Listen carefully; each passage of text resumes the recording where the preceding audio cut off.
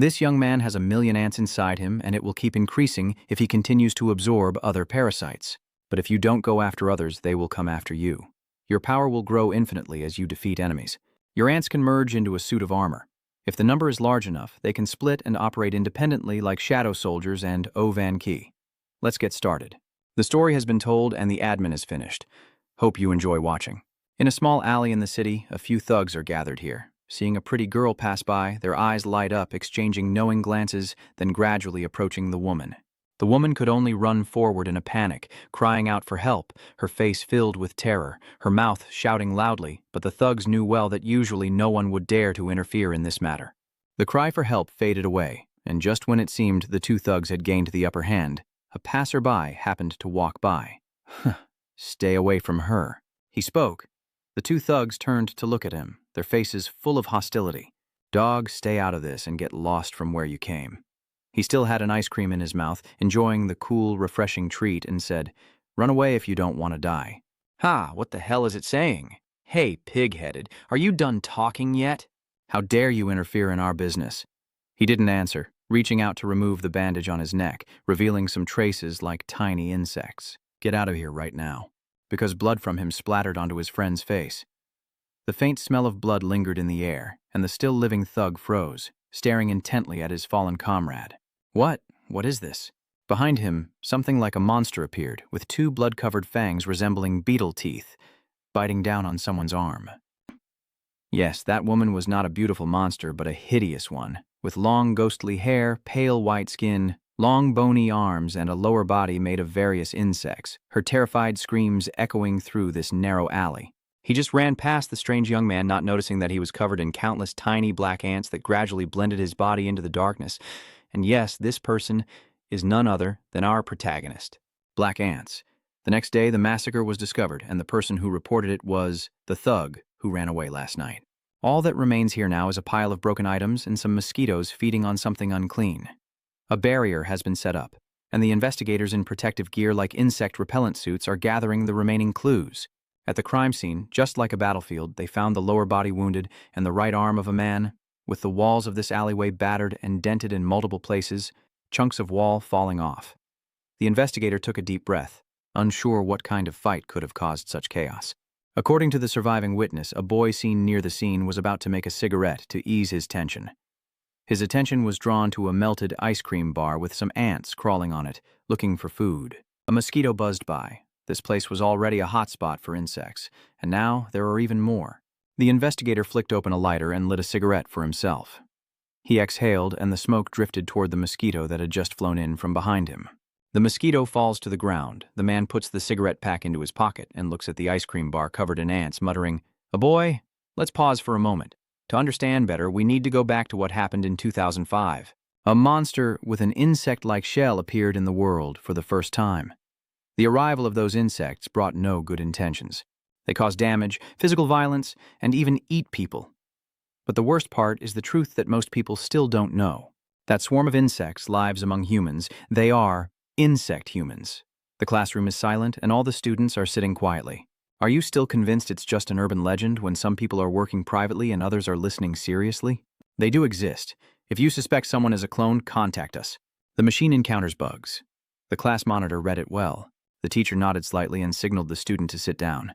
Everyone knows what happened in Ward yesterday, right? It seems the police are certain this case involves the insect-human hybrid, so don't gather after school or you might get into trouble. The students below are whispering and gossiping about the incident. The girl sitting behind the class president poked at her friend's back and asked, "Hey, aren't you living in Fuongnoon?" A nodded and asked, "Do you want to go home together today?" Down at the back of the class, some troublemakers were also gossiping about this, mainly to mock the situation. Someone asked, "The same species, huh? Do you believe it?" "Of course," his friend replied, his eyes falling on a mushroom-headed boy snacking at the back of the class. "Because there's also a bug in our class, a honeybee on the podium." As usual, the teacher shifted to the topic everyone disliked most, submitting homework. Ignoring the students' faint protests, he carefully checked and corrected their work before asking the class to turn in their homework after lunch. As soon as she finished speaking, class time was up. The thug sitting at the back quickly ran over to the class monitor's desk, begging her not to submit the homework. "Why are you asking me?" The two thugs said it casually as if it was nothing unusual. Do you think anyone else would do the homework besides you? If they fail, should they sink together, or do you not want that? You don't want to? Don't refuse when I'm still being gentle. He's the typical bully student who always wants to drag others down with him. At this moment, Kami Song approaches and hands a stack of papers to C for Ajia, with his name written on them. Ajia smiled as he took the assignment from Kami's hand, his face slightly blushing. Thank you. After submitting the assignment, he returned to his seat. A black ant slowly crawled onto and around his open notebook. A black ant, he stared at it intently, then reached out his hand as if to touch the ant. Suddenly, a foot from above, still wearing a slipper, stomped down on his open notebook, causing it to jump. The crushed black ant slowly soaks into the page and spreads around. Hey, honeybee, do you have no idea what's going on? Are you just following the teacher's instructions? That thug has given up causing trouble at A's place and is now taking it out on him. You're really annoying. And why did you put a bandage on your neck? Is it a secret kiss? A secret kiss? Huh, do you have a girlfriend? Tell me, you bastard. The two thugs spoke loudly as if to let everyone in the class hear. Then Ajia approached his friend and quietly asked Saren, "What is that, Hickey?" Saren replied, "It's a mark from sucking on his neck, so Ajia can understand immediately." At this moment, one of the two thugs reached for the bandage on his neck, wanting to remove it for Ajia but couldn't bear to watch anymore, and quickly stood up to stop them. The bandage was pulled off and they deliberately reenacted their actions to provoke him. The bandage was completely removed and everyone's eyes were fixed on the spot on his neck. It was just a large black mole, not a love mark, so why did one of the thugs get so furious, rush forward, grab Cam's collar and shout, "You crazy idiot, you bastard! You put on that bandage just to hide that mole?" Listen to me.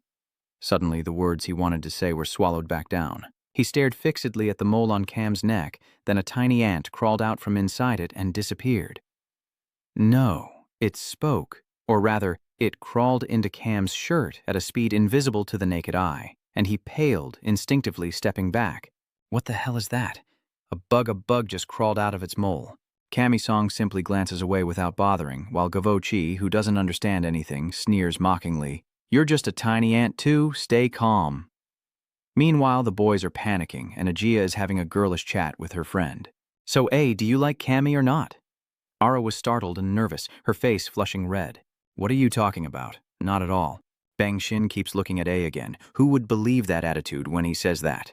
Cho Ara pouting her lips, whispering, well, it's just normal. People who are talented, good at studying, and eat a lot, how could I not like them? Thinking about Kami Song's statue in her mind, Cho Ajia was completely captivated. The two sets of homework in her hands almost got her forced to the point of losing her temper and crashing her bike in frustration. Aren't you going to submit your homework? So there are only 2 assignments then? Cho Ajia nodded. Yes, Dan. The teacher muttered something under his breath with a strange look on his face, but Ajia didn't pay much attention and thought he must have misheard. Did the teacher just say something, right? Just looking at the teacher with that friendly, smiling face, a strange feeling temporarily suppresses Ajia's emotions. The teacher organized the 2 parts of the assignment and said that you and Mi-sun could go home, while those who haven't submitted their work must stay behind to pick up the papers after class. Let Ajia leave the teacher's room, muttering to himself as he walks. If I tell them to stay and go outside, those 2 will start saying vulgar things again. Since Saren has to stay, maybe I can help her out. It's pretty scary to go home alone because of that. Wait a moment, Mon also lives in Neiman Ward. Should I ask him to come with me? Her steps slow down slightly as Kami Song now stands in front of a laboratory, looking into a mirror and apparently just reapplying a bandage to her neck. Kamison calls her. Hey, do you know? The homeroom teacher said those who didn't do their homework have to stay and clean. But you and I can go home right now.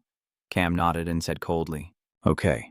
Oh, he hesitates for a moment, then casually asks, do you want to go home together today? You also live in Neiman Ward, right? Sorry. Cam Song coldly said, I have something to do. He turned and walked away, leaving Ajia standing there in surprise as the scene faded to the garbage incinerator. A group of students stayed here, working hard because they didn't do their homework, but the gangsters, after cleaning a little, already became dissatisfied and started shouting loudly. Bang Saren frowns and reminds him, let's finish quickly and go home. Another student sighs and asks, if I finish cleaning, will I get credit for the homework? Of course not. Bang Saren also ran out of options. Her attention shifted to her close friend, sitting not far away, holding a broom and squatting on the ground, sweeping back and forth. What are you doing? Cho-Ajia replied, sweeping the floor. Why aren't you home and instead cleaning here? Cho-Ajia tearfully turned to look at her. I'm waiting for you. I'm not joking. Bang Saren curiously stepped closer to Cho-Ajia and asked in a low voice what exactly happened. Choajia quickly recounted how she suggested going home with Cammy, but was rejected, and Bang Serene sighed. Ajia can't escape her fate of being a pawn anymore. Overall, it's a bit harsh. Isn't he being way too stiff? Ara snorted and said, "You don't know anything, do you?" He is very kind. Down at the gathering area, some people are working, while others are just standing around. The two thugs looked at each other for a moment, then walked away. Behind the shed where tools are stored, there is a passage that can be used to escape. The brown-haired guy with a broom in his hand asked with a smile, "What were you rambling about earlier?" The big guy replied, "I'm telling the truth, a little ant crawled out of my neck too." "Ants? What the hell is that? Is it okay to leave because you're talking nonsense?" The big guy snorted. "Don't mess with me. I'll play it again tomorrow, so make sure to remember that." "Ha ha. You're the one who didn't look carefully. Unfortunately, it seems they won't make it until tomorrow because in front of them is a giant monster with 4 bright eyes and a foul-smelling mouth full of sharp fangs." "I told you." Fresh blood splattered and hit the face of the tall thug. Near the house where the tools are kept, there is a student sweeping the area. Coincidentally, one of the two thugs' heads rolled out and was blocked by her broom, with some blood still splattered on her leg. Maybe today will be the most unforgettable day of her life. A scream echoes out, drawing the attention of the students picking up trash. The girl's face was pale. She moaned and hurriedly ran away. "Run quickly. It's a bug creature, a bug creature." "I told you so. That insect is crawling out step by step, covered in blood." "I told you. I told you." It keeps repeating that word as if haunted or something. The infected creature is running now, and the students, seeing such a terrifying creature for the first time in their lives, are thrown into chaos. Between life and death, the strength of an ordinary person is always fragile when facing something terrifying. They run, and the mutant creature chases after them. Run. That is the only words still echoing at this moment. But how many ordinary people can run fast enough? A few students caught by it immediately lose their lives. Fresh blood splattered everywhere with each brutal strike, hitting the students running ahead. "Run! You must run!" At this moment, a student wearing glasses who was closest to the scene of the slaughter rushed forward, his face covered in the stench of blood, making him panic and lose his mind. "I can no longer tell what's real anymore." Bad luck. Saren was grabbed by the shoulder and pushed back as he was pulled along. Yes, this situation has arisen. Someone runs away and accidentally tramples their friend, causing Ajia to stop and quickly go to help Bang Serene up. "Get up, Saren, we need to run now." Saren was knocked out after hitting his head hard on the ground, and that monster is already in front of us. The huge shadow stretches across the ground, blocking out the light, tears falling non-stop as Ajia dares not breathe. The foul stench of the insectoid creature invading his nose. "I told you so." It repeats as Ajia stands trembling and says, "Don't come any closer." I told you, I told you." Its slimy, disgusting mouth opens to reveal the teacher's head. It's still that gentle tone. "Class president, the teacher told you to go home after class." "Teacher? Is the teacher a clone?" Choara stared intently at that familiar yet disgusting face. "Why, you should run away." But there was no way to run away. Choa's appearance seemed to only further provoke the old man. The old man roared, "Please listen to what I'm saying." He clasped his hands together, raised them to the sky, then slammed them down forcefully. Anyone hit by this move would definitely be shattered, their arms torn off and falling to the ground with a swarm of black ants surrounding them. Ajia bravely raises both hands to shield her friend, awaiting death. But unexpectedly, death did not come black ants who. She opened her eyes, turned her head behind her, and saw someone had just appeared. A person fully covered in shiny black armor, surrounded by countless black ants floating in the air. Is it a black person? At first glance, it looks scary, but it seems like someone who came to save them. Ajia feels reassured and faints, tears still streaming down her face. Kami-song approaches, one hand supporting Ajia. If she knew she was in Kot's arms, she would probably be very happy. The teacher's severed arms lie on the ground, covered in blood and a swarm of ants. He stares fixedly at the creature before him, muttering, "A black ant hunting its own kind. I know you." Black ant stares intently at the guy as if assessing its prey. "Why did you kill your own people? Are you fighting to protect humanity?" Suddenly, the old man shouted angrily, "We, the chain of food, have surpassed evolution and dominate everything. They are not the pathetic protectors of humanity who babble endlessly." The black ants silently launch their sharp claws directly into the middle of the old man's stomach, just below his sharp teeth.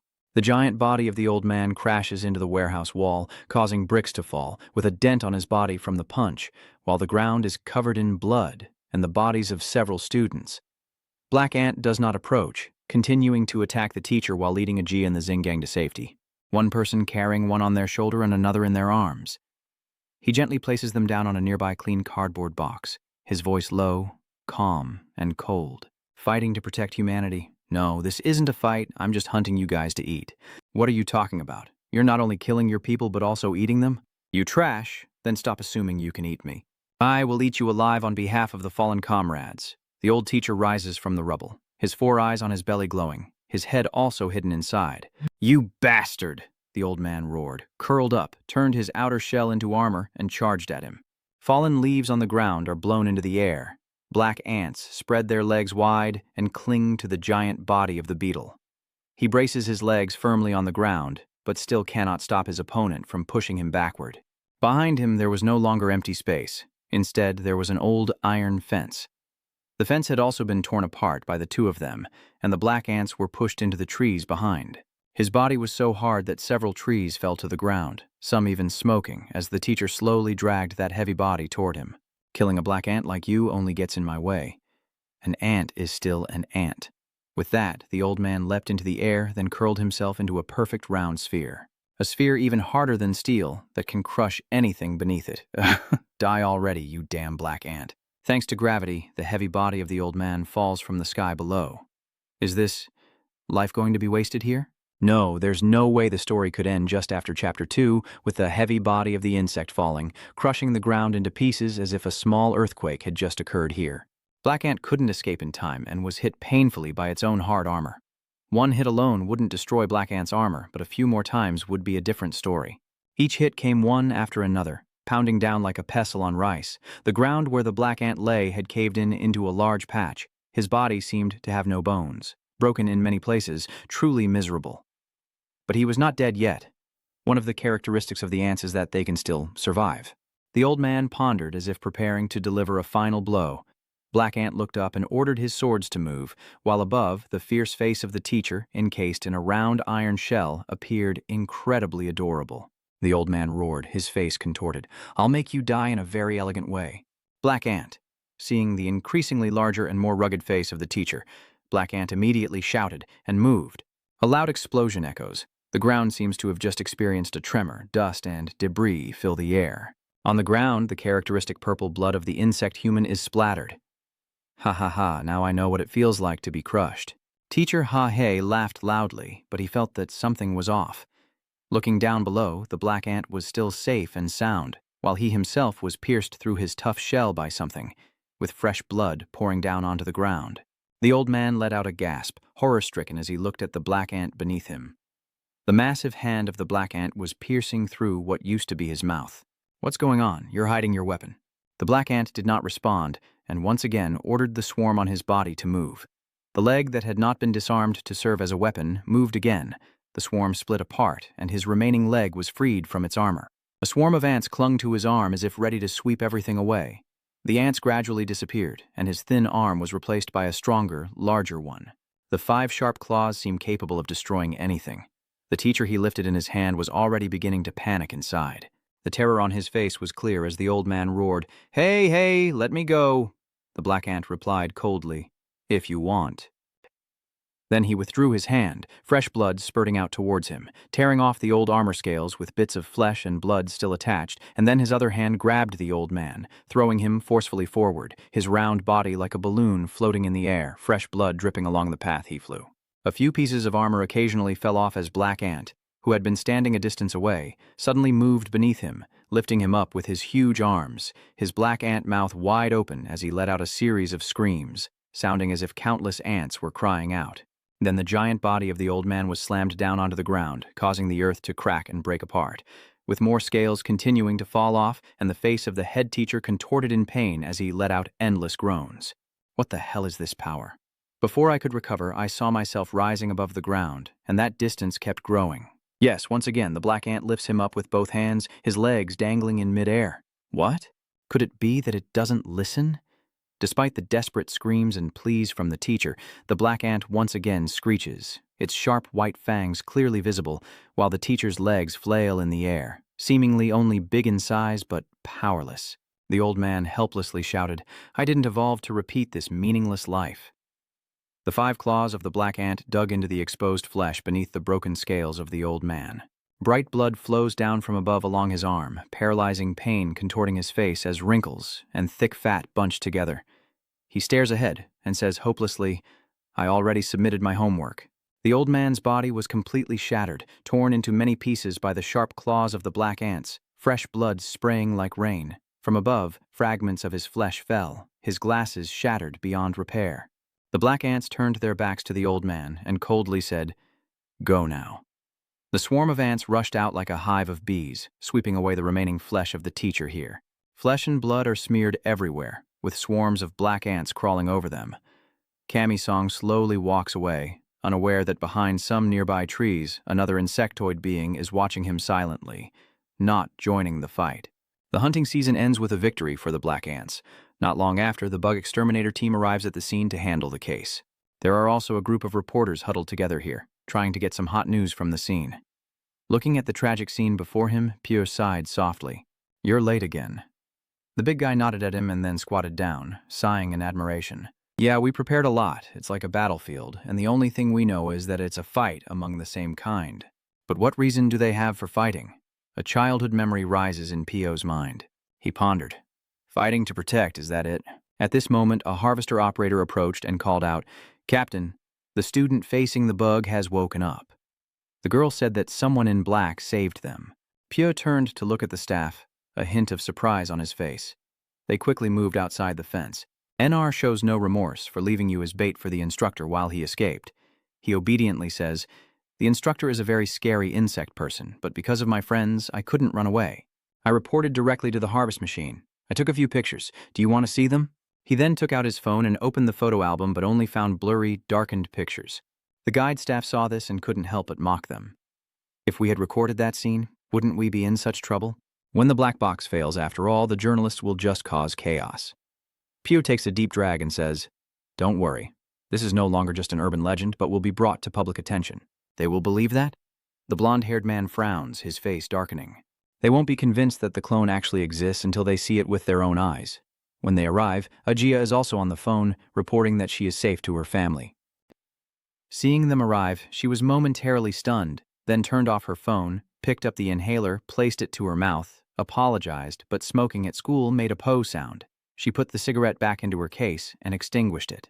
"Sorry, this uncle is a heavy smoker. This isn't tobacco but insecticide. I'll smoke less if you don't like the smell." She nodded slightly, looked at the two of them, and calmly recounted everything she knew. When the homeroom teacher, no, when that monster tried to kill us, a black figure appeared. "A human? Why do you say it was a person who gave it?" Ajia replied, "I feel like they are very similar to humans. I fainted immediately, so my memories are a bit blurry, but I am sure that person was different from an ordinary monster. That person saved us." As she spoke, Ajia's expression relaxed slightly. After all, she was talking about a life-saving benefactor. Pio pondered thoughtfully. "Yes. When cleaning the incinerator, did any students miss class?" And A nodded. "There's one person. Do you know who that student is?" After the bug sweeper finished cleaning, it was already completely dark outside, with a full moon hanging high in the sky.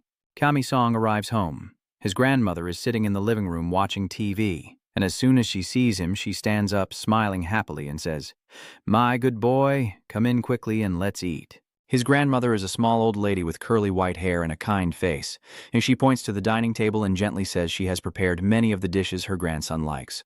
Kami-song looked in the direction her grandmother pointed. On the dining table, there was a feast with enough food for 4 or 5 people, definitely not just for 2. Kami-song hesitated a bit. "Grandma, I'm not hungry today." Grandma was a bit startled, staring intently at her grandchild, who had a few scratches and dirt on him. "What happened?" "Oh my God, not again. Are you hurt anywhere?" Grandma anxiously touched his body to make sure he was not hurt before letting out a sigh of relief. Kami-song slightly bowed his head and softly said, "I'm sorry. I prepared food for you." "Hey, don't bring up those things. Oh my, it's fine now." Grandma gently waved her hand and smiled, saying, "I'm fine. Go rest now." Kami-song nodded softly, and before entering the room, she reminded her, "Don't clear the table. I'll eat tomorrow morning." The door to the room is closed tight, and only then does Grandma let 2 streams of tears flow down. Heaven is so indifferent. What did my granddaughter do to deserve this? The evil forces outside his apartment are silently causing a bizarre and terrifying phenomenon. The ants crawl along the wall and into the room near the top of the building, the windows slightly ajar as if deliberately allowing the ants to enter. Because of its size, the room is pitch dark. Only the light from the TV shines out.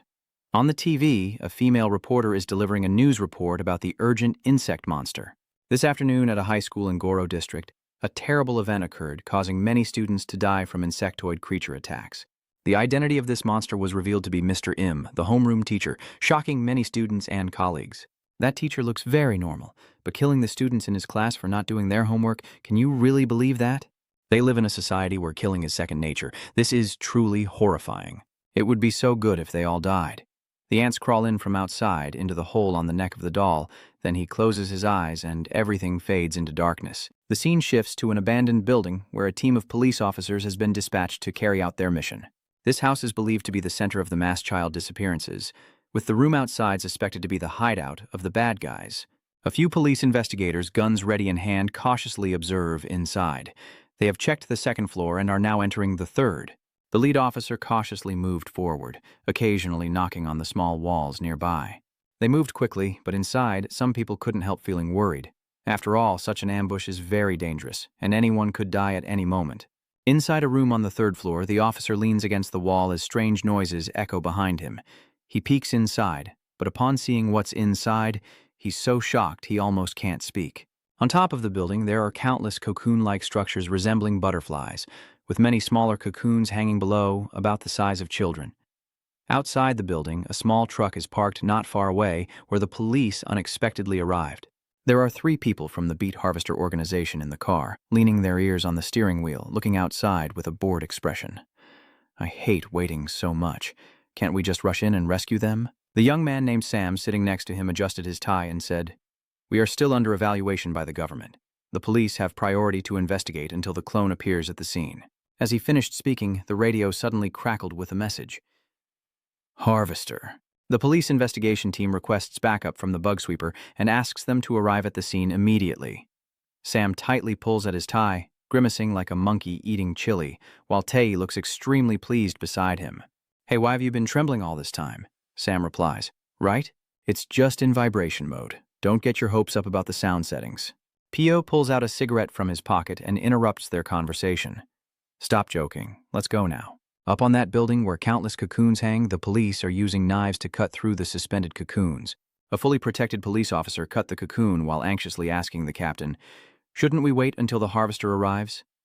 The captain, while rescuing the hostage, replied, "The target is a parasite. If we delay even a minute, we will die." "Captain, this child isn't responding." The captain tore off his cocoon and said, "Open it so they can breathe." Ken was taken out of the vehicle, revealing the faces of the children inside.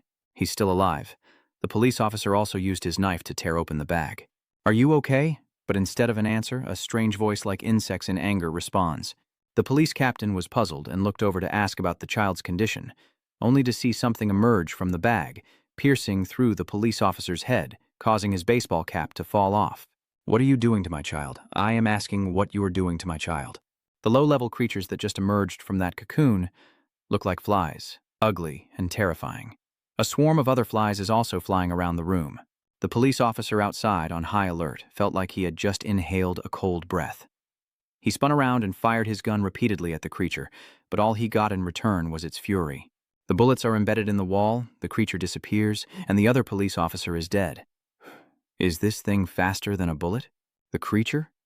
The team leader stared blankly at the red object rushing toward him, his mind suddenly paralyzed, and now there was no way to escape in time. But before the creature could attack the captain, something like a bullet was thrown to block its attack, breaking the arrow on its head in half. The police officer was still in shock. That bullet was almost hitting his head, and his earpiece was torn apart. At a tall tower not far away, Sam collapsed onto the metal floor, holding a sniper rifle in his hand, cocked the bolt again, loaded the bullet, and prepared for a second attack. The first shot missed. This thing is really fast. The tiny mosquito-like thing stopped in front of the police officer, angrily shouting, "What are you all doing? Are you shooting at me? What are you doing with my money?" I'm furious now. It rushes again towards the police captain. Even if its horn on top of its head is broken, dealing with ordinary humans is no problem for a bug person. The captain holds the child tightly in his arms, his face twisted with fear. But despite the terror, he remains responsible.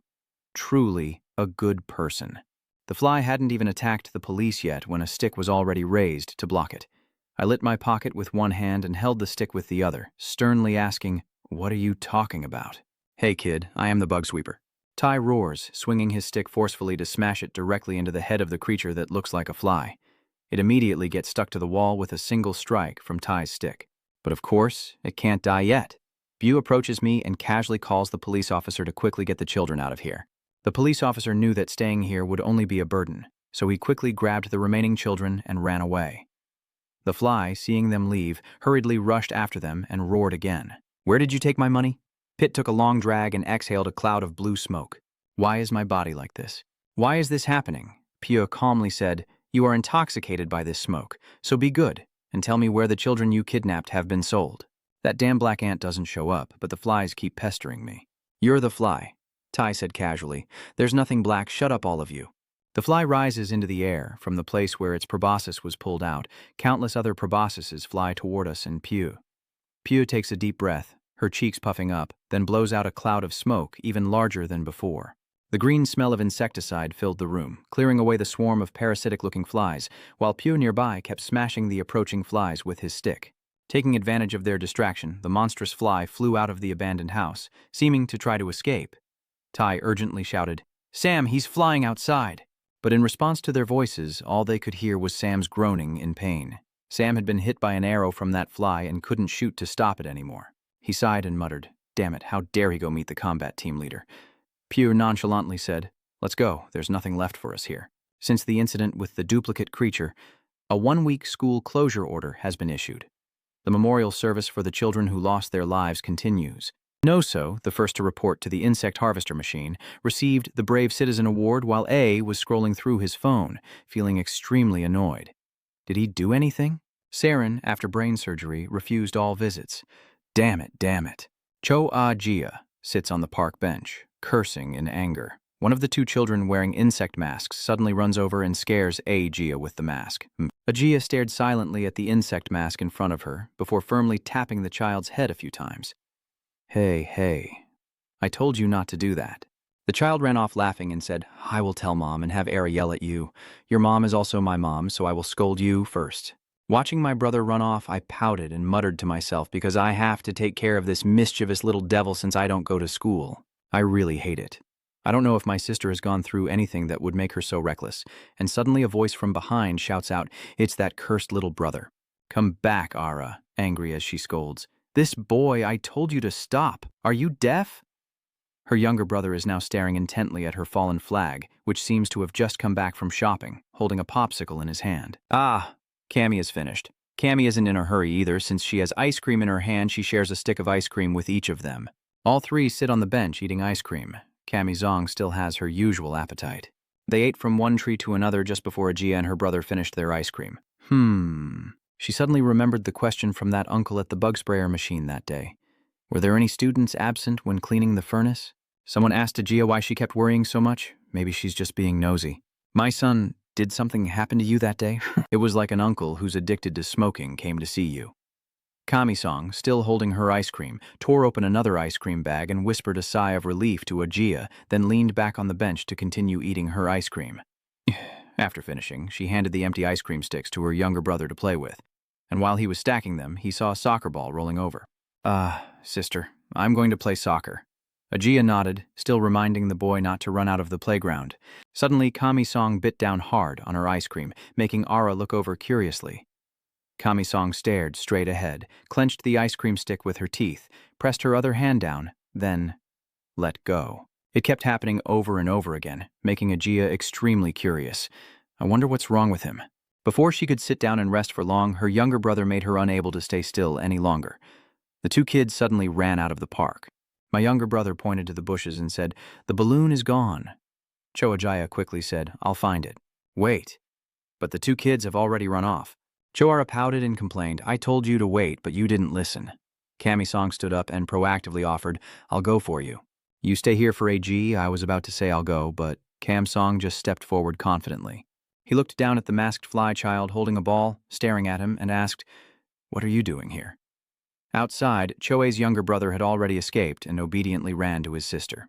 "Has Choel returned? Have you found any signs?" Choel shook his head sincerely and replied, "No, he told me to go to my sister's place." Behind the trees, he is standing facing the fly, looking at it with a very hostile attitude. This is my territory. It seems to be a fellow creature. I almost caught my prey the same way I hunt, but I missed it. Not only that, yesterday I got robbed by those bug harvesting machines, but I'm still in a good mood. It seems you haven't awakened for long, so I'll let it go. But if you step into my territory, I will get angry. Kam Song said nothing, only removing the personal tape stuck to his body. The black ants immediately swarmed onto him. The territory? Kam Song could see the terrified face of that kid behind the fly mask. What did you say? The clueless fly hesitated and stepped back a few paces. What? You. It's not because it's scared, but because it's angry, and the ball in its hand is also crushed. Black ant, the same species hunters. Something's wrong, and it laughs strangely. The sound of insects. I've been waiting for you, speak. I've heard a lot about you lately. Is it true you eat your own kind? Next is me. Arrogant kid, I'll grind you to dust. Dare to break the rules of the insect race and eat your own kind? Just take your head, and the larvae will hatch immediately. I will also become a parasite. The brat has transformed into one and rushes toward him like a blazing red arrow. The head pierced through by the mutant fly instantly disintegrated. The ants scattered, but they quickly flew back to his head, returning to his armor. The fly hovers in the air, its wings making an unbearably annoying sound. He looks up at the fly, which is exactly like its species, using that irritating noise to circle around him at a speed invisible to the naked eye. So, I'm fast, aren't I? Thinking about killing both mice and birds makes my saliva flow nonstop. You can't catch me, huh? You just stand there watching, huh? Completely frozen then? He shakes his head, indifferently sighing. Ah, it's too noisy. With a final word, he grabbed the insect monster and slammed it to the ground. This one was among the weaker creatures he had captured. Blood of purple color gushed out from the fly's mouth, and its red eye seemed to shatter in an instant. It appears this fly was weakened too much by the insect harvesters, or because he was too powerful. Outside, A's family still patiently waited for Cammy to return. He stepped out from inside with a red mark on his cheek. Did you find his shadow yet? Kam Song nodded. I found it. Let's go home, Choe happily said with a smile. You're so good. That's right. I finished cleaning up everything you were eating. Ara frowningly says it's because she wants to eat more ice cream. Exel pushes his sister aside, looks at him and asks, Can I eat them all? Ajia is completely helpless with his younger brother, but Cammy Song shows no sign of anger, his lips curling into an incredibly gentle smile. Ao took his hand and shook it, saying, Please, can you let me eat too? Kam Song nodded gently. Yeah, just eat it all. Ajia was a bit stunned, not expecting him to also know how to smile. After getting 2 ice creams for A, she happily ran over and took her sister's hand to show A to Gia, worriedly saying, Sorry, can the kid eat it all? Kam Song nodded and smiled. Yeah, I'm full now. A gentle breeze blows through, causing leaves to fall. In that forest, a fly has died, blood seeping into the ground, while a swarm of black ants is devouring it, swallowing everything left.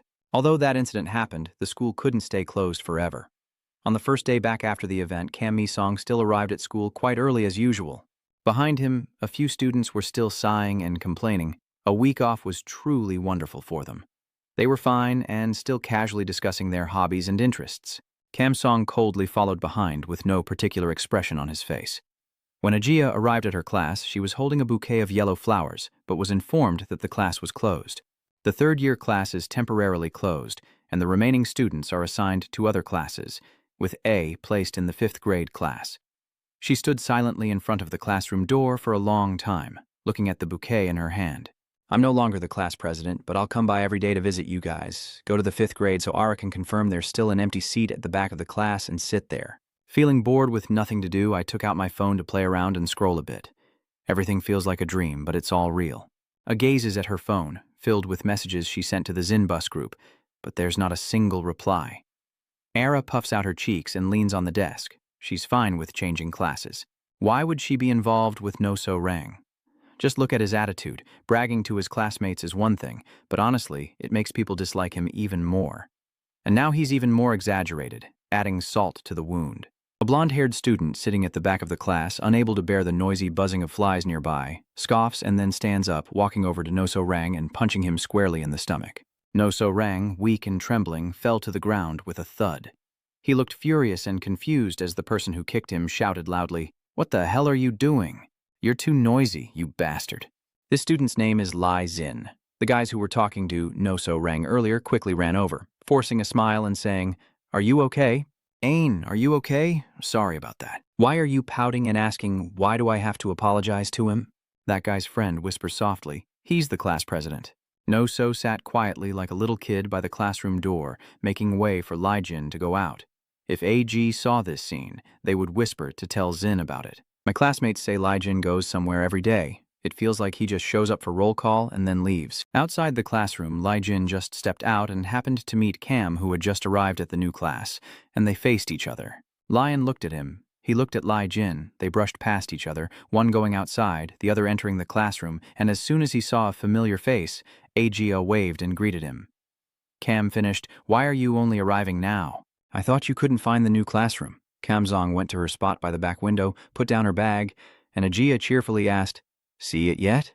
"The girl you just met is the leader of that class. I didn't expect her to sit next to me." She said, "No."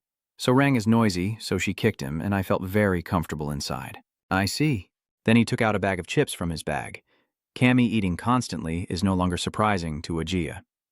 She kept talking, even though Cammy occasionally responded with just a few short words. I was a bit bored after changing classes, but surprisingly, it started off so well. Probably so. He replied and shoved the snack into his mouth, chewing voraciously as if starving for years.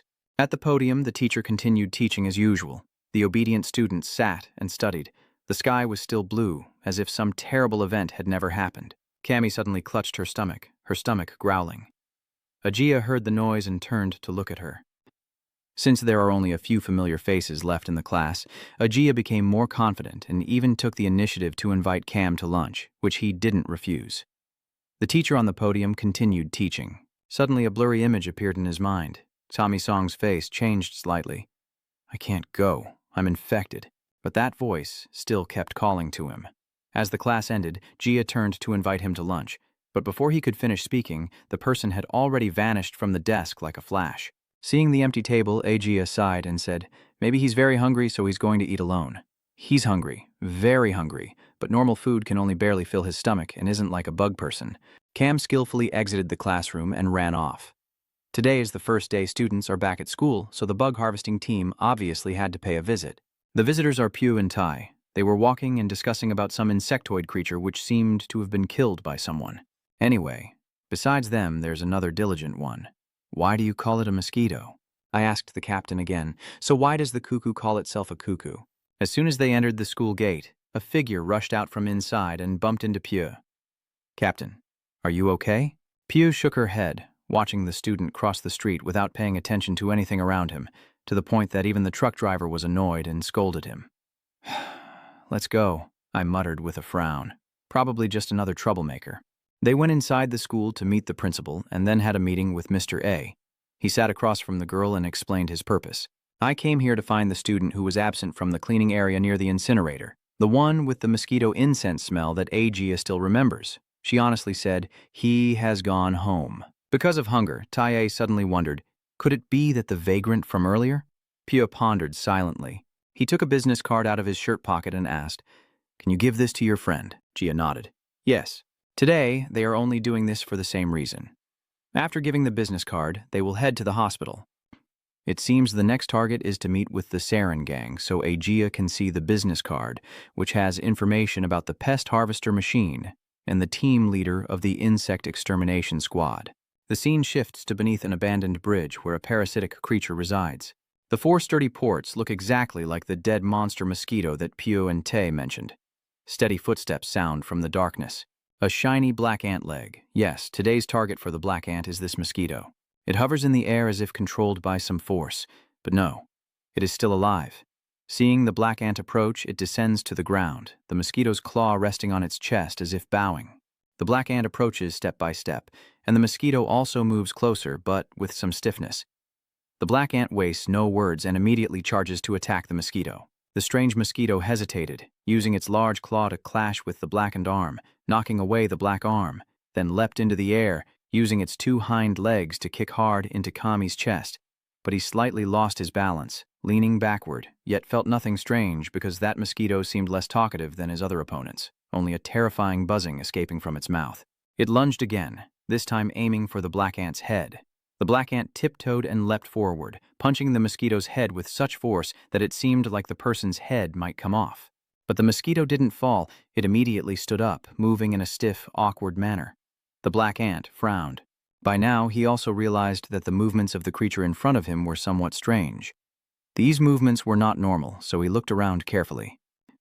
Above the mosquito, there is something like a centipede clinging to a thread connected to its puppet body. The black ants temporarily remove the armor on his hand, and the ants gather into a floating sphere in his palm. Let's see if it works. He swung his hand and threw the ant ball in his hand toward the string. A swarm of densely packed black ants cling to each other and swarm onto the mosquito, biting into its flesh like a hive. They quickly move along the mosquito's body. At this point, the mosquito no longer attacks, ignoring the swarm of ants crawling over it. Each joint on the mosquito's body is connected by a thread that extends straight up to the ceiling, with someone controlling these mosquitoes to fight. Above, his ants have filled the strings. It seems the puppet master has also realized that the black ants have discovered the controlling threads. He clicked his tongue and cut the connection with the mosquito himself. With no more strings to hold it, the mosquito wobbled and then fell to the ground as the black ant slowly approached, picking up the remaining silk on its body to examine. The swarm of ants crawling on the ground is disgusting. What about the silk? He hadn't yet understood what was happening when the nose corpse in front of him, which should have been just a lifeless body, suddenly moved, its head drooping, then lifting up, turning to stare at him intently. From its mouth, it opens wide to reveal something like a bomb. Yes, it is definitely a bomb, because it just opened its mouth. 4 bright holes on the bomb emitted blinding light. The black ant still hadn't had time to run away. Having encountered such a terrifying battle for the first time, the bomb exploded with a bang, smoke billowing everywhere, and the heat scorching nearby plants to wither. Outside the blast, 2 other mutants were standing there. It seems that they are the ones who planned this attack, and one of those 2 monsters was secretly observing Kami-song from afar. The black ant near the explosion was directly hit by the spear, its black armor covering its body with a slight reddish hue. Amazing. Black ant, the hunter of its own kind for the first time, caught off guard. A silkworm butterfly steps forward, stomping on Black Ant's shoulder with a hint of sarcasm in its voice. Is this the first time you've been caught off guard, and now you want to kill me like a fly? Well, if the flies disappear, we'll have a hard time too. The bombers are coming, their voices deep and hoarse, like an old man over 40, complaining that the customers demanding fresh meat are piling up over there. We don't deal in children. Your hunting caused quite a bit of damage, so you'll have to pay the price. Go to hell. The moth's leg twitched slightly as he took a step forward and kicked off the black ant's head. Could it be that the black ants are finished here? No, there's no blood, only countless black ants slowly escaping from the armor, leaving just the shell behind. Escaping quickly indeed. At this moment, the exploding bug suddenly shouted loudly, "Watch out above." Somehow, Kami-song managed to escape from the shell that covered him and launched an attack from above. Currently, only his 2 arms are covered with ants. He clenched his fists, used the gravity to fall, and struck directly at the center of the caterpillar butterfly's head to punish its arrogance. The caterpillar butterfly couldn't react for the moment, and Kam-song didn't waste the opportunity, rushing toward the bomb beetle and delivering dozens of punches. Bom nu. Bokothang tronkanchian visukman kuakuchikode, tu no. The outer armor of the bomb almost got a hole punched through by Kam-song, and his face was beaten to the point of nearly deforming. That damn bastard leaned back, took advantage of the gap to dodge, and at the same time created distance, launching a bomb attack towards Mi-song. The bomb from the old man's hand exploded upon contact with Kami-song, a burst of scorching heat hitting his face. He crossed his arms in an X shape and took cover behind them, as if the pain was nothing. He charged again, his hands covered in black iron armor, aiming to attack the bomb again, this time directly at its face. But threads from behind shot out and tightly wrapped around his armored arm. His arm stopped just a few centimeters in front of the bomb, while the toadfly behind was pulling his arm, as if trying to protect the bomb. Maybe the explosive bugs are not as strong as the silkworms. Seeing Cam's human form, the silkworms are furious. Use your head and think. You're too arrogant. In your human form, what the hell can you do? Kam Mi-song clenched his teeth and glared at the moth soaring into the air, trying to control himself from above. His arms trembled stiffly, struggling to break free from the moth, but he couldn't escape, and even moving slightly was difficult. His body suddenly felt as if something had wrapped around and controlled him, with the silk in one hand.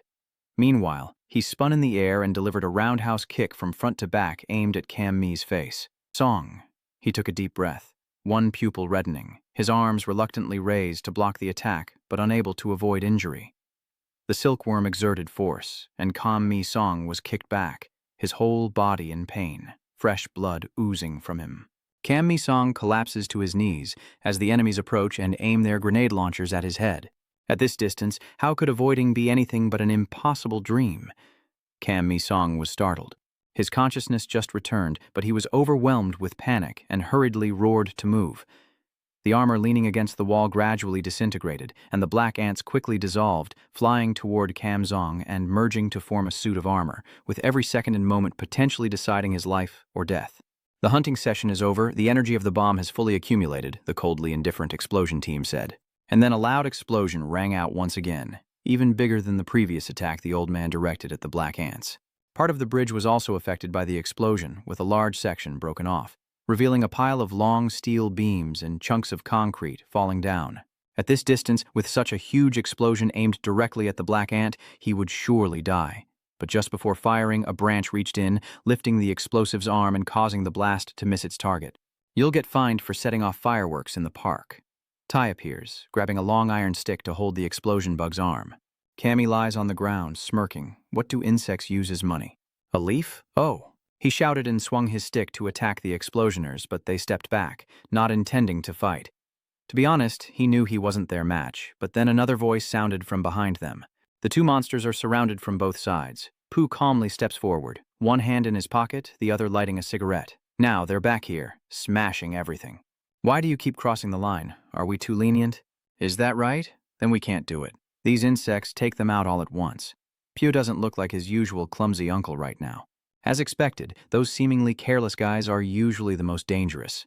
The bombers shrugged and took out a bomb from their arms that looked just like the one they had stuffed into that mosquito's mouth. Pio frowned slightly.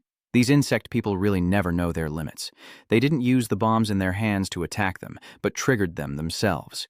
A thick cloud of smoke spread everywhere, along with a foul burning smell. This is more like a smoke bomb. It can help them buy some time to escape. Behind the silkworm butterfly, its two large wings spread out, carrying the explosion away from the battlefield. I stare up at the sky helplessly and say, they're gone now. Those winged insects are really annoying. Pio Tramengam wonders if we requested helicopter support. I shrugged and pointed to where Cammy had just sat. It's a pity, but wasn't it a black one we caught? Pio let out a sound, almost forgetting about it. But when they looked at the spot where the black insect had just sat, there was nothing there. It seemed to have escaped using the smoke explosion. My heart skipped a beat with fear. If the captain finds out what we missed this time, he'll be even angrier than a pot boiling over. Somewhere not far away, Kam Mi-song staggered back to his house, covered in dirt and fresh blood, breathing heavily and leaning against the wall to move forward, quickly making his way home. Are you really that hungry, little one? Not even finished bathing yet. Oh my God, with this look, you didn't have anything to eat today again? Not a single bite was eaten. Kam Mi muttered, I need to fill myself with something else. He scooped a spoonful of rice and meat, chewing ravenously, some grains sticking to his lips, extremely hungry. After finishing the meal, he took a shower. Changing into clean clothes, Kam Mi-song returns to his room. He locks the door and suddenly collapses backward, not from injuries from the recent battle, but as if something more stimulating had triggered him. Kam Mi closed his eyes tightly, veins bulging, his teeth clenched to keep in the moan, then suddenly remembered the question from the old teacher he met a week ago. Why did he kill his own kind? Are you fighting to protect humans? To protect humans? Kam Mi-song gritted his teeth, sweat streaming down his face, as if he wanted to tear his shirt apart. The chest opened up to reveal a body covered with red patches and faint streaks. Protecting humans, that's not it. Destroy the law of the divine insect and devour his own kind. Things like insect laws. His shirt was torn off. Kam Mi-song trembled and tensed up, trying not to scream.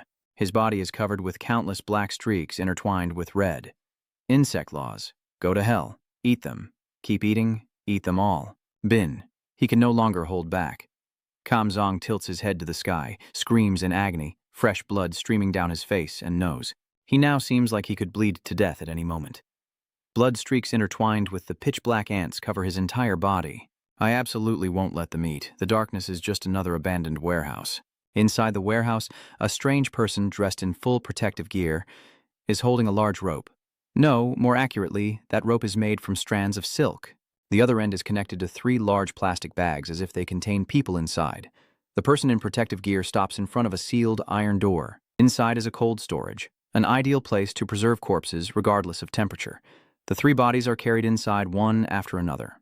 If this wasn't a secret experimental site, then there is only one answer left. The ones inside these large fur-covered bags are the food for the insect creatures. The person inside the large fur-lined bag doesn't seem to be fully dead. The faint, ragged cries for help reach the transporter's ears, but it's just noise. There's no chance of rescue. The dying man was thrown in with the dead. He desperately looked at the person in front of the door and begged, "Help me! Help me! Please!" But all I got in response was a closed iron door. This is the base of the two clone beings who attacked the black ant. They are still furious because their plan to capture the black ant was foiled. The old man slammed his hand on the table, gritting his teeth and muttering, I didn't expect those harvesting machines to show up there. If those guys hadn't appeared, we wouldn't have to increase the cargo and personnel." The old man turned around and harshly told the person who had just transported someone into the cold storage, and it turned out to be Lai Zin, Kamison's classmate. "What increase? Do you think I like this job?" The man frowns in discomfort. His name is Trang Don, a mutant who clearly looks like he'll end up being prey for the black ant someday. Wait a minute. On second thought, Lao Tap Tin walks toward Lai Jine, grabbing her sleeve and staring at her intently as if inspecting. "Your school uniform looks like that kid's, so do you know the identity of that black ant?" Lion frowns and pushes the old man's hand away.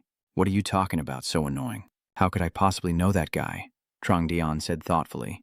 "I don't care. If you're classmates, that's even better. If not, find them. Find them and kill." Lai Jane suddenly sat up and shouted, "Do you think I would do dirty things like killing that guy?" "I came here for my own purpose." Before I could finish speaking, the savage old man reached out, grabbed Lai Reo Zin by the neck and squeezed tightly. "I told you to do whatever I say. Dirty. You good-for-nothing, lacking determination, and yet you dream of touching the heavens?" Suddenly, a loud barking interrupted their argument. It seems someone who doesn't know the rules just broke in. No, it's the prey that was caught and is desperately trying to escape. Despite the dog chasing from behind, he kept running with all his might, desperately begging for his life. The sound of barking dogs echoes from the base as Trangjon approaches, watching the surveillance screen. The cold storage door is wide open, and some of the prey inside have already escaped. Trong Dion frowned and asked, "Did you forget to lock the cold storage door?"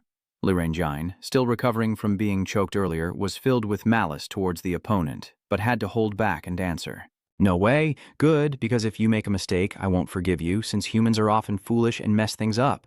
Let's keep talking." The old man transformed one of his hands into an insect shape and walked toward Lyrain. "So, what do you want to say?" Lin said. "I want to stop here. Let's end our cooperation." So that's it. It seems Trang just pressed some button on her hand.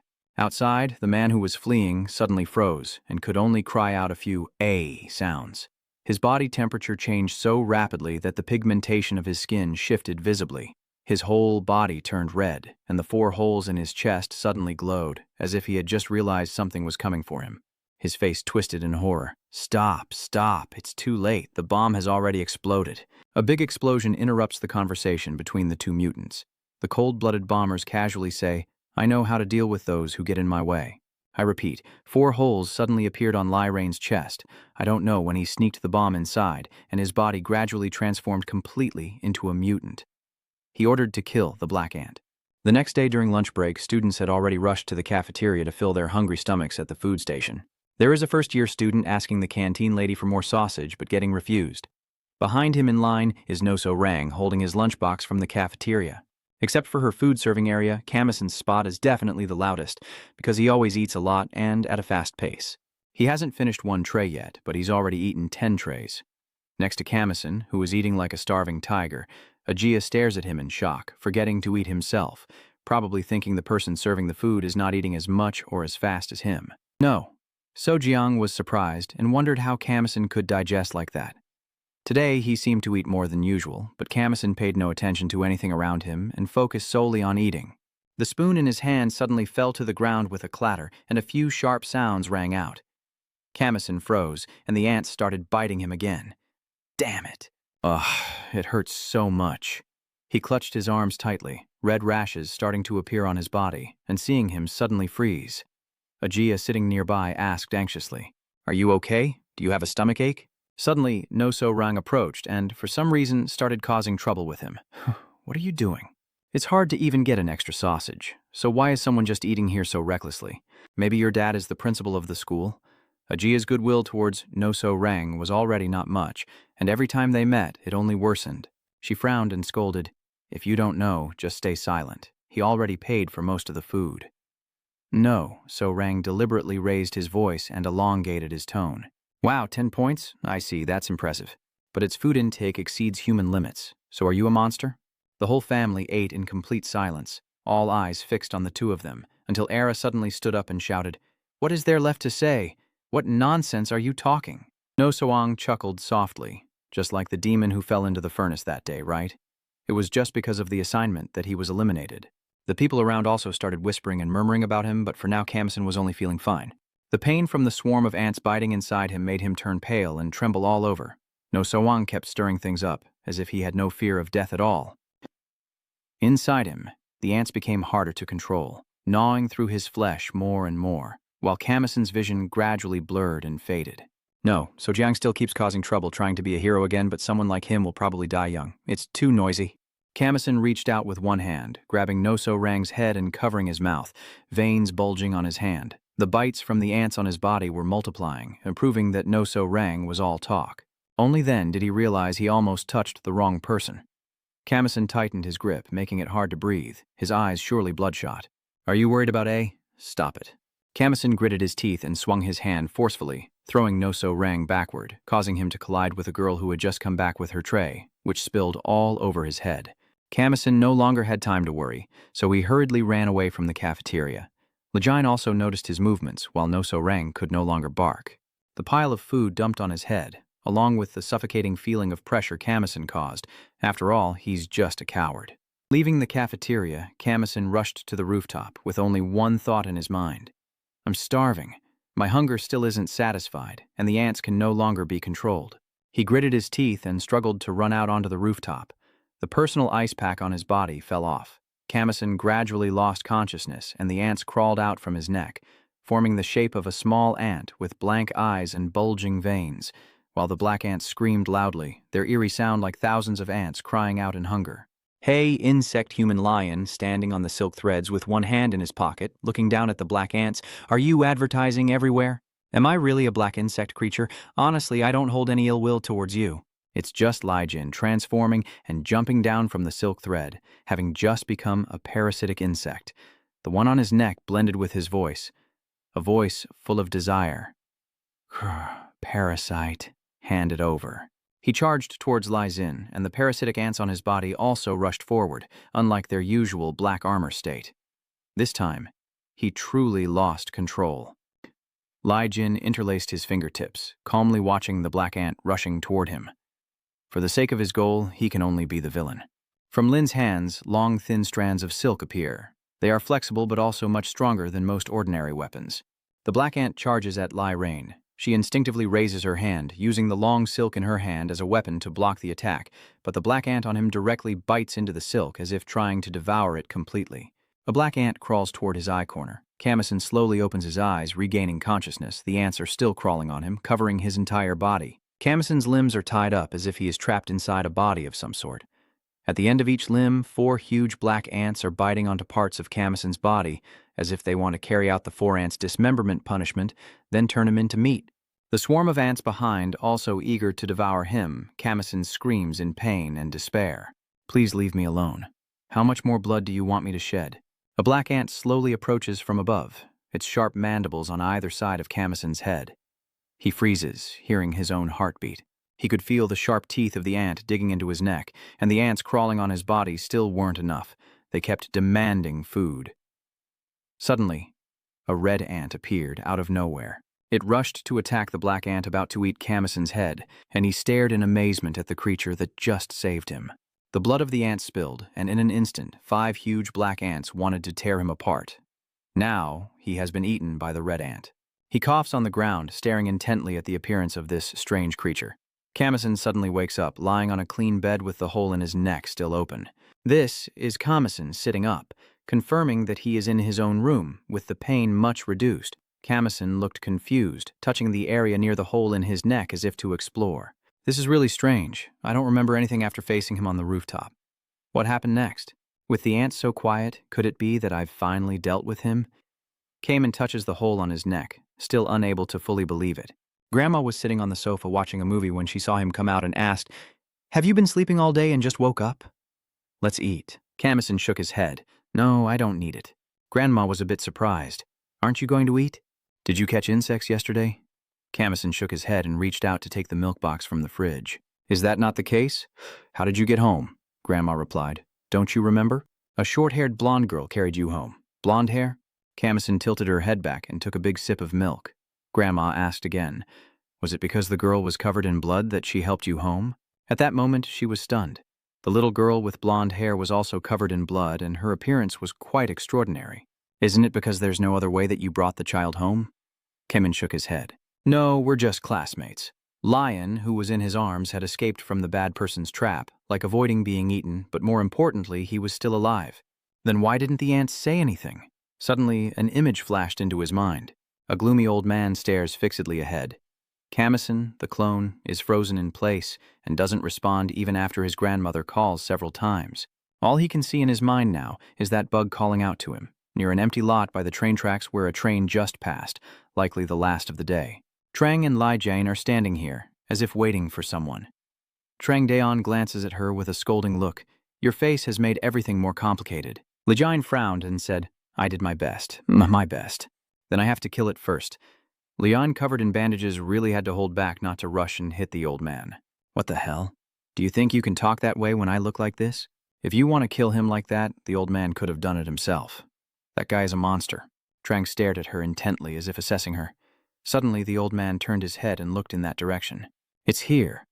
Lion, surprised, turns toward the gaze of the old man. There truly was a figure hidden in the darkness, blending in so well that unless you looked carefully, you could never spot it. Another train passes overhead, illuminating the section below the track with its lights. It's Black Ant, stepping onto the grass and slowly approaching the two of them. Don't let me down this time. The old man then transformed into a bomb-exploding beetle, while Lai Xin beside him also changed into a silkworm butterfly, but still with a tense attitude as if ready to rebel at any moment.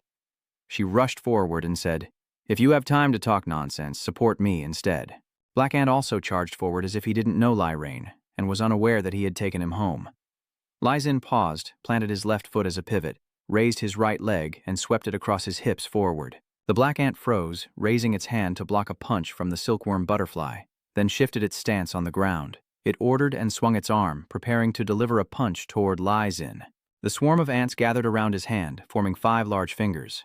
When the punch made contact with Lai Xin, his arm was several times larger than his body, and his lower body had already been disarmed. The tough outer shell covering Lirio Xin shatters into tiny pieces. Her body trembles and is sent flying backward. Damn it. Li Jine was struck so hard that the lower part of her mask shattered. She struggled to stand up from the ground and stared intently at her opponent. He's gotten stronger. Hey, where are you going? Li Jine looked panic-stricken at Black Ken, who was turning his back on her. She hurriedly shouted, still not over yet, but Kamsun coldly said, Step aside. His opponent tonight, or rather his prey, is the explosive group over there. The old man still maintains his arrogant and condescending attitude, immediately insulting Lai Jin as soon as he collapses. Useless. Lai Jin struggled to crawl forward, grabbing his leg from behind, trembling as he asked, Wait, what did you do? Because I helped you once. Now you're feeling sorry for me? Don't look down on me like that. After all, if I don't catch him, my goal, my revenge against the heavens won't come true. So that's how it is. Lai screams as she drags the worm across the ground, grabbing its leg tightly like a worthless, lowly insect. It seems like he's talking but forgot that he himself is a bug. Hu Kuan fires at him. What are you going to do? Stop it. Don't do that, nya. He sneered and delivered a few more decisive blows, pushing Lion even deeper into despair. You really don't know anything. You think I will really help you get revenge? Lidi looked up in confusion. What do you mean? Trang chuckled, his eyes narrowing. In this world, no clone dares to oppose Thien Trung. According to the final plan, I will just hand you over to Heavenly Swarm. Camison remains silent, temporarily not intending to interrupt their conversation. He is also assessing the situation in his own way. Lidi grits his teeth, closes his eyes tightly, and screams, as if trying to vent all his long-held anger. You bastard, I've always endured and done the dirty work you ordered. What's it all for? Now you're telling me it's all meaningless again? You bastard. John Trang thumbs up in a V shape, but he's actually just trying to trigger the bomb detonation. He calmly said, That's right. That's the fate of useless things like you. You won't have to go alone. Hold on tight to that leg. Damn it, I can only curse. Because right now she can't do anything anymore. As for Camison, he doesn't want to die like this. He ordered the swarm of ants to move again. The black body that was in front of Lai Rain suddenly disappeared, leaving only a few remaining ants on the ground, but they were also moving away. Trang Dian looked around in panic, then vanished. Where did she go? Moving too clumsily, Old Ko calms himself and then detonates the bomb. The bomb explodes right in front of Lai Rio Jane. The old man laughs loudly as if the villains think they've killed the main character. The remaining embers fade away as the swarm of ants gathers in a spot not far away. Trang shouts loudly, "Why are you just standing around talking when we're supposed to be fighting? Ha! This time you're lucky, but there's a minefield ahead. Step anywhere, and it'll explode. Just jump into the fire pit." The black ant ignores the idle words of the old man echoing in his ears. He is desperately rushing forward, his current speed still not enough, aiming for his hand but needing a little more. Just a little more. I don't know when, but the black on his body suddenly mixed with red. That red ant is back again. Moreover, another explosion rang out, followed by several more. The shadow of the black ant glided ahead, triggering continuous blasts, yet he showed no sign of injury. Now Trang Don finally feels fear, and the old man instinctively steps back, the large bomb in his hand gradually gathering. What's going on? The bomb was launched, the black ant tilted slightly to one side, and the bomb flew far away. If it had been Trang Dian himself, not knowing what was happening, he would be furious. He didn't understand anymore. Suddenly his speed increased, but it was too fast. Just a moment ago, Trang John was just a tiny dot, and in the blink of an eye, he was already approaching the old man. I can't control this speed. He reached out and grabbed Trang's head, but he didn't stop and kept running, tearing the old man's head down, finally coming to a halt. The black ant legs clung tightly to the ground. He stopped, his whole body covered in a few red streaks over his black armor, holding the exploded bug's head in his hand, with flames still burning the grass behind him. What is this power after all? He wondered as the scene was eerily silent. A few gusts of wind blew by, and the flames flickered faintly on the red grass, illuminating the dark night. Lai Di stared in shock, eyes wide as he looked intently at Kamison, his whole body covered in red, unlike the black ants with flames still blazing behind him. In his hand was the severed head of the bombers. What the hell is he anyway? Lai Reojine wondered. The black ant looked at his reddening palm again, and the swarm of black ants moved once more, the red color fading away. On the ground were the corpses of the bombers and the old man's head. The black ants separated from his body, gathering into countless floating black clusters in the air. Kamison turned his back to the explosion bugs and ordered the black ants to eat and then return. He moved toward Lizen as the black ants were ordered to fly over and cling all over the explosioner's head. They are writhing in a terrifying way. Liane is still unable to escape the shock of what has happened. She stared intently at the young man in front of her, at the swarm of ants that had just devoured a person a few minutes ago and who were still her comrades. Lion paused on the grass with a few black ants still on his body. The black swarm of ants stands out starkly against his white body. He looks down at Lai Rain kneeling on the ground, his cold, emotionless gaze as if he could kill her at any moment. Even Lai Jin thinks so. Maybe this is the end of her life. The revenge is over. She closes her eyes tightly, waiting for her execution to be carried out. But he just walked past indifferently, not intending to eat her as she thought. Lideon was stunned. What does this guy mean? She gritted her teeth in anger and shouted, "Hey, stop! Don't leave so quickly. Tell me why you saved me. Do you have a plan? Is it true that you also have a reason to oppose Heavenly Trung? Please, if that's the case, I also calmly cut in. Tell me what happened yesterday when the ants came." Lai Jin looked at him in surprise. "Did you really not remember anything from yesterday? What exactly is this guy? I've never heard of this kind of insect human before. The ant on his shoulder is even bigger than usual, and its current state is more than just out of control. It's frantic, and seems driven purely by instinct." The large head of the black ant lunged forward, aiming to swallow the person in front of it, when suddenly Kamison shouted, "Stop!" Lion saw death just inches away, grabbing the black ant's head, but his expression didn't look like he had regained any reason, more like a sudden burst of rage. He shouted, "Don't follow your instincts." The black ant screeches, turning its head and lunging backward, trying to bite back at its host, while Kamison has once again lost consciousness. Lion gritted his teeth as he stepped forward, stomping on the black ant's head and then binding it tightly with his silk to prevent it from attacking Kamison. Damn it. I did that unconsciously. I don't even know why I did something that's not good for me anymore. Does this monster have its own consciousness? Damn it. Lydin clenched her teeth and ignored the swollen red spot on his chest, where instead of just black ants, a strange red ant had appeared. Kamison suddenly screamed, as if he had encountered a pain so intense it drove him to despair. The black ant suddenly shattered into pieces and burrowed into Kamison's neck. Lejin almost collapsed forward from losing her balance.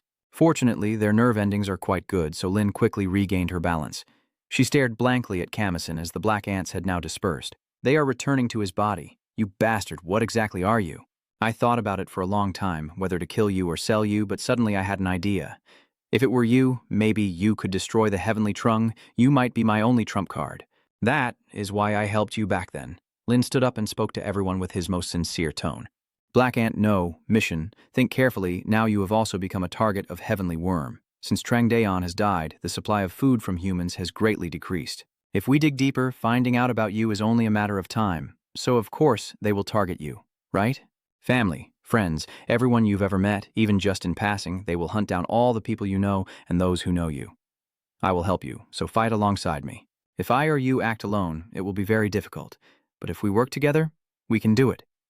Kamen turned to face her, coldly revealing his true intentions. You helping me? No, it's just that you have nothing, so you're looking for something to cling to. I don't care, and I'm not concerned about them. He reached out in front of Lai Rhine, and the swarm of black ants appeared once again under his control. No matter what it is, I will eat it all. He reached out and squeezed Lizen's small face with just one hand. Lion was forced to open her mouth as the swarm of black ants frantically crawled inside her body. A writhing mass of ants burrowed within. This is definitely a feeling she never wants to experience again in her life. Truly terrifying.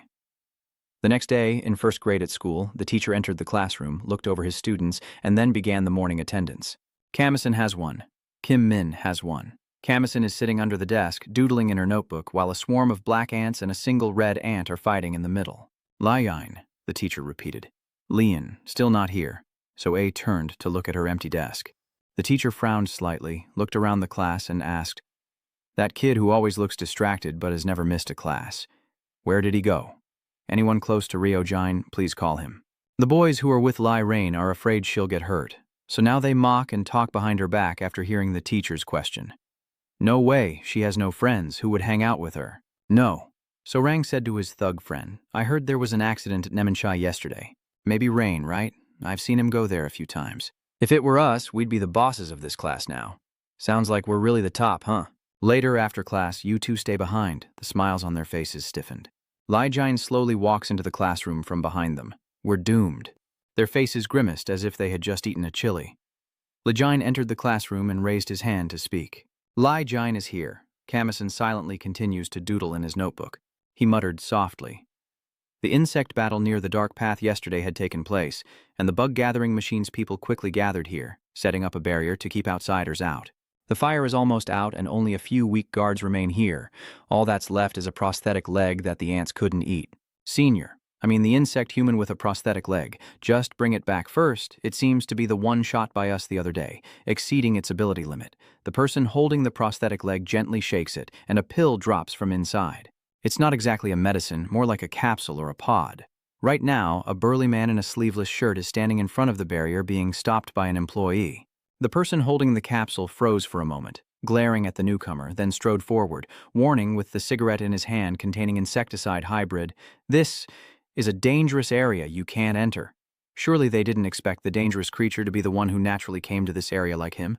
His arm was cut off at the shoulder, the cigarette falling to the ground, blood spraying all over the floor. Hang roared loudly, his eyes filled with bloodlust. It hurts. It hurts so much. It's the insectoid creature. With Hanrang's arm, the bug-sweeping machine operator here realized it was time to enter a state of alertness. They gradually drew their weapons, but the big insectoid creature showed no signs of fear. To these insectoids, humans are simply prey. A cruel look appeared on his face as a series of alert messages were sent out, but that was also the moment death came for them. The giant insectoid creature, with a human-like appearance, simply struck lightly and annihilated those people. With brutal force, fresh blood splattered across the ground, staining his arm red. Only the researcher remained, having picked up the capsule from Rayan's prosthetic leg. But now he was so panicked he couldn't think, only screaming out loud and clutching the small dagger in his hand, too terrified to move. He growled like a beast hunting prey. The hunt is over. He took out his phone, blood-stained hand, and called one of his accomplices. I've completed the sample, no issues. The man nodded, then looked at the larva in his hand. In the middle of the yellow shell, there was a sleeping larva, and soon there would be another bloody storm coming. The scene shifts back to the classroom. Today is a rather peaceful day with A sitting between Lizen and Camison. The teacher is still giving a lecture at the podium. Suddenly, Lizen wrote something on the sticky note, rolled it up, attached it with a rubber band, and handed it to Camison. He didn't bother to look, just raised 2 fingers to pin the note, not knowing what Lin had written. Inside the note was a neat line that said, "See you at the back gate after school," with an adorable little bear drawn beside it. After school, Camison went to meet Lin in person. She had been waiting there beforehand, and there were a few other students around, so they couldn't talk loudly. Lijin leaned against the wall and said with a smile, "This is the first time we've talked at school like this, isn't it? It's so normal that it's a bit embarrassing." "Nick is what? Are you pretending not to know what the hell is going on?" This has to go back to last night when Lin was bitten by a swarm of black ants crawling into his mouth, inside his mouth, teeth, tongue, and then down to the throat. The sensation of the ants crawling inside, as if searching for something inside Lai Rain's body, or eating from the inside out. But it seems like the ants are just searching for something, or warning her, because when she opened her eyes, she was still alive. She could feel something rising from her stomach. Lai Jin quickly sat up, vomiting violently, with small fragments mixed into the stomach contents she expelled. There are a few small black ants floating on top. This is the bomb that the insect placed inside her. The ants helped her escape this threat. "You helped me like that and then left. So let's work together, agreed?" Lion happily suggests that cooperating with someone strong is always beneficial. Camison coldly said, "Don't get it wrong, you're just a backup meal. One day when I'm starving, I'll eat you." Lijin jumped in surprise, showing fear as he stepped back. "You're chicken now, huh? How could you be so weak?" Seeing Camison slowly remove the bandage from his neck, Lijin was truly terrified. She hurriedly said, "Think carefully, have you forgotten what I told you? Sooner or later, you will also become a target of the heavenly swarm." Thien Trung's only goal is to eliminate humans and climb to the top of the food chain. To do that, they nurture their bodies and eliminate anything that stands in their way. So, if you keep going it alone, Camison will step in and cut off Lizen's words. "I don't care." Lizen sighed. "That hurts me." In the classroom, Ajia looked down at the 2 of them and couldn't help feeling jealous.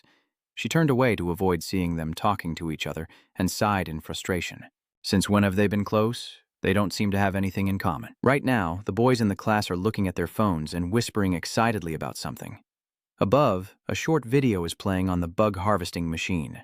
He also has a pretty special armor on him. Looks like a combat armor for fighting insect creatures, and it seems pretty cool. In the research room, the person wearing that armor is having the parameters adjusted by the scientist. Outside, Dr. Man, Pio, and Sam are also observing. Pio looks down and asks what I think. I looked up at him. "Not bad, but do I really have to wear this?" Pio waves the small stick in his hand. "Recent incidents have taken 4 of our team members. We can't just ignore this anymore. If they increase their survival chances, we have to too." Dr. Man smirked. "Just watch and you'll see. Let's get started." The door opens. I asked in surprise, "Wait, you're not giving me weapons?" Dr. Man replied, "This test is to check the armor's features. Personal weapons can't be used. Then just open your right arm instead." I stare fixedly at my arm that has turned into a sword, wondering what this short blade can do. Anyway, I am a high-level combatant, but I had no choice. The clone has already been inserted. Dr. Man is really in a hurry. He hasn't even had time to say he's ready before it's done. Dr. Man doesn't care about that guy, just orders the beetle to transform. The beetle man grits his teeth in defiance. "Shut up. Don't order me around." "Want me to kill him?" Pew murmured thoughtfully. "Killing him is fine. Just do your best. The captain is truly ruthless." The beetle grinned and then started transforming into a clone. Hee hee. It's been a while since I last killed someone. The door suddenly closed and the beetle who was standing in front of it vanished. No, to be precise, he used his speed to burst forward and suddenly ambush him from behind. He shouted, "Die!" Then the long red arm stretched out towards me. I took a deep breath, twisted my waist to turn my whole body backward, and used my weapon to block the attack.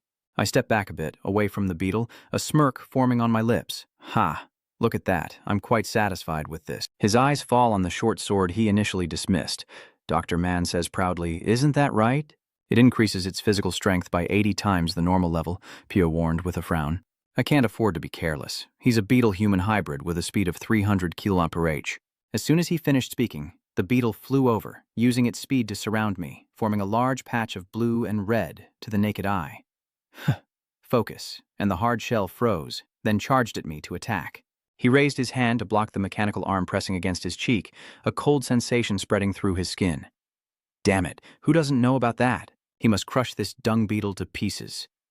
His arm swung a horizontal strike through the air, slicing across the dung beetle's abdomen. Anyway, this one is only fast. If it misses the rhythm of the fight, it can't recover immediately. Using his right foot as a pivot, he swings a powerful punch into the soft middle of the beetle's abdomen. Blood sprays across the ground in splotches of purple, looking quite gruesome. It jerks backward. Ha ha ha ha, that's interesting. He laughs loudly, his face looking even more terrifying. His arm is now paralyzed from the second strike by the beetle, making it seem unlikely he can continue to move.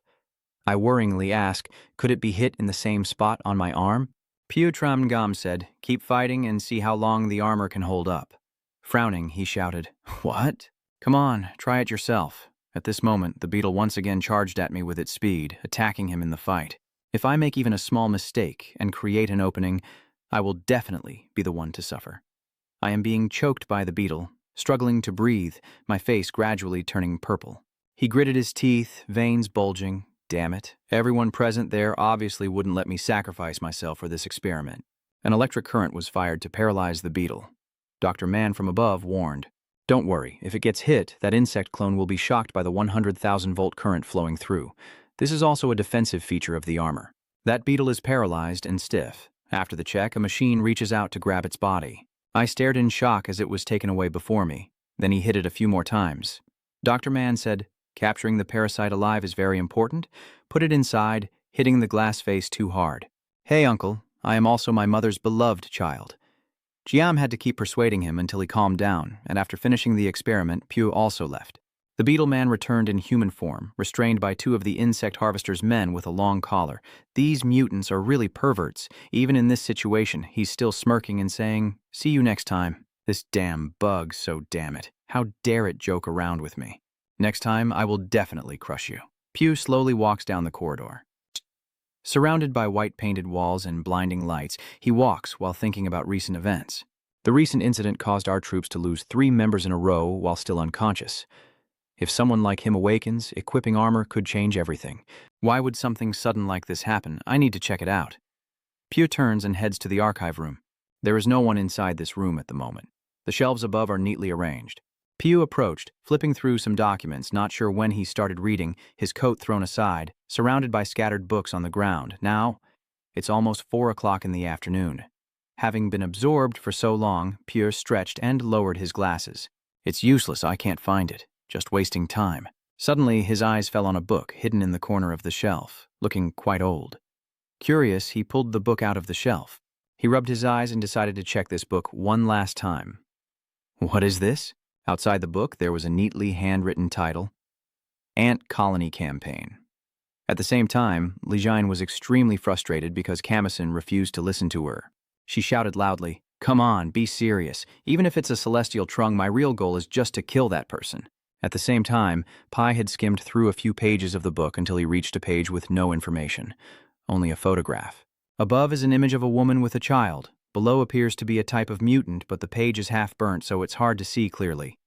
Next to it is sample 002, showing a man and a mutant named Kyrier. Returning to the conversation between Lelzen and Kamison, Kamison became agitated upon hearing Lin's true target's name. He grabs her shoulders tightly and coldly commands, say it again. Aileen is a bit surprised because she has never seen this state of Kamison before, but she still obediently repeats what she said earlier. The enemy I want to kill is the leader of Tien Trung, Kyrier, and my childhood memories fade into dust. That was the kind face of your mother before she was killed by that monster named Kyrier. His mother reached out her hand and told him to run quickly. Behind her, the monster Kyrier was surrounded by raging flames, burning everything. She reached out to touch his face, feeling the warmth of her son's last touch. The scene shifts back to the school, where students are still leaving after a long day with their books as usual. Hey, little ant, what do you plan to do today? Play with me. Kamison, chewing candy, frowned and said she didn't like it. Li Jane asked with a smile. Hey, where are you going? Kamison said coldly, I don't care. What are you doing? Going hunting? Are you also interested in hunting here? Kamison said as he pulled Li Jane's hand away from his shoulder. Don't be rude. Take your hand off. Li Jane sighed in regret. What a pity. I was going to invite you to eat meat to celebrate the day we became allies, but then the word meat came up, and he snapped the candy stick in his mouth. You furrow your brow in anger. Eating human flesh? Lion flinched nervously, quickly waving his hands to correct himself. What are you talking nonsense about? I don't eat human flesh. I'll buy you some really delicious meat, so let's go. You can trust me to take care of it.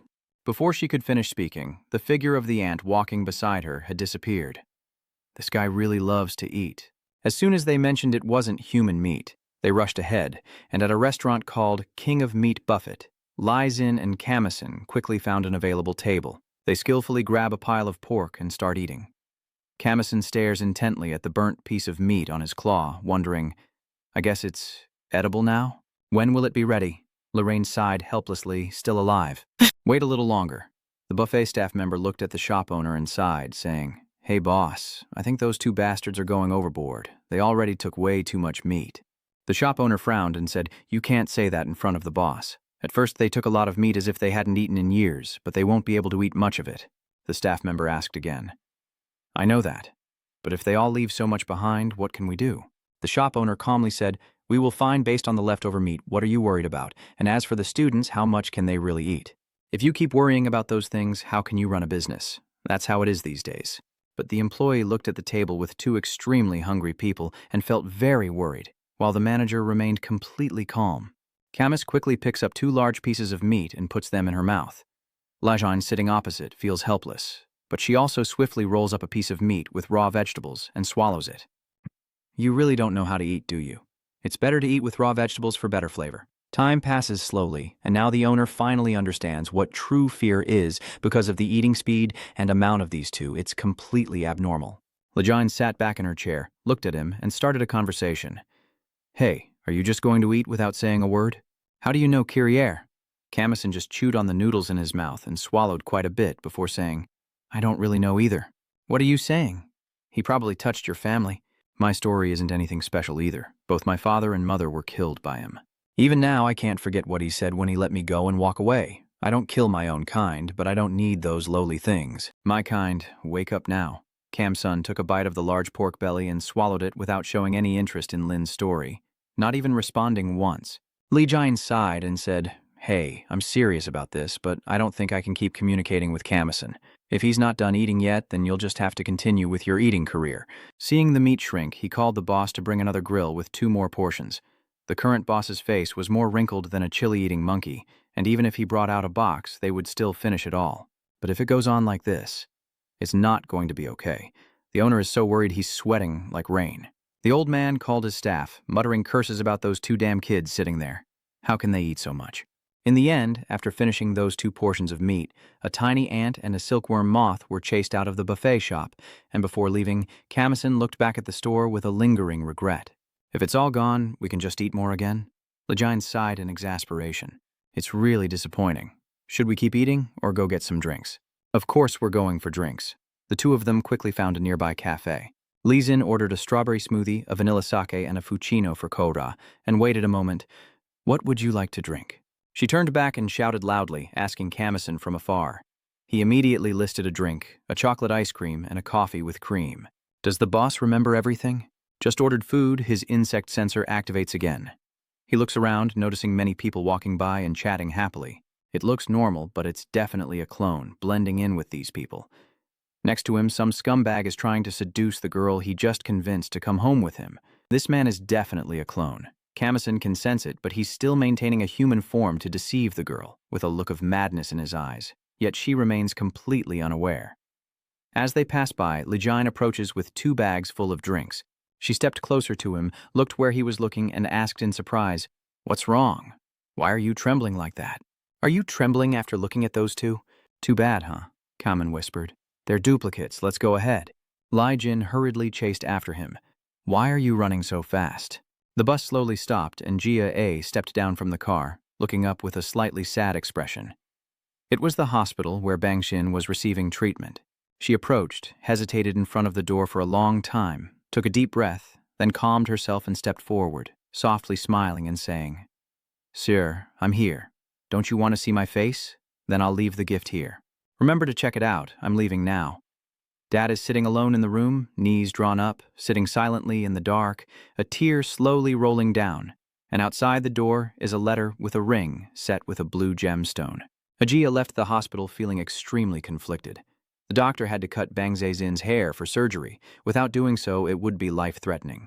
But A had been looking forward to his debut opportunity so much. He was very happy to have passed the audition. He had been waiting for this DOS opportunity for a long time, but lost it because of that event. At this moment, a woman who seems to be a nurse walks over to Ajia, and he can't help but glance at her a few more times. Because this female nurse seems to be incredibly beautiful, Bang Serene still sits cross-legged on her bed in her private room, with the bright moon shining outside the window. The hospital door suddenly opened. Bang Zerin glared fiercely at the door and shouted, "What the hell? Why don't you listen? Please go, but she's not someone you know. There's no one outside." Suddenly, a soft, alluring female voice echoed. "Hey, kid, why are you so angry?" It was the nurse you saw earlier for Ajia, but as soon as she entered the room, her nurse's uniform disappeared. "Are you angry at everyone? Can't control your anger." The girl sticks out her tongue, and a small capsule appears from her mouth. This is the thing that the big guy took back from the old man's prosthetic leg during that battle. Her thumb gently brushes her dry, cracked lips from Bang Xin's illness. She asked with a smile, "Do you want to kill everyone you find annoying? I will help you do it." She chews the capsule, one hand holding Bang Xin's mouth open. The capsule disappears, or rather, it has been transferred into Bang Zezin's body. Zin's pupils suddenly constricted, their eyes changing color with veins bulging. "All right, have fun." She sneered coldly as she looked at the fragile girl writhing in pain before her. Bing Zane clenched her mouth shut, her face paling and her body curling up as if something had just invaded her normal cells. In the quiet night, the desperate, agonized screams of the Zin gang echoed through the hospital room. The girl's fragile body kept sitting up and then collapsing back onto the bed frame, unable to control the endless pain, while the strange woman beside the bed looked so excited that her cheeks blushed, as if watching someone suffer during a transformation was her twisted pleasure.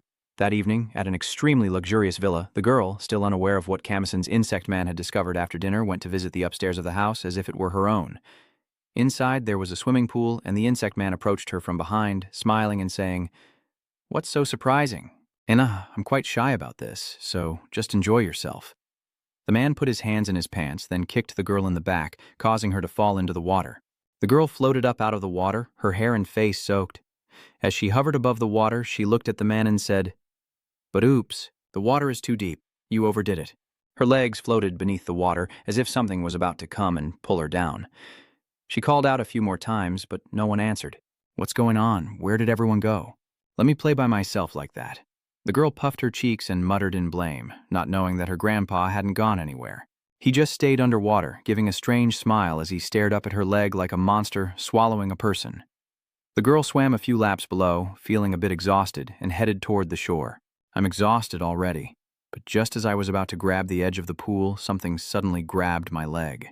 She was so scared she stood upright, staring fixedly at what was grabbing her leg. It was a man's hand. The surface of the pool rippled again. The girl was unsurprisingly pulled underwater, bubbles rising around her as she gradually sank. Suddenly she snapped out of it, regaining consciousness, and instinctively tried to swim back to the surface once more. But there was no way to move anymore. Simply put, he was dead. The handsome man sat cross-legged on the water's surface, looking at the floating corpse in front of him. So boring and annoying to go hunting myself after a day of earning money and free meals. I should fill my stomach first, right? The guy opens his mouth, ready to enjoy his delicious dinner. It was supposed to be safe on the water, but now a black ant is crawling across his face. He stared blankly, still holding the dead body's neck in one hand, then looked toward the pool wall where a dark figure was standing. It had to be the black ant. He stood in front of the glass door, looking inside. And it didn't take long for him to decide to smash the glass barrier to get inside. A delicious dinner interrupted. A charming insect person who doesn't get angry isn't an ordinary insect person. Damn it, what the hell is this?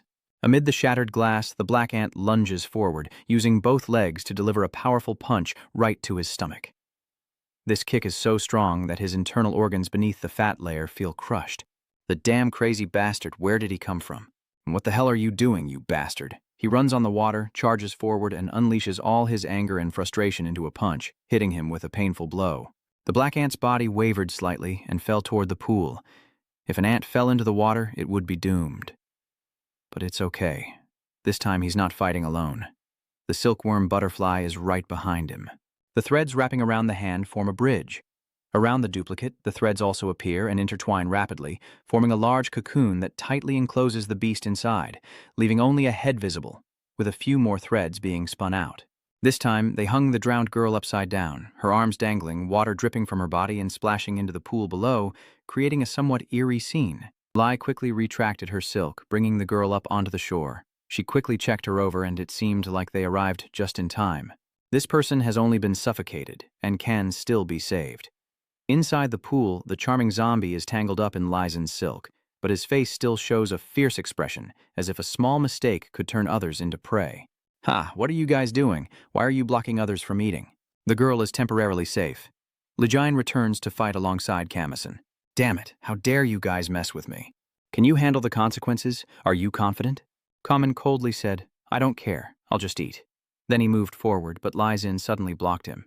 "Wait, not yet. If all those guys come out, we'll definitely find something. Black Ant's reputation among the insect people is probably the worst there is." A fellow hunter. He chuckled mockingly, but the anger in his eyes was impossible to hide. "Hey, old man, I just heard rumors about you, Black Ant. You look more damnable than I thought, but you say you're hunting me?" "You guys?" the man sneered, his smile gradually fading as half of his face transformed into a monstrous form. Lion sharply shouted, "You won't escape that trap anyway. Answer our question now." He glanced at the cocoon on his shoulder, which was being sliced open along its length. "Do you know who I am? Damn you guys." Kamison frowns and orders Lyrain to step back quickly. A sharp slash across the ground, cutting through rocks and even capable of slicing water in a pool. The space in the room is filled with sharp orange blades spreading everywhere. Lion, unable to escape in time, is hit on the shoulder by one of the blades. Kamison, of course, couldn't avoid in time, but he managed to raise both hands to cross and block it. The ground was covered with a slash from that insect creature, as if it had been heated by molten lava. It was crimson and still radiating heat. The pond was steaming, and this room was filled with countless such cuts. The cuts are still red and swollen, while Lizin and Kamison are standing across from the water spider creature, quite a distance away, lucky to escape. "You only caught a few small shrimp and already dared to attack a member of the heavenly swarm?" A sharp, arrogant leg stands upright on the water's surface, its entire body pointed and sharp, with two thin orange swords in its hands that seem to be radiating heat.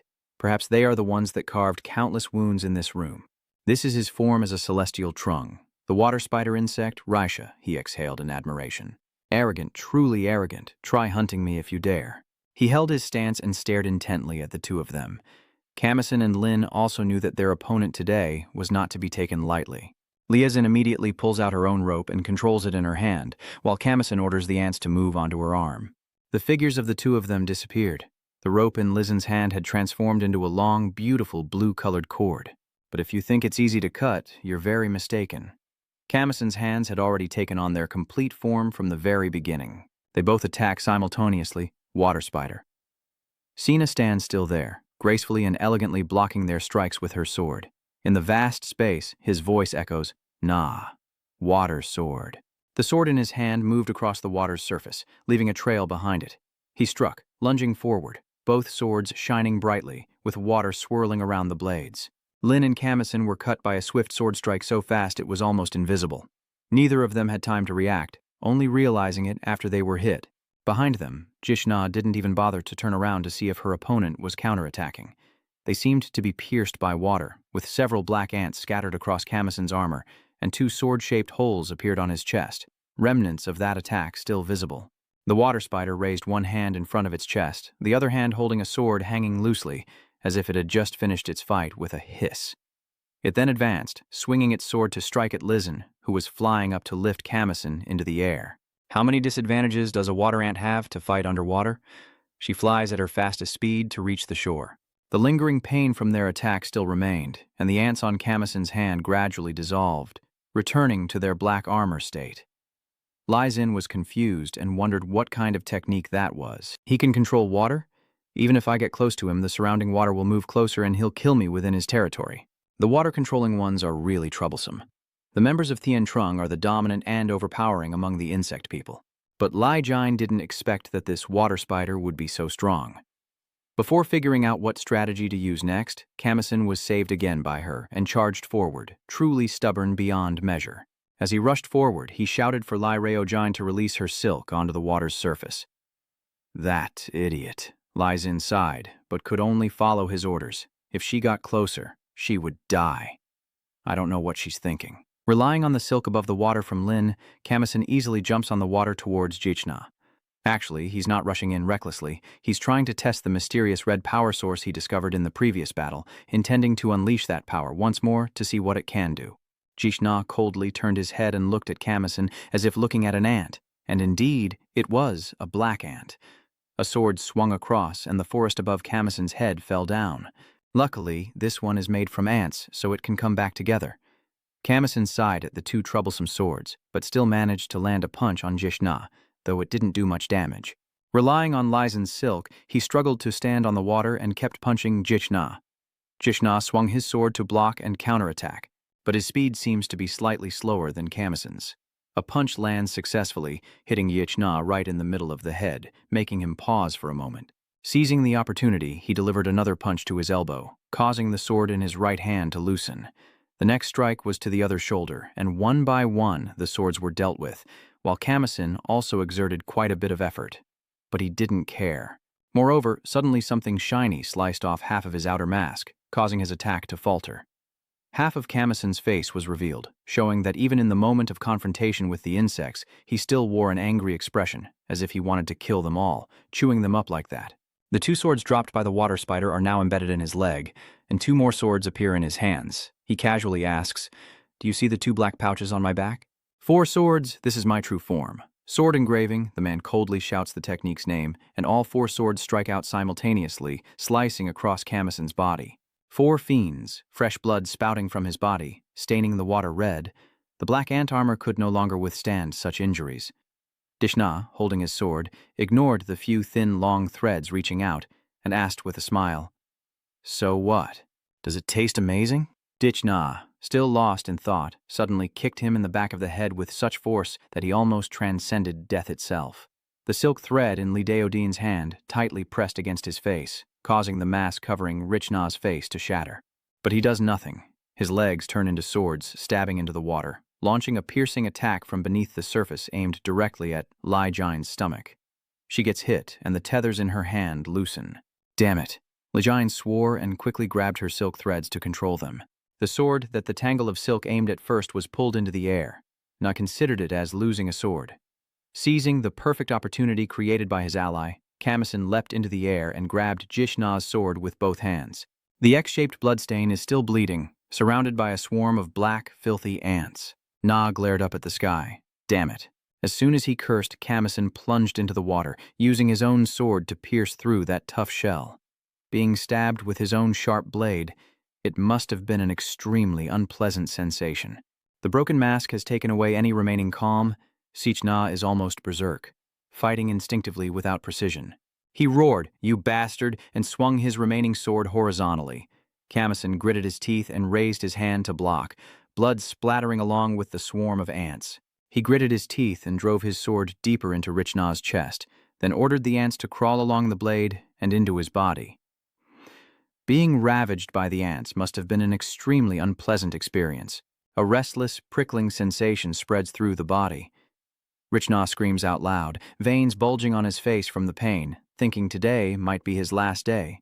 But the appearance of the fourth person here seems like a salvation. A barefoot man steps inside slowly, seeming a bit surprised, muttering in admiration as if the situation ahead is somewhat troublesome. As Lin and Kamison just reacted, a punch was slammed straight into Kamison's face, causing a shock of pain.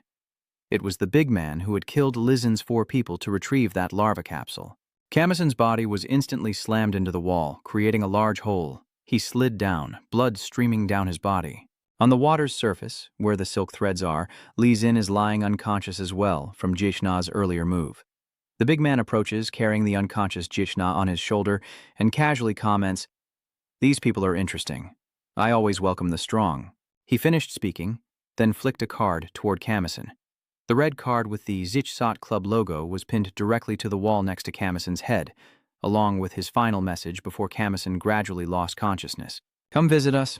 A new day begins, just another ordinary day for everyone." Probably so. In a small alley, a man is leaning against the wall, fiddling with his phone, seemingly waiting for someone. A girl wearing a crop top, shorts, and a mask slowly walks over. Clearly a style that doesn't match at all. Seeing the person approaching, the man hesitated for a moment before raising his head awkwardly and saying hello. It turns out you're the one I've been waiting for, and suddenly he looks embarrassed, scratches his head and asks shyly, "Are you a high school student?" "I don't doubt you. It's just that you're not wearing your uniform." The high school girl nodded slightly, and the smile on the man's face immediately became inappropriate. He must be a pervert. He scratched his head awkwardly and asked, "Let's not talk here. Let's go somewhere else." The girl shook her head and then stepped closer to him. "Here." The guy froze for a moment as the female student lowered her mask, revealing the beautiful face of Bang Saren. She repeats here, seeing that soft, beautiful face, how could a lecher like him resist? Sweat already pouring down his face, and he agreed, without any doubt. Bang Saren tiptoed to kiss the man, who closed his eyes, feeling elated from the first kiss, but before he could enjoy it for long, he sensed that something was very wrong. Bang Shin glanced to the side with a cold look, while the man beside her was trembling. His face suddenly dried out and gaunt like an 80-year-old, and then he collapsed quickly, already dead. Bang Saren retracts her tongue, its long tip with 3 blood-covered fangs. In front of her is the desiccated corpse of the man. A woman approached, Donda smiled and asked, "Is it tasty, our little one?" Then she went to hug Bang Shin and asked, first time tasting the human flavor. "How do you feel?" Bang Shin licks the blood on her lips, deep in thought. Then the girl gently smiled. "Yes, very delicious." In a tunnel, the subway speeds by at a dizzying pace. Many people on the train are heading home. They had no idea that today would be a day of no return. A strange man stood in the middle of the train corridor, pale and trembling, with dry, cracked lips, muttering to himself, "I'm hungry, so hungry there's no other way. I'm sorry, but I'm so hungry I'll eat happily." He opened his mouth to reveal a snake-like tongue identical to the one from the train, and the tongue shot out to pierce the neck of the man in front, with 2 others behind him like a venomous snake claiming an innocent life. Fresh blood splatters across the floor of the train as chaos erupts, blood continuously pouring down. The chaotic screams and pushing and shoving, but everyone was doomed to be devoured. That long tongue struck like lightning, taking every life it touched. The man bends down, drawing nutrients from a dead body in front of him, surrounded by corpses, blood on the ship's wall and glass. At school, it's still a normal day, just to make going to school more cheerful. Suddenly, she saw a familiar figure. Kami-song walking ahead as Ara ran up, gently tapped his shoulder, and called out with a bright smile like the sun, "Hey, Kami-song." Kami-song looked in her direction, and it would have been a stunning scene if his face hadn't been beaten into a pig's head. Ara took a few seconds to recover, then asked in surprise, "Why did it turn out like this?" Kami-song muttered. "Yes, I did get into a fight." "Fighting? So you lost?" I won, but I lost." Ajia sighed in relief. Ma helplessly reminded, "Why does a kid like you keep causing trouble? Stop it already." He shook his head. There was no other way. What kind of rebellious age is this? I was about to continue talking to A, but had to stop because a familiar figure was standing in the classroom, looking out at the blue sky through the glass window. She happily ran over and called her best friend's name. "Saren?" Saren turned to look at her, having just rushed from the door to hug her best friend tightly, tears welling up in her eyes. "How are you feeling? Are you okay yet?" "I couldn't visit again. I was so worried, you silly thing." Bang Saren forced a smile, her hair now cut short and uneven. "Because my hair looks like this, you'll notice when I lose it. Here, let Ara smile and say this. Why do you look so good with this hairstyle?" "Oh, you already have that bracelet." "So beautiful, that's right. Mi-song is also in our class," Choara whispers softly. Jane asked curiously what was wrong with that face, and Cho-A-ji honestly explained. "He said it was from a fight." Saren pointed to the empty desk next to Cho-A-jia and asked if that was a vacant seat. Cho-A-jia hesitated before explaining that the entity of this class is named Zin. Basically, someone came to take attendance and then left immediately. I don't know if the entity mentioned today is attending class because today she's lying at home, fully bandaged from her wounds. Still not out of bed, resting, Lyrain suddenly scratched her ear, wondering who dared to insult her like that. Suddenly, her phone screen lit up, and the message was from Menin. "This guy is really crazy. His recovery is amazing. He's already able to go to school. I can't attend roll call today. Finally, this day has come." Lejeune turned around, held up the red card, and stared at it intently. "That is the name of the club that the man gave us last night." After just a few words of conversation, the most annoying person in this class finally arrived. No So-jiang just entered the class and went straight to Bang Shin's seat, deliberately provoking her. "Oh, who is this?" "I cut my hair so I didn't recognize you. It's the former intern." "I'm coming right now. Is the wound on your head okay?" "Ah, look at this scar." "What should I do?" It's really creepy.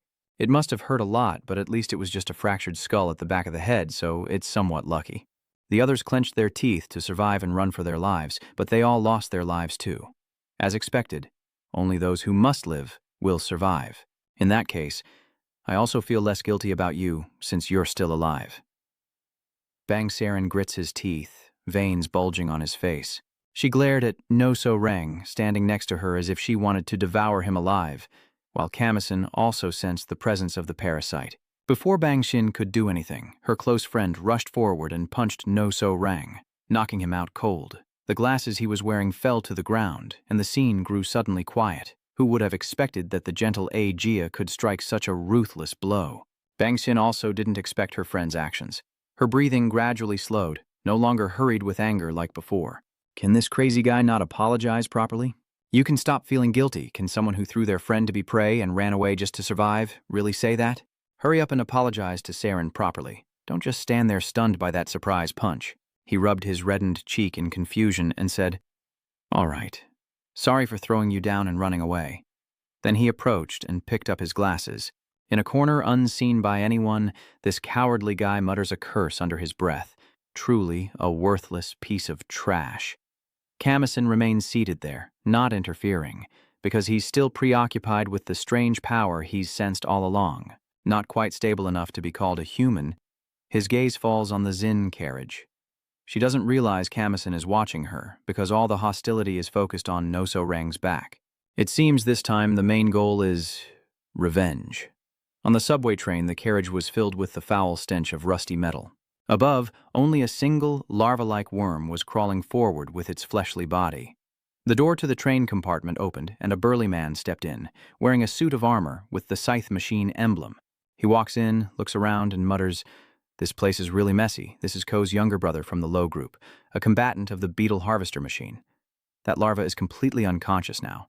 It saw the newcomer, its long tongue sticking out, wanting to continue devouring him. It frowned and cursed. Damn it, what kind of monster is this? Who is this guy?" Another person stepped in, looking quite similar to Ko except for a horizontal scar on his forehead and carrying a huge blue spear in his hand. This is Lo's older brother, the other member of the Lock group. "Is this a larva? Not only are there mature insects, but also these larvae?" Ko asks curiously. "I don't see anything different from the others. Should I kill it? Should I let it live? Are you joking with me?" Captured and brought back to the headquarters. Dr. Man can leave it to that old man to deal with. That larva rushes forward and opens its mouth wide, revealing sharp, fiery red flesh inside behind its jagged teeth. But it moves relatively slowly.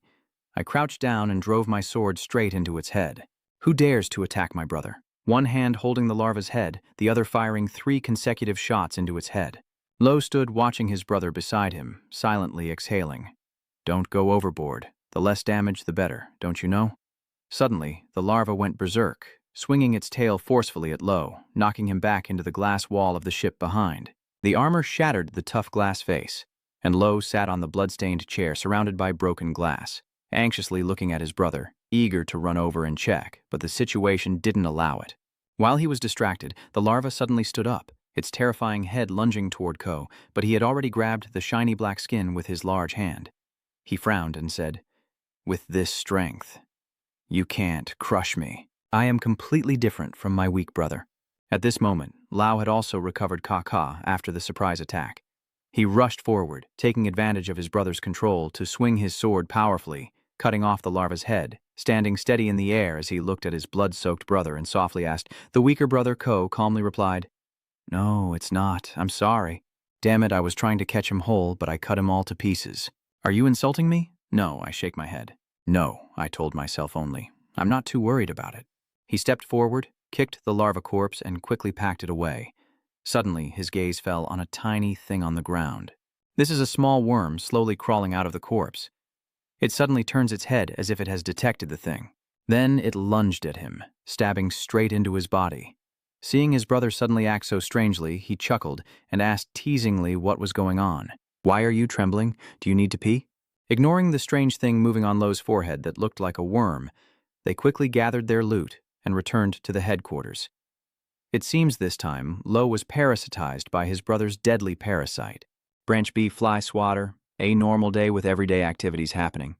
Lo and his brother just returned to the headquarters carrying a larva, and loudly called, "Dr. Man, look what my brothers and I brought back." Seeing this, he'll be so surprised. Lie beside him muttered softly, "That old man is really about to die." Immediately, someone looked at his brother. Before he could confirm his own suspicion, Sam and I both spoke up to interrupt his attention. "I've heard about that. Are you two fools? I heard the boss caught the larva." "Too bad. What should we do now? We caught them first." Ko approached and said angrily on the way home, "If we hadn't stopped at the rest station, we would have been faster." The bandit clicked his tongue and wondered which fool would go into the rest station during working hours. He frowns, looking down on Kim Chui-don.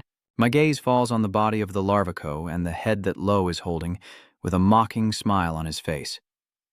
"Why does your target look like that?" "It's too heavy, so we had to cut it up and carry it back. We caught the target intact, even if a little was burned away." Suddenly, Lo pulls out a bag and brings the larva's head in his hand forward.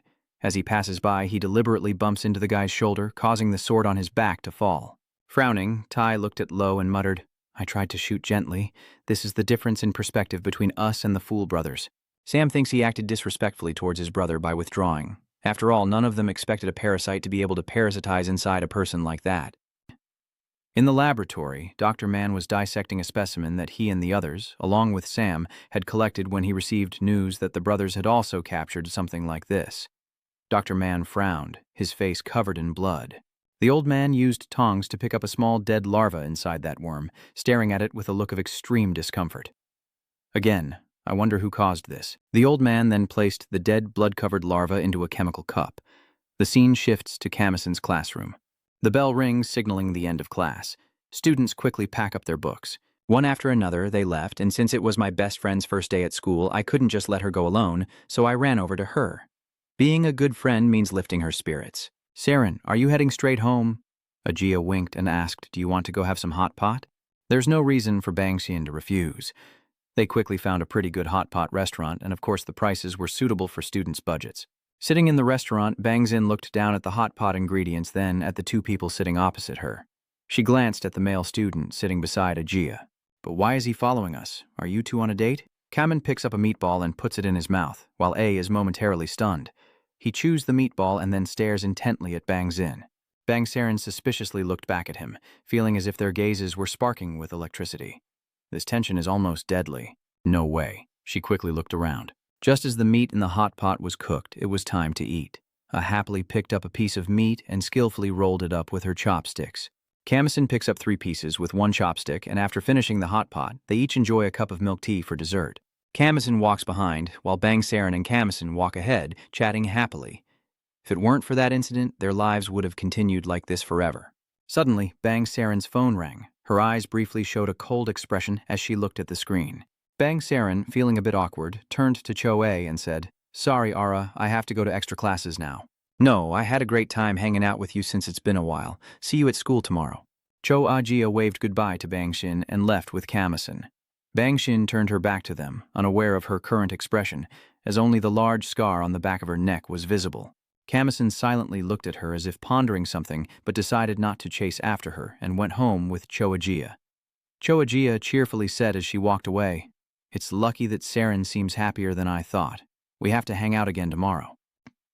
Suddenly, Cho-A stopped, clapped her hands together, and pulled out a stack of papers from her bag. "I forgot the history documents for him, and they need to be submitted tomorrow. I went to give it to him and then came back. Sorry, you should go home first." Camison reached out and grabbed Ajia's wrist as a gentle breeze blew by, the setting sun shining brightly, perfectly matching the romantic atmosphere. Camison also didn't find anything strange and directly said, "Don't go." On Bang Xian's side, she also just received a phone call, not about being busy with extra classes, but because she had a date. A white car stopped in front of her, and a middle-aged man inside waved eagerly, his lascivious gaze unmistakable. He smiled and said, "Get in the car." Bang Xian gently licks her lips. It seems today is her main course. If Ara leaves now, she will witness that scene. At least Camison wants to keep this always lively girl away from the darkness of the world. He earnestly says, "He just appeared, so the teachers will understand." Jia's face briefly flushed, hearing Ko-Rat say those words and seeing him hold her hand like that, who wouldn't listen. Camison softly said, "Let's go home." Ara nodded slightly. "Yeah." Back with the Siren gang, she just got into that man's car when their classmates, who are close friends with No-So Rang, saw the scene. The guy next to No-So-Rang said, "That former idol trainee girl, it's because of her that you got beaten up today. And it was a girl who did it. That girl is really strong. Your dad's car looks so fancy. I'm so jealous." No-So-Rang said in surprise. "Do you think it looks like your dad's?" the friend asked again. "So what if not? He doesn't have a father, you idiot. Now you're finished. Brand new bike." By evening, at a place filled with colorful lights, it's clear this is a nightlife spot. The wound has also healed. Lion leaves the house, dressed to impress, attracting quite a few stares along the way because of her eye-catching appearance. She looks calm and indifferent on the outside, but inside she's feeling so regretful she could die. She originally thought it was just for fun, so her outfit might be a bit over the top. "There are so many people watching, I just hope they don't check IDs. That club doesn't seem like an illegal place at all." It's a tall building with a glass-like red exterior. Lady froze, expressionless, thinking to herself, "Oh no." Seeing the long line of people pouring in, Lizen was truly speechless and said, "Is this entire big building covered with flags?" And this long line, waiting in line, is really a hassle. Damn, this really is a different world. She quickly took out her phone to text Camison for help, but all she got was a brief reply. "I'm hungry. This kind of leech really is useless. We're here now, so there's no way we're giving up." At this moment, a voice that sounded quite familiar called out to her. It was the voice of a man over there. "Is this your first time here?" Lijian turned back, her eyes showing a hint of surprise. This guy, that man probably doesn't recognize her because his pickup lines are cheap and cliché. That guy is Park Min-gun, the water spider demon from Richna. Standing outside the club, he grinned and asked, "This girl, her voice sounds familiar, doesn't it? Have we met somewhere before?" Pingun's whispering temptations kept echoing in her ears. "Don't worry, it's okay, come here." The sudden flash of light makes Li Jin stop for a moment. She opens her eyes and sees a large nightclub with people dancing under the dazzling lights. The girl's dressed quite boldly, surrounded by men. Li Di leans back, staring ahead. In her eyes, she is just a supporting character. Only the dazzling lights above are the main focus. "What do you think? Shall we go inside?" Unexpectedly, when she turned to look at her, she was gone. Since silkworms are creatures easily attracted by light, Li Rain ran over to the hanging flashing lantern, reaching out to touch it. Staring intently at that light, she suddenly remembered that it wasn't just now. The atmosphere here is truly suffocating. Bei Minun stepped forward, leaning on the railing and looking down, smiling as he said, "This is nothing. If there were tiny turtles like over there, the atmosphere at the flag assembly would heat up quickly." Li Di looked down. "This place seems just a flag assembly on the surface. But if we want information related to Heavenly Worm, then there's no choice but to reveal it." Li Jin took out the red card from her pocket and softly said, "I was actually invited here." Bingun looked at the card in her hand and let out a faint sigh of admiration. "So it turns out it's not this side, but the other side, huh? Then let's enjoy it together." Lel Jin follows Park Min-gun down to a lower level of the cap. It's quite deserted and quiet here. She asked curiously where we are going. Bingun pointed to the elevator in front of us and said, "Almost there. Once we get in, just go down." Lion looked at the elevator with a door 7 or 8 times her size, surprised and asked how it could be so big. The elevator doors opened and they both stepped inside. VIPs, of course. The space has to be more special. VIP? Lion looked at this elevator, which is even bigger than her room. Bingun swiped the card on the elevator's verification panel. This whole area is red, just like the boss's style here. Holding the invitation card, he smiled and asked, "Not everyone gets an invitation. You must be quite lucky with the boss, huh?" Lion forced a smile. "I'm the type to attract others' attention." Mr. Minun asked curiously what kind she is. After waking up. "Praying mantis butterfly," Lizen chuckled softly. "Dead beetle. Besides that," Lizen asked, "what about over there?" He smiled and said, "The giant water spider from America." They talked back and forth for a while, and the elevator only went down to the 6th floor. "We're here." As the elevator doors opened, Lizen looked forward with a hint of anticipation. This place was filled with insect people, so the drinks must already be served. Next to her, Park Min-gun was still enthusiastically introducing, saying she would probably like it a lot. What should I do? Li Jin stares intently at the light ahead, welcoming to the club. The noisy sound of the crowd on the stands. Hula kills and fights. Below, monsters and humans are battling each other, bloodied, excited, and frantic. Both humans and Trung Nahan are watching intently from the stands, some shouting, some excited, with bets placed on each match. Lydie stared blankly, looking at the scene below the arena and then up at the stands. She wondered if this really was the VIP room of the club. Below, the crowd has already seized the chance to escape and kill the insectoid fighting them. A group of excited people are shouting above, with blood of humans and insects splattered across the ground. This is lawless and chaotic. The light in Lee Daozin's eyes gradually dims. At this moment, another opponent appears. The next battle is between the giant beetle and the 3 humans. The giant beetle roars. This one is of the same species as the one Kamison killed. It let out a screech and stomped its foot down hard, causing the 3 people gathered in front of it to die before they could even react. Lifting its foot, its body was flattened, and some parts like arms and legs were torn apart. Up in the stands, the atmosphere grew increasingly intense as thousands cheered for a battered name. Lijine instinctively stepped back, murmuring in shock, "What is that? How could a human be like that?" Bingun looked at her in surprise. This reaction was truly beyond imagination. "Don't you think it's not suitable?" Lijine heard her heart pounding in her chest, and her breathing became a little difficult. Betting on the battle between humans and the insectoid creatures, this scene is truly unbelievable. It's really disgusting. Uncle Minun approached her and said with a smile, "Enjoy this place." That terrifying figure is Queen Rach, the top star of the lawless heaven and earth. Rach has no rivals in strength or race. Of course, there are exceptions. But as she finished speaking, a punch hole was punched into her chest, a powerful arm twisting into it, breaking her armor. Rach remains standing there, blood covering her body. In front of her is another insectoid creature, entirely wrapped in red. The crowd on the arena immediately erupts in anger. "Red, you bastard!" P. Meenan frowned, clearly displeased with Jess's actions. That guy said to go easy, but Leyland tries to smile and asks P. Meenan cruelly, "Does this violence have any meaning?" "Yes, it does. It brings excitement and pleasure to humans, and the insectoids will gain honor." "Honor?" Leljin asks. Park Meenan responds, "It is the envy of all the clones and the chance to become a divine clone, but when will they finally seize that opportunity?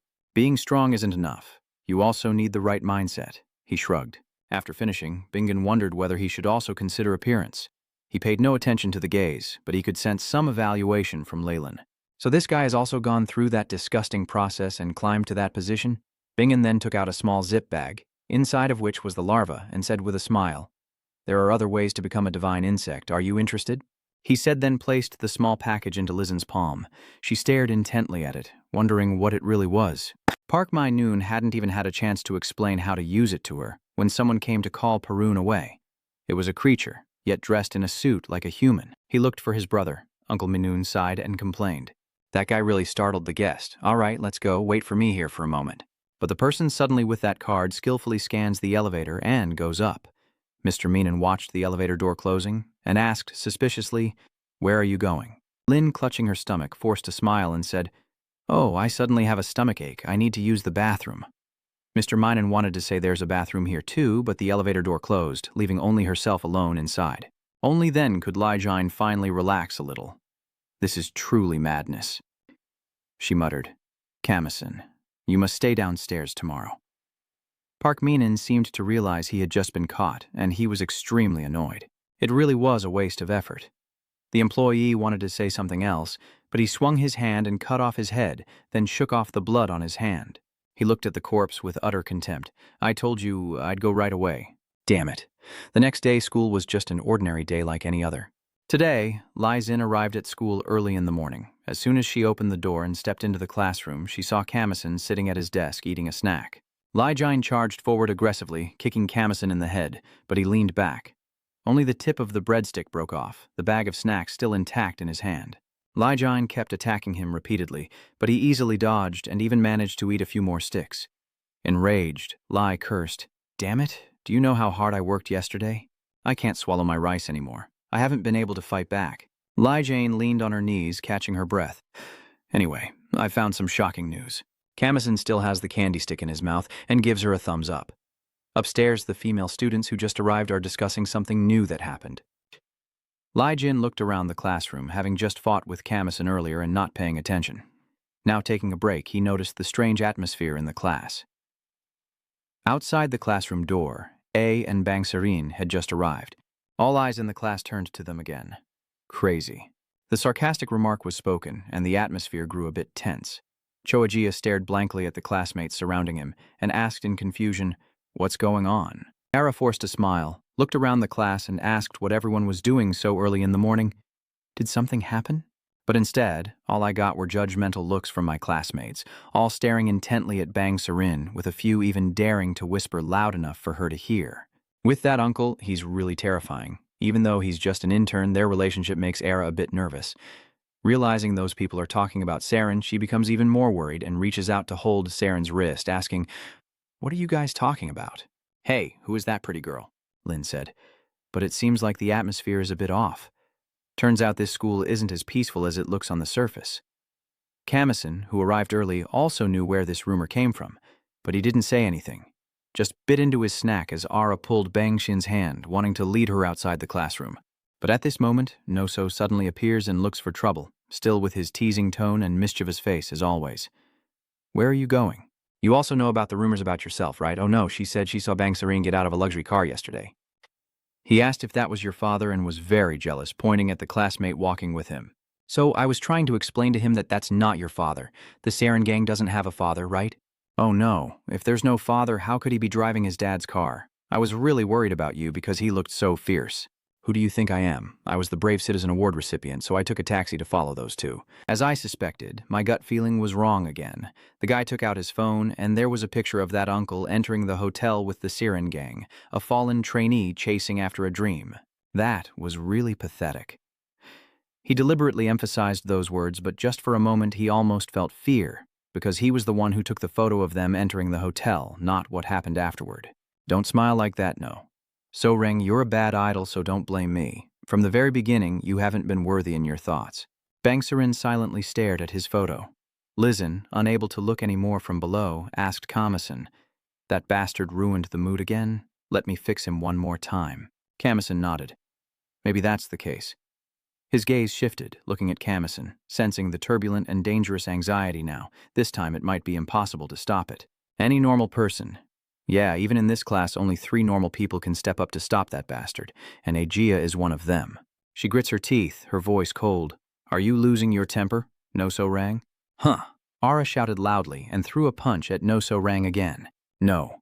So-Rang trembled in fear, whimpering a few times before quickly stepping back. It seems the punch from yesterday still left a scar on his mind. But Bang Zane stepped in front of Aegea, holding her back, causing A to be stunned and swept away by Bang Saren's guidance. Bang Saren approached and whispered to her, "Go out of here before Aegea can react." She saw herself leaving the classroom without knowing how to respond. The last thing she saw was Bang Xin's gentle smile. She said, "Let me do it." Then the classroom door slowly closed, trapping A outside, leaving only Xin in the room behind her. My toothless scumbag friend said that was close. Almost got beaten up. No toothless guy sighed in relief. "Oh my God, if I get hit, I'll report him to the school for violence. Don't you dare report me, this guy." Habang Saren suddenly burst into loud laughter, as if pouring all his frustration into it. "Ha, I want to stay a little longer, but..." Kamison frowned and said, "No way." Lin, who was nearby, snapped out of her trance, looked at him, then at Bang Serene. Could it be that Noso and that useless friend of his are still awake, teasing Bang Saren? No. So Rang keeps flicking his ear, asking what this crazy guy is doing. Hey, let me do it." Then he approached Zin's car and said with a smile, "Hey, crazy guy, let me apologize on his behalf, all right? Can I apologize now?" But he put his hand on Saren's shoulder and asked with a smile, "How much you can pay back?" "Lately I've been making a lot of mistakes and need a pretty big amount." "I'll message you." The smile on his face froze because what looked back at him was Zin's car gang transformed into a monster. 5 pairs of eyes glaring with murderous intent as if they wanted to devour the others alive. Lai froze. This was the first time a familiar classmate had turned into a monster like this. Kamison truly felt helpless and even more annoyed because he knew Bang Saren was not a zombie, but for some reason after that incident, she became one. In the classroom, No-So Rang's friends kept retreating in fear, but there are no more chances left. Bang Saren swung her hand, delivering a punch that caved in his cheek, blood spraying out along with his teeth. The classroom fell into chaos, with people falling over the podium, screaming and hurriedly backing away from Bang Saren as far as possible. No-So Rang was so scared, she collapsed to the ground. A few students near the back of the class hurriedly ran outside, but how could Bang Serene let them go?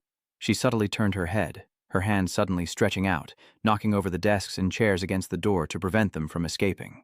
While Aegea was worried outside, she saw 2 chair legs piercing through the classroom door, along with a series of sounds. She froze for a moment before snapping out of it, pounding on the door outside and loudly calling her best friend's name.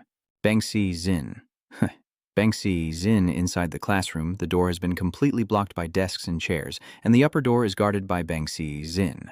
Kamison and Eljine are standing at the back of the classroom. All the students are panicking. The door is blocked. What can we do now? Lai Jin frowned and asked, "Shouldn't we be the ones to step in for this?" Kamison shook his head. "Too many people are watching." No So-jiang is still hurriedly taking out her phone to report again, but it might be too late. Because his crime is the worst, the Saren gang is also targeting him. She stood there coldly commanding, "Hey, No So-rang, come out." The students all stepped back, making way as No So-rang slowly moved forward in fear. A few students whispered from behind, "Report it. Everyone report it quickly." As soon as he reached the first row of students, No So-rang stopped. The people around instinctively stepped back, pressing against the wall to leave No So-rang standing there alone. This time he really has to pay for the crime he committed.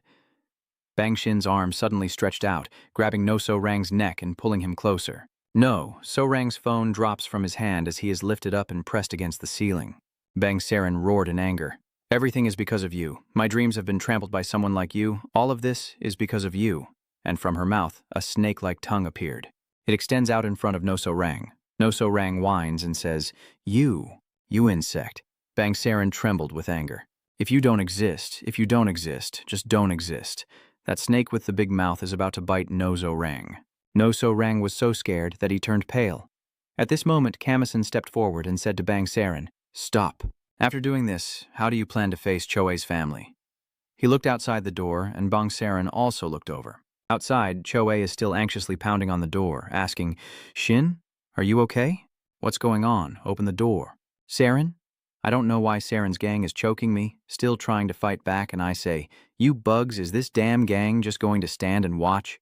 "Hurry up and report it." The guy opened his mouth, saliva and sweat pouring down his face. Blending together, he's truly a scumbag until the very end. Do you all want to die with a shattered head too? No one looked at him because they all knew that the Zin gang just wanted to settle scores with those who provoked them. If they report now with their phones, wouldn't they be falsely accused?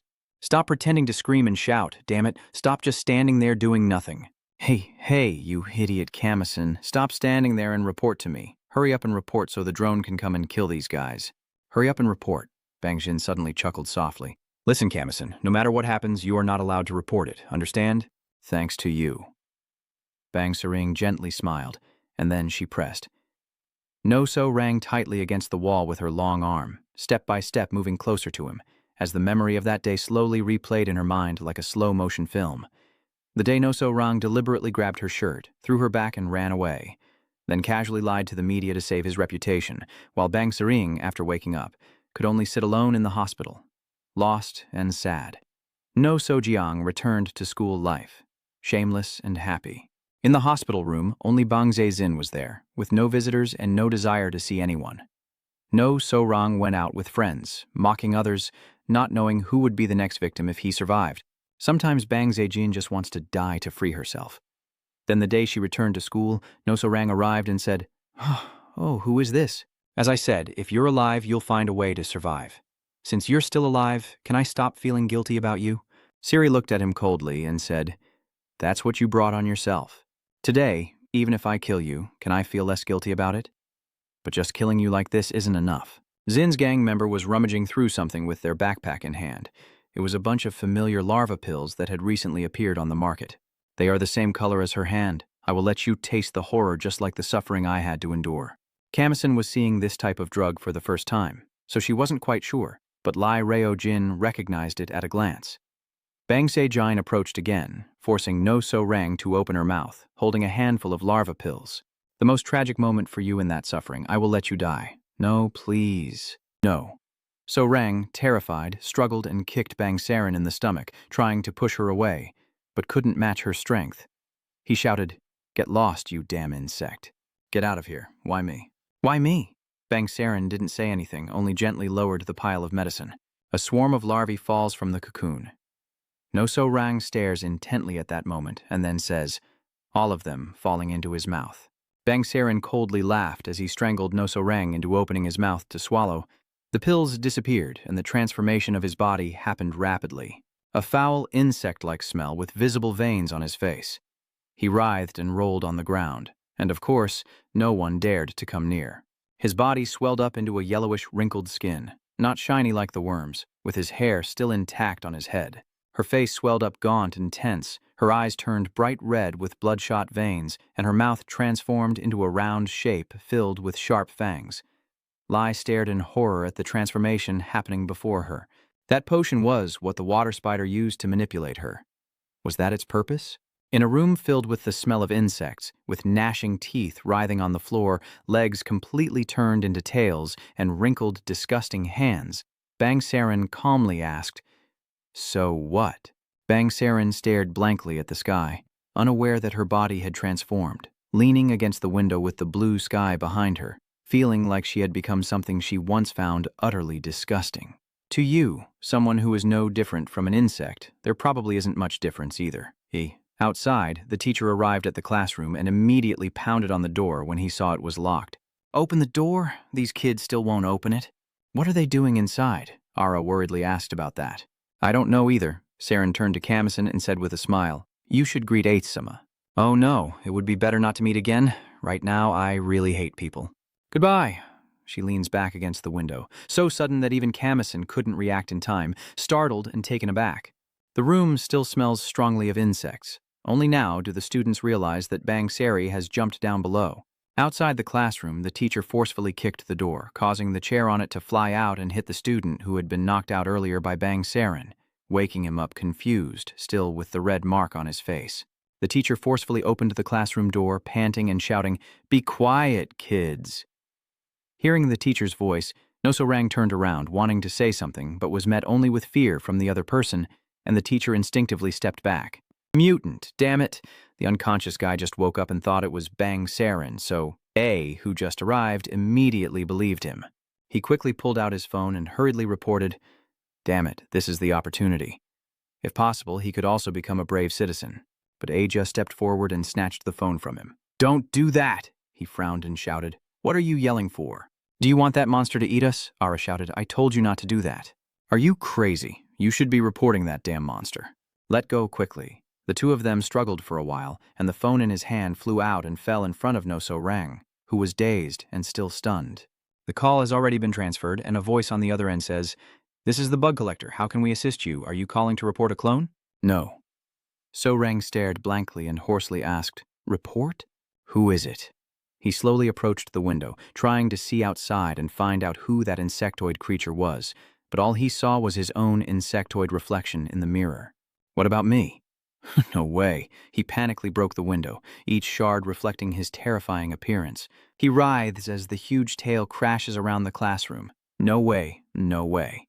A student standing at the back of the class almost got hit by that tail. If not, Lai Rio Jane nearby managed to pull her back just in time, leaving only a few desks and chairs damaged. The tail swung toward Chojia standing at the door, just as Choe almost got hit, and Kam Sono rushed to embrace her and pull her back to save her life. While No-So-Rang looked up to the sky and screamed. "It's not like that. I would never become something like an insect." Then he rushed out of the classroom. "I have to run away now. I will absolutely not die. I will live. I will live. I must survive." The classroom is deserted. There is a large empty space in the middle of the classroom. That's where No-So-Rang was earlier. The scene is eerily silent until the sobs of grief break the peaceful atmosphere. Kamison glanced over, realizing that the person crying was Ajia. She closed her eyes tightly and wiped away the tears streaming down her face. Kamison stands beside her, looking towards Lin. Lelin nods slightly. They quickly left the classroom, and judging by the situation, there probably won't be any more lessons. As soon as they stepped outside, Kamison started to question. "The Saren Heavenly Insect Gang?" Lelin nodded. That girl seems to be working with the Heavenly Bug. The drug she forced into her mouth looks like the one I received from the Red Soot, which is said to be a way to become a Heavenly Bug. The cocoon Lin received last night is still intact in her zip bag. If that's the case, neither of them planned a solution together. Chase after me. Before Saren jumps down, Kamison has already set a trap. As for Lizin, she attached a thread to herself. The two of them stared at each other for a moment, then without saying a word, they sped up and ran after the signal she marked, chasing to a place that looked like an abandoned underground parking lot. They stopped outside, catching their breath. It really is far away. Kamson looked around. It seems to be nearby. There it is. The ant signals, and Lin also notices. She points toward Bang Serene walking inside. It looks like she just wiped her tears. Is everything still okay? The two of them approached and called Bang Sin. Wait a moment, we have something to ask. Let's talk for a bit. Bang Saren turned around, Lai Jin froze and asked in surprise, Are you crying? Bang Saren shook her head. No, it's nothing, you guys. Suddenly, a beautiful woman stepped out from inside. Stay still, I am here. I hate it when someone dares to touch my things, so who is it? Who is the damn fool that touched my stuff? The sudden appearance of the fourth person surprised Lizen a little. She quickly said, We don't understand what you're talking about. We just have something to say to that girl. Bang Saren looked up at that girl and called out to Hannah with concern. But judging by her expression, it was clear she couldn't ignore it. The person who just stood there suddenly disappeared. Truly vanished, not just moving at an extraordinary speed. Camison was startled and looked in one direction. At that moment, Hannah approached and kicked him hard in the stomach, sending him flying far away, completely ignoring Liraine standing nearby. Lai Rio Jine stepped back a few paces, her clothes covered in dirt. Hannah spun around, her eyes fierce, throwing a punch sideways at Liraine beside her, then suddenly changed direction. She rushes forward, reaching out to touch Lin's lips, sighs. It would be a shame to kill her. Then suddenly disappears again in front of Lai Jizin, wrapping around her head from behind and gently stroking her blonde hair. Lilin flinched as if something wet had just covered her, and this feeling was truly terrifying. Han bites down hard, blood oozing from her ear as a purple liquid. Lizen spins around and punches her in the face, shouting, What the hell are you doing? But she had already stepped back about 10 meters away. Wiping the blood from the corner of her mouth, Hannah's eyes showed a hint of surprise. What is that? Are you already a monster?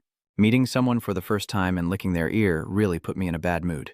Lejine shouted loudly and transformed into a parasite. The threads from her 5 fingers resemble claws. Hannah gently dodged aside, her gaze falling on those threads. Caterpillar butterfly, not bad. Then the one over there must also be a monster, right? She looked up at the top of her head where Camison had just used the swarm of black ants to transform and jump to attack her. He fell to the ground, throwing a punch at Hannah, but before it could land, she teleported away to a distance. And looking up at the destroyed ground, the force he exerted was no ordinary power. He truly shows no mercy to anyone except the insect people. My first punch was dodged. Camison quickly turned around to look for Hannah's figure. You can't catch me with those stupid moves. My skill makes me disappear right before your eyes. If that's the case, then it's really difficult and I can't be touched at all. Lejine frowned and asked Camison cautiously. After a moment of thought, he said, Try charging in again. Lin helplessly sighed. Are you really that stupid? You just keep rushing headfirst into everything? Nearby, Bang Saren stared blankly at Camison inside the swarm of ants, unable to hide his astonishment. Is Camison also a parasite? She watches his movements as he orders the ants to move. A leg breaks free from the armor, replaced by a thick arm. Han looks at the black ant in front of him and coldly comments, truly rushing in foolishly. It's useless. Before she could finish speaking, a strand of silk suddenly struck from behind, slashing across her neck but leaving a cut that let purple blood flow down. While Camison was attacking, Liraine set a trap with silk woven into a star shape around Hannah. She looked grim, and losing focus during the fight was not an option. The black ant charged forward, stopping just before the strands of silk and then delivering a powerful punch to her head. Did it hit? Too bad. It missed because she quickly raised her hand to block with her arm, while her other hand transformed into a bug shape, but only limited to one arm. On her striped arm, there's also something that looks like a poison needle. She growls, How dare that guy make me bleed with this? The needle in her hand pierced Kalamit's body, causing blood to drip as silk threads cut into her. Caught off guard, he couldn't defend, and the needle went through his armor into his flesh. Camison instinctively felt the spot heat up as Hannah's gaze fixed on the fresh blood flowing from the needle wound. What are you? Why's the blood red? Before she could understand fully, Lejine hurriedly rushed in to save the person, her other hand transforming into a monster-like form. She raised her hand towards Lizel and delivered a precise strike, the needle extending straight into Lizel's shoulder. She gritted her teeth, braced herself, and shouted, It doesn't hurt at all. Han seemed not to notice, because the real poison was not that needle. She pulled out the needle and punched Camison again, sticking out her tongue to lick the red blood on it. How does human blood taste? At the same time, the spots where the needles pierced Lizel Jai and Camison suddenly swelled up and turned red, as if about to explode. She softly said, Boom! And a loud explosion erupted. And strangely, the color of the explosion matches their blood, one red, one purple, like this toxin is made from blood. Lizelle lost an arm and Camison's chest was shattered, fresh blood oozing out. The front of her chest blistered from burns, her breathing becoming hurried. On one of her arms, the white hair was now stained red, and the connecting cord had turned a dark red. She chuckled softly. Are you exhausted already? No, you can't give up now. I haven't even started yet. She's still very interested in Camison's blood and wants to take him back for experiments. Wait, there's a misunderstanding. They are both just visitors. I told them to come here because they wanted to learn about that drug. Are you serious? Bang Xian nodded firmly, yes. Han was lost in thought, then suddenly his face, which had been full of murderous intent, changed completely, and he broke into a bright smile. Who is that? You should have told me earlier. I almost killed those two people. She laughed loudly and turned around, also releasing the clone. A moment later, she came out with a rip bag containing the larva inside. But what should I do now? I only have one pill left. Just as Jine was about to suggest a future meeting, Camison cut in directly. That's not what we need right now. I want to hear an explanation first. Hannah is very patient with clients. She holds that ripped bag in her hand, smiling as she says this is a special medicine that, once absorbed, can grant immense strength. On the contrary, if humans eat it, they will turn into mutated larvae. Eating that kind of larva would naturally be 100 times more effective, even better than taking medicine. Li Jine asked in amazement, What? Are you saying to eat the larvae? Hannah chuckled as she looked toward the two men running over to them. If you see it with your own eyes, you'll understand quickly enough. Then she went over happily, calling out to those two over there. Wait a minute. They just turned around and hadn't even greeted each other when suddenly one of them was shoved a capsule into his mouth. His body immediately transformed, veins bulging on his face, his skin turning yellow and gaunt. In an instant, he had become a yellowish larva, just like the swarm of larvae recently caught by the insect harvester. Damn it, it's this form again! Li Xin cursed, really too traumatized by this kind of thing. Can it be changed to a different form, please? Han chuckled coldly. This is a gift to apologize for what happened earlier. Eat it and you'll become stronger. Well then, enjoy your meal. Then she walks over to put her arm around Bang Xian and leaves, leaving the larva behind with a message. If you're satisfied, just find Hannah at the Red Claw. Before leaving, Bang Xian kept glancing back at Camison a few times, before gradually disappearing, leaving only a larva behind. This is really serious now. What should we do to fix this? On the other side, the poor friend running with your buddy was suddenly attacked by a larva. This is definitely one of the most terrifying experiences in life. Dealing with a giant parasite is already hard enough. A single inexperienced larva is nothing for Camison. With just a few basic moves, he completely defeated that larva. He fought brutally, blood splattering everywhere. Lejine hurriedly ran over, grabbing his shoulder and shouting to stop him. Hey, stop it, you crazy person. Get a grip. What are you doing right now? Are you planning to eat this? Wake up. That's not how it should be. Ignoring Lai Reo Jane shaking her shoulder, Camison simply said 2 words, experiment. Then he ordered the ants to leave his body, tell them to eat and go. The ants immediately rushed to bite and tear the larva in front of him, a mass of black covering the larva. Camison stood there silently watching this process instead of leaving like he did before. Liddy stared blankly at him, then at the larva, then at the swarm of ants. Oh, with that cold expression. It's as if he's actually devouring the live larva transformed by the man, while the poor friend who hasn't turned into a larva yet keeps feeling his emotions plummet from one moment to the next. First, you were turned into a larva, then a swarm of terrifying ants started crawling all over it. Lejine frowned and asked if it had to be like this. That was the person who was still healthy just a moment ago, Camison said coldly. Now she really is angry. She frowned and cursed. This crazy guy, you think differently from the other insects, but you also went crazy because of the power, right? How are you different from those bugs? What does a chicken know? Camison glanced at Lejine, cutting her off as usual, then looked away silently. At this moment, the man suddenly froze. He stared intently at his friend and then shouted as if he had just found a glimmer of hope. Turn around. That man trembled as he spoke. The larva on the ground slowly disappeared. The swarm of ants still crawled over his body, but his body now looked a bit human. He struggled to get up, coughing uncontrollably as if something was stuck in his throat. The curled-up thing was surrounded by a swarm of black ants as Lion nervously asked questions. What is going on? He said. Ever since the Saren gang, I've always been cautious. This existence always makes me feel uneasy. The man opened his mouth wide, coughing uncontrollably. He struggled to sit up, turning his head on the ground, his face now looking a bit more human. From the snake-like tongue, a yellowish worm crawls out, and when the man completely pulls the worm out of his body, he returns to normal. The swarm of ants from the man's body rushes toward the worm, while the remaining ants on Camison's body continue to tirelessly secrete a substance to heal his wounds. Lijine stands beside him, looking at the creature on the ground. Is that their true form from the potion? But is it okay for the ants to eat that? Does what the ants ate affect you? Cayman replied coldly, as if it had nothing to do with him. I won't know until they return to my body. The ants don't take long to completely digest that worm. As soon as they finish digesting, they line up and slowly crawl back into Camison's body through the hole in his neck. Only a few of them had entered, and suddenly he showed an unusual expression, as if he was about to lose his mind any moment. Veins on his face bulged red and prominent. Camison trembles and gasps for breath. Lijine anxiously asks, are you okay? Before losing his mind, Camison growled, get away from me. The ants are almost back inside his body completely. Blood vessels bulge and spread from the hole in his neck as if parasitic worms are inside. Muscles tense, and he grits his teeth, enduring the pain that is consuming him, while the swarm of ants once again covers his body, forming a thin black layer, and the scene shifts to the gaudy red-lit club. This place is as noisy and lively as ever, with lights so bright they hurt your eyes. He put down the bottle and said, let them in. As soon as the person arrived at the door, swearing erupted. The door closes. Hannah steps inside, followed by Bang Saren. This girl's temper really isn't good. She swears at the slightest provocation. Damn it, I still need to get permission from others before I can come in. That big guy is the one who saved her from drowning that day. The club director, his name is Gong Dyun. He looked at Hannah and smiled, saying, of course, if you want to come in, you need the director's approval. Hannah approached casually and took a chilled bottle from the bucket. Don't be rude. Our relationship can't be ranked above or below each other.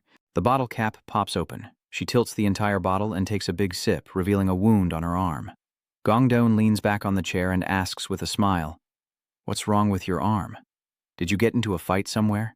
Hannah put the bottle down and sighed, just going over business matters. She's so fierce because she's small, Gong Darun muttered. She's pretty good at fighting. She should promote the Tiandi Wu Fa a bit. Hannah sneered contemptuously. Gong Darun opened his mouth to accept the piece of apple as the beautiful hand fed him. I heard there's a pretty famous guy lately, and our place is short of recruits. Hannah snorted coldly. Who would bother to find out what I want? Gong Run, chewing an apple, said, that nasty girl is in such a hurry. A large amount of medicine, about 50 pills, went missing yesterday. Hannah frowned. 50 pills? So it was stolen after all? What kind of management is this? No. Gong trembled as he stood up. If she wants to get angry with me, it will be very difficult. Because of the culprit, he was walking very slowly but suddenly lunged forward, with one hand grabbing the entire head of Bang Zezin, big enough to crush her head in one squeeze. The main culprit is this girl. The customer outside, playing nearby, hurriedly ran away to avoid the shattered glass from the window above for some reason. Gong Run clenched his fists and said sharply, this girl, you dare to steal my medicine. You're just a little puppy who doesn't know fear. I'll crush you into nothingness. With that, a slender thigh was placed on his shoulder and a needle pointed at Gong Dae's neck, making him freeze. At this moment, the two beautiful sisters with armrests transformed into half-human, half-beast forms, each wielding a sharp weapon like a sword against Hannah, creating a tense and striking standoff. Hannah completely ignores the thing on her neck and stares intently at Gong Run as she declares, touch my people, and it's death, right? Gong Jun chuckles softly. So, who is holding those medicines? Tell me, where is the demon medicine? He gathered all his strength. Bang Saren felt like his head was about to explode. That needle prick into Gong Dae's neck makes him tremble, fresh blood trickling down. He growls and says, go. Han saw that his people were about to be overwhelmed and grew extremely anxious. What the hell is this crazy guy planning to do? She shouted and pushed away. You crazy dog. Poor Zinkar, crushed by that hand. This bastard seems to think you can just speak without taking your time. If you keep pushing like that, no one will confess. The fragile girl quickly reached out to grab his arm, trying to move her head into a better position to talk, then shouted, no way. I'm the one who did this to get revenge. The drugs have already been eaten up. Gong Run suddenly laughed, looking like a truly vicious thug. I already know. I know where you took her and what you did. Saren's heart skipped a beat as she stared fixedly at the person in front of her. Suddenly, the pain disappeared. Gong Rin let go, leaving a clear thumbprint on Bang Seren's cheek. Hannah quickly retracted her needle and rushed to Shin's side to check on the girl. Are you okay? The savage laughter of Gong Dyun echoes throughout the room. He laughed as if he was about to cry. Ha ha ha, how did you come up with such a crazy idea? You're even more mischievous than your master. Ha ha, does this guy know? Bang Xin, furious and indignant, could only stare daggers at Gong Jun, while Han glared at him, knowing he was still up to his tricks. This mean-spirited guy. Gong Jun just smiled faintly. Last night, when I found out your pet was the culprit, I followed it. They're probably heading here now too. He licks his lips. 50 of them took medicine, I will eat them all. Inside the city, the residents were evacuated quickly, and only the bug-sweeping crew remained to chase the fleeing larvae and insect-human hybrids, with the target being SSS-RANK, who was currently shedding its shell beneath the underground sewer. Hearing the noise, SSS-RANK turned back and looked behind, making some savage sounds. At this moment, someone shouted, and the swarm of bug harvesters charged forward, using their weapons to pierce through his ugly hide. SSS-RANK howled in pain, having lived a human life, now finally being punished in the way humans do to insect creatures. Damn it, why am I the only one left? Still that same dirty, irritable attitude. He intended to drag a few more people to die with him, but a cold sword sliced through, and the attacker was Pio. SSS-RANK didn't even have time to yawn before collapsing to the ground. Pio remains dressed in pure white with no stain. Holding a bug-killing cigarette in his mouth, a sword in one hand and an electric whip in the other, he coldly shouts loudly, his eyes looking at the insect-like creatures as if they were pitiful, weak trash. He turns around and orders the surrounding staff to catch the insect creatures, but as soon as they step closer, they feel like they are stepping on loose sand in the desert. The staff fell into chaos, with some sinking deep into the sand. The larvae disappeared, replaced by 2 others emerging. Nepio was shielded by those in front, so he hadn't seen the new enemy that just appeared. He walked over and frowned, asking, "What are you guys doing?" "Well," Beek Mingung chuckled softly. "Let's just take our belongings and go ahead. He seems too strong." The kid with the crooked teeth followed him, huffing dismissively. "Then let's attack together." "What do you mean go first? Let's finish this quickly."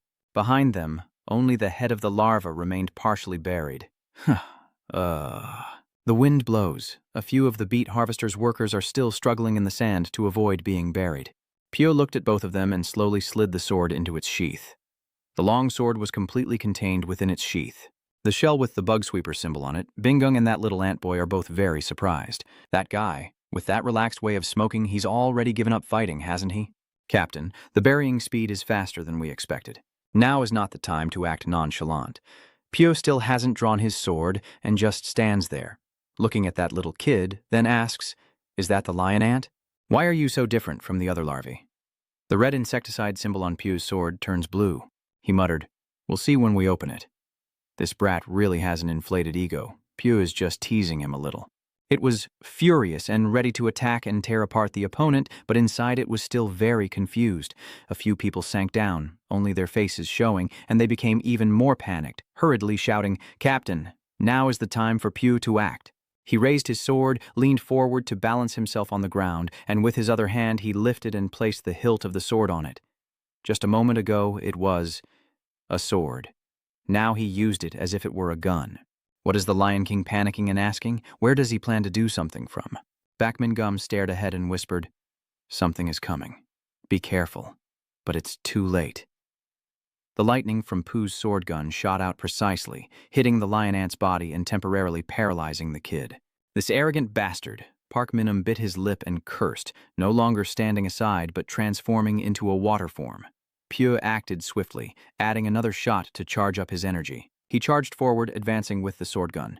The strike from the sword was also the barrel of the gun, with a specially crafted lightning bolt aimed at the swarm of insects, moving almost as fast as lightning, while he also raised his water-covered sword to cut across the path of the incoming lightning. The sword lion was pulled back suddenly, and for now, it couldn't be saved. Park Minum's earlier strike saved it from being pulled again, but inadvertently put him in a situation where he was also being pulled. Bingum stared in horror at Pio, completely surrounded by that strange blue electric aura. Even the counterattack is useless. The lion warrior can no longer fight. Its techniques have been nullified. The swirling sand on the ground has disappeared, and the staff members quickly climb up, taking the opportunity to retrieve their weapons. Pio leads the group forward, moving as fast as an arrow. He shouted loudly, "There must be a reason why these guys are blocking us. We must recover the larvae." The soldiers obeyed the order and hurriedly went to work. Pio root kiem ra, dauk songwa kiem quan hen nuots, quan mat nhan nhovi met moa, dothwak trong mieng suit bikanchat. Gahulan anhmat dung laitrentan kiem maukam kua nhen nuox nhan ra dolavatfam angui hiem. The water spider angrily said, "You are the one." Showing off arrogantly, he drew his other sword from his back, and from the start of the fight he used both swords at the same time to prevent any miscalculation. You really are a proud fool. So what? 2 swords are too much for you? The area of the water spider's attack keeps expanding, the golden glow of the sword sweeping across the sky in several strokes, before clashing with the green sword in Pai's hand. Pai leans forward slightly, shifting his weight onto his legs to brace himself, but both swords attack with full force at the same time, making it difficult for him to withstand the assault. He puffed his cheeks and took a deep breath as the cigarette burned wildly. Pio quickly stepped back and simultaneously blew a stream of green smoke into the water spider. As expected, the water phantom lost Pio's trail in the green smoke. He looked confused at the blurry scene before him, a discomfort rising in his throat. He swung his sword to disperse the smoke with the wind, quite troublesome. The lion-shaped insect behind was quite influential, coughing a few times, and the smoke gradually disappeared, leaving the person in front nowhere to be seen, until he felt a strange, powerful energy suddenly appear behind him. At that moment, a figure jumped down from the sky and struck hard at the water spider's arm, causing paralysis to spread through his body. Blood spurted out, and the water spider glared and cursed. "You noisy human." Pia coldly replied, "I will capture you along with the larva." And suddenly the ground beneath his feet trembled slightly. With his extensive experience, he immediately leapt back into the air, not knowing when the lion ant had awakened to restart the sand vortex, probably triggered by the smoke. They lunged at Pure, he stepped back, and the 2 staff members quickly moved forward, using their weapons to push the tentacle back. Suddenly something sharp and red shot up from the ground. The spear-wielding employee only managed to say one word, "danger," before that red thing pierced through his chest. This is the tongue of the larvae that used that thing. The spear suddenly felt fear and regret, hurriedly calling Pooh for help, but it was too late. The creature resembling a snake retracted, dragging the unfortunate worker down into the sand. The call gradually faded away, leaving only the protruding leg that eventually disappeared. The death pit was activated once again, damn it. "Are you pretending to be dead after seeing the lion ant in the sand pit?" The lion ant seems to be angry. It asks in a cold tone. "What is he?" The guy with glasses. "What exactly is he? What is he?" The first team member's head was buried in the sand and suffocating, face pale. The Lion King said, "There's no time now. Isn't it to collect items first?" Biminim shrugged helplessly. "I told you to gather the items first?" Lion Ant let out a sound and then remembered that it was originally the one who suggested fighting. Below, the head of the no-so-wrong larva sank even deeper. Water Spider sighed and shoved the 2 swords back into the 2 holes on its back. "Let's just go back and set up the flag." A few staff members are eager to chase after them, but Ho-Tu-Thon in front doesn't give them the chance. Pio again raised his sword, trying to fire a shot to stop the 2 bugs from leaving, but the problem was the insect scythe symbol on the sword didn't turn blue. The machine's out of power. Even the good weapons are draining too fast. Near them, the ground seems to tremble, and the buildings appear to be cracking apart. Lion Master's voice sounded calmly. "Just bury it." Countless rocks and dirt poured down, sucked into the hole. There was no way to chase after them anymore. The beetle harvester workers hurriedly ran to call Pugh to retreat, and he also agreed to let his subordinates escape this chaos, while he himself, wounded twice, used some rocks to charge forward. "That guy is really brave." The lion ant murmured in praise. "I thought you came to fight again, but no matter how much I dislike insects, I remain calm and just grab my subordinate before quickly returning above ground." Lion Ant's head peeks out from the sand and says, "I will strike when we meet again." Pio frowned and muttered. As the speed of the hole's suction grew faster, he widened his stride and hurriedly jumped up on top. In an instant, they found themselves in a scene of desolation and ruins, with buildings buried beneath the shifting sands and dust everywhere, making it hard for the surviving staff to even breathe freely. "Those damn insects," Pio cursed silently, his eyes like he was looking at the pests of society. He finishes his current mission with a new order for his men, to investigate all the nearby installations. Now it's their turn to hunt. On a quiet, moonless night, a bugman desperately runs away, seemingly being silently followed by someone behind him. The mutant froze in shock and turned around, only to see the wasp person with a murderous gaze slowly approaching behind him, causing him to scream in disbelief. A fellow hunter. He screams in despair and stops. Suddenly, a swarm of ants flew out from behind, causing him to turn his head back. At this moment, another ant appeared. The 2 insect people just stared at him without saying a word. their cold eyes making the insect hybrid extremely terrified. Huh. What is this? When he saw the insect person about to raise their hand to attack, he shouted loudly. There are even two fellow hunters. A loud thud like tearing through the quiet night. The insect creature was cut into pieces, only its body lying scattered on the ground while the ants devoured the remains. The ant person silently left without looking back after finishing, and now it seems that a spot is missing in the main girl's classroom. The shameless boys placed funeral flowers on her best friend's desk and wrote insulting words, Nungrp, monster. Seeing the words written on the desk only made them more proud, not regretful. Ha ha ha, monster. More flowers too, ha ha ha. A fat guy is looking in the mirror to fix his appearance, showing his teeth and complaining. Damn it, I probably have to spend all the money I earned from deliveries on fixing my teeth, so A and Lynn can sit still without saying a word. The whispering of the girls in the class echoes. I heard she's an intern at an entertainment company. I'm really surprised. Seeing No Dong get beaten up so badly, after all he is a monster. Suddenly a voice rang out, drawing their attention. They told Ajia to step back and said, You're not a monster, you're my friend, so watch your words. The others reluctantly replied, Oh, sorry. Lian was also very surprised to see her like that because her impression of Cho Ajia was that she was a rather shy girl. Cho Ajia turned to leave, and she silently thought there was a bunch of people talking behind her back. Lian asked her, Are you okay? She only replied indifferently. Goen, you were in the class that day too, right? Is Sign really a monster? Jensen replied coldly. Your friend, besides being carefree, doesn't hurt anyone. Not a monster. The female lead clenched her lips at that. Is that so? Actually, I'm really scared. As she spoke, she recalled the moment when it happened, standing outside, hearing screams. I could see what was happening inside the window, but I was too afraid to look. I'm afraid I'll see Saiyan turn into a monster. I don't want to see that. As she spoke, she sobbed uncontrollably, trying to wipe away her tears with her sleeve. Rain didn't want to see her cry, so she turned her head away with a blank expression. But inside, she was comforting herself. Don't worry, there's a way to switch scenes to a building under construction. Inside, the ants are now devouring and enjoying the corpse of the insect just defeated. Kamison stood quietly from afar, observing everything. He thought to himself that after absorbing the larvae, the number of ants would increase so much that they would spill out of his body. So after several failed attempts, we created a new body and assigned it the task of hunting. The monster, after finishing its meal, crawls towards the main character with a piece of meat in its mouth and a strange purple gemstone, then rises and roars. Kamison simply asked coldly if it was all eaten. He thought to himself. But the ants were still the same as before. The monster continued to roar. He stared coldly and said, Don't eat any more. The monster reacted even more fiercely, and he thought to himself if it wasn't satisfied, it would attack again. Then he threw a punch at the monster, causing it to vanish into tiny ants. His hand now grasped a gem containing the insect inside.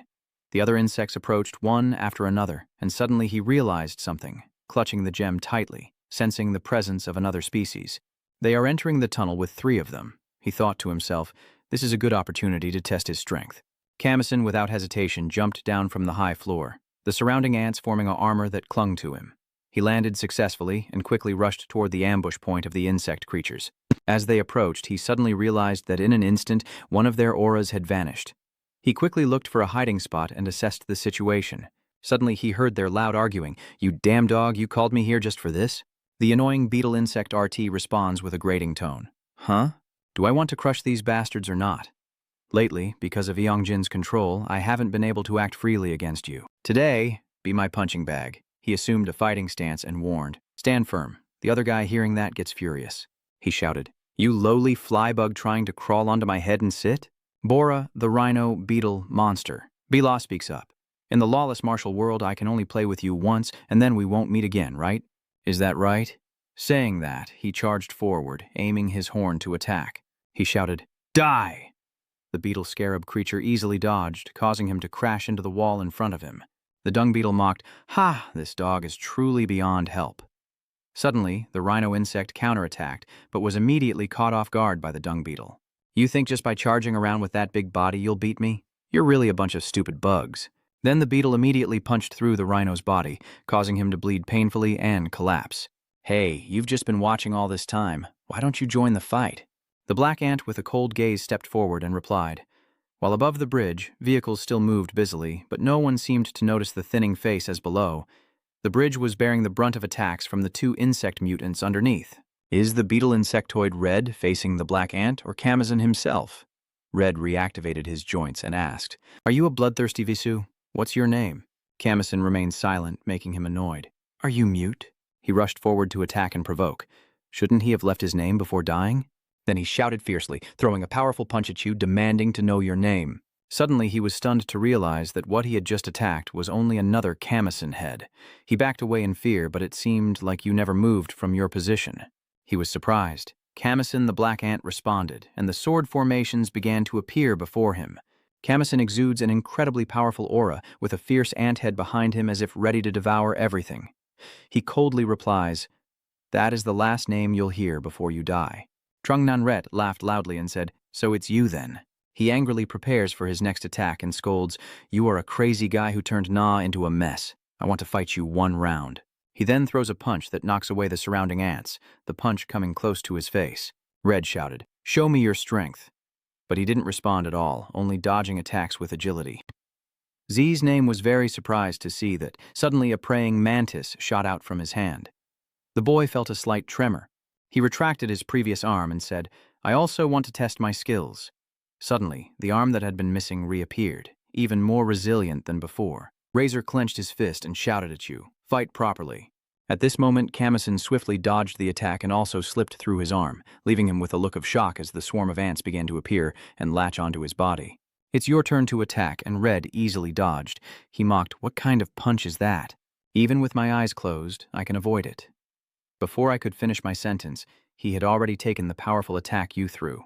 Red was knocked back to the opposite wall, the bridge above trembling slightly, smoke from the cave gradually clearing to reveal the intense battle between them. Shivering, he questioned himself. What was that just now? I clearly saw the path of that punch, but with that speed and power, he shattered all my expectations. "You bastard." He looked up and saw Kamazan approaching. He thought to himself, his stuff. Kamazan asking for his name surprised him. "What?" Kamazan looked at him with contempt and mocked him. "Wasn't it to leave your name before dying? Your words have ignited his fury." "That damn bastard." Saying that, he clenched his fists together and a bright light immediately appeared. Kamazan didn't hesitate and launched his next attack, accidentally punching through his tough defense. Surprised, he stared at him from inside and said, "Damn it, I didn't want to go this far." Trungnanret ordered, the outer defenses gradually expanded. Sensing danger, he immediately dodged the attack with a look of unease. Above the bridge, a bus passes by, but no one notices. Below the bridge, a crack has appeared, gradually widening and unleashing a terrifying surge of power. The driver panicked and swerved in another direction, causing chaos among the passengers. The car narrowly avoided an explosion, but was also on the verge of tipping over the bridge. The two clone beings are still fighting fiercely to regain their honor, as the car is about to fall, and the screams of everyone have caught their attention.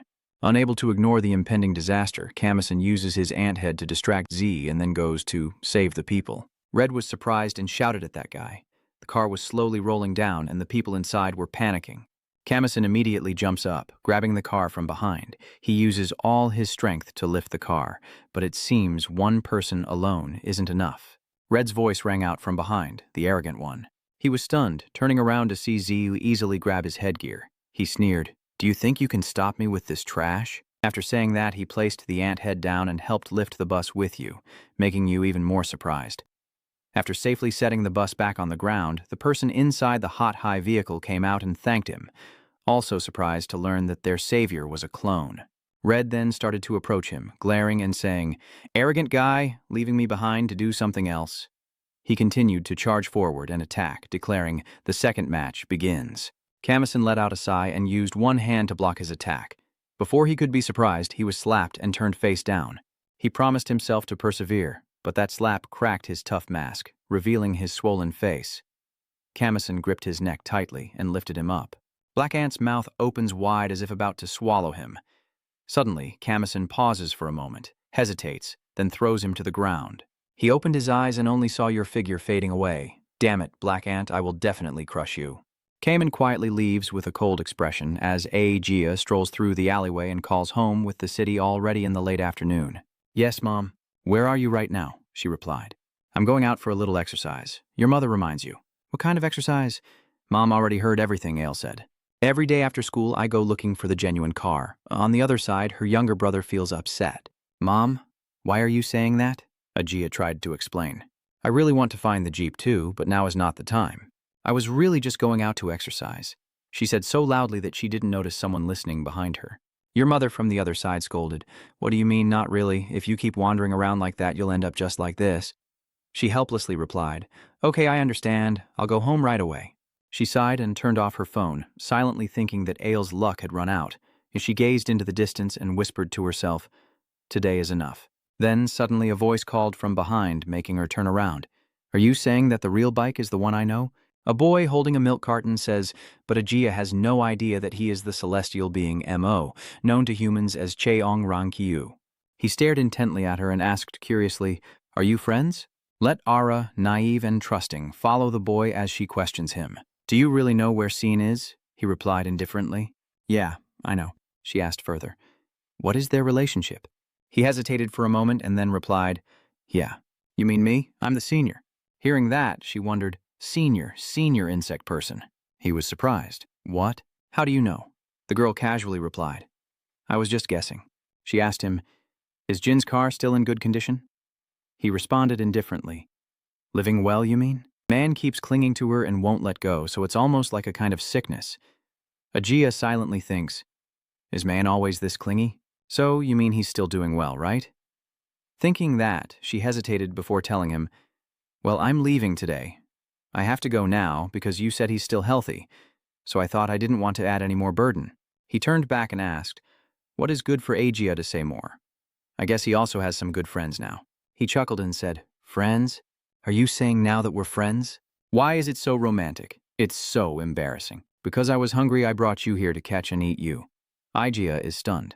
Seeing the swarm of bugs crawling on the tree made her even more terrified and stepped back. He continued, If Shin knew I had eaten her friend, how do you think she would feel? Her legs trembled as she stepped back. She asked him, What are you talking about now? Now, as for me, I never liked that girl from the start. I ran away many times to survive, was hunted down by humans, and finally discovered I was a lion ant. And now I have this position. As for that girl, Mengan keeps her close, and she spends her days comfortably in this world. Seeing her wide-eyed expression of surprise, he wondered what was wrong. What is it? Why are you so surprised? Well, how could humans understand? Era screamed in fear and ran away. He still calmly said, What's going on? Where are you running to? His body is gradually transforming into a parasite. If you run now, it's already too late. Era screams desperately as a mound of sand lifts her into the air, the mutant laughing triumphantly. What are you doing? Let's eat. The bugs he commanded immediately rushed to attack her, and she screamed in fear. Suddenly, two monsters were cut down by an unknown strike and fell onto the sand, surprising Ajia, and above them appeared another insectoid creature. It was none other than Lai Jine. Muro's owner was surprised. What? Before he could get a clear idea, she curled up and lunged down, delivering a kick to him. She realized that around her, threads had been wrapping her up, lifting her out of the sandstorm. The clone Mose exclaimed in shock, What's going on? Who are you? A little old man of some kind of ant species called me by this name. Sis. She coldly turned to look at the insectoid creature, also removing the silk around Ajia to help her land safely. Lejine said, Run away, quickly for Ajia to retreat without forgetting to say, Thank you. The bugs, following the command of the clone, rushed to attack. The girl coldly used silk to bind them, then knelt down crossing her arms, causing the silk to tighten and shatter the bugs. Blood splattered all over her body. Moss, witnessing everything, was stunned. What? Why did you suddenly show up and ruin someone else's meal? Should I bury you alive too? She sneered at him. Wow, that's really cute. What a funny story. You resemble both these things and other beings. Are you also a divine insect? He arrogantly replied, Oh, that's right. Ah, now I get it. You're that girl, right? The one who fought Sichna to death. I heard there were two of you. Are you okay fighting alone? She thought to herself and then took the prepared pill in her hand. This guy is right. If she fights head-on with Heavenly Trunk alone. He was surprised to see what she was holding in her hand. Yeah, how do you have that? She thought to herself, Indeed, this is the only way to use this power. They can't eat.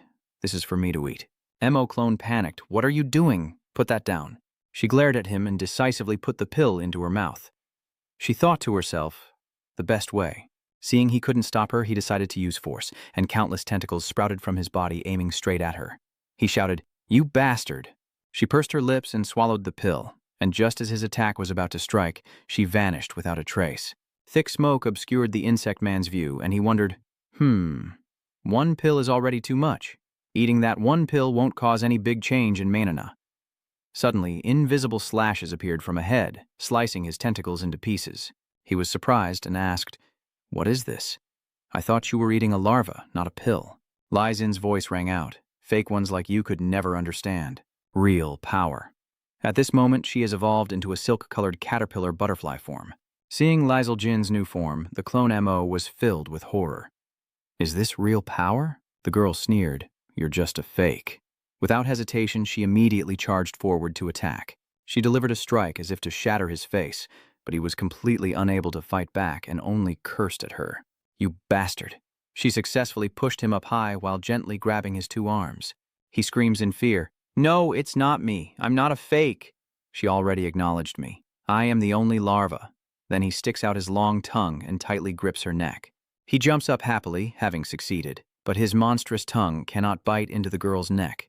What is this fake product? The fangs try to bite into her neck but leave no mark. The girl explains, "My outer shell is woven from steel threads. Your ordinary bite can't do anything to me." She gently takes hold of his tongue, causing him to panic, as countless threads emerge from her hand and wrap around his tongue. She coldly said, "I will cut you into pieces." The threads now crisscrossed and wrapped around his tongue.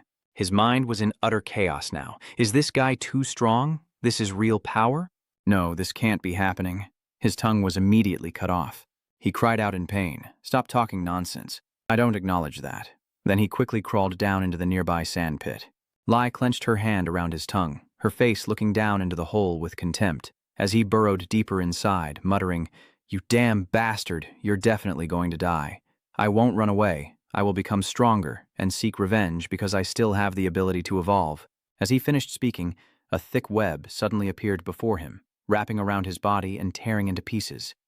The web was then lifted up, forming a pouch that held the corpse and hung from the tree. Lyrene snorted and couldn't help but marvel, "Great Tien Trung, now we've finally caught one. The real fight begins." Suddenly a voice interrupted, "Then let's get serious." The second person enters the fight. Li Jin immediately recognizes the water bug, and she feels annoyed. Why does it have to be now when there are no black ants? No, with my current strength I can handle it alone. That guy immediately recognized her too and asked, "An acquaintance? Where is that black ant so you're not alone?" He used the sword in his hand to cut into his chest and said, "The ants he put inside me are still crawling around inside me. If I don't kill him, this will never end," the girl replied calmly. "Ah, I know that uncomfortable feeling too. I will help him deal with that pain," she said then, and countless threads shot out from behind to attack him. Seeing the threads rushing toward him, he didn't look discouraged and coldly replied, "Ha, all right, let's see what you've got. Try me." He skillfully combined the two crossed swords to block her attack, but now the silk threads had become thicker and sharper, gradually destroying his sword. He sighed. Indeed, the power of the medicine is no joke. His sword was shattered by her, and he thought to himself, "If I slack off, I'll be doomed, but with that much left, how many words are still remaining now?" The girl continued to charge forward with her attack, but he only drew his sword to defend himself, showing no resistance at all. He calmly dodged her deadly attacks and silently counted down 4-3-21. Just as she was about to rush in and deliver the final kick, he quietly responded, "It's over." The girl suddenly gasped for breath and collapsed to the ground. Her short hair reverted to its original shape. She suspiciously looked at her hand, then turned back. "Really?" "The system reports that the effect of the medicine lasts only a short time, sir." At this moment, the sword of that celestial assassin was pressed against her neck. He coldly said, "Follow me obediently." Back at the male lead's apartment, he is casually eating cake and drinking tea while watching TV with his grandmother. The news reports, "We have invited Zhong Qidong, the youngest martial artist in the Indochina boxing tournament." The person on TV greets hello, and the host cheerfully responds, "Hello. Is Camison's grandmother really admired by the whole country?" The host's voice rises. "In the last title defense, you didn't give your opponent a chance to score," the reporter asked. "What caused the scar on your cheek?" He calmly replied, "I was bitten by an insect." Camison suddenly focused on the guy on the screen, catching the reporter off guard. "What? I didn't expect a world-class Zheng Qiyang player to be attacked by insects. It's not a Trung Nhan, right?" He immediately denied, saying, "If it were a Trung Han, how could I stay here?" Another news report interrupted. "Here is the news at Ninos. On Friday morning at Non Mountain, a number of insectoid corpses were discovered. Suddenly a message from Aegea appears. Camison, you're not coming to school tomorrow either? Seeing that, he thought to himself that he still wasn't ready to go to school yet, as he hadn't fully controlled the population. The message from Aegea continued to be pushed up. Why aren't you going to school? Camison, are you not going to school tomorrow either? Sign also skipped school today. The homeroom teacher is very angry, Camison muttered. Probably he received another emergency food message. Why didn't you go to school? When you go, buy some ice cream. Today, we're having pork on rice. Is there any school where students skip classes like this every day? The scene shifts to a ruined arena. Below, a crowd is fighting each other amid the cheers of the spectators in the stands. Lijine is now being beaten by other insect-like creatures. What is this? So you're wondering where that drug came from? Turns out it was that girl back then? You're so reckless. Suddenly he saw Lizin's bag trembling, and out of curiosity he took her phone. He looked at the screen, a lecherous smile spreading on his face as he cursed the bastard. A message notification from Kine appeared on the screen. What are you doing? Go back to Camison's house. Are you going to sleep now? I obediently answer. Yes, Grandma. I won't go to school tomorrow, and Grandma's perfectly fine with her grandson. Whatever you want to do is fine. Taking a week off from school and not going for another day doesn't make any difference. Hearing that, he felt reassured and prepared to go back to his room. Suddenly, his phone rang with a message from the emergency food reserve, sending an image. As soon as he clicked to view it, his face instantly changed. The photo sent from the other side shows Lil Zin's shattered mask lying in a pool of blood with a familiar Clob 6 business card on it. Inside the Exot building, in a dark basement filled with many prison cells, someone is approaching with hurried steps. He is Park Mining Gun. He glanced at a cell and called out, "Hey, are you dead?" Inside, Lizin is slumped against the wall, soaked in blood. Bin Gun reproached, "How come you have no strength at all like this?" "You're disappointing the customers who already paid you," Lijine weakly said. "Get out." He replied slowly, "So the pill you stole that day was the last one, huh? What can we do about it? That medicine is gone now. Some little larva has stolen it all." His tone is strangely calm. He continued, "I think we have a pretty deep fate together. What exactly are you doing?" "What is Nich?" The girl replied coldly, "Harmful insect extermination." He immediately asked, "What the hell are you, book creeper? You're just an insect too." His face dark, he looked at her and said, "I didn't let you live for no reason. Among compatriots, there's something called friendship, so I let you live." Pin told her, "The next match is about to start. Get ready because this one is special for you." He deliberately emphasized and then turned to leave. The scene shifts to the arena, where an enthusiastic insect-human MC speaks up. "Well, you all arrived just in time today. The crowd below is going wild. Next is the main event, with only one survivor among the competing contestants. In the hellish race, he is the insect-like creature serving as the unholy MC of heaven and earth." He slumped down and announced loudly, now starting, as he took turns introducing each one. The first contestant and the main character of the Hell Race, the fiery newcomer Sis, enters. Lijine walks onto the arena with a blank expression, seemingly forced. The MC continues to introduce the rules of the match. The Hell Race, according to Robu's rules, where opponents are added every minute. If you don't kill your opponent within a minute, more enemies will keep coming. He emphasized dramatically and headed towards a brutal death, not keeping everyone waiting. He orders, "Come on, contestant number 2, move in." The second clone has the shape of a dung beetle. When he sees Sio, he rushes forward wildly. Wow, as soon as he appeared, he charged at him fiercely. Shish, with a calm and indifferent face, just glared at him. "Hey, aren't you going to get ready?" "You are number 1, Red," he replied irritably. "Do you want me to join in such a ridiculous game? I'd rather be the main character if that's the case, then I might cooperate." "It seems that Red doesn't want to follow my orders," Bin Gun said angrily. "Kill enemies and sabotage the business before Red's fist is slammed into his face." Red looked at him with a displeased expression and said, "Or you and Gong Jun." Park Min-noon, hearing this, became furious. "Oh, even the boss is such a rude bastard." Both face to face, Min-noon wears a sinister smile and reminds him, "Because you are a competitor, I'll let it go.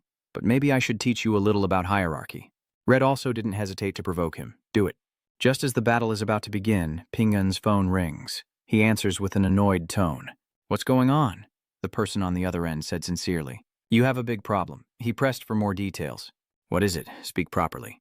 A panicked staff member replied that the elevator taking the VIP downstairs had disappeared. Bin Gun was stunned. "What?" After shutting down the machine, his face darkened. He said to Z, "Hey champion, get ready to go." He turned to look at Red with a cold gaze.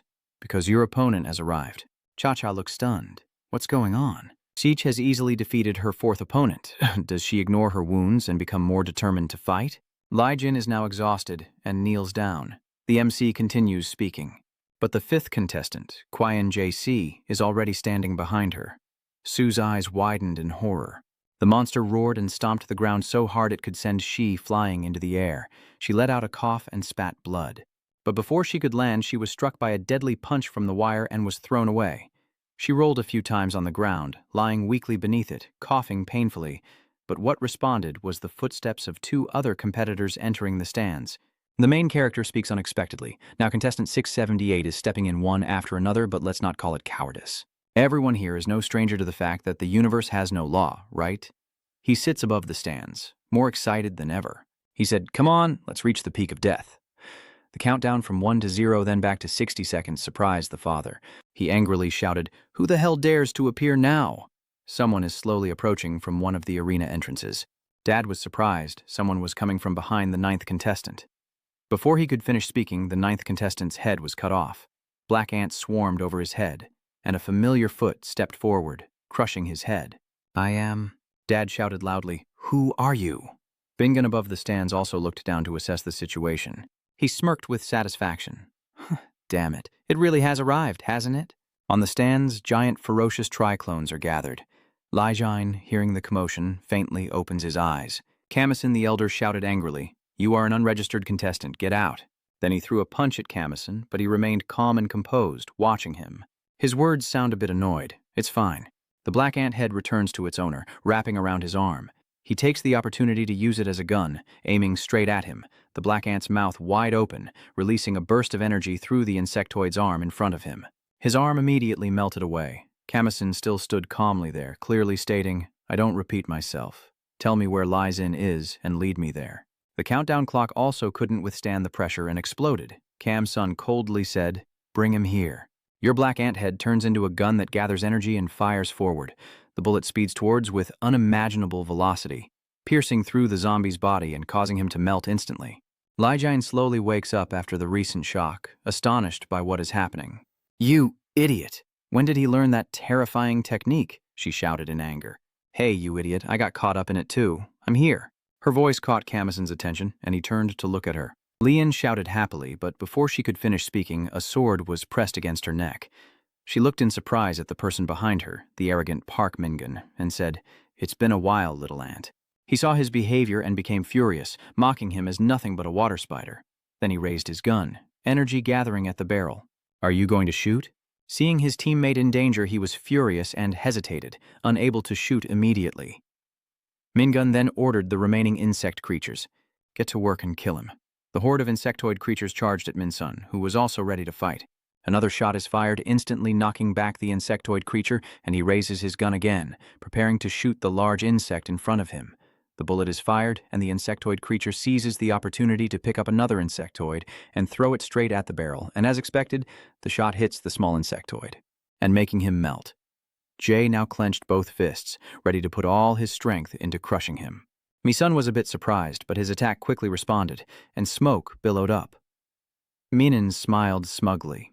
"OJ, you've finally learned to use your head, haven't you?" Ryojin witnesses everything and feels utterly stunned beyond words. Minin reassures her, "Don't worry too much, you will have to die too." He immediately gives an order. Jay brought him here.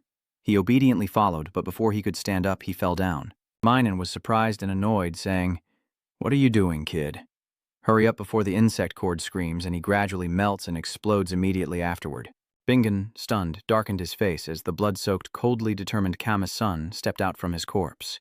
Minin grimaced and said, "You really blew it up, kid. You're stronger than before, huh? Looks like even as a larva you've absorbed something." Ryojin beside him cheered, "Black Ant, well done." The crowd in the stands was stunned. They whisper and speculate, "Who is that intruder?" Mi-sun looked at him with a cold gaze and said firmly, "Bring that kid here." Ryojin looked a bit annoyed. "Hey, earlier you called my name." He replied, "This is my emergency food supply." Mingun glared and then smiled eerily. He said, "Are you having fun? Look at these guys." Then he pressed his sword against Resin's neck, forcing her to grit her teeth and endure. The crowd in the stands shouted angrily, "Are you the manager here?" "They're all dead now. What do we do about our money?" "I bet 2 million on that round, and I even put 100 million myself. Is this how you do business?" Hearing the curses from the stands, Minun could only grit his teeth and say, "I apologize on behalf of the management for humanity's actions. I will return the money." So he couldn't hold back any longer and angrily shouted at the audience, telling them to shut up and place their bets again. Damn VIPs. At this moment, the crowd started to back away in fear, their faces changing as they began to question themselves. What do you mean for you two to compete? I'm so angry that Mi-sun feels like she's been used as a betting pawn. He coldly said, I will kill you immediately, you bastard. He glared at him. Don't get too confident, your opponent is behind you. Mi-sun hesitated and looked up at the next player entering the arena, a familiar figure appearing that made the black ant in his head gasp in surprise. The next player spoke. I've met you, Black Ant. He is none other than the beetle clone Red Red, who is now warming up his arm to prepare for battle. Mi-sun asked suspiciously. Revenge? He replied bluntly. That's right, saying that he charged forward with momentum. Let's begin.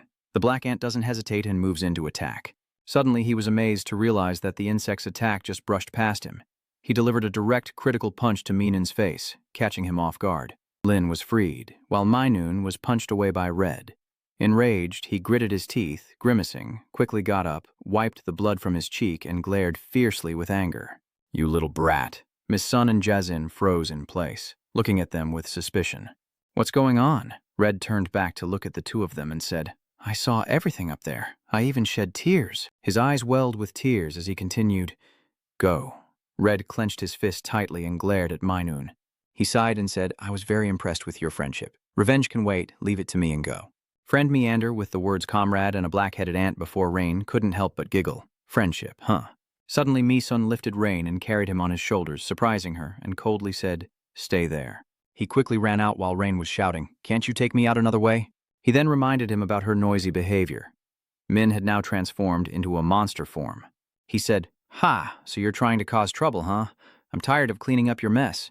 The Zet insect human also slowly approached. Ha, ha, ha, ha. Since he did well, I saved him. If he were useless, I would have to kill him. Min Woon replied. Ha, ha, ha. You're finally just a cocky kid, so let's go. They both rushed forward at the same time, their attacks about to end their opponent. Min Woon coldly said, Let's end today. Mission in vain hurriedly ran to find an escape. She asked him how to get down from here. Do you have a key card? He replied coldly, No. Rain wondered why. Then what should we do? Mi-sun replied briefly, her words shattering her unexpectedly. She looked up at the dark tunnel ahead and couldn't help but marvel. Only when she crazily stepped inside did she finally breathe a sigh of relief. We're out now, we're probably going to die. Hurry and get out. Suddenly, fragments of stone cracked and fell from above the basement, catching Mi-sun's attention. He instinctively stepped back and sure enough, a muscular man dropped down from above. He delivered a powerful punch to your face, splattering blood everywhere. Gritting his teeth in anger, he said, How can you be responsible? Destroyer and obstruction to business. There is no other answer but to kill you. A murderous aura radiated from him, terrifying the two people. He glared at them. Isn't that right? These bastards. A few hours ago, Gong Jun was still gulping down a bottle of wine. He let out a very satisfying sigh. Well done. Next to him were two beautiful girls and a giant larva on the table. And he looked at the prepared feast with great delight. Is that right? Since it's a 50-egg larva, where should I bite? A girl with a stern expression spoke. Do you think the boss also knows about this? She stared intently at the larva with a clear look of desire. June looked annoyed and replied, So what if I know? Are you afraid I'll steal what I've already eaten? She added, But you should also inform that person first. Seeing her drooling with desire, he reminded her to wipe her mouth and then spoke. He lifted the larva with just one hand. He slowly said, Kijima, that person has already reached the top of the insect hierarchy, so this is unnecessary. He lifted the larva in his hand and shouted excitedly, How cool will he look? That power? I'm really curious. So I also have to try reaching that top position. Then he opened his mouth wide, ready to swallow the larva. Suddenly a noise from outside drew his attention, and a frantic clone worker reported in. Boss, is there an intruder? Is the intruder strong? The other stammered. That, because of the intruder, the VIP elevator has disappeared, and now he's heading toward the lawless world. Jun put down the larva gun and questioned, It's not broken or damaged, but vanished. He approached the staff member and pressed his finger against his forehead, angrily saying, So you came to ask me to deal with him? The staff member, terrified, tried to explain, We need to catch up with him first since it seems he's heading toward the lawless world. Humph, so you're not strong enough to stop him then? The guy trembled and replied, Boss, about that. Jun immediately jabbed his finger into his brain. He mocked him as a useless loser and irritably said, well, maybe I should work up an appetite before dinner. Returning to the present, Kamison is being choked by his hand. Men are in so much pain that they can no longer resist, blood staining his hand. Lai crouched down, staring at the scene before her in horror, her face turning grim. What? Jaejun glared angrily at Man with intense hostility. Lai Jin looked at him, terrified that he could lift Sun with just one hand. She thought to herself, after the demon, this was the first time I felt such overwhelming, terrifying strength. Seeing how fragile Mi's Sun looks, he smirks confidently. Ha ha ha, don't be afraid. I'm not taking any money. Instead, let's have a fun fight. After saying that, he threw Mi's Sun far away, causing him to crash into the opposite wall and shatter it. Jin could only stare in shock, her body stiffening as she dared not look back at his swift attack that passed by before she even had time to react. When she turned her head, he delivered a powerful kick to Man, causing him to bleed heavily, and Jaejun, with a fierce expression, repeatedly attacked the wound, making it hard for him to fight back. The more he kicks, the more he reveals his pleasure. Look at this. Try to be stronger. Is that all you've got? Mi-sun shouted, and he slapped you again. He yelled, no, I told you it's not allowed. His hand clenched your head tightly, and he shouted, don't give up. Not enough. Not enough. Show me your strength. His face flushed with anger when suddenly a black ant lunged from behind and punched him in the face. However, he was unharmed. The black ant opened its mouth to swallow Jun, but he quickly used his hand to deliver a punch that knocked the ant away. What is this? It's cuter than before. Before he could attack, he suddenly realized his arm was being restrained by something. Jaejun turned his head and saw Jin doing his best to hold back the strands to block his attack. She frowned, thinking to herself, it's already this strong, just in human form? Even if she releases all her silk, she can't withstand it. Oh wow, look at them. They really are just a bunch of pathetic bullies. Suddenly he shouted excitedly, that's right, it's it. As he finished, a surge of power retaliated against them.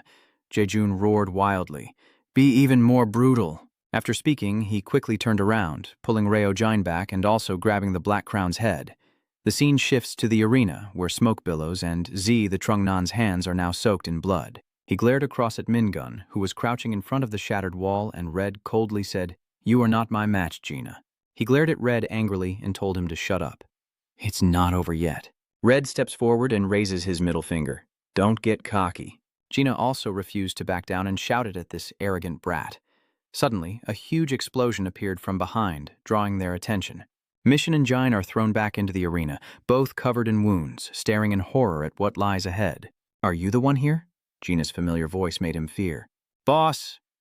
Emerging from the smoke, Jeju strides out confidently, sneering as he says, what do you look like? Totally pathetic. Ha ha ha ha ha ha ha. Gina exclaimed in panic. I have no face left, no matter what. Before I could finish my sentence, Jaejun suddenly lost his temper and shouted in his face, don't say such weak words. You are a subordinate of Gongjun. Hearing that, he immediately bowed his head and lowered his voice, saying, yes, boss. Red is a bit surprised. Gongjun. The people in the stands looked full of suspicion. What? Gongjun. Wow, he's crazy. That guy's really tall. It's the first time I've seen him in person. Did he just defeat that aggressive black guy with his bare hands? No. Jaejun immediately changed his attitude and greeted the audience enthusiastically. Hello, VIP ladies. I am the director here. The whispering of the crowd continues, still looking exactly like a crazy person. Suddenly he spoke up. I was a bit hungry after relaxing my muscles all this time. Have you all eaten yet? Jun's face immediately darkened, a sinister smile spreading across his face as he continued. I was in the middle of a meal, but I had to come out here. Since the guests are all here, I should entertain them. He said that and immediately signaled to Gina, let's go eat. Gina was a bit surprised. What do you mean by that? That can wait for later. Jejun glared at him and gave the order. Open it. Gina hesitated for a moment before finally obeying the boss's command. A door above gradually opens. Ryoan, surprised, says, what are they planning to do now that the ceiling is opening? Suddenly, a strange object fell, causing her and Mon's faces to darken. It was a human. The boss slowly approached and calmly said, come on, everyone, don't be polite.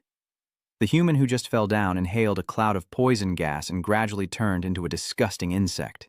He trembled loudly. Jun looked at them with a strange expression and then confidently said, it's better than I expected.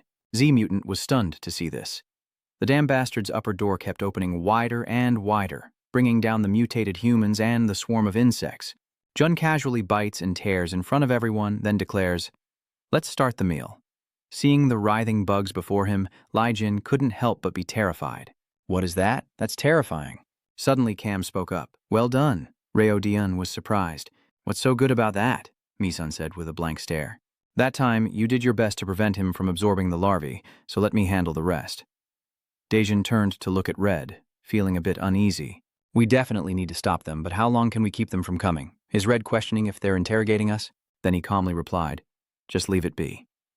Jin suddenly realized something and asked curiously, So, who are you guys? We each introduced ourselves, Jess said, and Si Gongjudu was now devouring her food. He looked at the main characters with curiosity and turned to ask, Hey, what are you doing with the food? Right in front of you. Eat up, don't keep hunting forever. It's sad to see us waiting for food prepared by others. Even if you wanted to eat this, you wouldn't be able to find it. Daejun sat comfortably on the larva, tearing into it and enjoying it deliciously. Suddenly he notices there's something inside. Oh, so that's what it is. That is a smaller larva parasitizing inside. The frost creature was extremely shocked when it saw this. He immediately rushed forward, surprising Resin and Mon as Rain shouted in panic. What is that idiot doing? He's completely crazy. Damn it, I also suddenly heard Misun's voice from behind. Lai Rain, run away, she asked in surprise.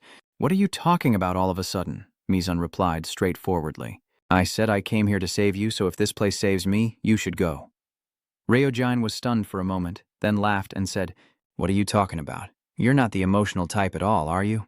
Stop pretending you don't care. Just endure until you absorb the larvae, right? The man reluctantly agreed. Fine, Ryojin replied. Okay, I can't hold on for long either. Saying that, she suddenly disappeared. Man was a bit indifferent. He summoned his black ant clone and said, Just eat it all. The black ants didn't hesitate and rushed to devour each larva. May's armor had also split into small clones that moved in to tear apart the food. Man orders, eat up and then come back. He looks at his remaining armored ant hand and mutters to himself. Is that all that's left? A voice asked. Gongjun had caught his attention. Before he could put the larva into his mouth, he opened his eyes and saw Red's fist right in front of him. I immediately bit his hand, causing the centipede pain. Hick this beast. Then he raised his other fist to attack, but was grabbed by the other guy who grimaced and shouted, Do you know what you're doing? He shouted angrily, throwing Red aside in surprise, but luckily a web caught him before the spider could fall into the audience. Red vaguely felt this sensation was too familiar. Lejine shouted, Run quickly, let me help you. Red rushed forward towards Daejun before he could feed the larva into his mouth. He quickly realized and turned around to scold, Are you just going to let others eat it? Red immediately threw a punch that hit his face directly. Along with the contact from Izin's threads, Z easily launched a series of attacks at the boss without any hindrance. Red exclaims, Oh, this is so powerful, I already have a good friend. Red then clenches his fist again and delivers a powerful punch that sends the boss flying away. He quickly regained his balance to avoid being pushed back further and leaned his head back to laugh loudly. Red surprised, What are you laughing at? Ryojin behind, worried, Could it be? When Jaejun turned back, he smiled smugly after catching the larva. It's really delicious. The feeling of power surging through every vein, he shouted in excitement. That's right. This is the taste he craved. As he spoke, Jun's muscles tensed up fiercely, and he charged aggressively towards the two of them. Red was surprised. An attack from that distance? He immediately summoned his shield to block the attack. The powerful punch from such a distance could shatter the opposing wall and also knock back Resin and the VIP guests. The girl was stunned, unable to believe it. Most of the force was just wind, but the punch's destructive power was no longer active. Daeju snorted and then turned to ask him, Do you want to try eating it? He then turned and walked away, muttering to himself, I have to finish eating. Red still looked angry. He rushed forward and shouted, Damn it, where are you going? I'm not done with you yet. Jin hurriedly shouted to stop. No, because she no longer fears herself. R's attack was about to hit Jun, but was blocked by him, who struck back, causing him pain. R tries to use barrier, but it's ineffective. He is kicked away and crashes into the opposite wall, immediately destroying his outer armor. Rain was stunned, realizing he had been wrong. There's no way to beat this guy. This bastard is a real monster. Jun devours each larva one by one, then lifts another larva and says, This is the fifth one. Cuckoo. Now its body is also heating up, so I guess I should stop. Suddenly, he notices this larva's face looks a bit different and asks in surprise, What is this? Why does his face look like that? There's a smaller larva hiding inside their mouths. The male protagonist's cold voice rang out as he turned away. The entire ant legion now swarmed the larva, surprising the boss. The parasitic larva is now in the hands of the main character. He coldly says, "The last one I will eat." Actually, it's about 100 of them. Seeing the main character calmly taking the spoils and even enjoying the Jaejun ants, Jaejun gradually lost his composure. He asked again, "Have you finished eating?" "You?" "This idiot is doomed." The remaining people in the arena hurriedly tended to their wounds and fled. Jun glared and declared, "I don't know what nonsense you're talking about. Before they get digested, I'll swallow you quickly." Black Sword, my son is not afraid at all. He summoned the black ants and without hesitation said, "Come here." The black ants immediately created many clones around Mai. Your arm is now covered by the ant's head, forming a gun. Calmly, you point the gun at the boss and give the order. "Go on, chew it all up, that kid is leaving." Seeing the main character and the formidable army of black ants in front of him, he couldn't help but be amazed. "Kamsu, huh? Are you getting too excited again? This is interesting. About 11 of them, right? With my condition, there's no other choice left, right?" Men coldly pointed his gun at him and ordered, "Hurry up and swallow that guy." The black ant army rushes in, making Jaejun even more frantic. "Ha ha. All right, come on then. I will tear you apart and leave no one behind." The swarm of black ants rushes forward at once. As expected, they are no match for Jaejun. With just a few punches, their numbers are dwindling. Seeing they cannot attack, they cling tightly to control him. He angrily shouted, "Use your strength. If you keep clinging like this, it won't be fun at all." He stomped his foot down in anger, causing the ground to crack immediately. The nearby black ants merged into one, clenched their fists, and aimed to crush Jun, but he was only pressed down slightly. The strength of the ant legion was not enough to pin him to the ground, let alone kill him. But that couldn't stop his excitement. He shouted loudly, "That's more like it? Try struggling a little more." And then he clapped his hands on the black ant in front of him, causing them to disintegrate immediately. What he didn't expect was that after destroying the black ant in front of him, 2 shining guns greeted him, their barrels aimed straight at him. Misun ordered the explosion, and the 2 black ants in front immediately activated their guns, unleashing 2 massive energies toward him, leaving him no chance to escape as the black ants clung tightly to his legs. The energy source hit him directly, followed by a barrage of gunfire, and he clenched his teeth to endure, luckily ordering more shots to be fired.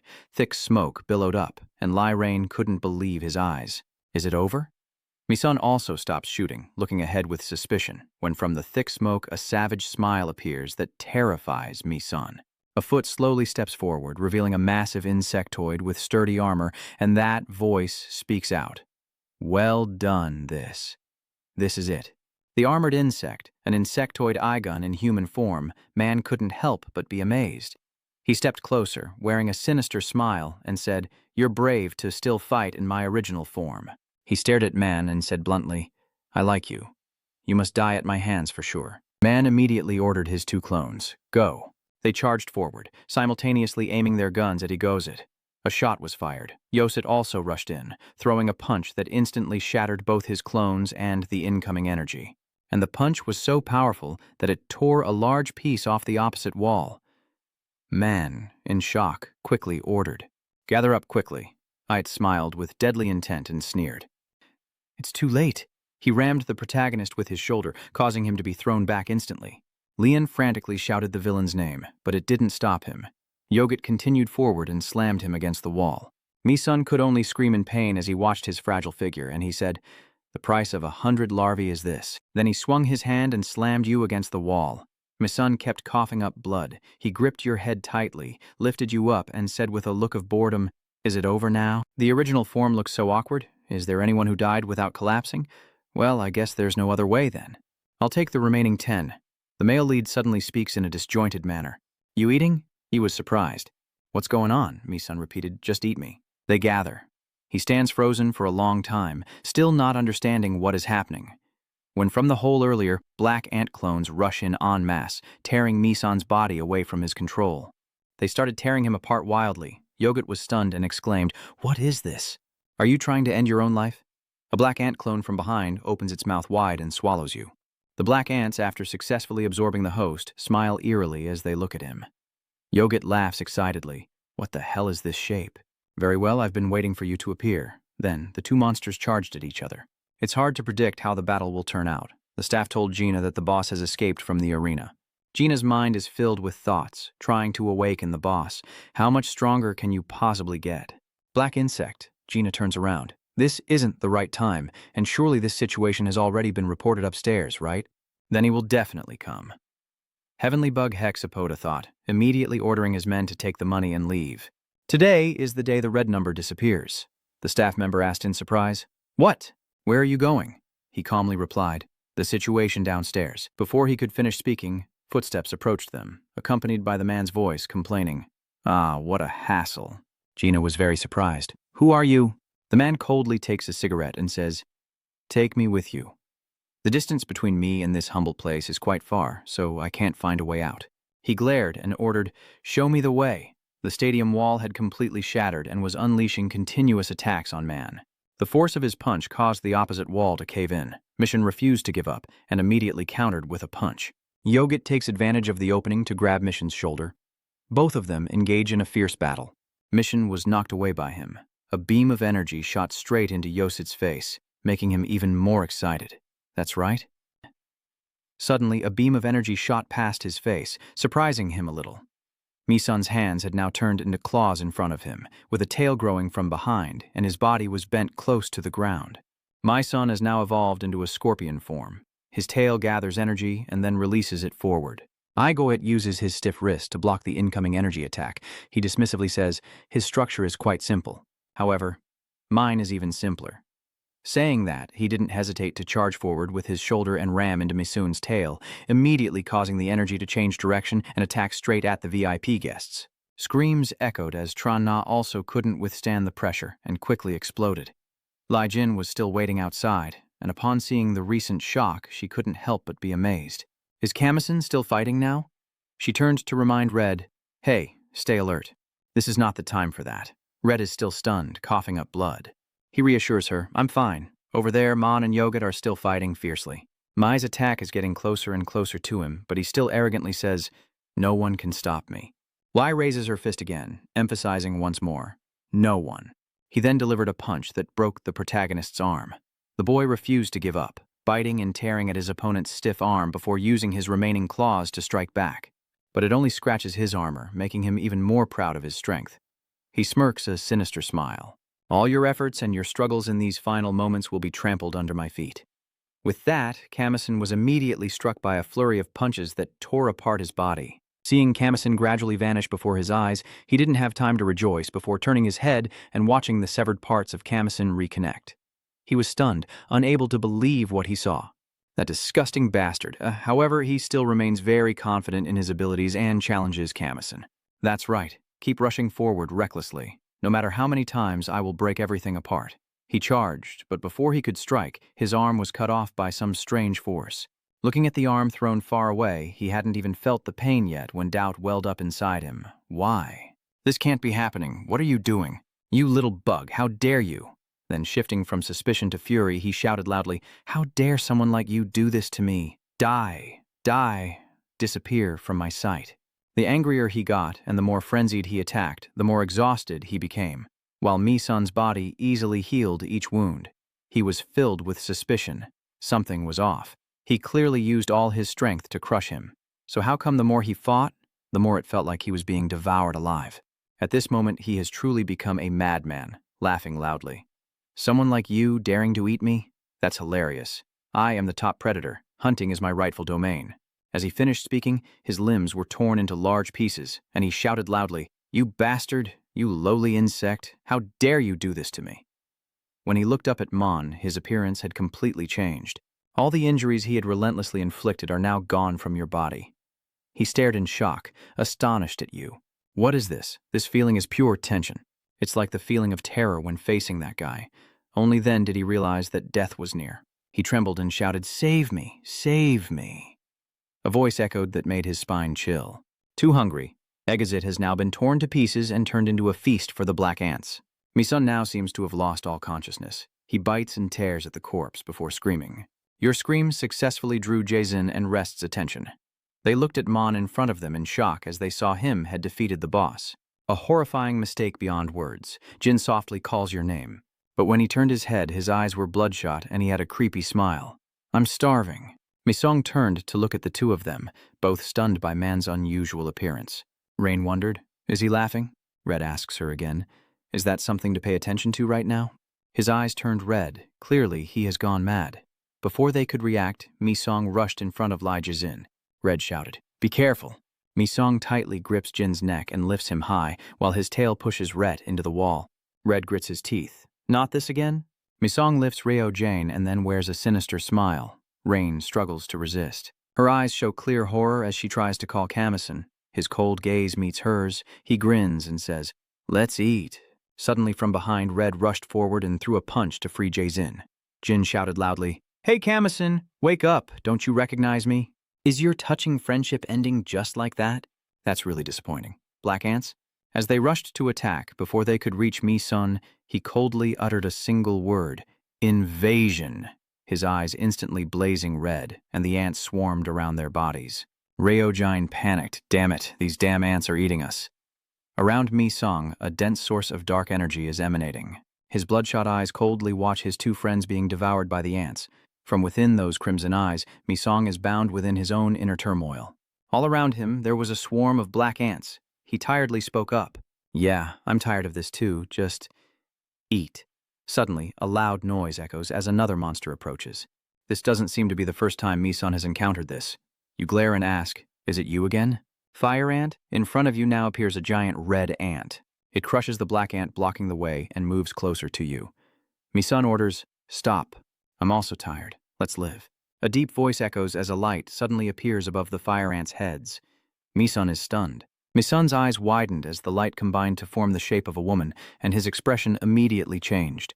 In the end, the red ant emitted a wave of sound that pushed back the black ants. The advancing ants were also blown away.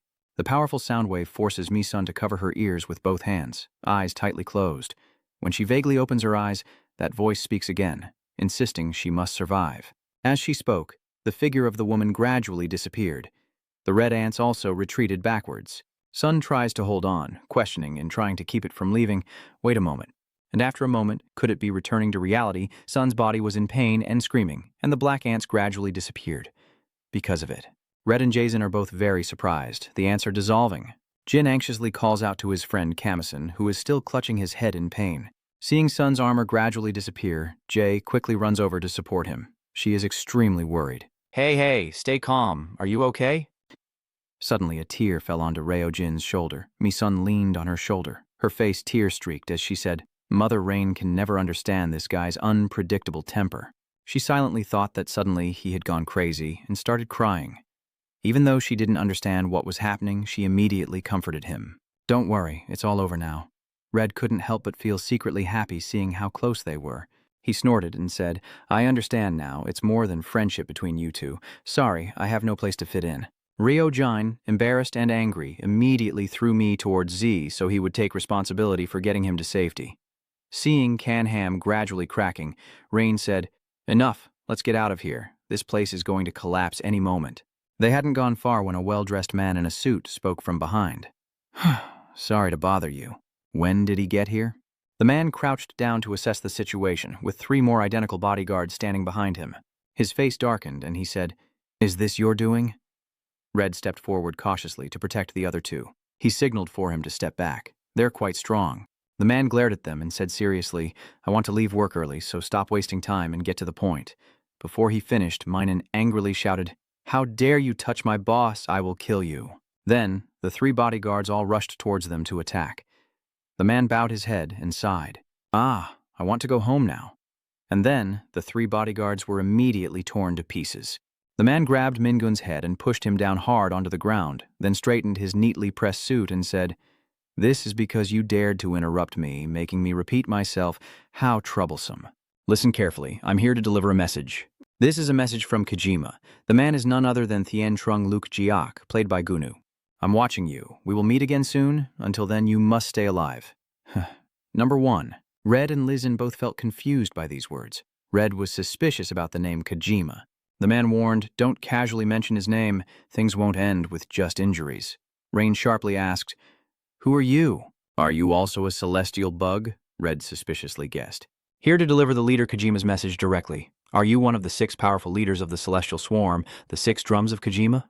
He straightforwardly replied, "Yes, Gongjun also has the potential to reach this position." But unfortunately, Jin's face clearly shows surprise. He is stronger than that monster. Besides Kajimasa, there are 6 others. The man replied, Enough, according to plan, you will soon be punished for acting against Lord Kajima's ideals. Then he ruthlessly stomped on Gunmin's nearby body. Red suspiciously asked, Isn't it that you guys don't interfere with each other? He replied, Even if you have extraordinary strength, you don't need to fulfill Lord Kajima's wishes. Insects are the result of evolution that only the noble chosen ones possess. Those who are powerless try to attain that nobility through trash like drugs. Kajima's grand plan is to make insects become the top species in the food chain. With the celestial bugs at the top, Gongjun is nothing more than an insect. The celestial bugs are fighting fiercely against humans, ending with their destruction. I want to kill everyone who obstructs that plan immediately, but I have to make a proposal to you guys. Join the insectoid. The 2 of them were stunned to hear that. Ryan shouted angrily, Shut up, why am I risking my life? It's all to take revenge on Kajima. Hearing that, he reacted even more fiercely, then responded carefully and thoughtfully about Merit and Jarrett. So my answer is not to become a member of the Heavenly Swarm, right? Their faces darkened as they both flipped him off and cursed. Motherfucker.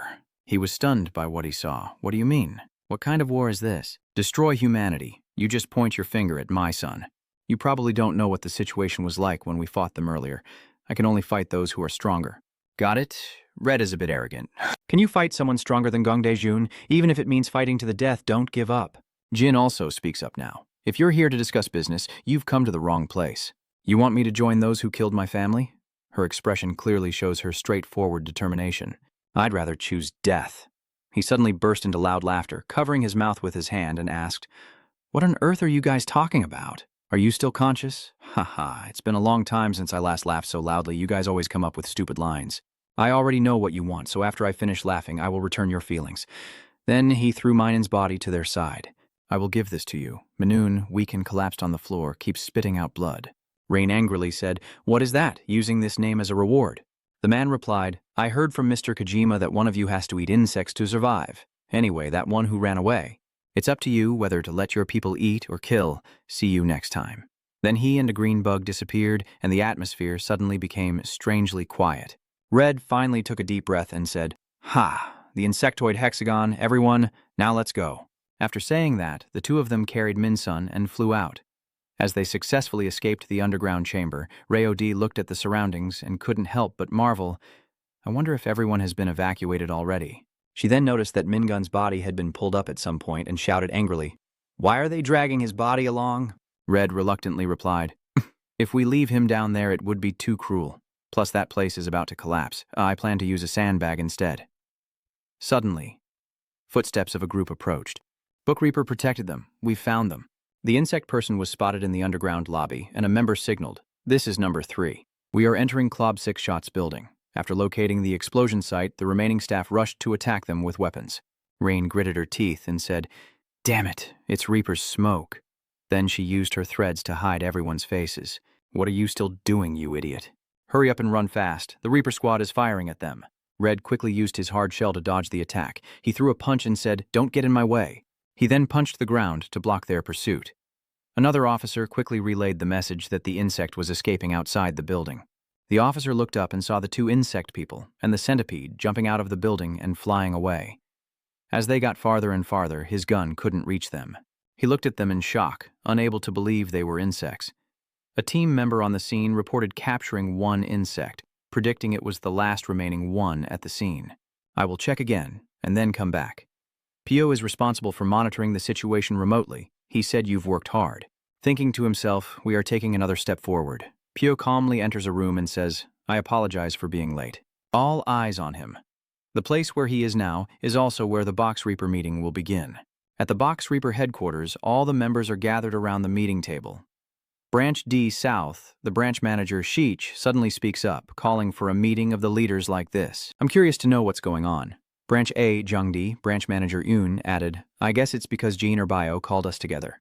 Of course, this is caused by those with higher positions, said Chinan Si Cheon Nam, the branch manager Tuton, in a group setting where rank is important, and the branch managers are also very disappointed with the current situation. Branch Iang Awan's branch. Chief Min seems a bit annoyed for acting superior. After all, Jin and he have different ranks. Since we were still agents, he was demoted and no longer the branch manager.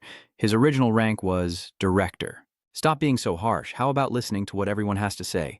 Branch Manager Kungnam, Branch Nan, spoke up. It's not just about rank. I heard that recently there have been many incidents and accidents in the area you two are in charge of, and we've lost quite a few members. As a result, the image of Bee Reaper has become very bad. Captain Zin of BS Combat Team says, "We know what you all think of us, which is why we are here to develop strategies to prevent future sacrifices. Unmock strategies to prevent pointless sacrifices." What is that? What's going on? Even if a disciple has left your side, you should still call them back, right? Un kept speaking more passionately, pointing his finger at Zin's face and laughing loudly. Yeah, that's right. The subordinate under your command has received the insect factor and has been promoted to special class as the combat team leader. Nan gently reminded him to speak about that friend in front of her. But Un immediately retorted, "No, did I do something wrong?" It signed up for a dangerous experiment to protect its master and is now charging into the battlefield as a special agent. Yet someone coldly turned away from it. Yeah, what's wrong with accepting insect elements? Actually, you're just jealous, aren't you? Zin replied. You've been opposing me all along. This is where the insect catchers gather to absorb Reaper energy. But why are there insects mixed in and buzzing like this? He looked fiercely at Un and said coldly, "Should I kill it?" Un, feeling provoked, was extremely angry. What insects? This bastard branch forced Kungnam Branch Manager to complain. Ah, shut up for a moment, what else? Hurry up and finish it. Branch B. Captain Zin finally spoke up. Branch Chief Yem is right. Both of you stop. Let's get to the main point. As everyone knows, we have been losing to the insects repeatedly, but today, we are here not to dwell on that. Today, we are here to prepare for the insect attack and to defend against a possible full-scale war. The branch chief has some questions. So, preparing for a full-scale war means the insect army has taken a new action, right? Zin replied. Yes, recently the insects have been acting quite erratically. At first glance, they seem to be acting independently, but they have gathered around strong and intelligent individuals, forming a group called the Celestial Insects. In fact, it seems like they have formed a structured organization, Branch Chief Nan wondered. The celestial bugs pierce through the sky. Are they trying to reach the top of the creature hierarchy? Minji is startled. Aren't those insects supposed to fly in the sky? The branch manager said seriously, I have fought the celestial insect myself, and I am sure they are completely different from ordinary insects. Un replied sarcastically. Ha, do they also have brains? Jin replied coldly. So, in order to fight against the insects, we need to have their enemies. Then he pulled out a stack of documents from his pocket. This is the Encasto project. The other branch managers took turns looking at the pictures in the notebook, wondering who these people were and if the person in the middle was a star. Zin, holding the project, suddenly stops at a page with information about the two Kojimas. He asks Poe, "What is this book about?" Suddenly a voice spoke up. "I will explain." Dr. Mann from the Ministry of Science and Technology slowly walks in. "I don't know where you found that book, but you should stop reading it. I personally have a very painful story related to it." Pew asked in surprise, "Is this book yours, Doctor?" He replied bluntly, "No, it belongs to my disciple." Ho asked further, "How much does the doctor know about this project?" "Is the doctor directly involved?" He didn't deny it either and replied, "Of course, because I am always monitoring from beside." The Answer Project is a secret initiative established when Bee Reaper was still a small research team, before becoming the combat unit it is today. It is a research project aimed at creating enemies of insects. The research was very successful and created 3 enemies of the insectoid. One day, an unintended explosion occurred. The explosion swallowed everything, leaving only a single specimen to be taken out, which was quite surprising. So, where is that experiment now? Why haven't these details been made public? The doctor shook his head slightly and said, "I only know that much. I don't know the rest because my superiors haven't given me any instructions." Poe looked away in disappointment, the remaining specimen in hand, but the man of science continued. If a strength comparable to that of insects was needed, it seemed there was no other way. Besides injecting insect factors, he replied with a savage smile. Everyone present was extremely shocked. Jin glared at him, and he, more excited, continued. The results of those who received the insect factor are very good, unlike the fierce confrontation between Jine and the other members. Poe hadn't finished speaking when the old man burst out laughing in excitement. The truth has been proven. Even On's branch has a specialized team that has completed the insect factor injection. Is that all? I'm talking about that friend of yours. Jane's disciple, who was operating as a special member of the organization, was already very strong, but through that experiment he became even stronger and is now considered the next branch manager. Isn't it great? Back then, participating in the experiment was much more dangerous than it is now. Thanks to that guy, my insect factor injection is now more stable. Zin suddenly slammed his hand down on the table, causing it to crack.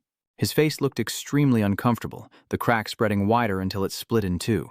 Everyone present was very surprised, including the old scientist. Din called out to the old man and said sternly, "Doctor, that's enough. Come here." One by one, the branch managers stood up, and Un couldn't help but sneer.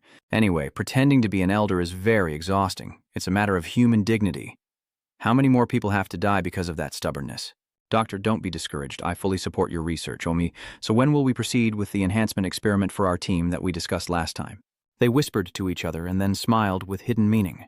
The branch managers took their leave one after another, approached Jin and called his name. Jin hurriedly apologized. "Don't say anything about that kid. Let's get back to." At the B branch of Book Reaper in Area B, she was suddenly stabbed in the chest, fresh blood splattering. The attacker was her brother Lo, his knife bloodstained. Lo's eyes glow with a terrifying red as he looks at his younger brother. With a thud, he stabs the knife into him and then coldly turns to leave. He muttered as he walked, "Wake up." In front of him was the forbidden door of B Reaper. Lo touched his thumb to the fingerprint scanner. The door opened, revealing a massive creature. Lo's face suddenly appeared with 6 red eyes. Lo said, "Welcome him. I'm waiting here, Kijima." The alarm siren blares loudly as a giant creature slowly steps forward. Lo rejoiced loudly. "Kijima, please help us." He immediately knelt down with his hand clasped and said, "Wake up at any cost." The giant creature reaches out with its claws, squeezing his head and making him even more delighted as he keeps calling out to Lord Kijima. A deep voice echoes, "Are you going to awaken your mutant kind?" Lo was stunned by that. Kijima sneered, "Don't joke anymore." As he finished speaking, he crushed Lo's head, splattering fresh blood all over the wall. An emergency alert sounded. "This is a secret weapons warehouse in Zone A. Warning of intruders. All team members wearing masks immediately spraying insecticide SS. Security personnel quickly appear in front of Kijima and point guns at him." She was seriously injured by Lo's sword. Lo was crushed by Kijima, and even her brother Lo was defeated. The warning from the staff only made everyone more terrified. The soldiers didn't hesitate and kept firing at him. An employee looks clearly terrified. How did they manage to get all the way here on their first try? Could it be that they have bypassed all the insect defenses around the base? Kojima said coldly with a hint of meaning. The pathetic things are gradually losing their minds. "Where is Kay?" Kojima swung his hand and beheaded a nearby staff member. Everyone around watching was terrified, but it was already too late to run away. Just a flick of his hand was enough. All the security guards were cut in half. Kojima emerged from the flames, his eyes blazing with deadly intent. The scene shifts. At this moment, a car speeds toward them at an extremely high speed. Inside the car, Din and I are very anxious, trembling as he asks, "Captain, where are you?" Pyo quickly reassures him, "We're almost there. Is everything okay over there?" She called to remind Pyo to hurry up and get serious. Only one clone had infiltrated. Hearing this, Kijima and the others were extremely shocked. "What do you mean?" Rin asked Pyo suspiciously. "Isn't Kijima the result of the clone battle? But how is that possible?" "Damn it, how am I supposed to know that?" Tai quickly sped up and shouted, "We're almost there. Hold on a little longer." Suddenly, the headquarters in front of them started to burn. Pyo was stunned. Could that fire column be? The flames grew fiercer and then suddenly exploded, and Tai quickly stopped the car, a wall of orange fire blocking their view. All 3 of Pyo's people were stunned. How is that possible?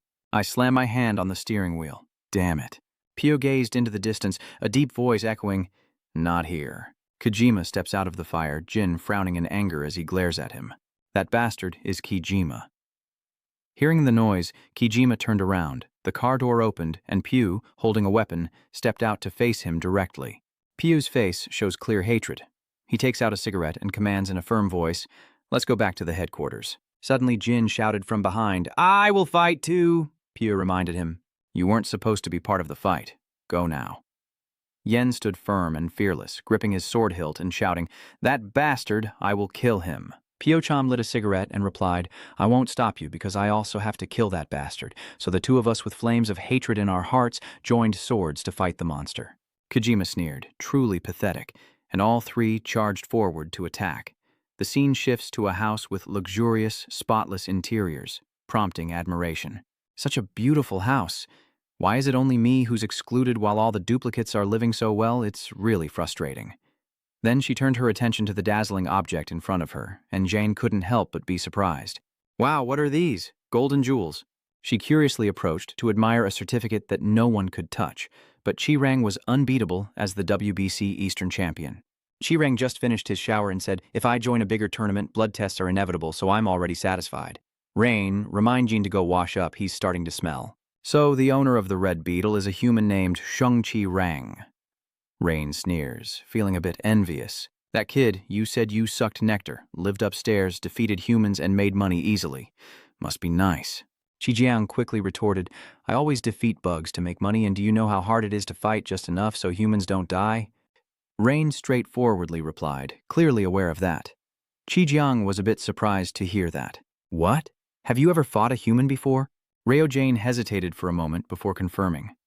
Chi-Jiang placed a medical kit on the table, where Mi-sun was unconscious on the chair. He's curious about this kid. Ryo interrupted him.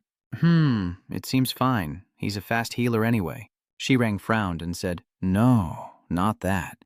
Chi-Rang jumped up when he saw the black ants scattered all over the house. He shouted, "You're wasting your time bringing him back. Damn it, what the hell are these things?" Ryo Jine annoyed him a bit. "Is this sesame seed or what?" Lion finished disinfecting Mi's wound and softly said, "The wealthy champion. Please understand him a little. He lives with his grandmother. If his grandmother sees him like this, she will faint."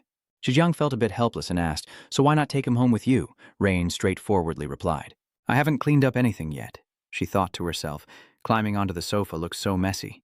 Jigyang suddenly remembered something and pointed at her, then said, Black ants are different from us, right? Over there, even the blood is red," Ryoin said coldly. "Probably so. Chijiang feels that the message Kijima left might also be intended for this person. They are the #1 existence. What are those two to each other?" Ryan also expressed it. "I'm quite curious too," she told Chi-Jiang. "But anyway, that doesn't matter. I saw it. The look of pure fury in his eyes when he mentioned Kijima. Kami is also the one who wants to kill Kijima more than anyone else." The blade swung down, stabbing straight in, but Pijo and Jin's attack didn't hurt Kijima at all. Kijima raises his hand and swings his sword. Jin and Pijo immediately step back. Kijima quickly swung his hand again. Pijo and Jin quickly moved apart to avoid his slash. Suddenly Jin was surprised to see the ants appear around them. "Ants?" Pooh responds with a castle in the true sense of the black ants. Jin twirls his dagger and says, "Truly fitting. These tiny bugs are beyond our imagination." He then threw his knife at Kijima. P also charged forward, urgently telling Jin to run away. Jin's knife combined with P's energy successfully pierced the monster's chest, and a loud clang echoed sharply. Jin charged forward fiercely, swinging his remaining knife and slashing down hard on Kojima's shoulder, causing blood to spray from his body. Jin's face is full of rage. He shouts, "Look at you! What are you really, an insect person or a great demon?" Kojima coldly replied, "Do you think cutting me like this will defeat me?" Jin's eyes showed clear disgust at the sight of his blood, truly a disgusting color. Jin lunged forward, swinging both knives behind him, and said sternly, "Let me dye your entire body with that color." The knife pressed against Kojima's neck, but he showed no sign of flinching, as Jin repeatedly swung his blades, blood splattering everywhere. However, he managed to stand firm and said, "This body is the king of insects." Jin's expression was extremely shocked, and he smugly added, "I am Kijima, reigning above all creatures." Then he coldly stepped past Jin, casually grabbing one of his arms and one of his legs. Pyo shouted anxiously for Jin. Jin furrowed his brow in anger, and despite having only one leg, he kept rushing forward to attack, slashing Kojima's arm with his knife until it was cut off and fell to the ground. Kojima, surprised, turns around to see Jin collapse to the ground, grabbing his arm. Kojima sneers, "You're not ordinary, but is that all you've got?" He calmly walks past Jin, while Jin has now fused his arm with the one that was just cut off. He silently thought, "This is the limit of humanity." Suddenly he realized something and shouted loudly, "Joe, run away!" Kojima now appeared in front of Joe, leaving him stunned. He didn't rush to attack, but asked, "Do you know what K is?" P's mind immediately wrestled with what K could be. He looked around, seizing the moment to find even the smallest clue. I hesitated for a moment, then replied, "K, if you're asking like that, it must be something very secret. What do you want to know about it for?" Kojima sternly replied, "Do not even think about scheming in front of me. The box contains great power. As long as I have the boy, the insects will become immortal." Pio's eyes are full of suspicion. "What is that thing?" Before he could finish speaking, the car sped toward him and rammed into him. The driver inside shouted at the wheel and yelled, "Get out of here!" "That disgusting insect." Kojima said coldly, "Resistance is useless." As he spoke, he swung his hand and immediately split the car in two. The car exploded instantly. Tai safely escaped, and he assumed an attack stance before saying firmly, "Captain, I will hold them off." Tai turned around and urged, "Captain, run ahead." Pooh angrily replied, "How long can you resist?" He is already in a monster-like state. Kojima slowly steps out from the flames. Suddenly, a torpedo shot down from the sky. Kojima reached out to catch it, but it immediately exploded. A helicopter attacking from above gradually descends to their location. A familiar voice speaks up. "Captain, are the two of us okay?" Sam stepped out of the helicopter, carrying a large gun in his hand. "Sorry for being late. Get on the plane. I will provide support." Tai approaches Jin nervously. Jin quickly took Kojima's arm and reminded him to take good care of it. The ground is now filled with smoke and fire. The helicopter is flying away. Is it over at this point? The bombs have already been dropped. It's just a matter of retreating. Kojima calmly walks out of the flames, looking up at the sky. That kid still isn't dead. The next day, under the blazing sun, dragonflies flutter everywhere. Only the main character and Jin are present in the classroom. Rain sighed. Damn it. My son checks his phone and sees a series of messages from Aegea asking if he will participate in the practical research.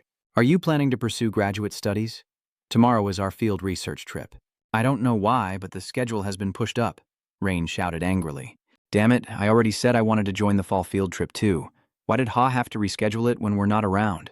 "I forgot my phone, so I couldn't check the schedule either." Suddenly her face darkened, and she said firmly, "If that's the case, let's go too." "What if we go to Poang? Do you have any ideas?" Ryojin stroked her head and smiled smugly. "If that's the case, leave it to me." The two are waiting at the school gate, and Yin looks a bit proud. "It seems we will get to Poang no matter what. Don't worry, I can go faster than anyone else." Suddenly, the sound of an engine caught their attention. "Oh, did you hear that?" This engine sound. A red car stops in front of them, and a foot steps out. Shireng leans on his car and says, "Ha, those arrogant guys. Let's go eat." That's how they move right in front of me. No need to say how excited Ryojin was. Sitting in the car, she couldn't help but marvel. So impressive. Truly someone successful. Chijiang smiled smugly and said, "Call me Big Brother. Ha ha." Rain cheerfully replied, "Let's go, Big Brother." Misun, sitting in the back, opened her phone and asked her grandmother, "How far is Pong from here?" "I plan to go for a field study," my aunt replied. "Open the Kimkija and then head out onto the national road." "Yes, I understand." Misun slightly curled her lips into a smile. The group cheerfully shouted out loud, "Let's go." Focus on practical research. From above, a dragonfly separates itself and quietly observes the main male characters. In the sky, a swarm of dragonflies is flying around. One lands on a blade of grass. Immediately after, it was pinched by 2 fingers on its wings, preventing it from flying. The dragonfly was lifted up as the man said proudly, "You see, that's my hunting ability." A soldier praised. "That's really impressive." Suddenly, he asked, "Admiral Kim Rang-rin, do you catch dragonflies like this every day? Aren't you bored?" He immediately replied, "Hey, damn it, it's the season for catching dragonflies now. If not now, then when else would I catch them?" Kim Hang held the dragonfly high and said, "This is a seasonal specialty." "Very delicious." He stepped forward, muttering, "You really can't miss this." He suddenly stopped and held the dragonfly out in front of the soldier. "Right, say hi." "Ah," the soldier's face shows fear. Kim Hang nervously asks again, "Isn't it impressive?" Sei-hai screamed in fear. "The peak, the peak!" Hang Zin's face immediately changed, and he clenched Sei-hai's mouth with his hand, frowning as he said, "Shut up, you bastard, and tell me, what's all that noise?" Sei-hai stammered, "It's a rich source of nutrients." Hang Zin, looking pleased, said, "That's right. Protein is always excellent, isn't it?" Suddenly his face darkened. He ordered, "Open your mouth. That damn Navy brat." Sei-hai, trembling with fear and tears in his eyes, looked at him begging for forgiveness, but there was nothing he could do except open his mouth for him to put the dragonfly in. Sei-hai fell down. Hang Jin threatened him to swallow it. If he spat it out, he would put it back in. The soldiers turned away, accompanied by mocking laughter. "Ha, Navy Kim Hang likes to joke too much. Really, how many dragonflies did you eat this afternoon?" He casually replied, "I ate 5, I've had enough." "Damn it, if I don't eat, I'll be kicked out of the ranks. Do you guys know how lucky you are to have met me?" Ha ha. That soldier took the opportunity to flatter him. "Ha ha, thanks, man. Are you going to have a smoke?" At this moment, only Sei-hai is left struggling, bitterly trying to swallow the dragonfly in his mouth as tears fall down. The scene shifts to the football field, where Sei-hai is now playing the role of a goalkeeper. He hunched over, trying to hold something back, his teeth chattering uncontrollably. He couldn't understand why his body was like this, unable to breathe. Now the opponent has brought the ball in front of the goal. Seeing the opponent preparing to shoot, Hang Zin shouted loudly to warn, "Hey, the ball is coming. Block it quickly." The striker didn't hesitate and shot the ball, and Shi was still gritting his teeth, enduring. That's why the ball immediately flew past him, and the opponent scored a brilliant goal. Hangrang hurriedly ran over and punched Ji, shattering his glasses. He shouted, "Damn it, you damn Navy bastard! Do you know this is the supply station for the Army or not? What kind of business are you running? You're just a damn dog." The goal scorer earlier didn't step in either. He put his arm around another forward and asked, "Hey, why does that kid keep bullying him? Still trying to exclude him from the group?" The other hesitated for a moment and then replied, "That's just because I don't like him." Zihai was beaten so badly his face swelled up and he weakly lay on the ground. Hang still wouldn't let go of him. "You little brat, I'll find you again tonight when I work the night shift." Zihai thought to himself, feeling truly pathetic. "It's almost time to start. If anyone is unwell, raise your hand." The soldiers below reply in unison, "We are not." "Over there, your trembling friend." "What's going on?" Hung glared threateningly. "You bastard Navy soldier."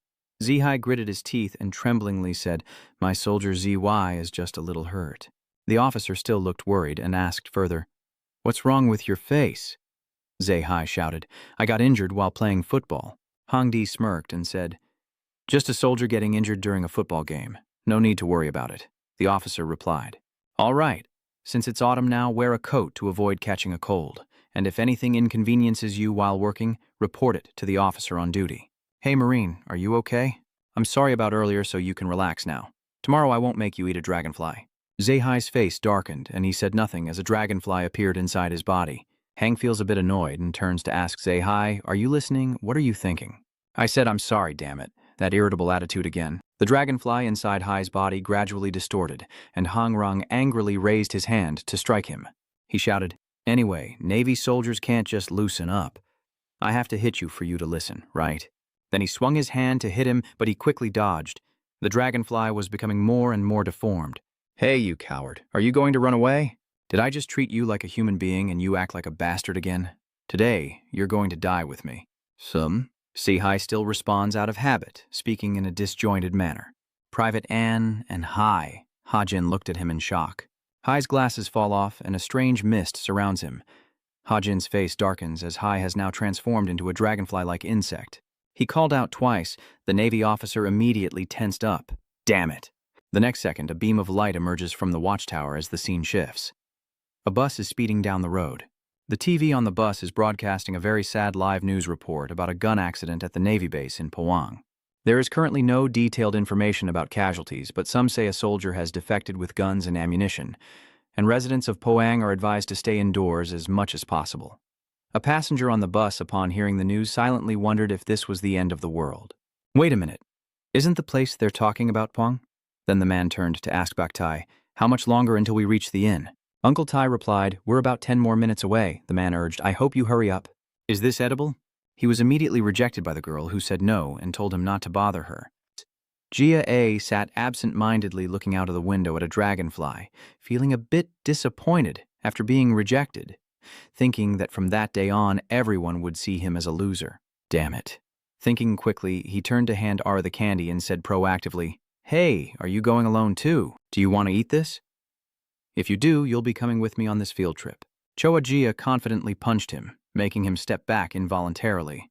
The candy dropped to the ground and she coldly said, "Don't be rude, or I'll blow everything away." That bastard angrily turned back to his seat. Damn it, this field trip was really pointless. Ajia suddenly notices the candy that fell to the ground and reminds her to pick it up. As she bends down to retrieve it, a flying insect suddenly passes by. He immediately raises his gun and kills all the passengers on the bus, leaving them too stunned to move. What is this? She turned to look at her friends who had been shot dead. Only she was lucky to survive. Suddenly, a noise came from the roof of the car, and a dragonfly-shaped creature with glowing red eyes appeared, ambushing outside as Deng Qijiang's car sped down the road. They are completely relaxed, unaware that danger is looming right in front of them. Seeing Mi-sun looking dazed, Qijiang asked, "When did you guys become like this?" Ryo-jin was surprised. "What?" "Since when?" Qijiang repeated. "When did you all awaken? What's going on? Why are you suddenly asking about that?" She thought to herself. That bastard pretending to be innocent, he's quite the know-it-all. It's nothing really, just the right moment to break the tension. Let me tell my story first. Ryo-dian immediately nodded. "All right, let's go. During the fierce storm of my first year in high school, unlike my peers, I was interested in sports, so I started boxing, quickly earning the title of the new king, and I wasn't afraid of anyone. That was when a notorious kid from Incheon provoked me on the street, and I gave him a good beating. The next day, that guy brought a gang with him, and I ended up covered in injuries. Xi at that moment thought to himself, damn it, this is so embarrassing. Just these guys gathering together, and I'm already like this. I absolutely cannot let it get worse. I had to kill them all. At that moment, Deng Qirang couldn't contain his anger, and he awakened. The first time caught Qirang by surprise because he was a bug. The second time, he started to suspect that he had become an ordinary beetle. So, when Qi Jiang became a member of the Crimson Fever, he asked Hannah, the one who created the larva serum. She replied, "You know this, right? Humans, whether they want to or not, come into contact with about 100 types of insects throughout their lives. Bites, stings, eating. These are like the genes of special individuals that cannot be fully absorbed into the body quickly. They just slowly seep into our bodies, and humans gradually become infected, just like insects. Their appearance and blood no longer resemble those of normal humans. They just blend into the crowd and live their days normally. And if those triggers are activated, the insect genes will enter the body and become part of their flesh and blood. Becoming a complete insect means awakening." Qi Jiang slowly recounted that it was only then that I realized I had eaten or come into contact with many insects, including that girl. After Sichu took her away, she disappeared somewhere. "That girl is so beautiful," Rain complained. "You talk a lot." "Now it's your turn," Qi Jiang said. Ryo Jane pouted and reluctantly replied, "If you say so, then I must have also eaten or come into contact with some insects. My father is a farmer, so I go to help him." On the way back home, Rain's dad reminded his daughter that a fly was in the car now, so she should quickly close the window. Rain, still playful at this moment, was immediately caught by a fly that flew into her mouth, and her father, seeing this, was extremely worried. "What's wrong, honey?" Rain clenched her throat tightly, trying to cough it out. She told her father, "The bug flew in." Her father asked, "Where?" Ryo Jin pointed to her mouth and said, "It's here." Her father urged her to spit it out quickly, but she whispered, "I swallowed it," and her father shouted in panic, "Why did you eat it, child?" Returning to reality, Ryo Jin indifferently gazed at the distant sky. She said, "For several months after the day my parents were killed by Kojima, I awakened, and thanks to that, I survived. That guy didn't kill his own kind." Is that so? Sorry about that." "Hey, Black Ant, it's your turn now. When did you get so angry?" Masun coldly replied, "When I was young, I don't remember the exact details." Jin nodded slightly, saying if it was from when she was little, she might just not remember. Qi Jiang suggested me try to recall if she might remember a little. Rain hurriedly reminded him to drive quickly. The sky is about to fall. The sign indicating the arrival at the pit has also appeared on the road now. "Hey guys, we're almost there." Ryo Jin, hearing this, becomes very excited, then suddenly looks ahead. "What's going on? Are those cars turning back?" There are also more soldiers on the road. Qi Jiang salutes a loyal soldier. The soldier salutes you again and reminds you to turn back. Qi Jiang was surprised. "What do you mean?" "Is something wrong?" he whispered. "The students here need to join the field survey group." Rain also played along and begged with clasped hands. Mi-sun suddenly felt that something was off. The soldier spoke. "It's probably because they are suppressing the deserters up ahead, so it's very dangerous. Turn back quickly." A loud noise rang out, and the soldier said, "It seems it's already started. Turn back immediately." Qi Jiang turned back to the two of them, full of suspicion. "Gunfire?" Ryo Jin feels a bit uneasy. "I wonder what's going on." "What about the other classmates who went ahead?" Mi-sun suddenly spoke from behind. "Let's go." Qi Jiang looked confused. "What are we doing? You said we should go back and look?" Mi-sun replied, "Not really." Mi-song's eyes are bloodshot as he sternly says, "There's an insect person ahead. Hurry up." Qi Jiang turns to salute the soldier and says, "Yes, Trung Than, you've worked hard. We will turn the car around up ahead." He also nodded in reply. Trung Than. Qirang's car gradually sped up, making the soldier from before extremely panic-stricken. "Damn it, I didn't expect something like this to happen either." Other soldiers quickly stop him. "Hey you, stop right there." But the main character's car still shows no intention of slowing down. The scene shifts to the attack site, where guns are aimed upward and continuous gunfire erupts. And soldier signals to open fire, and in front of them is a dragonfly-like monster. He skillfully weaves through each shot. He rushed toward the soldiers and immediately tore them to pieces. Another soldier hid in a corner, repeatedly muttering, requesting backup. He uses the instrument to notify the other side. He tremblingly says, "Squad 1 has been wiped out and the target is now collecting the soldiers' weapons." He is very skilled with weapons. The zombie lifted each gun while the soldier on the other side kept moaning, "Please, we want rescue team." Please, save us. He didn't realize the clone had thrown a grenade in front of him. The grenade exploded instantly, sending up a cloud of smoke and fire. The soldier thought his ears were sealed shut and he was doomed, but when he opened his eyes, he found himself rescued by two mysterious people. He couldn't help but be surprised. A girl with purple hair spoke up. "It's okay now." She ran over and patted him on the shoulder to comfort him. "If you're an insect, let this Reaper handle it." Then she turned to look at the clone in front of her, who was pointing a gun at them and muttering non-stop. She immediately stood up to face him and coldly said, "Don't be arrogant, are you confident?" Behind her are two B Reaper members. A blue electric current radiates from her hand. That girl is none other than Kay on Nam's branch captain. The dragonfly clone pointed his gun at the branch leader and said, "Assay?" Her cold gaze looked at him. "It's useless." The shot was fired. Two BBB members immediately used their cloaks to shield her. They immediately charged forward. The insectoid also hurriedly flew up. He kept firing his gun at them, but all shots were blocked by the BBB's cloaks. From their hands, blades of jade green sprouted. They launched their blades at the insect creature. The blades, connected by a wire, quickly took away the two hands of the dragonfly. The blades pierced deep into his wings and immediately released a surge of electricity, causing him to convulse violently. Nan then charged forward from between her two allies. She scoffs, "You've become a bug but only use human guns?" and raises her fist. "Then we are not on the same level." Nan punched forward, her fist emitting a blue electric aura. She unleashed her maximum power and struck directly at his face. He was knocked back by her punch and his deadly strike missed her, leaving him trembling from the electric shock. He collapsed to the ground, still dazed, his eyes suddenly wide open. Nan rushed in front of him, threw a punch at his body, then attacked relentlessly like a storm. When she raised her fist, he suddenly opened his mouth and said, "Annex." Nan paid no attention and looked at him with a murderous gaze. She said, "You bastard." This action of hers has triggered painful memories from his past. Hangjin in front of her clenched his fist and shouted, "You bastard." His eyes gradually returned to human form. He tremblingly said, "Stop." But Nan didn't listen and directly punched him in the face. He shouted loudly, "Stop, soldier." NG. Nan was surprised as half of his face gradually returned to a human appearance, and he kept saying, "Please stop. Please stop." Nan was stunned for a moment, then continued, "Kim Kang Navy." Nan stared at him intently before turning to his teammate and saying, "Hey, he still has some reason left. Capture him alive." The other two members immediately obeyed. His arm gradually restored, and he muttered, "Kim Hang Jin, you bastard," torn memories flooding back, filling him with rage. "How dare you?" he shouted. "How dare you do this to me, you bastard?"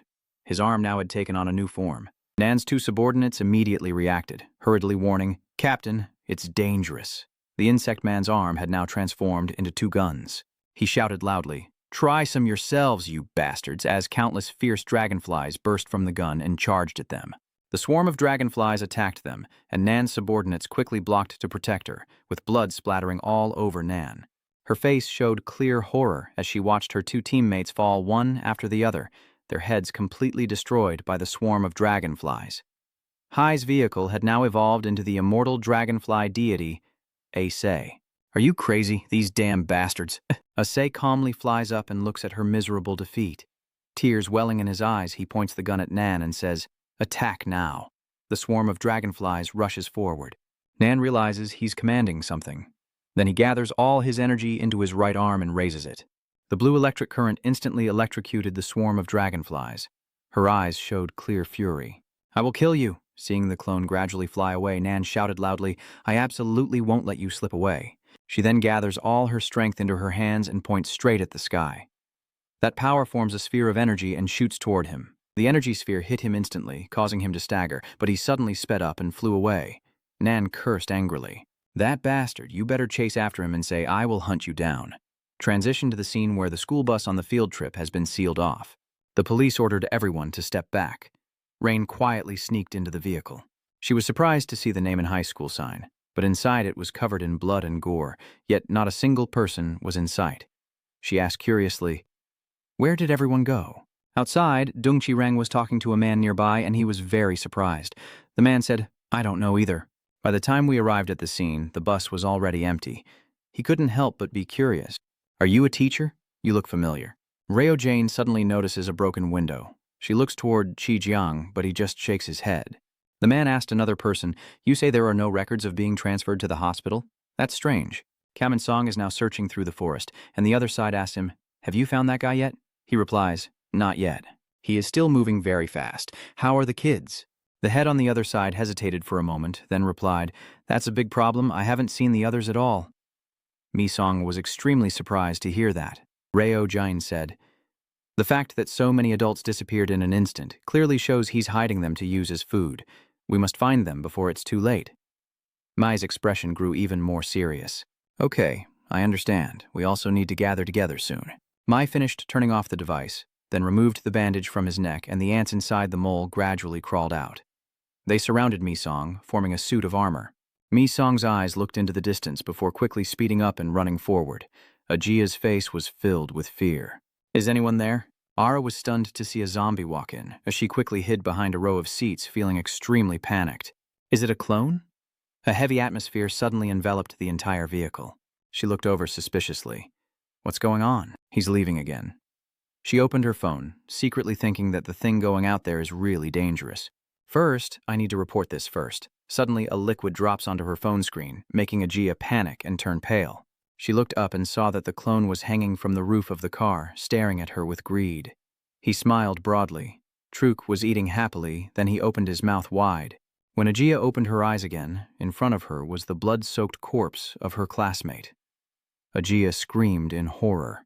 Around her, bodies piled up everywhere, from passengers to soldiers all scattered throughout the room. The blood-soaked figure made Ajia tremble with fear. "What is this? Where is this place?" She looks up at a large hole in the wall.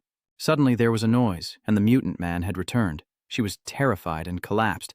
The insectoid creature, following its old habit, said, "Tat Thang. Bin Nat Anshi will go inside." It mumbled a few words, then suddenly exclaimed that it was starving. He landed among the soldiers' corpses, thinking to himself that Truk was having a delicious meal and directly biting into a corpse alive, causing Ara to close her eyes in fear as it frantically tore apart the body, a look of joy clearly visible in his eyes. He suddenly stood up, blood splattering everywhere. The zombie's body had now transformed into a different form. He kept muttering, let Ajia cover her mouth with her hands, urging herself to run away quickly, or else she would be eaten. Suddenly, a ringing sound came, and she hesitated, turning her head back. The insectoid creature also heard the noise, so she quickly picked up her phone. Why does it have to be now? Suddenly, her eyes lit up. The caller was Cam Zong. She turned down the volume and answered the phone, hearing the voice on the other end say to Ajia, "Are you okay?" She was too scared to say a word. Mi-sun understood and said, "Okay, wait there. I will come find you." The imposter suddenly appeared right behind Ajia, her face darkening. When she turned to look, he spoke in a cold, drunken voice before grabbing her neck and lifting her up. Ara's eyes filled with tears as she clenched his arm and said, "Let go." I said, "Let go." Her scream brought back memories of him being bullied. Tae-hyung-jin, holding a dragonfly in one hand and squeezing Hai's neck with the other, screams in fear. "I don't like this. Please let go of my hand," Hain said contemptuously. "Let go? You motherfucker, are you ordering me around?" A's furious gaze fixed on her as he tightened his grip on her neck, causing Ara to panic and desperately beg for help. "Please, save me. You said you would come to save me." A car opens its mouth wide, ready to swallow her. She quietly calls out Cammy's name one last time, and suddenly, the swarm of ants appears out of nowhere. The black insect person arrived just in time, punching the mutant directly in the face and tearing off his arm, successfully saving Ajia. He was caught off guard and hurriedly retreated. Ajia at this moment vaguely opened her eyes, silently calling out Cam Zong. The black ants had now tightly embraced her, and he stared fiercely at A with deadly intent. The insect man's arm fell off. Ajia seemed to remember something and turned her head to look at that familiar figure. She thought to herself that, at that moment, the black-clad Ace stood up, glaring at Mi-song, noticing the intruder. Mi-song picked up a marble and threw it forward, and the ants quickly swarmed around. A head of an ant appears. It speaks, "Please." Ajia is stunned as he looks at it. Ase's arm gradually transforms into a gun. He aims it at the two of them and orders, "Start shooting." Mi-song quickly ordered to protect her. The ant head immediately wrapped around Ajia. Mi-song rushed forward alone, and A shot out the larva bullets towards the ant head. Ajia screams in fear as Mi-song speeds up, skillfully dodging each shot and working together to attack the chattering larvae blocking the way, while Ase's eyes now show the image of Mi-song raising his fist. As expected, he was immediately hit in the face by a swift punch, but he didn't give up and quickly countered Mi-song with a punch. Mi-song responded with a fist to his eye. He seized the opportunity to hold him tightly, but he luckily slipped away and pointed the gun at him. Mi-song was very surprised as the insect bullets shot through his body, causing him to bleed. A flying vehicle rises above with his swarm of larvae. Mi-song is a bit surprised, but he immediately orders to surround and trap him. The swarm of larvae surrounds Mi and then charges at him all at once, tearing his body apart. The ant's head still holds A to protect her, and the girl inside is extremely anxious. What on earth is happening? Seeing Mi-song cut in half, he aimed his gun to finish him off, but suddenly something leapt up. Mi-song suddenly woke up and ambushed him from behind. Before he could turn around to fight back, Mi-song had already raised his sharp claws and swung them, knocking Ace through the wall.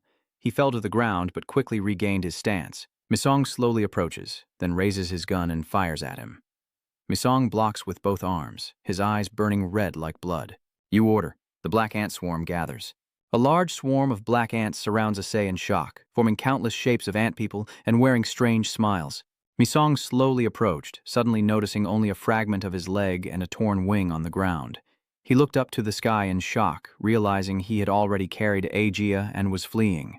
Ajia screamed in fear, "Let me go, you bug," and Mi-song rushed forward. He summoned Mong Taeyeon and scolded him, "Idiot, stick close and catch him." Mong Taeyeon immediately merged with Mi-song, transforming into wings to help him chase after him. Ajia saw them as her last hope and thought to herself, the person chasing from behind. Could it be Ace who suddenly spoke? Why would he try to save you? Why is no one saving me? Why? AX tearfully says, I hate everyone. Mi-song is panicked. Ajia looked at him in shock and he immediately threw her down. Everyone, go and die. Saying that, Ace gathers all her strength, causing the gun on her arm to swell up. He pointed directly at Ajia. Mi-song managed to catch her just in time. The shot was fired just in time, accompanied by a giant, fierce larva. Mi-song quickly embraced Ajia and ran away. A voice rang out, "We've got him." Mi-song suddenly turned around and Nan, the branch manager, appeared and executed her deadly insect-killing fist move, channeling a large surge of blue electricity into his body, causing him to convulse to death instantly. She looked at him emotionlessly.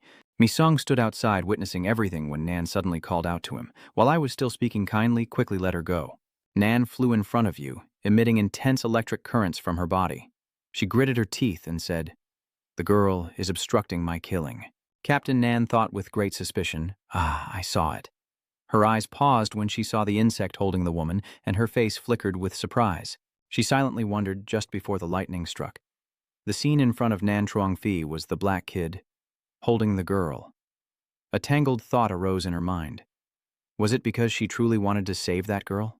That could never be true. Nan Truong-Phi's gaze sharpened as she soared high, her serious face observing everything, and she continued to think to herself, that bug probably has no reason to do that. Then she asked him, "Are you planning to take that child hostage?"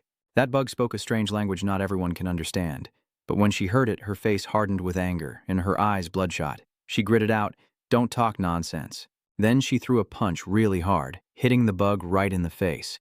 The bug was knocked far away, and as the girl fell from the bug's grasp, she rushed over with a worried expression, quickly helping the girl down to the ground and covering her with a blanket. Then the leader stood there, her eyes fixed on the bug. Her next move was to activate her skill and soar toward the bug. The little kid below slowly opened his eyes, his gaze dreamy before narrowing and letting out a soft sound, looking up at the dazzling fight scenes in the sky, and he truly couldn't believe what he was seeing. He opens his eyes in surprise. The leader is punching the bug, then grabbing its shoulder with one hand and preparing to strike with the other. Nan Truong thought to himself, what the hell is this bastard doing? He's only defending himself. Nan Truong kept punching, his face showing clear anger, but the black beetle opposite just blocked without fighting back. Nan Truong wondered if the black beetle really had no intention of fighting back. Her face briefly froze, then a huge lightning bolt struck down from the sky into the ground, and dust and smoke obscured everything below. "What are you?" Nan Truong asked the black bug, her voice full of suspicion. Nan Truong stands there. She irritably asks, "What the hell are you? Do you really want to save that girl?"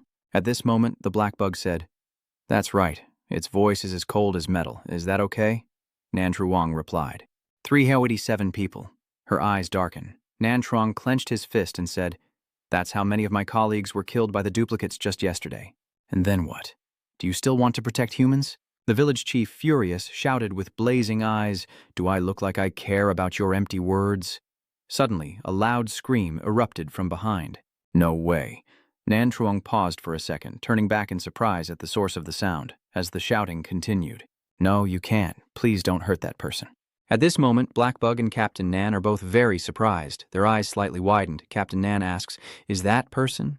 The kid approached and asked, "Are you the insect harvesting company? The one that defeats the bugs and saves people, right?"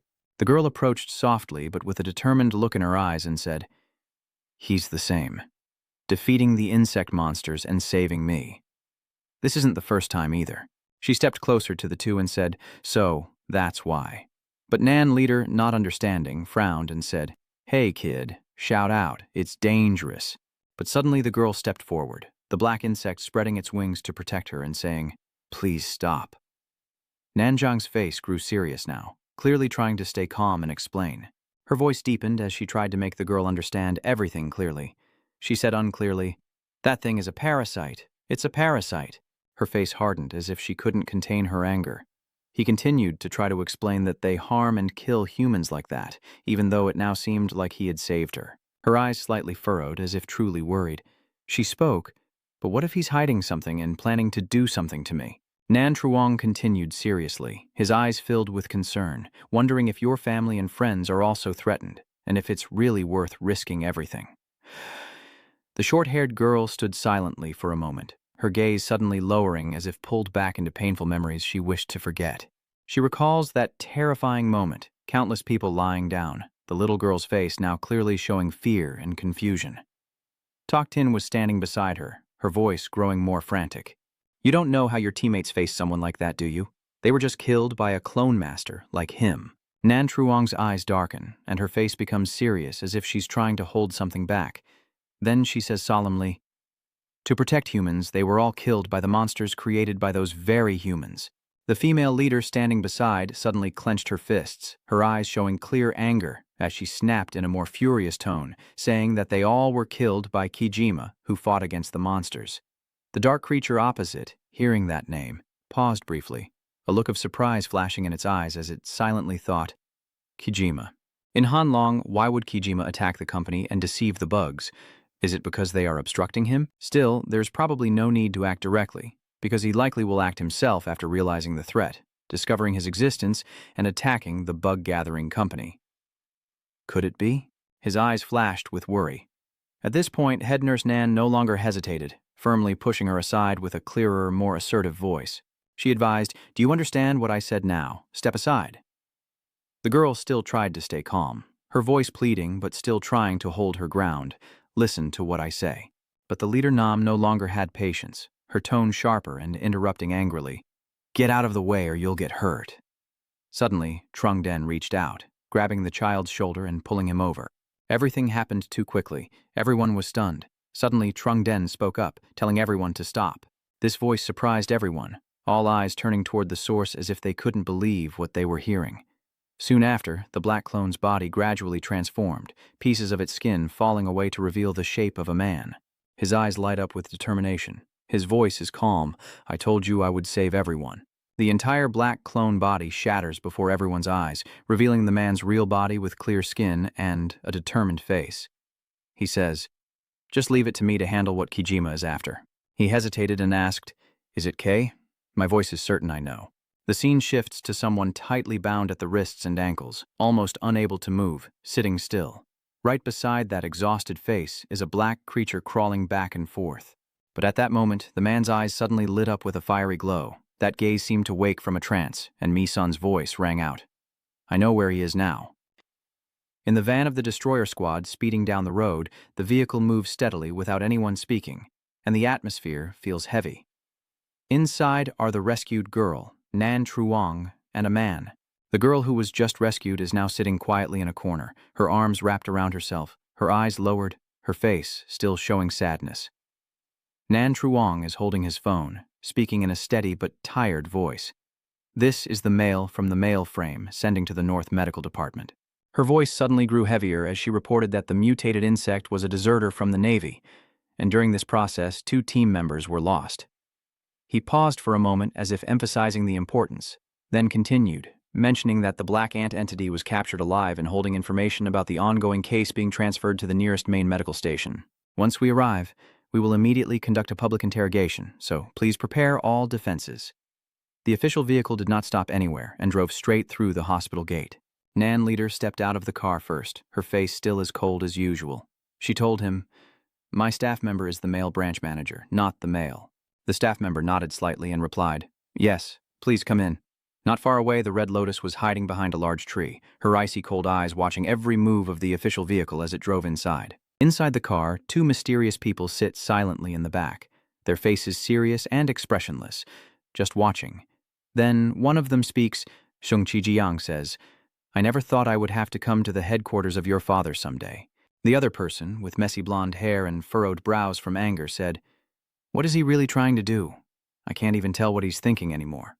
As the scene ended, they suddenly shot forward like the wind, rushing to the place of the fight with determined eyes, their faces tense as if facing something very serious. The woman angrily hits the man next to her and says, "Stop!" Shang Qijang is startled, turns around and shouts, "What are you so surprised about?" In front of them, the Harvester Company is there and the scene makes both of them stunned. Are they really capturing Tin Kamison? Deng Qirang is almost going crazy, so furious he's about to blow his top. What is going on here? He grits his teeth, ready to change, and says, "I will handle that woman in charge first, the rest you deal with." The blonde-haired demon looks annoyed and angry, hitting back and saying, "Don't give me orders." Then she punched him in the face, making him tilt his head with a swollen red face. Furious, but just enough. The blonde hair still frowned and said, "Because it wasn't me who did it." Suddenly, both of them were surprised to see a small creature appear before their eyes. Deng Qijiang blinked and looked carefully, asking, "What is that? What is this little bug?" The insect keeps buzzing and yellow-haired person frowns in surprise, saying it's a fake. Suddenly, from the back of the creature, it farted out countless black clumps that gathered into a circle and appeared with the words, "Do not do anything." Tok Vang, wide-eyed, asked, "Is this what Kamison is saying to us?" Deng Qirang looked at the words and nodded firmly, continuing, "That must be it." The insects gather again and form a line of words behind them. Tok Vang sighs in frustration. "What bad luck, seriously, what do you mean?" "I was about to save him." Deng Qijiang next to me shook her head and sighed tiredly. "Let's go to the car together." Then, the three of them, two at a time, headed to the car. Inside the hospital, the group was moving forward. At this moment, a doctor stepped out to greet us, saying the branch has worked hard, she has no injuries or medication. The leader replied yes first, then everything was silent. "This girl is the survivor from that scene.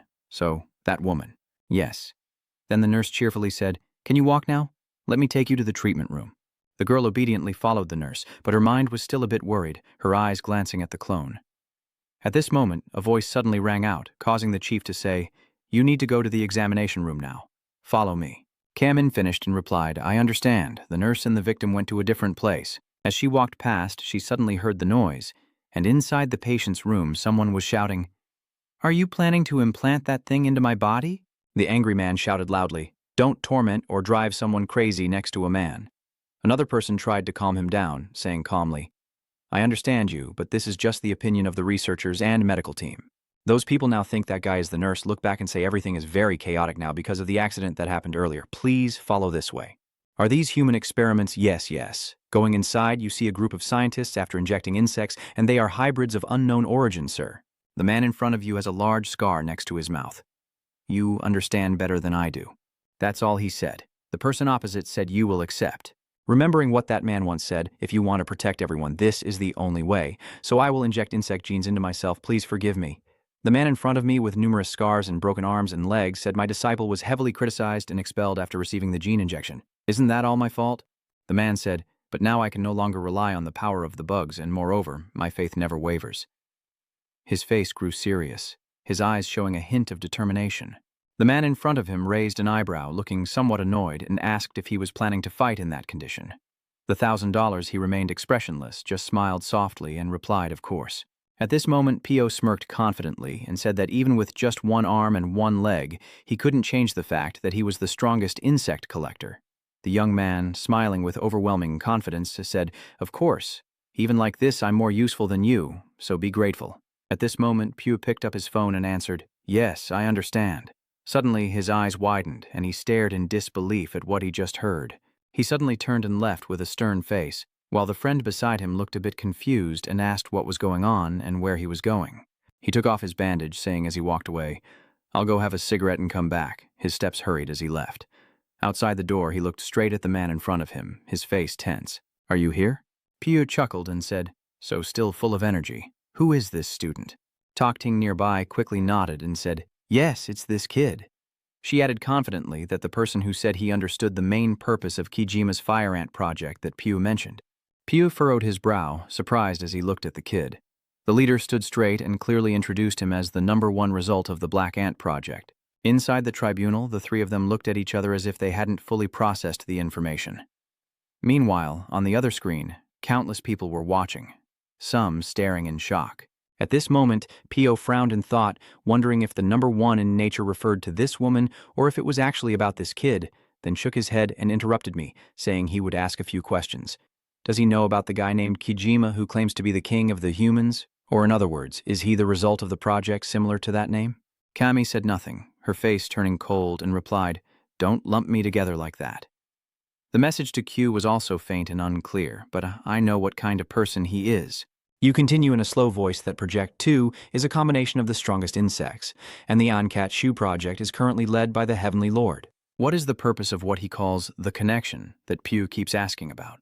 Common remained silent, only speaking vaguely, describing a container created to hold everything and nothing. But in Pew's mind, waves were rising. He silently thought, what they call a connection is information. Even the high-ranking leaders don't have. Even the current officials don't know if the information about this kid is true. At this moment, Xiaomin Songha stood up and said, "He is my brother." Everyone inside was extremely surprised and wide-eyed. They asked, "Are you brothers or what?" The atmosphere immediately became lively as Cammy on the other side looked around, observing countless surprised and whispering people. "You said you knew his location, right? Can you lead us there? If you can give a specific location, I've already called the manager of that place." Everyone stared at each other in surprise, not knowing when they had called or who. Pio started to feel tense inside, thinking, should I call the manager? Suddenly, a man walks into the interrogation room. Outside, the two guards look up and ask, "Hello, sir, do you have any business here?" The man looked serious and replied, "I came to see the taller son." The guard approached and whispered into the leader's ear, who then looked at the migrant with a serious expression. At this moment, he shouted to stop the interrogation. Pio immediately frowned and asked, "What's going on?" "What did the leader ask?" Kamen remains deep in thought, silent as if his mind is spinning with 1,000 things. At this moment, Mr. Hello stands up and all the staff in the room quickly follow. He says the representative is entering. The door opens and the old man walks in 1,000 steps, his eyes shining like flashlights scanning the room. He looks around and then says, "Please come in, representative." "Thank you. Kim the driver, what is everyone doing?" "Are you all just gathering here to enjoy the view? What's there to see?" Her voice was rough but also a bit humorous. The old lady walked in, everyone was scared, then they lowered their heads and said, "Hello." She raised her hand, revealing a dazzling array of precious gold shining brightly. Everyone cheered happily, welcoming the representative. The old lady smiled softly, both gentle and mysterious as she greeted everyone. The person entering was the founder of the insect harvesting company, Jane Ock Zoom. "My little darling, time to eat your meal. Is that the representative we're seeing for the first time?" The man lowered his head and said, "Hello. I met the representative before. It's been quite a while now, right? Are you still well?" The old lady smiled and said, "I'm fine. Is everything handled by Secretary Kim?" "No, President Kim is in charge and Director Kong is also doing well, right?" The director then pointed ahead and asked, "Are you here to meet this guy named Kamison?" The old lady was right. I came to see him. He is my grandson. Then she laughed. At that moment, everyone in the room was surprised. "Yes, what did you say?" Everyone was shocked. "So, is what the representative said true? Where are you going, ma'am?" "What is Captain Land saying now? The representative? Could it be?" Everyone looked at Kamison and said that the person he called was, indeed, him. "Kamison, you didn't do anything, but suddenly the bugs swarm around and break all the restraints on you." The man in front looks surprised and says, "Kamison, sorry, but I need to deal with this for a moment." The male leader was surprised and asked, "How could you remove it so easily?" Land leader, furious, clenched his fist like a lightning bolt and said, "Don't resist." Kamison says, "I am not resisting, but my grandmother might be very sad if she sees this." At this moment, an old woman enters the room. She smiled and said, "You hug Grandma's little dog, then Grandma runs over." Kamson looked at her and said, "Grandma, the old lady is happy you haven't eaten anything yet, right? She bought braised ribs for you." Mapio was very surprised. Is he really the representative's grandson? Then does the representative also know about that project? So, how much has she found out so far? Pio then said, Hello, I haven't seen the old lady's representative in a long time. It's been a long time since the old lady smiled like that. Did she scare everyone half to death? I'll explain now, but let's eat first. In the dining room, the old lady said that everything was prepared by her. Enjoy your meal, everyone. The old woman is cheerful while everyone else has countless thoughts. At this moment, the old woman said, President Kim is also here. Come quickly. President Kim stood and said, It's okay. Pio also said, Chairman, please sit here and eat. In front of you is a very sumptuous table. Kamison ate the ribs happily while eating rice, as if starving for 45 years. Everyone's eyes shone like stars. Truly an incredibly delicious dish. After finishing her meal, the old lady put down her chopsticks and said, Let's begin now. At this moment, the old lady's face became very serious as she recounted events that happened before the company was established. 18 years ago, that grand building was filled with countless insects on the trees inside the chairman's office. I would like to report the revenue for the first half of 2005. The old woman said, Yes, Secretary Kim, wait a moment. It must have been when she was very young, she said. Sorry, I was on the phone with my son. The old lady asked who the son was that was living like that. The young man kindly replied, What do you mean living? Of course, I'm eating my mother's homemade porridge. Have you tried the braised ribs yet? The young man said, Of course. Everyone in the West is going crazy over how delicious it is. Mom, the old lady is so happy she might as well be eating the ribs herself. The braised ribs are just average, normal. Next time, I'll send more for you. Is the young man very happy? It seems like this time you're getting a promotion. The old lady was happy. Who the hell is messing with her? Wow, what's going on here? Then the old lady chuckled and said, Mom's wish has come true after all. That promotion, that's the promotion. Secretary Kim also said, Oh, congratulations, President. At this moment, the old lady said into the phone that last month was also good, but it has to be. Have you listened to yourself or not? The young man now said cheerfully, Don't worry, Mom knows I'm doing very well. Suddenly, someone above called out, Sang Kim Tae, huh? The young man listening to the phone also paused and then said yes. The man said, There's a murder case. Get the car ready quickly. Are you surprised now? Yes? Then he heard the command and told his mother on the phone, I have to leave now, I'll call you back later. The old lady, hearing this, also worried and said, Okay, don't get hurt. Be careful. The old woman hung up, then sadly said she loved him before turning off the phone. At this point, Secretary Kim smiled and said, I think the chairman feels reassured having a son. The old lady sadly tries to reassure herself, but I'm worried it will be injured for too long and want to die. I told him to take over the business peacefully, but he insists on becoming a policeman like his partner. So, how could I stop him from doing that? Secretary Kim then said thoughtfully, That means he really respects his father. The chairman has developed Gomi very well, but I think perhaps she raised her son even better. The chairman then sadly said, Let's just look over the report now. Secretary Kim said, Yes, the revenue of both has increased by 23% compared to the same period last year. Improved internal benefits have boosted employee performance, with China's total revenue accounting for 30 to 40%, and customer reactions have been quite positive. While the two were discussing the report, her son had to go to a place where someone was dead. But Choi Seung-jun was surrounded by countless insects. A half-demon man who has already killed his colleague then said, What are you? And shot at the insect, then asked, What kind of creature are you? But the insect still didn't move or die. Its red eyes stared ahead in fear, more bloodshot than before. Then the husband said, I will kill you and Phi too. They angrily said, Die. Wow, I can only scream in despair. This is a monster. Sometime later, after hearing the news, the old woman's screams echoed in the sky, Yigo and crying uncontrollably. Her son was gone, and she shouted alone, How can she go on living, this little boy? The doctor entered and said, The autopsy results are in. It's crazy. These wounds couldn't have been caused by a human. So the old woman is furious. What are you talking about? The old woman cried out in grief, saying, The only explanation is that it was an animal attack. Do you really believe that? Receiving her son's body, she kept crying. Sit at the chairman's desk, Grandmother Secretary Kim. The old man said quietly, Yes, Sir Chairman. She said that no matter what it takes, we must find the one who killed my son. Secretary Kim said, Yes, Mr. Chairman. Then she left the food company and went with the man in front of her to find an answer to this. Mr. President, what do you want to say? Secretary Kim hurriedly reports the guest has arrived. After hearing that, she frowned slightly, her tone showing her displeasure. I told you not to let anyone into the room. At this moment, she turned around with a hint of curiosity as she listened to the other person say that their son had something to say about her son's death. Yes, this caught her attention. Her eyes fixed on the man in front, her eyebrows slightly furrowed. They both fell silent for a moment, and the atmosphere suddenly grew tense.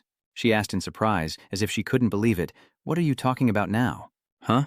So what killed my Western civilization was bugs. Yes, it's true. At this moment, the man in the white shirt stepped forward, presenting numerous images and seriously said, "We call them insect people, Mr. President." Hearing this, she frowned, her expression slightly suspicious, her hand tightening the teacup, then slowly asked, "The investigation team said it was an animal, but now you're saying it's bugs?" After a moment, she put down the cup, her eyes staring blankly ahead, and asked tiredly, "Who are you?" That young man still stood firm and answered decisively without hesitation, "We are not joking."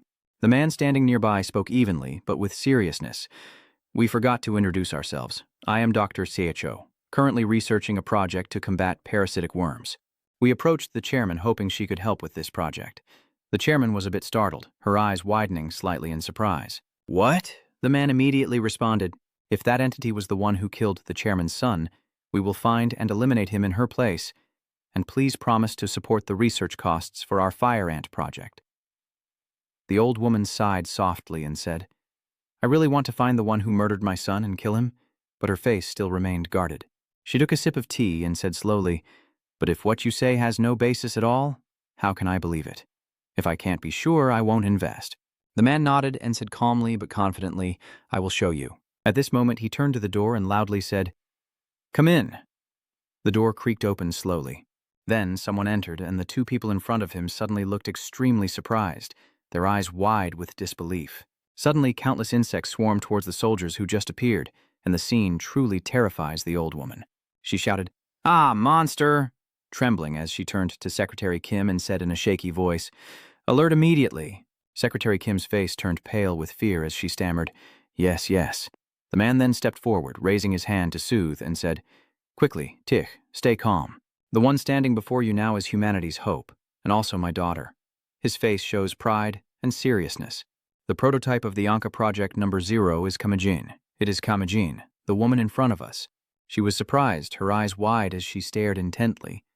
She asked, "Is this magic? Is there really such a thing in this world?"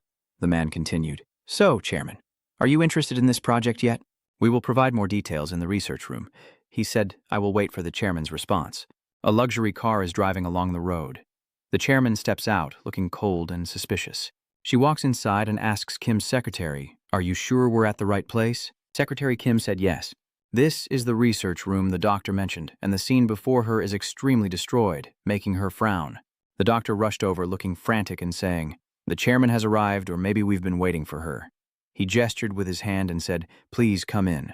The old woman looked ahead with a contemplative and somewhat suspicious gaze, then said, "Let's go." Secretary Kim obediently followed. "Yes, sir." The three of them proceeded inside, walking along the path and paying attention to numerous pictures of all kinds of reptiles. "Oh DS, oh my, the world is so vast. What are these things?" According to my investigation, Dr. Cassell is a very famous entomologist worldwide, specializing in ants. They say that just the paths he discovered for the first time already number over 10. By the way, where is the daughter who went with you the other day? Is she alone? Then the doctor said Min is waiting to practice the fight for the chairman to see. The old lady sat watching the match, right? Now the doctor says it will fight against a parasite of this kind. The three of them have to look at the screen in front of them, and the old woman sees blood splattering everywhere with a look of shock on her face. "Is Kamen ready?" the doctor said. Kamen turned around expressionless, then signaled that everything was done. At this moment, Dr. An presses a button. The door opens, and a worm-like creature approaches, continuously crying out in pain. The old woman is surprised, her face blank, recognizing that it's someone she knows. "I told you it hurts, you damn brat," the old woman shouted angrily. "Isn't it your husband who said it was bugs?" Doctor with a serious look stared intently at it. "Just watch, and you'll understand or not. Let's begin." Countless ants crawl out from the hole on the woman's body. The red ant crawled out and flew toward the man in front of him, who, furious, widened his eyes and shouted, "Don't bother me anymore." He went berserk, and then his body began to change. Kamazan's body also transformed into that terrifying creature, turning into a red ant. The creature facing her began to change into a bug, losing all human features. He screams in pain, thrashing wildly like a madman. The doctor says that is the true form of the parasite. Did that disgusting monster do this to her? In front of the two of them, the fight was extremely intense. The red ant rushes in. The two of them meet, and the old lady just watches, unable to help but marvel at their faces. That insect, that bug, kept delivering powerful blows, smashing the ground below, but when it reached the top, the red ant rushed in and stabbed it. That guy shouted, "Just a little more." It kept crying out in pain, then launched another punch. The red ant said, "Just hold on a little longer." Then Ko-Fi punched the insect multiple times. The red-eyed insect spat blood and was punched straight in the face by the red ant, then collapsed to the ground. The old woman lost her composure, but he said they created a monster exactly like it, right? At this moment, the doctor looked at her and calmly said that Min is different from them, and that the results of this project will not harm humans. Only the parasite is the only enemy. They will hunt and devour it. The old woman blinked in surprise. Eating? The doctor replied naturally. Absorbing the clone is thanks to the hundreds of millions of ants parasitizing her body. That is the mission we created. After hearing this, the old woman felt like she had been punched in the head, her mind in chaos, and she asked desperately what on earth you were doing. In front of her, like a scene from an action movie, the red ant defeated its first enemy and then turned to the side, saying, "Eat up and then go home." Immediately, countless red ants burst out from the girl's neck as if opening a buffet. The girl tiredly smiled and said, "That was tough." Then she suddenly shouted loudly and collapsed, causing the old woman to panic. "Is she hurt somewhere?" Doctor then said softly, "The girl is still lying there gasping as if she just ran a marathon." The doctor looked at the old woman and said, "It's not just one person. Why does she look so blank, like she just ate something and is questioning everything?" Then she shook her head vigorously and said, "What are you talking about? Are you even sober? How could you use your pregnant daughter as a test subject? Even if catching the person who killed my son is difficult, she is your daughter, and she has an unborn child. I didn't mean to bother you, but what kind of parents would do something like that?" The doctor then looked her straight in the eyes and coldly said, "Because we are parents, that's why." The fully covered figure is Kamazin, who softly steps forward and says, "Please don't blame my father. My husband was also killed by the clone during the experiment. I didn't know I was pregnant. I made a hasty decision driven by blind revenge, but I have no regrets because the future matters more to me than revenge. I can't let my child be born into a world where clones run rampant like a lawless land. Please help us so this project can continue. Please, do it for the future of the world." The old woman suddenly fell silent as if experiencing a connection error, overwhelmed by the shocking information. Then she clenched her fists and wondered how she could ignore the parents who do everything for their children. Finally, she looked up seriously and said, "I will support." Then she shouted, "But nothing too overwhelming happens to the child?" Half anger, half worry, she said, "Do you all understand what I mean?" The doctor bowed his head in gratitude. "Yes, thank you, Chairman." The two shake hands as if they just signed a billion-dollar contract. No notarization needed. Then the old woman turned to the doctor's daughter with a big smile, as if inviting her to try her delicious, spicy ribs, her specialty. Then everyone continued with their work. The doctor studied for the Olympic exams, while Kamen's belly kept growing bigger. The old woman carefully cares for every detail, eagerly and gently holding the baby in the bedroom, saying, "I you've been through a lot, so small, so tiny." Tears streamed down her face like a prime-time Korean drama. She asked, "What's the little one's name?" Kamen smiled and said, "It's Kamison." The lady looked at the pretty doll-like baby and asked, "Are you holding Kamison?" The girl takes after her mother, so beautiful. Then she looked at the second child and asked, "What about the other one?" Kamen gently said to the side that Mi-chan is Miss Sun's younger sister. The child facing him has silver hair just like their grandfather and is named Kam-chan. Time quietly passed by as the two children grew up together, filled with days of laughter and calling out to each other playfully. They often played soccer together. One time, the kid got excited and kicked a really hard shot forward. The ball flew swiftly and hit our grandmother right in the face. The sudden impact made her face grimace, her eyes wide with shock, and her lips muttered. The old woman let out a cry of pain and shouted, "Oh my God, parents!" Her face flushed like a ripe tomato as she scolded the kids. Her eyes blazing with anger, she chased after them, raising the ball and shouting fiercely, "Take this ball!" Her high-pitched voice made the children step back in fear, trembling as they apologized. "We're sorry." A and Hung are too fierce. Inside the fire ant research laboratory, a warm scene appears. A mother and her child are smiling brightly at each other. The old woman gently held the two children in her arms, her eyes soft and full of love, smiling softly as she said, "You're already 5 years old now, aren't you?" The two kids snuggled close, their clear, bright eyes shining, chattering happily. "That's right, we're 5 years old." The old woman sighed softly, her face showing a hint of worry, then muttered sadly to herself. Taking care of children at this age is really not normal at all. At this moment, Gami-chan's voice hesitantly called out, "Grandma," and she turned around slightly surprised, her eyes softening as she asked what was wrong. Gami-chan with a longing look asks, "When will Mom come back?" The old woman gently smiles, her eyes a bit sad. "Your mother? She will be back tonight, don't worry." Mi-sun also hugged her small hands wrapping around her waist affectionately and saying, "I miss you, Mom." The old woman gently stroked her head and softly said, "Mom will come back safely." That evening, her expression suddenly turned serious upon hearing the important news that they had found him. She looked thoughtful in front of the screen as the person on the other end said, "Yes, we are tracking him, and this is the footage sent to us by our surveillance staff. Even if I look, I won't understand anything. These are the chaotic images from Jeju Island not long ago." The scene confirms 64 deaths. Her face gradually pales, her lips trembling as she hears that the wounds of these victims all share many similarities with her sons, especially those from outside Ganana, and all are identical. She falls silent for a moment, her gaze turning cold, her voice firm and clear. He is the clone who murdered her son. So now Minin just walks in and asks for the location? The old woman is slightly startled and turns around, surprised, and says, "Mijin has come in, right?" The man in front of me says, "So far he still hasn't left Jesus Island. My team is still monitoring him closely." Minin spoke, her eyes full of determination, asking him to prepare to leave immediately. The man solemnly responded, "Yes." The old woman frowned slightly with concern, clutching her hand and saying, "Kane is not an ordinary person. And what about the children?" Minin said with a determined look, "It's time now." Then she gently smiled and told her that it was time to fulfill the promise to the chairman.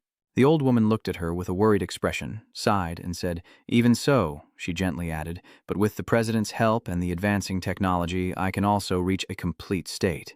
Her tone grew firmer. "I will catch him and return safely. Don't worry, Chairman." Her eyes still showed concern, but she nodded in acceptance. "All right." She stepped close to her, her deep eyes saying, "And also, I have a few things to say, very mysterious." "What is going on, my child?" Then the two of them walk together to the hallway beside the stairs. The atmosphere becomes quiet, only the sound of footsteps remains. The old woman frowned and asked if what she just said was true. She nodded gently and said, "Yes." The old woman frowned slightly, her voice worried. "Is he okay? When did he become like this?" Minnie spoke slowly, recalling the peaceful moment when she was sitting watching TV with the kids, both of them watching intently. "The superhero's exciting lines are blasting on the TV, sir. Just die and change into useless clothes." On the screen, Taser Blade unleashes a mighty roar as it slashes at the evil one who is in pain. "I won't let you go." Mi-chan's eyes sparkle with joy as she cheerfully says, "Tierman.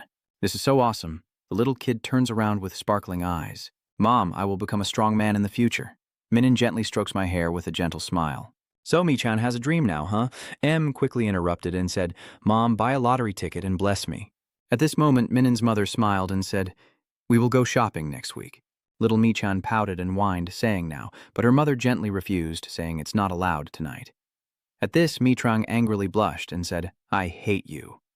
She gently comforted her child with a sad look, saying that her child makes her sad, and she will buy it tomorrow. Suddenly, from afar, Mi appeared with a serious face as countless insects flew around him. Mi-sun turned to her brother Kam Mi-chan with a slightly awkward expression. Mi-chan, who was throwing a tantrum, suddenly looked back with surprise and asked what was going on. Kamern's mother was terrified as she saw countless familiar insects flying before her. Suddenly, Mi-sun calmly drew a sword and said, "Here, take this." Lai Mi-trang's eyes sparkled happily behind her. Then Mi-chan grabbed the sword with an excited expression.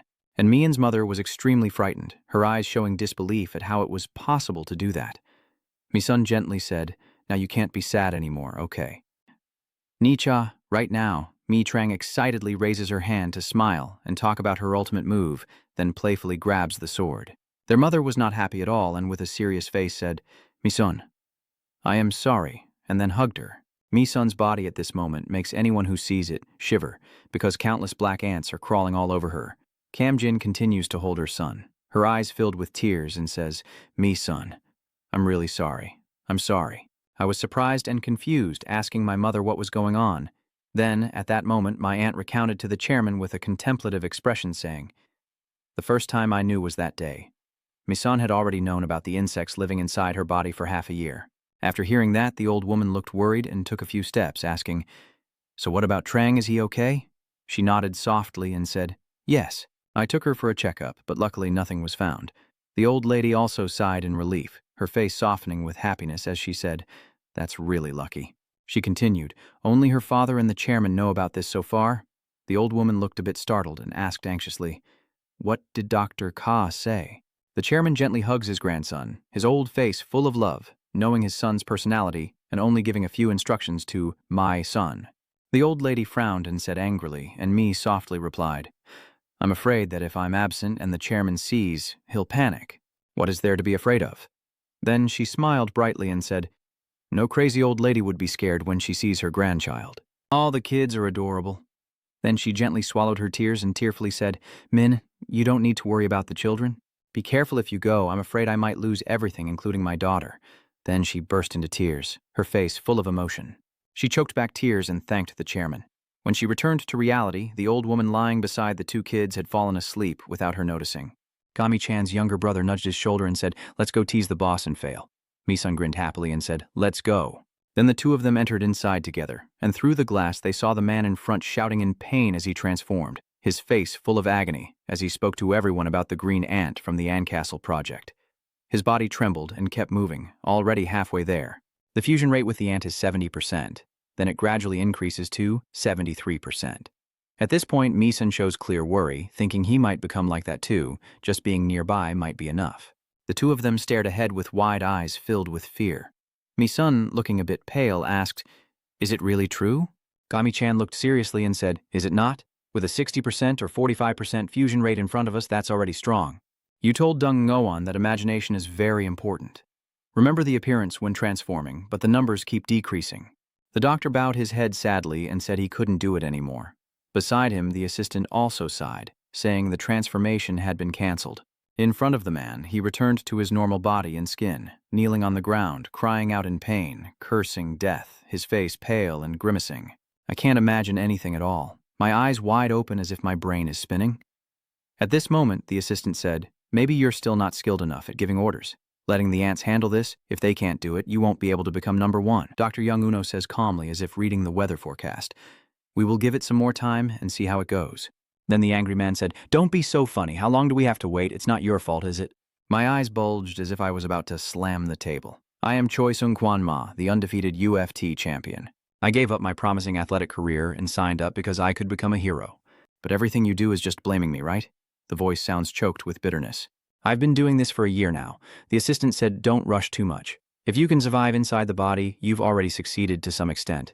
But in the end, all that remains is the shapeshifter speaking softly like a lullaby, yet making the listener furious. The young man puts on his shirt, moving as if defeated, turning away without looking at anyone. The assistant beside him reminds him that this is his responsibility for Dongnan, and that we can't help him. The boy, frustrated, says only I can do this damn experiment, with a voice like he's been holding it in for a year. You've left the lab again. How many times is this now? Damn it, your tone sounds like you're counting down to the end of the world. How did Senior Mi-tin manage to do it? With a dreamy look like a fan idolizing a great hero. At this moment, the two kids said, this time, you can't become a hero either, huh? Choi Sung-chuan, are you angry because it's the two kids playing Go? The two kids said, let's go play, let's go play. Choi Sung-chuan already said he doesn't like it. I'm feeling down now. This uncle isn't in the mood to play anymore, sighing as if he's lost his youth. The two kids continue to follow behind. So once again, it's a failure. Ha, you really are a failure. Choi Sung-chuan told them not to call him that, but the kids yelled back as if punishing unruly students. Gami-chan then said, Mi-sun can do it. What do you mean by just giving Sung-chuan a blank stare? His mind spun around, not understanding a thing. At this point, Gami-chan said that my uncle could also control swords, but then he said that Kami's parents told him to keep it a secret, with a sneaky look as if afraid of being caught by Mom. Gami-chan excitedly said, let me show you, with bright eyes like flashlights, surprising Choi Sung-chuan. Then he said, son, how can you do that? His mouth was wide open like a fish out of water.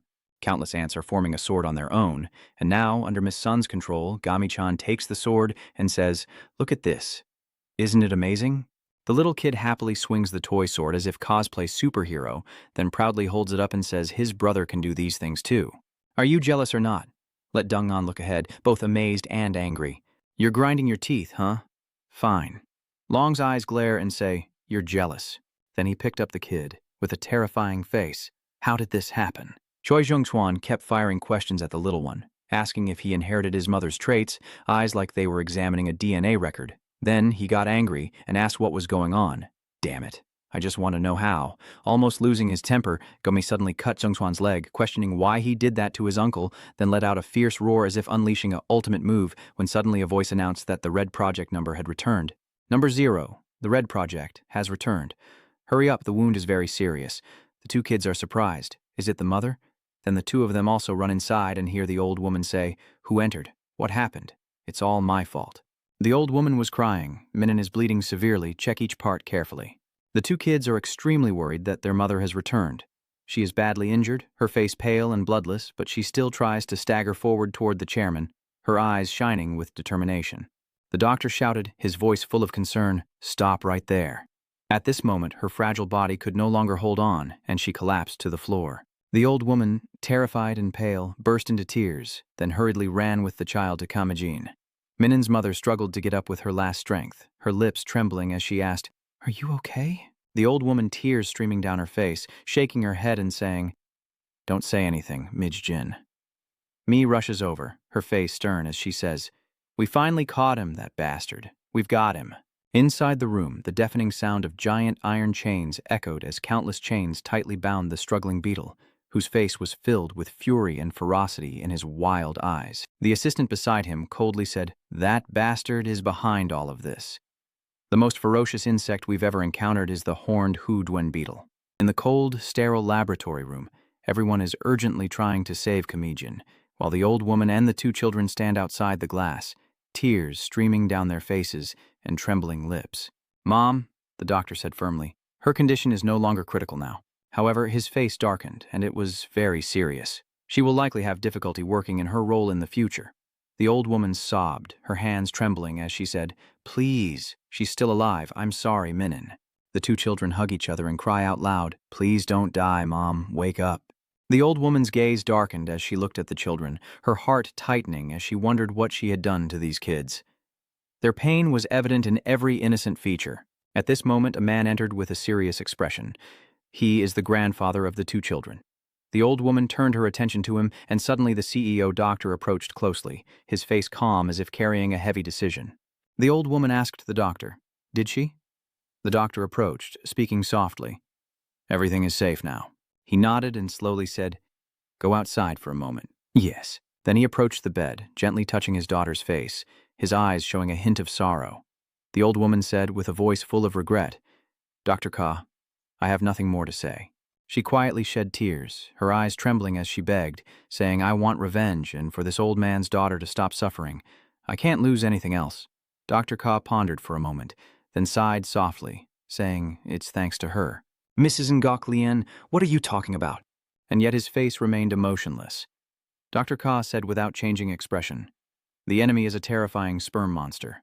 I've never faced such a creature before. The Manson prototype has been completed perfectly." He looked at her, his voice calm but clearly indicating that all of this was with the president's help. She frowned, slightly confused and distracted by the market, so he just chuckled. How could he be like this in this situation? Isn't he worried about his children? He calmly said, "I've worried enough." Suddenly he turned to the child, with a determined look demanding Misun to go. The two kids looked up in surprise as he reached out his hand, a cold smile on his face saying, "Let's go with Grandpa." Misun hesitated and asked, "Where are we going?" The old woman was startled, quickly reaching out to hold her grandson's shoulder and pull him back toward her, her eyes surprised at why the child.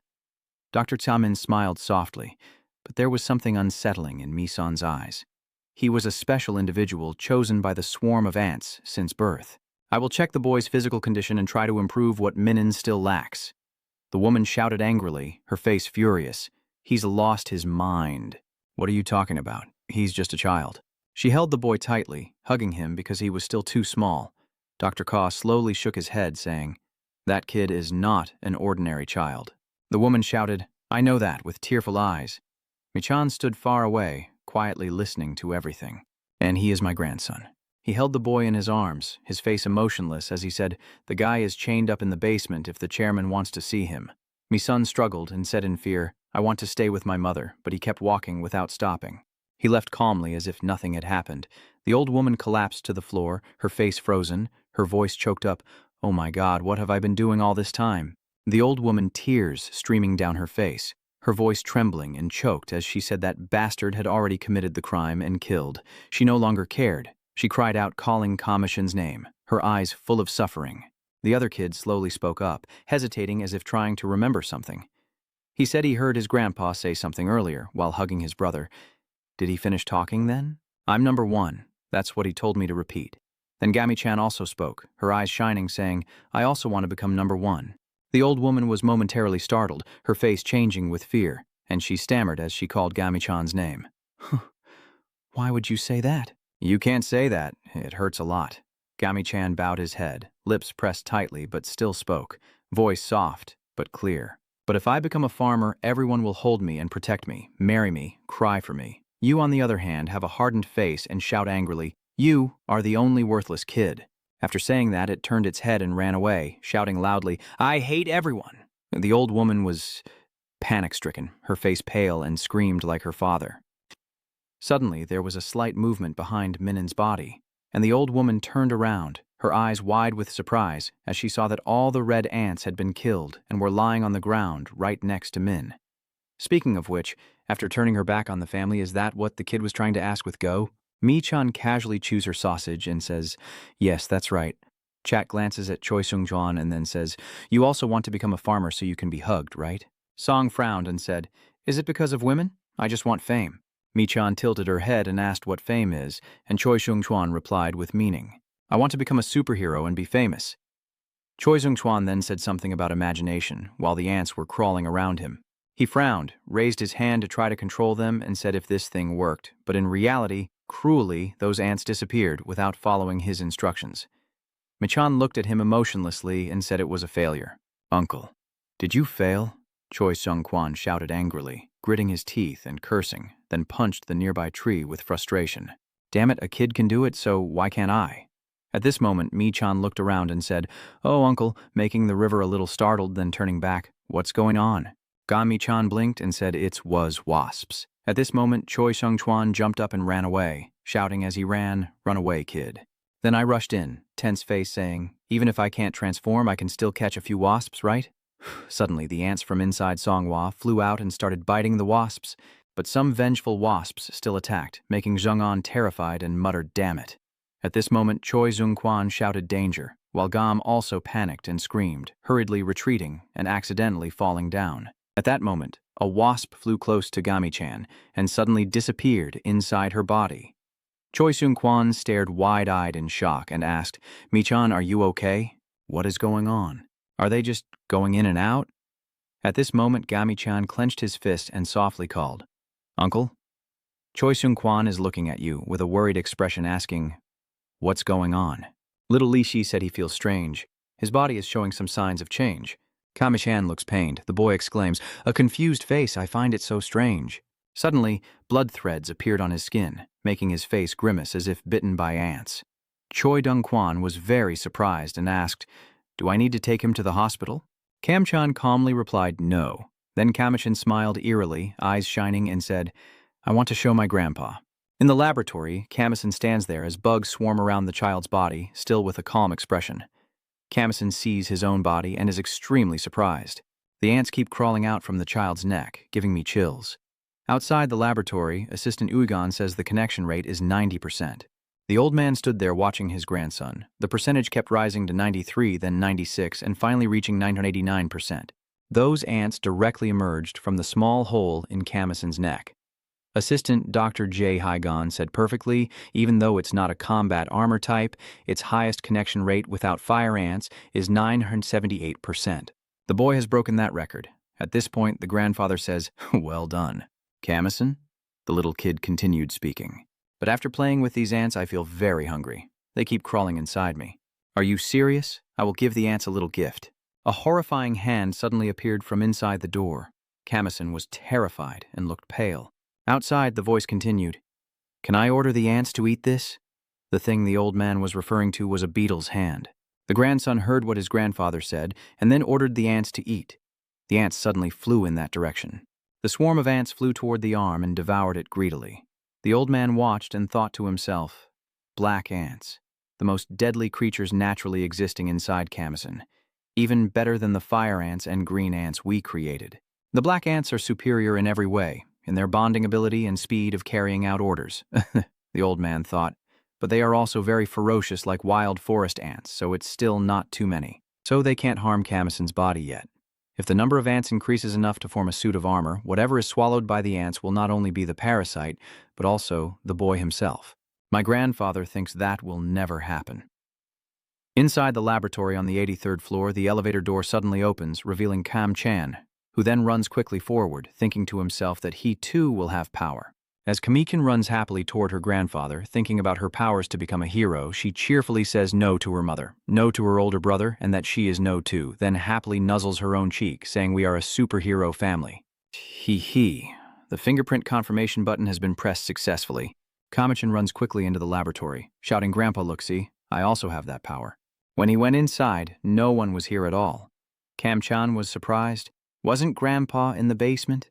Then the boy thought for a moment, and suddenly a sound appeared in the dark corner that made him curious and look in that direction. That sound was from the fierce mutant Dwell. Suddenly a red alarm blared throughout the laboratory, catching the old man and his assistant's attention. Then an urgent voice sounded. The mutant has removed the control device, causing a loud explosion. All personnel gather at the mutant detention center on the 3rd underground floor. That mutant is staring at Kamisha with its red eyes. Kami-chan nervously says, Oh, that's what caused my mom to become like this.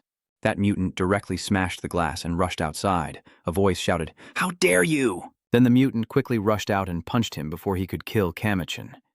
Choi-sung transformed into a wasp mutant, furious, shouting at that damn mutant. Then Kamichan looked at the monster in front of him with great surprise and said, Uncle, Choi-sung is in trouble now. Choi-sung replied, I can't hold on much longer. Run away quickly, kid. And then he moved toward the monster DWS to continue the attack. The two fought fiercely, with Choi-sung constantly punching hard at Duel. Then he also looked surprised and said, But that kid managed to do this afterward.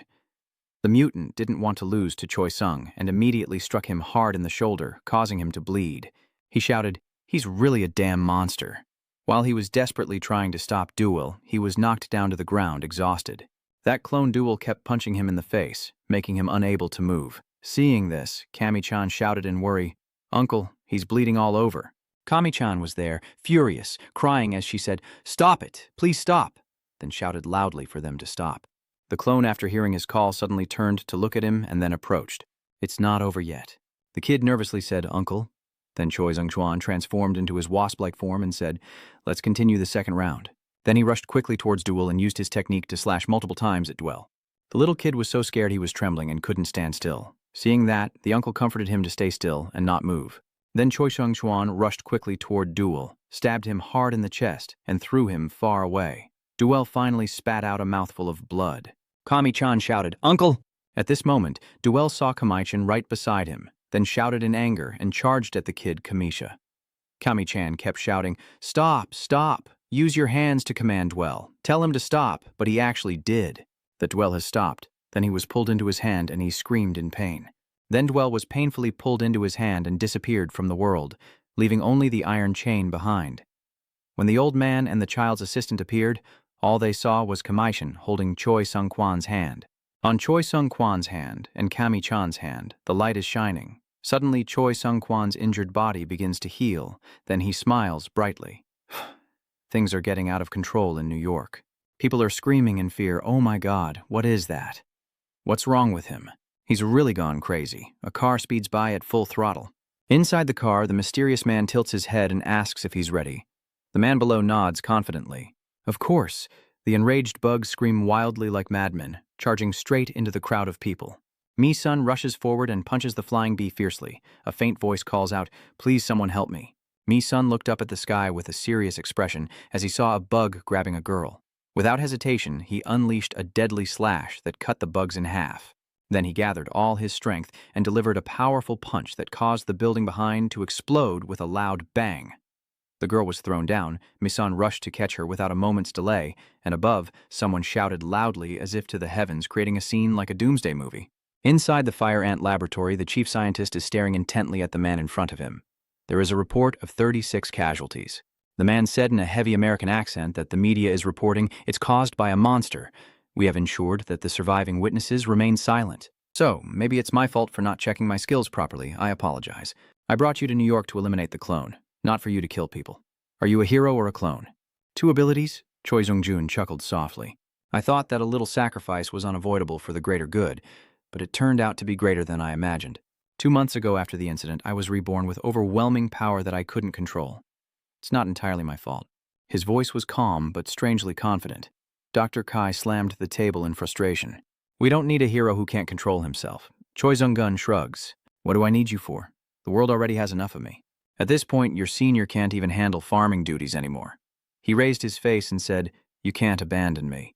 If you're so confident, then let your amazing 5-year-old grandson do it. In the room, Minin cheerfully said, Mi-sun Miin, dinner time. She sent us some braised ribs. Mi-sun was so excited, really loving the braised ribs, getting ready to eat. The kid turned to ask his mother, But why can't Mom come here these days? Min-jin broke into a cold sweat, hesitated for a moment, then replied, It's because I won't be coming here for a while. Minini tilted her head and asked what she meant by that. The old woman smiled and said, I will continue to support, so don't worry. Minini heard that, took her hand and said, Please don't go. The old lady looked at the two of them with a sad smile. That little boy is feeling lonely. Take good care of him. Min-jin stroked her son's head and said she's been very busy lately. Mi-sun's mother wants to see her. Minin softly said, Let's visit her office next time. Min replied, Yes, that's great, let's go. Min-jin happily stood up and said, Let's eat and call Mi-chan out. Mi-sun obediently replied, Yes, mother. When Mi-sun goes outside, he shouts loudly, Mehan, where are you? Mom is calling us for dinner. In a distant corner, Mon is witnessing Dr. Kai Cello, his grandfather. Now Gami-chan stands beside him, sparkling eyes, saying, Look again. Gami-chan happily says, Now I can control the insects myself. With this power, you can make everyone stronger. If I have you, the unsuccessful uncle would have already become a successful one. Mi-trang is now smiling brightly, her face shining with hope like a small ray of light in the heavy darkness. Her voice, full of confidence, saying, You can also become a hero, right? Your grandson is like a swarm of insects. It can absorb not only insects, but also parasitic organisms into its body and pass that power on to others. When Gami-chan calls the butterfly, its eyes flicker with a strange look of confusion, as if it itself doesn't fully understand its own power. At this moment, the doctor and his assistant are talking, both looking thoughtful, a mix of worry and surprise. What do you mean? The assistant replies, Yes, just as you think, the boy is a very dangerous individual with the potential to produce mass clones. At this moment, Dr. Seitreo's hands tremble slightly as he embraces his grandson Gami-chan, holding him tightly as if afraid of losing something. Mi-chan was surprised, her eyes wide with curiosity, and asked Grandpa what he was doing. At this moment, he sighed heavily and replied. Mi-trang still smiles brightly, her innocent smile strangely out of place in such a tense atmosphere. Are her grandparents crying? At this moment, Dr. Ka hung his head, crying and shouting loudly, his voice breaking as he couldn't contain his anguish, calling her a failure that left Mi-chan stunned. The smile disappeared, and its face went numb with horror. When Mi-sun witnessed everything outside, he was also extremely surprised and stunned. Her eyes wide open, her hands gripping the wall in silence. In the kitchen, Minin's mother said, Come on. Mi-sun and Mi-chan, I just said, I'm really sleepy. Are you asking honestly? Minin was extremely sad, her eyes heavy with sorrow, but she still managed to put her 2 children to bed. Each child slept in a different corner, and the room was softly filled with the evening darkness. Mi-trang suddenly sat up, her eyes vacant and her face cold. Then Gami-chan approached her younger sister Mi-sun. Suddenly, your mother in the next room heard your son scream and asked what was going on. Stop it. The woman slowly woke up, and at that moment Mi-sun shouted even louder, her voice trembling with fear. Mom, Phi is here asking what you all are talking about. The older brother still kept saying, Stop it. In front of Minin, she stared at the scene before her, unable to help but be stunned, terror clearly visible in her eyes. She saw Mi-chan reaching out to drain all the parasitic creatures from Mi-san's body, her face filled with anger as she said, More, more. And Mi screams in pain. At this moment, Gami-chan looks like a madman, with a distorted, cold gaze. It only cares about the ants. When Mi-sun is completely drained, her body loses all strength, and she collapses in pain. Min-jin sees this and feels both terrified and furious. She runs over, her hands trembling as she slaps her son. Mi-chan, what are you doing? The boy fell flat on the ground, his eyes vacant and unfocused. Next to Mi-sun, he was in pain, his body severely damaged from being drained, crying out loudly. Min-jin, her mother, became even angrier, tears streaming down her face. Her father shouted loudly, asking what she was doing. What exactly is your mother questioning you about Tai? Minen's mother says, do you know how terrible it is to have an ant colony living inside your body every day, or do you still want that? She cried and said, Mi-chan, I was so happy to hear that you don't have ants in your body, so just be normal. At this moment, Mi-trang angrily said, you're not normal, everyone knows your power. Gami-chan was very sad, her eyes drooping as she said, but no one is happy about my power. I am a failure. Miran's mother, frightened and pale, said, Gami Mi-chan, what are you saying? Suddenly Mi-trang saw something and shouted, Grandpa? In front of Dr. Kasi hanging, Trang appeared and said, I will take Mi-chan with me. He angrily said that the boy was harming Mi-sun, but Mian's mother replied that it was just kids fighting. However, the old man continued to say that he should have done something sooner. At this moment, the old man coldly said, take her away. The guards beside him replied, yes, sir. Then the guards tightened Gam's grip and took him away. Dr. Kasi hung up and said, let's go. Mian was taken away. Mi-sun turned back and asked her mother, where are they taking me? Minin shouted in fear, Mi-chang, but it's already gone. Inside the laboratory, the system said Gamicha possesses a special power to absorb and release insect energy and is considered a dangerous individual. Until accurate research results, countermeasures, or improvement methods are developed, the boy will be isolated. Gami-chan is sad, head bowed, with a vacant stare, constantly saying he is a failure. Dr. Tie finalized the conclusion and said it was over, but Gami-chan kept thinking that he was not a failure. Gami-chan went crazy, her eyes also becoming more intense. Thinking she was the only one to succeed, Mi-chan seemed to turn dark, her eyes bloodshot. A powerful insectoid creature appears behind Gami-chan. A voice in Gami-chan's mind whispers that everyone will die. Kamazun's voice echoes in the air, clearly filled with worry and frustration. She looks at her father with a tense expression and says, it's been 2 weeks, Dad. Please reconsider, Dad. Mayan's face was burning with anger now, her teeth clenched, and eyes wide as she shouted about the experiment, wondering if anything would change and if Gami-chan would be okay. That is your father's decision. The doctor didn't look at her, his eyes tired but firm. I have thought and calculated about it. This entire axis will someday bring destruction to humanity. The voice is cold, as if prepared long ago for that conclusion. If we can eliminate that cursed power, the boy could return to being a normal child. But Jin, annoyed, interrupted with a look of extreme worry. What if we can't get rid of it? Minin couldn't take it anymore and shouted with a trembling voice. So what is your plan then? From behind, Shengchuan had been standing there all along, witnessing everything. He grits his teeth and says through the old bastard's teeth that there's nothing he wouldn't do to that kid. Suddenly, a painful voice cuts through the tense atmosphere as Dung Ngon hugs himself as if trying to hold back a fierce pain, and then shouts that this damn body must be sealed shut, this living castle is flying away. Stop causing trouble, immediately, as if affected in some way. Majini and Zhongquan froze, clutching their heads. Both of them were in pain for a moment before continuing. They looked at each other in confusion, both thinking this was a reaction to the mutants, while elsewhere her body seemed to emit strange energy, as if calling other mutants, causing the Central Army and Minin to feel an inexplicable tremor in the air, and Dr. Sa Shin-treo, unable to stay calm, looked furious at the shaking data display and shouted, "What chaos is this?" standing nearby with clenched fists and a troubled expression. I can't stay calm inside and say firmly, "Dad, stay still." Then she turned around, her eyes full of determination, and said, "I will go check." Meanwhile, Sango was also furious, his face contorted as if he was about to devour someone, thinking this reaction couldn't be coming from Naidan being nearby. Then, when Deng Buan rushed over, he also saw that the original K. Menzin was rushing towards them. Inside the laboratory, numerous scientists are injured, blood everywhere making anyone who sees it shiver. Mi-chan is there controlling a giant clone, looking completely calm as if playing with toys. The guards are terrified, trembling as they shoot at the monster with sniper rifles. Gami-chan then says that with this power, I can do it too. Her eyes sparkled with a dangerous excitement.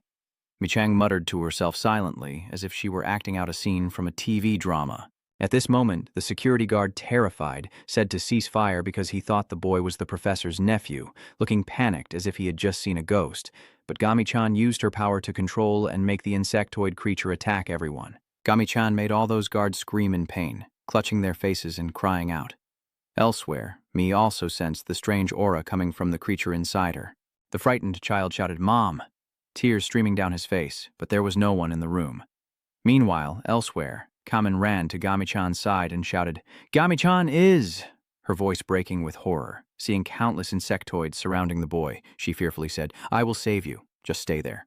Her lips trembled as if she had just drunk ice-cold water. When Minnan called her insect creatures to rise, she couldn't control them due to her injuries, her face pale as if all her blood had been drained. Right now, Gami-chan says, "Mom, you're wrong. This is me, not being attacked." Her voice is firm, like declaring sovereignty. Miran, trembling with fear, asked Gam-chan what she was saying, her body shivering as if having a fever. At this moment, Mi-chan must have shouted loudly, "This is my child. Accept me." The voice echoed powerfully. Then the swarm of insects obeyed Gam-chan's command and attacked Min's mother. When the single insect was about to kill Minnan, her mother's voice rang out, clearly accepting her. A trembling sound like tears streaming from the heart. Gami-chan feels a bit shaken inside, her eyes slightly confused. At this moment, Minnan continues to shout, "Who do you think I am? Mom will always trust me." Then she turned around and stabbed those insect-like creatures, acting fiercely like a mother tiger. She ran to Mi-chan, embraced her child, and shouted that she was wrong. Mi-chan is her mother. "Mom is sorry for hitting you." Tears streaming down her face like a long soap opera. The woman cried and said that Mi-trang is her child, please stop. But Miran kept holding her son and said, "Good boy, my son." But the insect that Gami-chan called up pierced deeply into Mi-zeum's chest, leaving her unable to say anything more. Mi-trang angrily looked at the insect and asked, "What are you doing?" Its red eyes seem to burn everything. The insect says, "Turn around." At this moment, VC Mi-trang angrily said, "Disappear." But the insects didn't vanish. They continued to refuse to read the VEO code and attacked everyone inside. Choi Shung-kwan then appeared, swiftly cutting down the other insect creatures with action moves as fast as an action film. When the other insect monsters are completely defeated, a loud roar is heard from afar. Mi-chan screams in fear, "Mom! Laggyong-hu ang entronko hong, mitrang che tui ben, me vahoy me kosao kong, kon phailam gide." But Miran collapsed there, silent to a terrifying degree. At this moment, Dr. Sietreo approached and said, "Mi-chan, are you worried about Grandpa Gami-chan?" Then Mi-chan cried out, "Mom, Mom," her stammering sobs like an abandoned child. The boy continued to ask, what did that thing do to Gam-chan's mother? The doctor didn't say a word, then shot a bullet straight through Gam-chan's face and said, "Get out of my daughter right now." Mi-chan was stunned to hear that, her heart feeling like it was being squeezed tight. "Grandpa, why are you saying that?" At this moment, Dr. K also angrily stepped forward and said, "Why do you dare to do such a thing, you failure? Disappear from my history." Mr. Dai went berserk and kept shooting, but luckily Zhang Quan rushed in and shielded the kid. At that moment, Deng wanted to angrily say, "You damn old man, what the hell are you doing?" Her anger was blazing like it was about to explode. The doctor didn't bother listening and shouted to get out of the way. "That power is very dangerous. Move aside, it's an order." Choi Shung-chuen at this moment didn't listen. "Do you think I will obey such an order?" The doctor said, "If you don't step aside, I will abandon you completely." "Then just step up and do it," Shungo said calmly, but with a cold gaze. "Go ahead, the doctor and the clone are standing to the side." Doctor raised the gun with a trembling hand, his heavy eyes fixed on killing his own nephew. Then he looked at him, slightly pursed his lips, and said, "Have you given up being a hero?" Choi Shung-kwan's face shows a mocking expression. He slightly smirks and, giving up, says, "Oh, don't make me laugh," he said, looking at the unconscious kid. "Protecting him makes me more of a hero." At this moment, Dr. Kong clenched his fist, lowered his eyes, and in a low voice begged for mercy. He closed his eyes and said, "I understand now," then put away his gun with a serious expression. "Then I have to eliminate you first." He pulled out a red and blue button. Choi Jung-kwen looked a bit surprised, and everyone present turned their eyes toward him. Is he enough of a person? Suddenly Sungo lunged forward, his eyes blazing red, grabbing Dr. Cancel by the throat. He was furious, his voice snarling through clenched teeth. "What are you going to do with that?" The doctor looked at him and said emotionlessly, "I was more prepared after that incident, you mutated monster." "What about those fiery eyes, you damn old bastard? Are you saying you planted a bomb inside my body?" The doctor calmly, with an unshaken voice of course, then gritted his teeth, eyes flashing with anger, and said, "And there is something even worse in your body." After a long while, Gami-chan, bleeding, weakly said, "I'm sorry, uncle." Choi Sung-kwan, covered in wounds, looked pale. "What are you saying?" The kid bit his lip, tears welling up in his eyes, and said, "They said it's because of me that the clone gene in you has been activated." Gami-chan bowed his head and said, "I'm sorry." Choi Sung-kwan frowned slightly and softened his tone. "Don't be so foolish." Then he looked at the kid, forcing a smile as he said, "Don't cry. If there was a kid who was weak like Choi Jung-chuan, he would have been reborn already. I have awakened as a righteous hero. So, don't apologize to me then. Then he smiled, a gentle yet helpless smile, and said, because you're my hero. Michan also felt happy seeing that smile, his eyes shining. Then he raised his hand to clap with Choi Sung-chuan and said, yes, sir. The ants are going crazy. You bastard old man. What did you do to the ants? The scientist said coldly as he carefully placed a new green queen ant into the boy, and I just used a detonator to order the insect to attack the clone. The doctor said, his eyes flashing like metal. In this space, the only goal is the insect seller who will be destroyed. The doctor said it was you. Are you showing it right away? Then the ants bite Choi Jung-chuan. The doctor muttered, his eyes shining with cruelty. At least die as a human. Choi Sung-kwan was being torn apart, his face contorted in pain. The insect people are feeding on his flesh and blood. Gami-chan is furious, tears streaming down as she screams no. Then the kid runs to Jung-chuan's side with a determined face and extends his hand to give some kind of command. The little kid always remembers his words, you are my hero. Gami-chan muttered to Jung-chuan, no, you can't die. Then the kid reached out his hand, a faint light spread, and energy was transmitted. But he said no. Suddenly, there was a change within the central figure, and the clone had transformed into a completely different entity, evolving directly into a true monster. The doctor was panicked by this transformation and coughed violently. He looked ahead and saw a true insectoid creature, no longer Chung Eungan's fleshly body. The doctor was surprised, eyes wide open. He really has become a monster, but Michan beside him shook her head, her eyes shining with a mix of despair and hope. She says he's not a monster. At this moment, Kamichan's eyes are white and blank, as if he's lost all consciousness. She spoke in a slurred voice, as if she was having a nightmare and only just waking up. Is that right, sir? Choi Sung-kwan's screams now echo loudly, all growls and roars from something no longer able to speak human language. Dr. Ka hovers suspended in the air, his eyes filled with tension and concern. He thinks I have to detonate it. Choi Sung-kwan's face is grim and twisted with rage. He raised his fist, aiming to deliver a deadly blow to the doctor, a voice full of determination echoing in the doctor's mind. You only have one way out. I must detonate the bomb planted inside my body. As he prepared to do it, his body started to tremble slightly, but at the very moment he was about to explode. Minin, his daughter, suddenly rushed forward, grabbing Choi Sung-chuan's raised arm and stopping the punch. Her face grimacing in pain, she let out a grunt, her body trembling from the impact.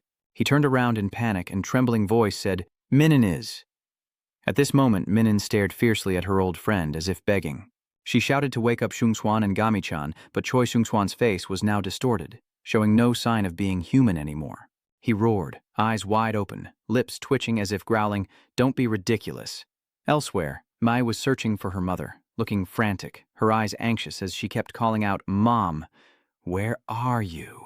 The boy walks into a dark space, feeling dizzy and saying his head is spinning, and he's feeling really lightheaded. Meanwhile, Choi Jung-chuan throws a powerful punch that sends Minjin flying into the wall. Blood gushed out violently from the hole in her chest. She collapsed, her body trembling slightly from the pain. The doctor hurriedly called Majina, his old eyes filled with fear and pain. Choi Jung, the clone, continues relentlessly, his eyes filled with madness. The doctor now leans close to Min. Quickly say, Min, I have a plan. I will handle things here so you and Miss Sun run away. Minjin froze after hearing this, her eyes flickering for a moment before asking, No, you're taking Michan too, right? The old doctor shook his head tiredly and said, You don't understand the situation, do you? He emphasized bitterly. Gami-chan is gone, and what we need to do now is protect Myson. At that moment, a soft voice called out Mom, causing both of them to startle and turn around. Min looked towards the voice, her eyes trembling as if she couldn't believe it. Mi-sun is still calling Mom, her face confused and not understanding what is happening. Min-jin, terrified, shouts, Run quickly and go up. Her voice trembling uncontrollably, Min, pale from blood loss, let out a painful cry and collapsed right in front of her son. Mi-sun panicked, tears in her eyes, calling out, What's going on, Mom? Gami-chan no longer looked human, her cold eyes and hoarse voice commanding, Disappear so I can't see you anymore. Then she called Jung-chuan to approach. Countless guns fired directly at Jung-chuan, but all were useless and caused no harm. Dr. Ka looked away with a disappointed and choked-up expression and muttered, I can't let humanity's hope disappear like this. Next to him, an unexpected voice rang out. Then I will become humanity's despair. That voice hit him like a punch. Mission. Gazing with empty eyes, he looked straight at his grandparents and uttered words that shook everyone. A second later, Choi drew his sword as if given a command, slicing through the hanging body of Dr. Kasi. He collapsed with a soft moan. Minin screamed in shock, tears pouring down her face like a broken dam. Lai also witnessed the scene, standing frozen like stone, her lips trembling uncontrollably with fear. Before dying completely, the doctor barely managed to say, "Miss Sun, protect him." His heavy eyes looked down as his body was torn apart and fell to the ground. He no longer moved, but his fingers still pressed the button to detonate the bomb. Seeing this, Millen screamed in pain. She rushed to hug Myson, trying to shield her son's entire body. She sobbed uncontrollably, holding the boy tightly as if to protect everything. Meanwhile, Mi still couldn't understand. He shook his mother and asked what happened to Mom Ha. The entire upper-floor laboratory exploded with a loud blast, flames and smoke engulfing everything. When the dust settled, only Minin's body remained amidst the wreckage. She is lying there, holding Minin's entire body to protect him. She used the remaining red centipede inside her body to shield her son, and then quietly collapsed beside him. Outside the laboratory, numerous ambulances and fire trucks are arriving. A major explosion has occurred. The representative, looking worried and long absent, gazes at the scene ahead with a tense face as if he has just lost something very important. She said it couldn't be true. She was overwhelmed with shock as she stared ahead, standing still like the sky had fallen. At this moment, the group with poisoned faces realized something and spoke over there. In front of them was Mi-sun, the little one, calling out, "Mom, Mom, Mom." My voice choked as if swallowing tears. The kid hugged his mother and said, "Wake up." Her hands trembling as if trying to pull her mother back from the world of dreams. When the group entered and saw the woman believed to be the mother had passed away, the child was unharmed. 8 people were extremely frightened and said, "What is going on with this?" Someone else continued to say there was something over there. The rescue team shouted in surprise upon finding the survivor, causing Jink's representative to stare in shock as if he'd seen a ghost. The authorities continued to say, "It's 1 child, not 2. The voice hurriedly, as if in disbelief, said that there are 2 children still alive. The rescue team is returning, still surrounded by the dusty, chaotic laboratory, the haze not yet cleared. The next morning at the hospital, Mi is lying peacefully on the bed, her face calm as if sleeping a long sleep. The old woman from afar asked, "Are Dr. Misun's condition and everything okay?" The doctor replied, "Yes.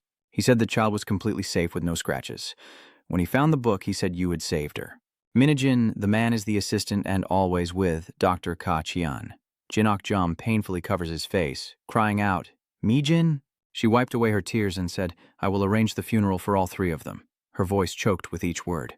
Dr. Yan said, "Yes, I will inform the chairman as soon as the autopsy on Komajin is finished."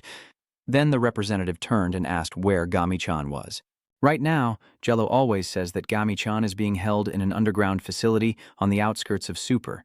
The old woman was surprised, thinking that imprisoning a 5-year-old kid was nonsense, but she couldn't believe her ears. Dr. Yuonayan respectfully told the chairman that the truth remains unchanged, that Gami-chan is a dangerous individual. At this moment, she angrily thought, it's all because of that old man who begged for suspension, or it's also my fault. It's my mistake. At this moment, she cried and said, "I will withdraw from the construction project. You should also stop creating monsters to catch monsters." She said, "I am sorry, doctor." "Ah, you're going to be unemployed. I have a plan for that place in the future." The doctor said no. At this moment, the doctor was speaking as the assistant of the superhuman doctor who had been closely observing and researching. "I also have a part in it. I will go to the underground facility and feed Gami-chan." On the day of the 3 funerals, it rained heavily, and the old woman stood there, wind blowing through her silver hair. Mi-sun was beside her, dressed in black. My tired face said, "Mom, I am all alone now, am I not?" My voice trembling like a rain-soaked leaf. The old woman still had to hold back her tears and said, "Why are you, my good girl, all alone? Well, I'm still here. From now on, you will stay with me, okay?" Holding her hand tightly at Mrs. Raynham's company, the secretary finally said that he had sold the company. Golden V2 has ended. At this moment, she slightly bows her head, her gaze contemplative as if passing on an entire era. "Ms. Kim, I hope you will take over this place." Then she placed down a heavy stack of documents. Above is the business registration for a private pest control company specializing in fly swatters, with Secretary Kim as the main representative. The woman looked straight and said, "President, from now on you will be the chairman. I will only be listed as the founder and representative." She chuckled lightly, as if mocking herself. "Retirement is just retirement. Now she recounted and said that this is how the pest control company was created. She looked up, her face a bit tired, and asked, "I've said too much?" At this moment, the doctor frowned, his face tense, and said, "No, I had no idea there was such a period." The young leader also sighed, his eyes slightly red, and then he cried his eyes out. Mi-sun stood there, looking down, silently, saying nothing. Dr. Titch thought to himself, now I understand why Kijima was searching through the insect collection company for the files. At this moment, the doctor asked cautiously where the boy was being held, and the old woman tilted her head slowly and said, "I came to tell you that." "If you know, what can you change?" the old woman said sharply. "Do you plan to hurt the boy?" The doctor quickly said, "No, that's not it." And the old woman narrowed her eyes, her face sad as she said, "I've seen a lot in the past. Don't raise false hopes for Yen to be kept in peace.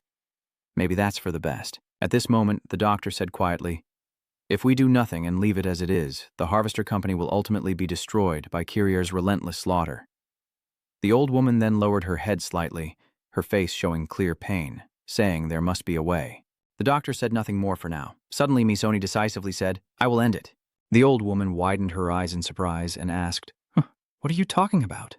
The elder also exclaimed in panic, "Are you planning to kill your own brother with your own hands?" At this moment, Mi-sun gently shook her head, gazing into the distance and saying, "No, I will erase its power. You said I have experienced this before, of course. Back then it was just an artificial specimen, similar to a parasite. But if the cocoon can digest the insect genome inside Gami-chan, perhaps its power will completely disappear." At this moment, Mi-sun's heart tightened with the thought that Mi-han would save her. In another place, the old man frowned sadly and said that working overtime for a day was because he wanted to earn a higher salary and better efficiency. Sung-chi rang and the blonde man were sitting in the car when they shouted angrily at that bastard. "What is going on?" The blonde guy said it was the name from before. Suddenly, a series of balloons appeared, causing the people managing there to be confused and call them balloons. "What's going on?" The guard anxiously stepped forward and said, "You shouldn't blow these things, brother." The security guard said adults are just joking around. Then these balloons caused the cleaning robots to beep, beep, beep. The guard looked surprised and asked, "What is that?" Suddenly the balloons burst. "Are you still worried something might happen?" Then all the balloons burst, partially destroying the door inside the building. The other two rushed forward as the six-legged heavenly Trung faced a big explosion, and the one who caused it was thrown out, standing in front of him indifferently saying he wanted to go home. He is the hexagon created by Gunan. Mi-sun's heart suddenly trembled sharply, as if something was choking his throat. The crawling ants all over him made him shiver. This is the reaction of a clone. Elsewhere, the laboratory was torn apart as if someone deliberately ripped it open, with alarms blaring loudly. The sound echoes through the building, making everyone frown. He asks Nan Truong what's happening. With a tense but controlled tone, urgent announcements blare as the clone attacks the control station, and the outer barricades are destroyed. Currently, the intruder is in a pre-transformation state. The internal security system continuously displays bright red warning signs across the screen. Everyone looked at each other tensely. The control camera flickered and suddenly lost signal, making everyone frown and worry. 2 suspects were identified, but all other assessments were impossible because the surveillance cameras had been damaged. The loudspeaker continues to announce in rhythm for everyone. "Patients who can move, please go to the underground basement immediately." The broadcast became frantic and tense like a stretched string. Combat teams are urgently requested to assist in the area immediately. Right now, Mi spoke up saying, "Those two are my friends. Don't worry." Her voice was soft, but her tense eyes couldn't hide her anxiety. Mrs. Rinusuk-jung turned and asked anxiously, "What's the mission?" Mi-sun looked over with a decisive gleam in his eyes and said, "Glasses guy, take them to Kamishan's place first." Then she turned around with a contemplative, unreadable look and said, "I will come later." Dung Chi-dong and Lyle Jine appeared on the screen, both with tense expressions. "So you're all here? Where's the other one? Why are there only 2 of you?" Luke Jiak, narrowing his eyes at Gunan, asked, "Have you reconsidered my proposal to become my celestial lord?" Lai Jin shouted in anger, unable to contain his frustration. "What are you doing here? Do you need a reason to attack the bug-squashing machine?" He spoke casually as if it were obvious, then added, "I didn't come here just for fun," then tilted his head and chuckled, saying, "I came to retrieve Lord Kojima's left arm and confirm the existence of that container." Sun-chi looked confused and curiously asked what kind of monster the container was. Gunan replied that besides him, all the hexagons were now ready to attack the bug-sweeping company's base to find the container. "Huh? Are you attacking the Beetle Harvester Company and all its bases?" After locking the door together, are you saying you combined your ideas into one propaganda for humanity? How interesting. He said quickly because he hates being late for work. As he spoke, he checked his watch as if he was busy going to someone's birthday party. The people in the laboratory rushed over pointing and shouting, "There he is." Since Gunan was unfazed, he sighed and said, "It's really sad to have to deal with these low-level fools." Then he raised both hands casually and said, "So move aside and let me in. Don't interfere." Before releasing colorful, beautiful, and adorable bubbles that looked just like festival fireworks. Lai Jine, with a cold expression like a butterfly trapped in fate, said whatever she wanted, but you can't go inside. Zhengshai is approaching, his face so close that it's too much. "Do you think I can deploy the human zodiac formation?" His voice trembled, but he did not retreat. Shang Qidong was stunned to realize there was a bomb inside those balloons. Lai Jine turned to call Zhang Qidong and said there was a bomb inside the balloons, but her face still showed no fear. She calmly said either way, they would still have to explode. As the two of them continued talking, the bomb suddenly exploded with continuous blasts, and she flew straight through the debris, feeling truly annoyed inside. Those who couldn't withstand the impact were directly blown up by the balloons in pain. Since Gunan is standing there with no expression, does that mean you still plan to interfere, or what? Silkworms pierced their necks and replied exactly that. After that, Gunan threw countless bombs-filled balloons. Rattling Beetle trembled all over, pale-faced as he watched the balloons drifting closer, thinking they were about to explode, and angrily said, "You really are making me angry." Then he threw more bubbles, confidently claiming they were defensive bubbles to block attacks and couldn't be pierced at all. At this moment, the two began to worry, Ret Ruanin serious with a tense face saying, "I'll stay here. You go ahead." Bam Tom also nervously shouted, "Ha! Are you planning to go alone?" While the two were still talking, the six-legged creature controlled by Gunan rushed in and rammed into you. He frowned in annoyance and said, "It's too troublesome. Just go all at once."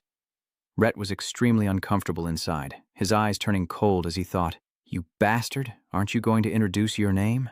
At this moment, the angry outfit clenched his face and threw a punch, saying, "Don't mess with me."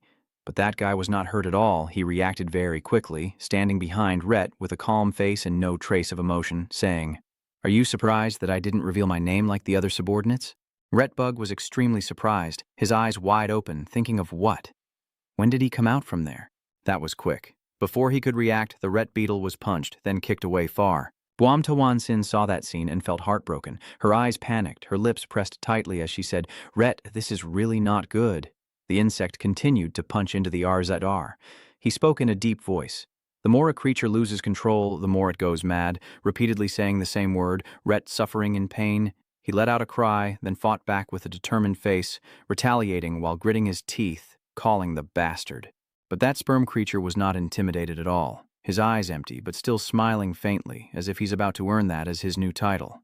Everyone hated Tung Chu for punching directly. He was furious, his face flushed, shouting "damn it" after being beaten. The mutant continued to say calmly, "Don't interfere with me." He kicked at the cold beetle, and he kept crying out in pain. That arrogant bug creature said with a slight curl of his lips, "I have no title because of that." He looked at them with an indifferent gaze. "You don't have one either, right? Because you are a cold beetle, and you are a silkworm larva." They were all stunned and speechless when they heard that. The insect continued, "Maybe I should choose a name that's easier to understand, like yours." He let out a light breath and said, "What could it be? And what does it matter if Hanoi is just casually chatting? I am the cicada bubbletrung nun, confident and proud. I say I have another skill besides the bubble death in this form, but that's not a good name. As I mention that skill, suddenly the beetle shivers, face tense, teeth clenched, and quickly says inside, 'I will show you all.' Then he rushed forward and said in a stern voice, 'It's useless. Just use it. Did you remind your friend?' 4 of them still couldn't quite grasp it and asked anxiously, 'What's going on?' He said, 'It's that leapfrog skill. This proud leap skill lets me jump onto the tallest buildings.' The ice bubble cicada with shining eyes confidently said, 'Can you catch that powerful kick or not?' Then he continued to rush forward. He charged with a speed faster than a missile, creating an enormous shockwave. The beetle sandal was extremely worried, eyes blazing, and he said, 'Damn it.' Leaving no trace, I now return to my human form and, with a distorted face from the pain, say I am following Asuo's path to test my limits. Zhongzhidangent thinks, and I get kicked in the ass over and over again. What kind of unbeatable champion am I? The cracked body trembling as I hold myself, The ret beetle now sheds its protective shell with a calm face but determined eyes, saying, "This heavy, cumbersome shell is not how I fight. I am a fighter, but I am a heavyweight contender." The #1 beefcake didn't even move in line, standing still while Tam Shin Butterfly had already fallen down. He walks over to Lai Jin, lifts his foot, and coldly says, "I will end this." Then he performs a reverse jump move, rushing swiftly toward Butterfly Quan Ziem, stomping hard on the ground, but when he lands, he cannot find Tam Jin's body anywhere. So Ret the Beetle has appeared and attacked him. Vespa Sour was angry, his face grim, and said, "Ha! What is it this time?" Vei Sao angry, sighing tiredly, "I guess I'll be working late again today." The Ret Ladybug carries Tam Jin Butterfly away from afar, but he doesn't leave, his eyes full of determination. He puts her in a position they hate, and then turns back to Vei Sao Bot, catching him off guard. Then the bubbly cicada smiled happily, eyes shining with excitement, while all traces of anger and murderous intent filled his face. Then he said he would finish with a knockout punch without any extra time, when a girl named Hannah, who was leaning into work, suddenly spoke up in a cold voice. "Are you not leaving yet? Can't you see I'm busy with my research?" Doonki, standing there with a puzzled look out of curiosity, asked if eating that total amount really makes a person stronger. Of course, think about who made it, all those nobodies.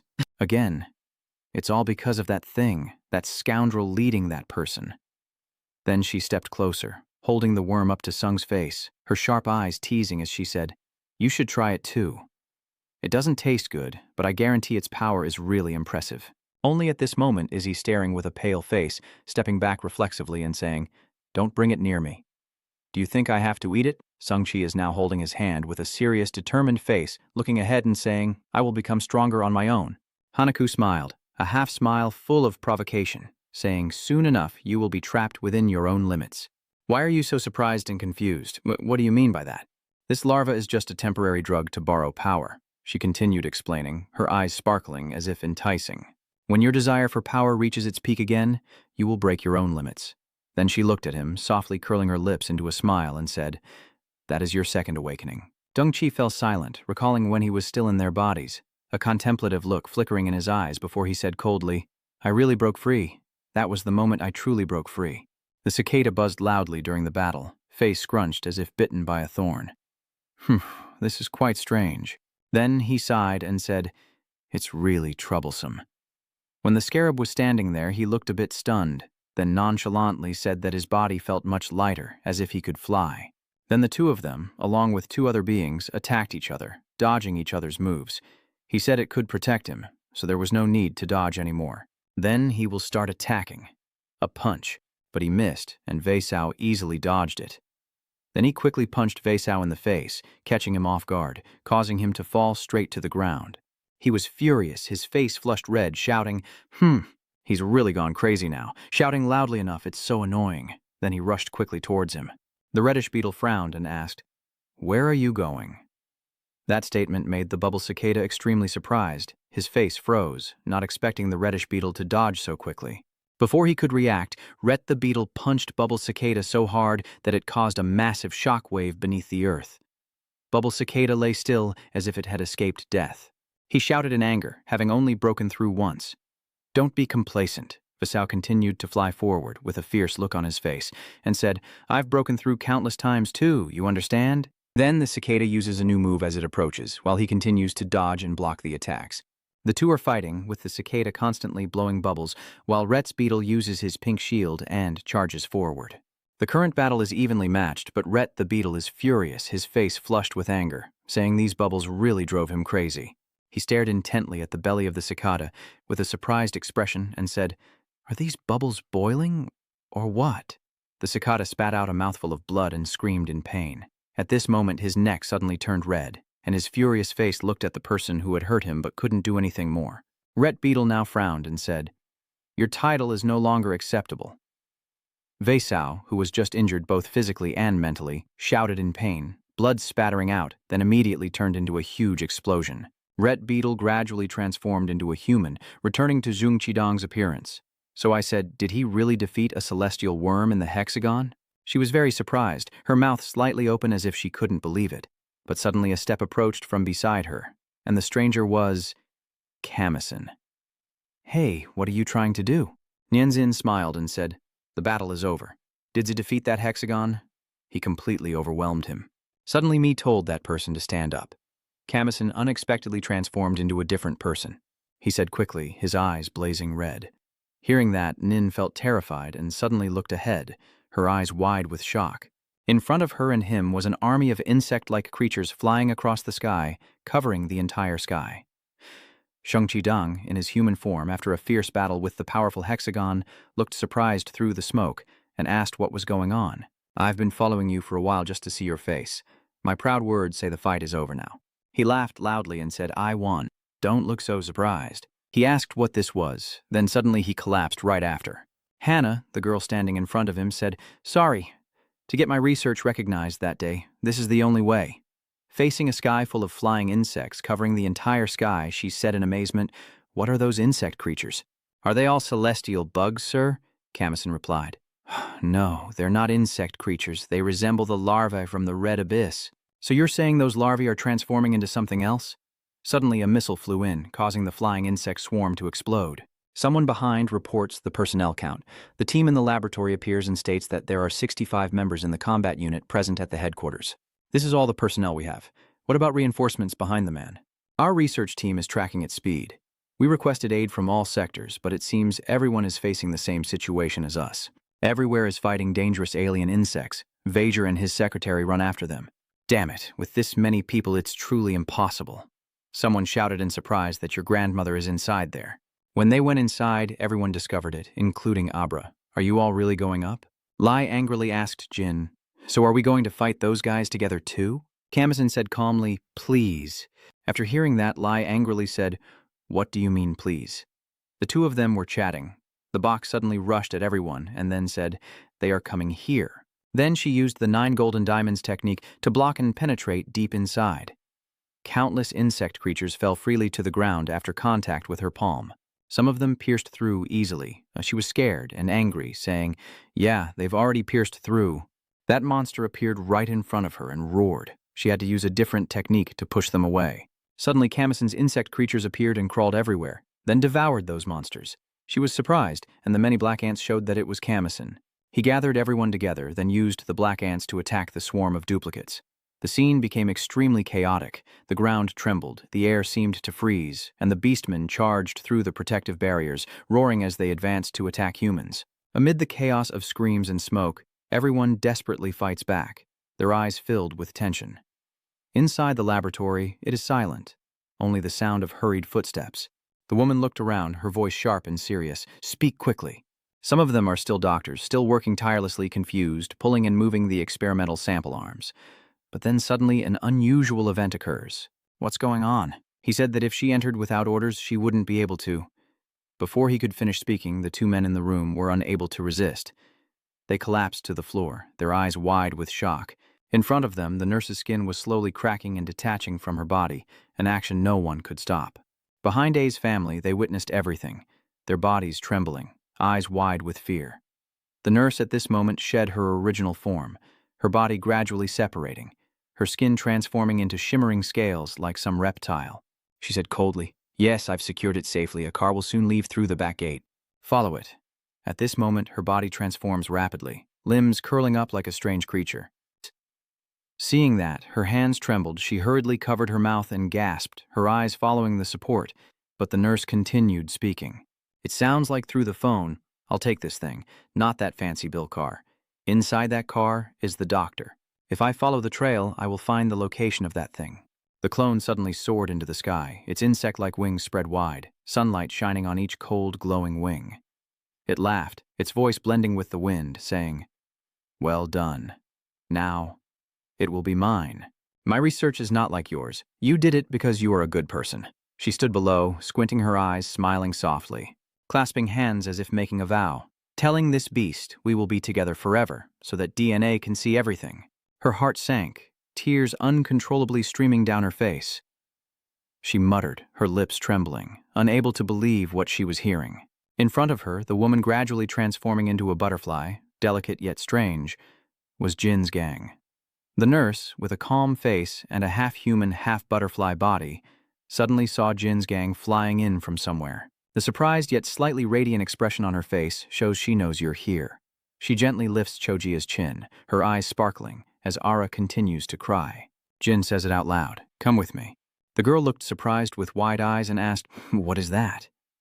Jin smiled softly and teasingly said, So what do you think? Bang Zarinko looked away with a vacant gaze. I know even if I tell you, you still won't understand, she said calmly. But I am a very rare individual, one of the few larvae that retained consciousness among all those others, which is why I am stronger than them. Jin's gang then smiled gently, looking at her friend and saying, There's no need to tremble in fear of that pathetic madness anymore. You don't need to rely on those useless humans anymore. Come on, let's go together. Bang Seijin, she said. A sparkling fragrance emanated from her hand, capable of making others sleepy. Her voice echoed in his ear, saying, I will protect you. Her eyes dreamy and her gentle voice promising to be like him. Are you okay? Bang Seijin asked in surprise. Are your eyes wide open? Why are you asking that? Suddenly, from afar, a hospital bedrail whistling through the air sped straight toward them and stopped in front of the two people. Bang Seijin hurriedly jumped aside, eyes wide with panic, while Choi Aegya was knocked over, her face covered in dirt, with the dangerous container of arms impaled by a spear and leaking a thick, viscous fluid. The man in front rushes forward like a madman, his face tense. He aims something at Jin's car, causing her to scream and grimace in pain. Who is he thinking of? Could he really fight me with just one hand and one foot? At this moment, Cho-Ra hugs the man tightly, her face tense and shouting, Stop it! The young man narrowed his eyes and asked, What are you doing? Kodung, looking confused, replied, I'm sorry, but I can't say anything more. Now Bang Shin frowned and said, why do you have to do that? I was clearly trying to harm you. But Cho-Ra's head was bleeding. Her eyes hardened, and she said, Go now. Hurry up. At this moment, Bang Shin hesitated, her gaze filled with regret for causing your injury. Then she quickly flew away to another place to escape, her face a mix of worry and determination. Before fleeing, she looked back and saw her friend, Cora, badly injured, with a pale face and signs of unconsciousness. But she didn't stop and continued to fly out into the sky. As they return to another location, chaos erupts with monsters and laboratory guards clashing, the monsters going berserk and caring about nothing. Their eyes are blazing red as they feel the hands of the guards holding guns. The faces of the guards are tense, but they still refuse to back down and fight back. The two sides clash back and forth, sweat and blood mixing. The man in front of me roars in fury, his face full of rage as he says, Why bother provoking these guys? Why don't they all just die? It's really terrifying. Next to the other boy, Dam Chiu's eyes said that trying to hit their heads is useless against these creatures. They fall down and then get back up again. It's truly terrifying. But despite that, they keep fighting the monsters without stopping. Suddenly, a man rushes in from afar, his face cold as he beheads the monsters. Kamison has appeared and says, You suddenly told me to remove the larvae from your neck and handed me the larvae. Then he directly put the larvae he just picked up into his mouth to eat in front of everyone. Lejeune saw this and felt like vomiting, her scarred face turned away. He said it was really terrifying, but Sun still didn't care, and just bit into the larvae to increase his strength, looking like he was eating chips, completely calm. When the protective net was shattered, all the bugs rushed in, even more than the swarm of flies. Damn, they have many eyes and noses. If it were in real life, people would be terrified of these groups with their limbs, eyes, and many teeth, looking like a jumble of mismatched toys. When Lin could no longer bear it, she accidentally absorbed a type of power. She officially transforms into a new generation of insect human, a silk moth with glowing eyes, as four people leave together inside the car. Dr. Pugh inside sighed secretly, looking ahead and saying, Is this really the place? His expression was indifferent, as if he couldn't believe it. Nan's older brother also said this is the place, which is actually an apartment complex.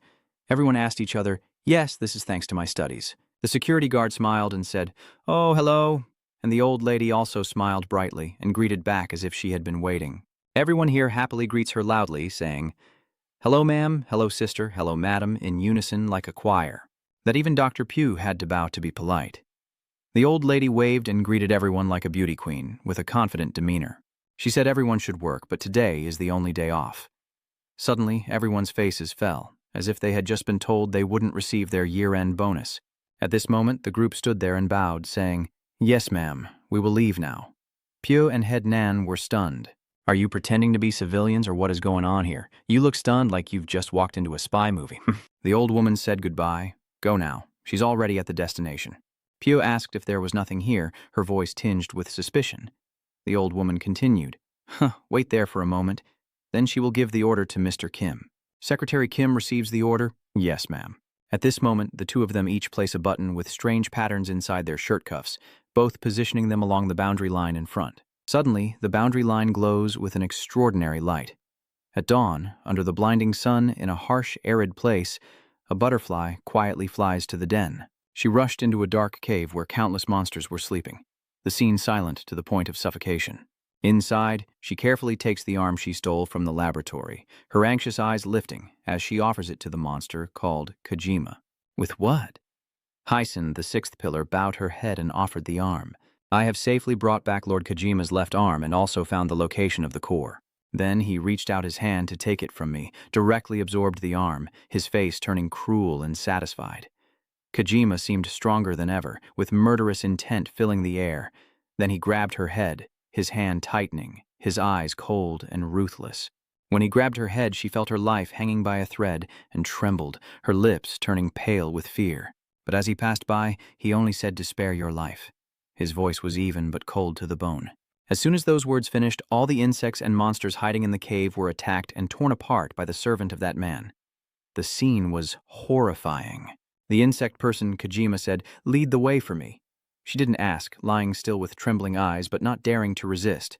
Then he continued speaking about the soapberry. As soon as the words echoed, an extremely long and narrow staircase appeared before us, seemingly endless, leading into darkness. The four of them quietly descended the stream before the stairs. Bio frowned and said, "I didn't expect there to be a secret basement right in the middle of this dry season inside this body." As the leader, he calmly said, "I'm getting used to things like this now." His voice even and emotionless. The old woman smiled faintly and said, "I also come here for the first time to apologize for causing everyone trouble." Nan leader nodded slightly and she said, "President, you're too polite." "It's okay at all," and she softly added, "This building was constructed right on the site of the research of the fire-burned ant strategy team."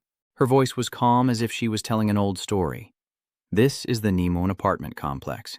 This is where Kamison and I live and also where Kamison is held. Deep inside the basement, in front of a sturdy and solid metal gate, Mr. Kim presses the red button and then says that from now on, taking the elevator down will get you there." The man's voice echoes through the cold steel corridor.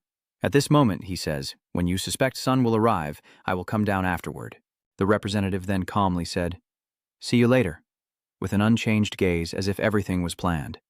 After they went down directly, closed the basement door and descended, an unfamiliar voice greeted the old lady, "Long time no see." A nostalgic sound echoes as the man in front of me is the former assistant of Dr. Kamishal. "This is Dr. Juagon, right? Is the chairman still in good health?" Your tone is friendly and your eyes light up. The chairman then took Jigon's hand, his eyes shining with emotion, as he said, "I should be the one asking you that." Dr. Juagon smiled gently and replied, "It's a pleasure to see you again, Chairman." His voice is deep and warm. Now he is smiling brightly and saying, "I am living very comfortably thanks to the unlimited support in food and supplies from the chairman." My eyes are filled with sincere gratitude. The chairman slightly raised his gaze, with a serious yet appreciative expression, and said, "I will not forget your kindness." He smiled faintly, waved his hand lightly with a nonchalant expression, and said, "Please, save that for later."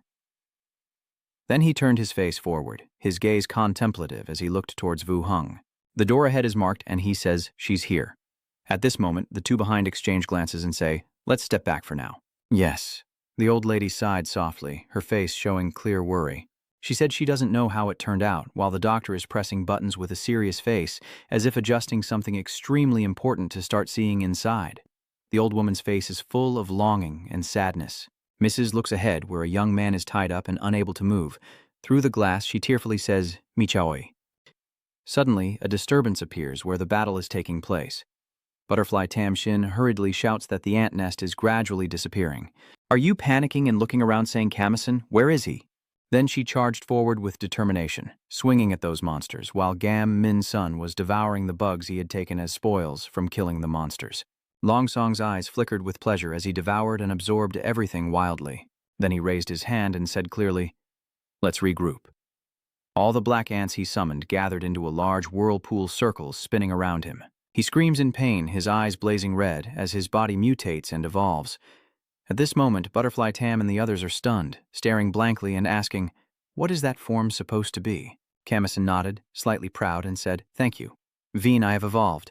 Then he said, "Follow me."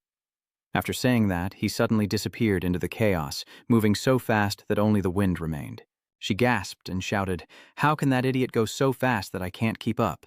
The two of them floated in the air, handling everything that happened with incredible ease and agility.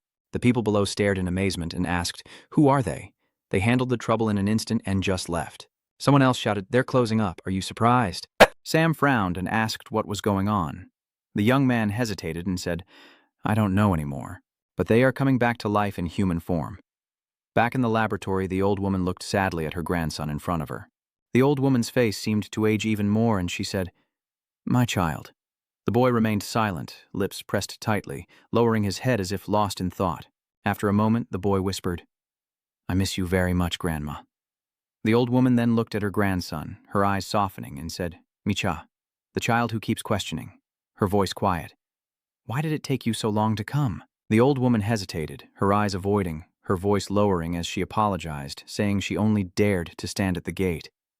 At that moment, Bu from afar narrowed his eyes, observing and saying that the child is Gami Cha Nuong, just as Nam often said, a perfect match. Miran continued to stare directly at his grandmother, suspiciously asking, "Who are you with?" He looked straight ahead, his face tense when he saw Bu behind him holding a huge sword. Kamchan suddenly frowned and asked if they came to kill her. At this moment, the old lady was surprised, her eyes wide open, and she quickly waved her hands anxiously, saying, "No, it's not like that, mi Trang." She shouted loudly, urgently, saying, "I want to explain to my grandchild that they are employees of the company she founded, not here to destroy her." At this point, Kamishin continued speaking, her voice cold and icy. "Then why are you still coming to see me now?" The old woman was extremely shocked. "Kami-chan, my son is coming here soon." "Mi-chan, are you surprised? What are you here for?" Mrs. said in a low voice that maybe Mi-san could help you. Kam Mi-chan raised an eyebrow, with a look that was half confused and half suspicious, and asked what she just said. Then he laughed like a madman, his face no different from someone who has lost his mind. And then he laughed even louder, laughing as if the whole world were just a joke. Ha ha ha. After the wedding, he spoke with such a cold, chilling tone as if ice was running down the old woman's spine, making her go senile, huh? His voice was like mockery. It's been a long time since I heard someone mention that bastard's name. After saying that, he continued shouting loudly throughout the laboratory, "What can a bastard who keeps ants inside him do?" His eyes seemed about to burst into flames. To eliminate this cursed power, the boss had tried every method, but no matter what he did, it wouldn't disappear. He said through clenched teeth, "I have been trapped in this room for 11 years. His tone was like holding back all his hatred.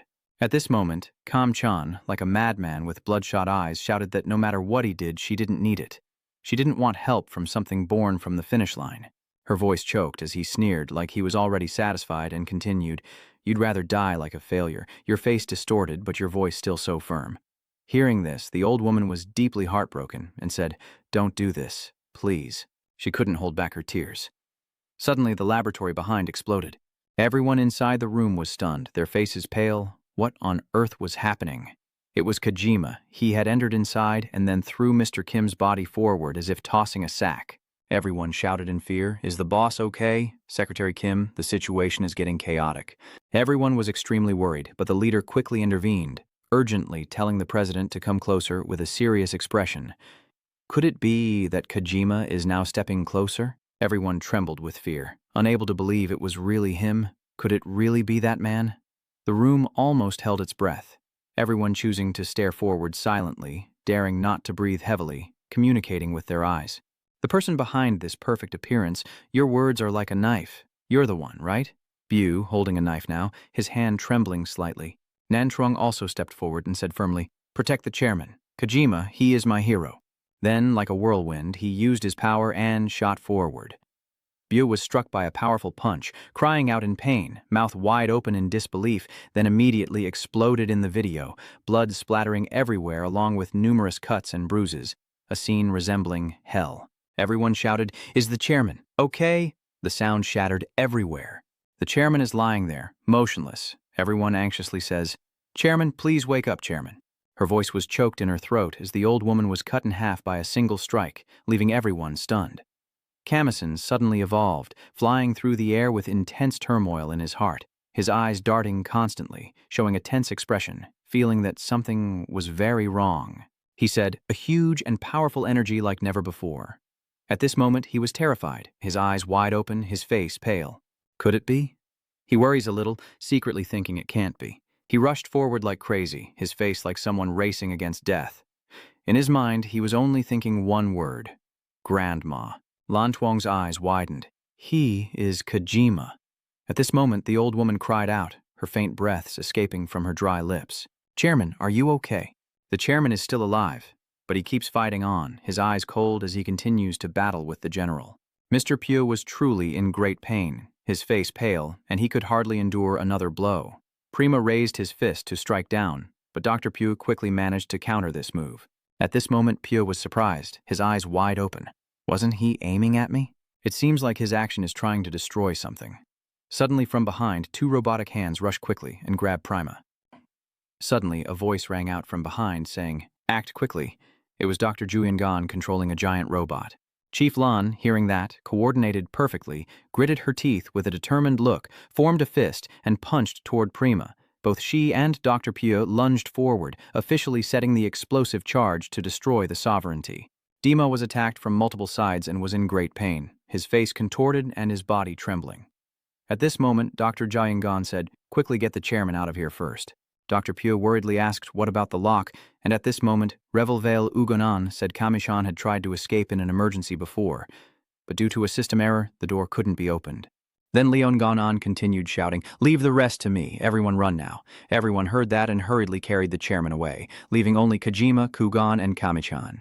At this moment, Doan said he never thought he would have to resort to this method. Then Unan said that Kam-Michan, if he stays inside, at least he won't die. Michan's face is pale, and her eyes are blank as she looks ahead. Dr. Yahogo says, "Dr. Gassi is teasing.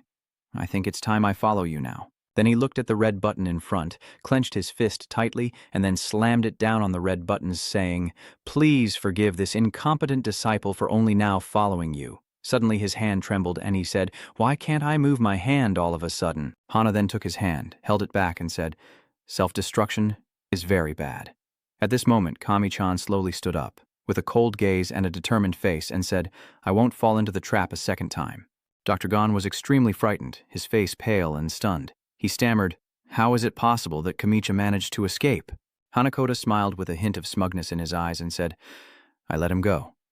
Mian then stepped forward slowly and said coldly, "Don't even think about stopping me." Rayun-gon keeps sweating cold, his face pale, as if he's about to cry. Kamicha looks at him and calmly says, "The main boss has been through a lot lately, but your brother says it's impossible." Michan frowned and signaled to stop, but Kam-chan ignored her, coldly raising his hand to channel his power into Rayun-on, causing him to cry out in pain, his face contorting as if struck by a blow, and his body gradually transformed from an ordinary person into a zombie. Now I understand why Kim Demong refuses to acknowledge me. The four of them have already reached outside the gate of the apartment building. At this moment, the leader's face hardened, and he said, "Take the two of them to the car and leave immediately." Pyo widened her eyes and asked, "And what about you?" The team leader responded calmly, prepared for the worst-case scenario. "I will stay and fight Kojima." Suddenly, while the two of them were arguing, Hannah had already embraced a clone and flew away. Everyone's face was stiff as stone. Then a voice rang out beside them, full of excitement, saying it's been a long time since they last saw the sky. They were both extremely shocked, mouths agape. He continued, "I thought I was going to die and have my bones pulled out in that basement." At this moment, Michan turned to Najima and smiled slyly, saying, "Thank you." Mitrang was saying she had been trapped in the basement of this apartment complex for 11 years, which is truly unbelievable. Nantrong looked at that and turned pale with fear, but she wasn't curious at all. "Why does he look so excited?" Suddenly, Kam-chan's voice rang out, her eyes sparkling as she asked if she was badly hurt. Nantruong worriedly said, "I don't see it. The chairman has lost a lot of blood right now." Kami-chan said seriously, "Let me help out." Then he reached out his hand and said, "I won't have much time left anyway. I have to spread my wings and fly away." Then he used his power on her chest, his eyes devoid of mercy, and said, "I need a chance to take revenge." The two reacted quickly, their faces tense as they moved aside and shouted, "Get out of the way!" As they dodged, the bird flying in the sky suddenly stopped, and the terrifying insect-human hybrid emerged from the attack. Michan, surprised, opened her eyes wide and said, "Oh, I did it." Lan, not noticing, gasped in fear. "What kind of lock is this? Why did the dove turn into an insect?" Pio was just as surprised, stammering, "I can't believe this power exists suddenly," that Clone attacked the two people, causing them to cry out in pain and lose a lot of blood. At this moment, the male leader accidentally dropped the chairman, panic-stricken, shouting, "Chairman!" The insect is rushing toward her, about to swallow her. Suddenly, that insect was bitten to pieces by a swarm of red ants. The instinct then appeared. At this moment, Mi-chan saw the red insect and was surprised, saying, "That's the color of her mother." Mi-sun approached, knelt down with worried eyes, and asked, "Are you okay, ma'am?" Lan Tuang anxiously said the chairman is in critical condition and must be taken to the hospital immediately. Right now. Pio also apologized for not being able to protect the chairman. Ajins, at this moment, Kamison sternly said, "Quickly take her to the hospital." The head of the team calmly and steadily replied, "I am still here." Then he said nothing else, staring straight ahead to destroy 30 pages. Since seeing this, Kojima was furious. He stared straight ahead, his heart filled with Kamison.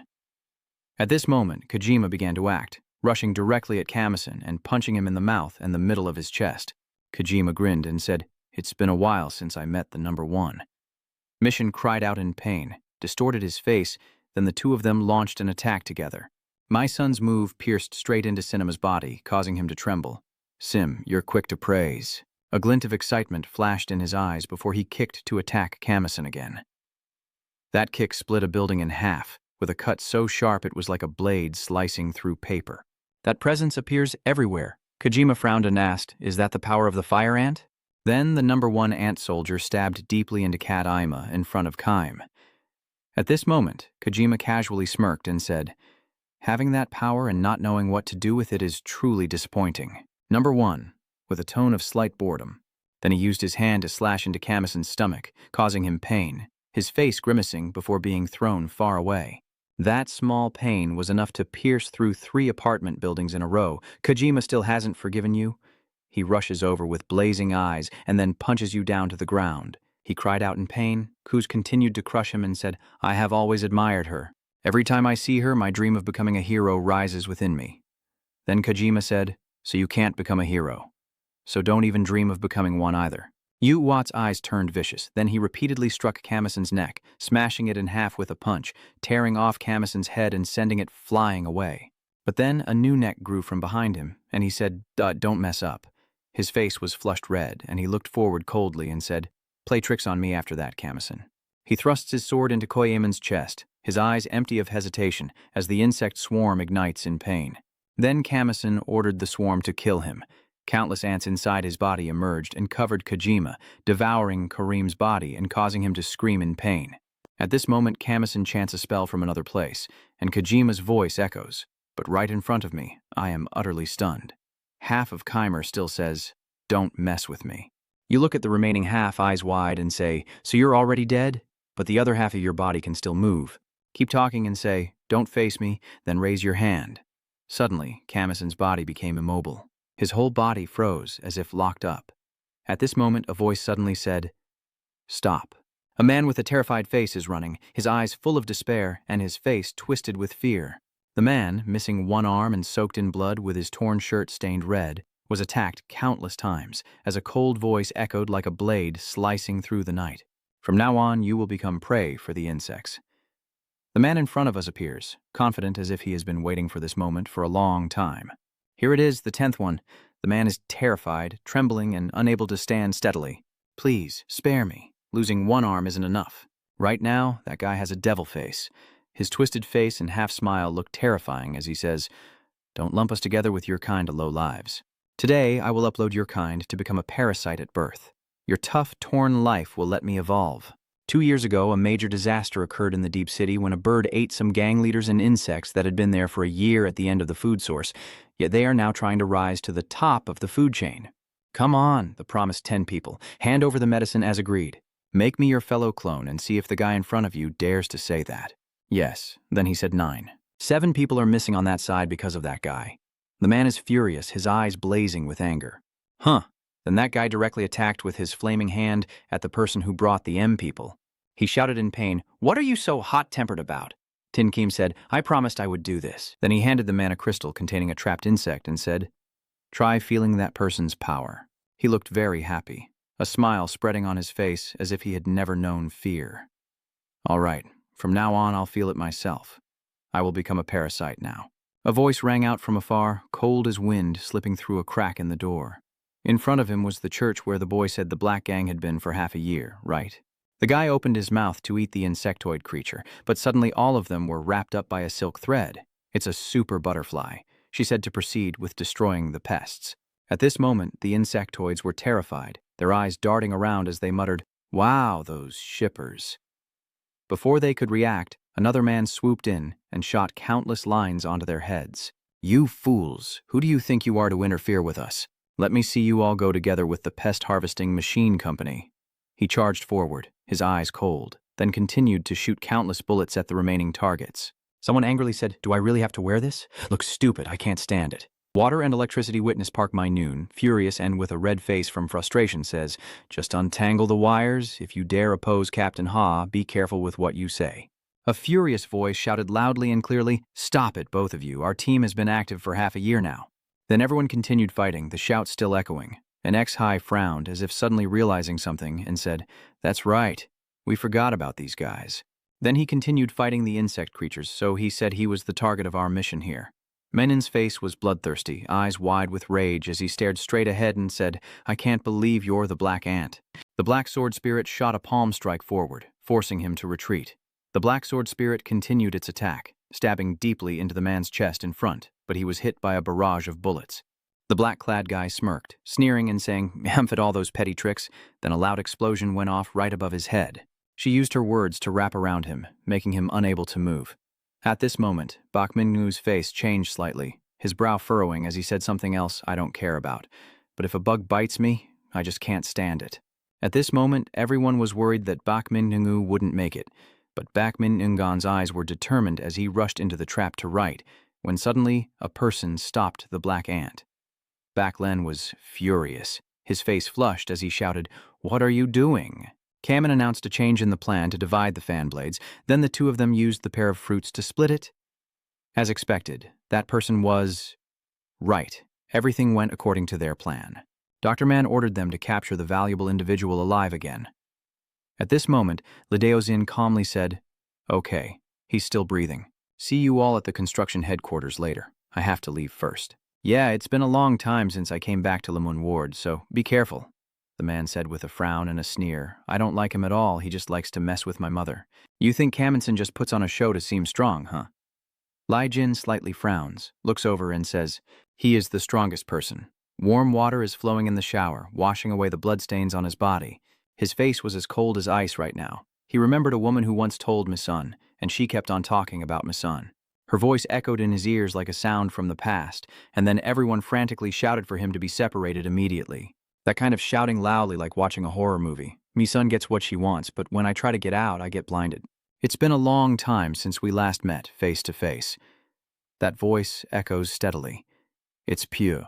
He said you've been through a lot." Then he dropped the glass. Everyone was so surprised that their mouths opened into an O shape, and they said, "What's going on?" Misun suddenly snapped in anger, his face now like a ripe chili, and said, "Even the promise to find my mother for me, even the promise to protect Ara." Then all the Koreans stepped forward and said if not, they would shoot. But Bak Min, stupidly pointing the knife at the Black Ant, said, "If I don't, I'll stab him," with a voice almost biting. The video says, "Stop. He is in pain, his eyes like he's moaning, but Kamason still can't forgive him, grabbing his collar as if lifting a bag of rice and pointing there. Leave, everyone." And he only says, "Wait for me." After a while, someone asked, "Hey, is everything okay?" The video from the greenhouse shows that we offended him again. Misun looked at the half screen in front of her and said, "Are they losing their minds?" Her eyes full of suspicion. The old man said, "Yes, maybe we should keep watching, but for now, that's my opinion. You mentioned finding her in something that looked like an egg sac or cocoon, right? So that means she has transformed into a complete insect." At this moment, Misun was extremely angry, her hands clenched tightly as she asked, "What did you say?" Levi was also surprised, eyes wide open, unable to believe it. "We have never heard of such a thing. But the doctor said I have studied many insects, but this is the first time I've seen a case like this. The people in front of me keep calling her Miss E, then seem to go crazy." The old man said, "It seems your name has become her nickname." Inside the bathroom, he constantly remembers the painful past he can't escape from. His face was expressionless, as if frozen in emotion. He changed his clothes and then lay down to rest. Suddenly, Lyric opened the door to his room and shouted, You haven't eaten for 2 days, right? Her voice echoed throughout the building. At this moment, Camison was just speaking softly, and he said in surprise, "But are those guys coming here later too?" Because there are countless instant noodles outside. Suddenly, a bug flying over the city gets struck by lightning and can't get in. Camison was surprised, her eyes shining as if she had caught an enemy. Has it been half a year since we last met? Following Rico, he reached out and drew Camison's item, then took out A, but she couldn't write. Suddenly, she disappeared and returned in that form. Kamen sadly said it was because I couldn't protect her. At this moment, Mi-sun, with a stern face, said we must find that Gami-chan no matter what. Lin, hearing this, felt a bit worried, fidgeting with his hair, but he said everything would be resolved. Lijin at this moment smiled, then said to his head, "Indeed, it's Na's skill." She comforted him a bit, then he warned to be careful. She stepped outside, sighed, and said, "You fool." Her eyes were slightly red, and she sadly thought her face looked like she was about to cry. Inside the room, screams echo loudly as if coming from nowhere. She is in the laboratory, shouting like a snarling beast. And then old Dr. Man said that she is still in an incomplete awakened state, so he needs to figure out what kind of guardian she is. Then he sneered lecherously, his face twisting in disappointment. Then he raised his hand to look ahead and said, "Let's see." He was a bit surprised. Suddenly, her body transformed into countless legs, belonging to a many-legged species. His mouth curled into a very smug and wicked smile. At Beng Mountain, heavy footsteps echo loudly as a tense face reveals the frantic eyes of a person trying to escape, an employee from the Beetle Harvester Company. He clenched the gun in his hand, sweat streaming down his forehead, then fired forward and with a voice full of despair and rage said, "Die!" He is shooting at a monster. The monster collapses and his face shows a triumphant expression. Then try to come closer again. "You bastards, I am from the Bug Sweeping Company. I don't give a damn about you guys," he said arrogantly as he walked away, a smug smile on his face. Suddenly a foot appeared behind him, his eyes fixed ahead, wide with horror as he saw countless employees of the Bug Sweeping Company wrapped in white cocoons and hanging upside down. His face turned pale, mouth agape. He gasped in surprise and shouted, "Agent, isn't it?" A cold shiver ran down his spine and he fearfully fell backward, hands trembling on the ground. Suddenly, another bug growled from behind, its breath blowing against his back, making him shiver. Then it directly used its sharp hand to stab fiercely or smash his face, blood splattering in streaks of red and black. After a long time, in a dazed state, he wondered if he was still alive with a lost look in his eyes. He asked himself where the clone was. Damn it! Then he angrily shouted, "What the hell is it?" His face covered in blood, eyes blazing red. Meanwhile, Camison is working out elsewhere, his chiseled physique and six-pack muscles bulging as he trains. He lifts a 20-kilo weight, sweat glistening on his forehead, then moves deeper into the doctor's perimeter. The dim light casts shadows on his resolute face. The doctor smiled and said, "Ah, the sales guy has arrived. The video didn't have any special reactions, did it?" The doctor said nothing, remaining silent as a clam. Suddenly, Camison asked, "What do you want to tell me?" His eyes are calm but filled with deadly intent. "Just answer what I ask and don't say anything unnecessary." His voice deepened. At this moment, Camry is questioning the black ant Kojima about where Kamishon is. The black insect clone smirked and said coldly, "That girl," then uttered something that suddenly drove Mission into a frenzy, his eyes burning red with only the yellow sclera showing. "What did you do to Aaron?" the clone asked as he stepped forward, smiling as he said, "I was just passing along that person's wishes. My mission is to relay what your partner wants to say. Searching for the black one, it says there are no heroes left now." His voice was steady, but his eyes were sinister. Suddenly, Bang Saren ran over, looking worried as she said they had completely lost contact with the Special Forces team sent to that exact location.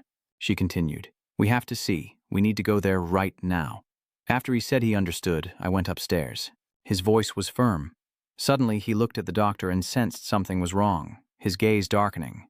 But due to the mission, the Special Forces team had to leave. "Are you telling them I messed up? The situation is somehow far away. Who is this clone talking to? This whole mountain is covered with teeth. It's unbelievable." "So, you mean Mi-sun should come back immediately and go straight here?" Then Mi said, "Okay, let me send a message to stir things up." At this moment, NC manages to steady himself, lying on the beam, then shoots a web in one direction. He says, "Well done, you pierced through." What is this sudden reweaving of the web as if it had never been torn apart? His eyes widened as the suddenly reconnected web was attacked by powerful strands, his face turning pale as he worriedly said he couldn't move. Another guy stared wide-eyed at him and shivered in fear, looking just like a trapped insect. At this point, he probably drew his sword and struck me lightly. "Oh, wow. Our usual uncle is really in trouble without you here. Thanks for making it to the scene." He remained calm as if everything was within his calculations. If the Black Beetle team appears simultaneously, then search for the missing communications of the agents. "There are countless suspicious things ahead," Miss Sun said seriously, but with mischievous eyes. "First, let's proceed to rescue the agents who are guarding the enemy troops." All right. He senses a parasite and a clone. When he arrives, his face tightens as he says he might be able to detect something coming this way. Suddenly, a prisoner emerges from the ground, and when he faces us, his face is clearly furious, saying, "You damn harvesting machine company bastards, no one will escape today." At this moment, he frowned and said, "The whole team from the Beetle Harvester Company?" Then everyone took their positions and prepared to act. Kamison suddenly shouted, his tone urgent. The whole team, Reaper, activated their maximum 20% instinct. The necklace on Mingun's neck causes Line and Sei to react. They transform into insectoid forms, but their transformations are not complete. Lil Jin launches the attack first. "Come on." She uses her silk threads to tightly bind this giant clone's body, then Min Ngun charges forward. He told Eljeans to hold him tight, silkworm. Min Ngun delivers a series of rapid strikes to the giant clone's body before stepping back. Min Hun stepped back, shouting excitedly. Dragonfly, Zahai immediately takes action. Zihai's gun gathers a powerful energy. "Let's do this." An energy shot is fired by Zihai. The energy stream he unleashes is incredibly powerful, striking directly at the scorpion mutant. Mingun smirks confidently at this power. That's reputation. The next second, the scorpion's tail swiftly lunged toward Lil Jin and Mingun. His tail struck down, and Line and Mingun hurriedly jumped to dodge. Zihai shouted, "Watch out," as the scorpion creature's claw lunged toward him. The speed of the claw's charge was too fast for Zihai to react. "I can't dodge in time." He silently thought that Kamison was taking advantage of the flying rocks to use as a platform to dive down. He swung his sword at the scorpion creature's claw, causing its attack to miss its target and successfully saving Zihai. Kamison lands on the ground. Min Hun is stunned. What exactly is that monster? Lejean also feels shocked. Our attack has no effect on it. The scorpion hybrid remains standing confidently in front of the Kamison group, completely unscathed, as he speaks with utter disdain. "Ha ha! A bunch of amateurs, your ordinary attacks won't work on me. I am Viber Janstalker, and I am also a divine insect," Viber said smugly. "This is the perfect form chosen by Lord Kojima." Seihai felt confused, looking at that body which was clearly a scorpion, just like the spider-like monsters earlier. "Are there only insects among the mutants?" Min Ngun explained. "Not exactly. It's just a common term based on their more typical appearance." Kamen said seriously, "Min Ngu is right. I've seen a few like it before. If it were Gamichan now, he would probably be a much stronger version of that guy." Viber shouted angrily. "Yeah, nonsense. He used his claws to smash the rock in front of him while shouting. No one is stronger than me. Min Hun and Lion are currently behind him." Min Hun contemptuously said, "You're just big and strong," he shouted, "but your speed is far behind ours." Viber's tail swung in, slicing through Lin and Min Ngun like a sword stroke. Leo Jin and Min Ngun were hit, and both fell down together. Zihai and Hen are their names. Viber smugly said, "Is that fast enough? Damn it, if we awaken, you're nothing. Do you want to know what it feels like to die completely? Let me show you the true power to open your eyes." As he was speaking, Mingun suddenly spat out a deep purple blood. "Ah! Ha!" Viber chuckled confidently. "It seems the poison has taken effect. Just a small scratch is enough for the toxin to work. His claws are also accumulating. Poison," he shouted. "You will die from the poison." At this moment, bullets started hitting him again. Hai's vehicle kept firing at Viber. Viber scoffs at those petty tricks, using his claws to prepare for an attack. "That won't be enough to scratch my itch." But Lil Jin shot his silk to bind his arm, and Min Ngu helped pull his arm away. Viber shouted angrily, "Damn these bastards." Both Min Hun and Lo Jin's bodies are turning purple now. Mingun shouts, "Attack!" Kamison's sword emits a stream of electricity as he charges down, aiming his blade at Viber's chest and unleashing a lightning trap, releasing arcs of electricity. But his sword not only failed to pierce him but also broke into pieces. Kamison was stunned. It shattered into two. His shoulders blazing with fiery hatred, the brat attacked with his tail, but Zihai stepped in to block the attack. Both of them fell to the ground. Zihai rolled a few times on the ground while he quickly regained his balance. Kamison, looking panicked, shouted loudly, "Hey, Zihai!" Seeing Hai's car lying motionless on the ground, Kamison silently thought he rushed in to protect himself. Kamison looked around to assess the situation. Both Lil Jin and Mingun are in critical condition. In this urgent situation, Kamison knows he has to do something. He grits his teeth. What can I do? But I have no insects. I can't do anything. At this moment, Kamison saw his backpack on the ground. Viber stepped forward in front of Lil Jin and Mingun. His huge shadow loomed over them, his tone full of sarcasm. You pathetic traitors. He swung his claw down and shouted, I will sacrifice you so that Lord Kojima recognizes and promotes you to Hesagon. Kamison then charged forward like a lightning bolt. He holds two swords in his hands, and Kamison's attack speed is extremely fast, swinging deep cuts into Viber's arms, causing his arms to be sliced into pieces and making him scream. That hurts. What the hell is this? Viber shouted angrily. What the hell did you just do, you bastard? Kamison's dual weapons have strange shapes. He crossed his arms in front of his chest and muttered, I will make Kamison pay. He looked at Viber with eyes full of fury. His two swords also emitted a strange energy. He continued, I will tear you to pieces. Returning to before, Kamison arrived at Pongkong Mountain. His expression shows surprise as he mutters, That was Dr. Man who gave you a pair of knives. In a calm tone, I made it for you, take it. Kamison's tone carries anger as he questions Dr. Man. Why did you do it without permission? We could have gained more information from him. Dr. Man replied, I can't wait any longer. How could I not take the ant venom? So I separated it from him. Kamison was stunned and speechless. Dr. Man? Dr. Man cut him off firmly, telling him not to get so angry. You know that yourself. He spoke slowly. The ants can no longer reproduce inside your body. Now you only have a stronger than normal body. Do you think it's enough to fight the insect clone? That body is no longer effective against insect corpses. He hands Kamison the pair of knives and the backpack. The only way for him to fight now is to use these. I hope you understand that. Dr. Man handed the backpack to Kamison, telling him to take it. Back in the present, Viber shouted angrily, What the hell did you just do? Kamison rushed forward, his voice dark and ominous. I will tear you to pieces. He rushes at Viber.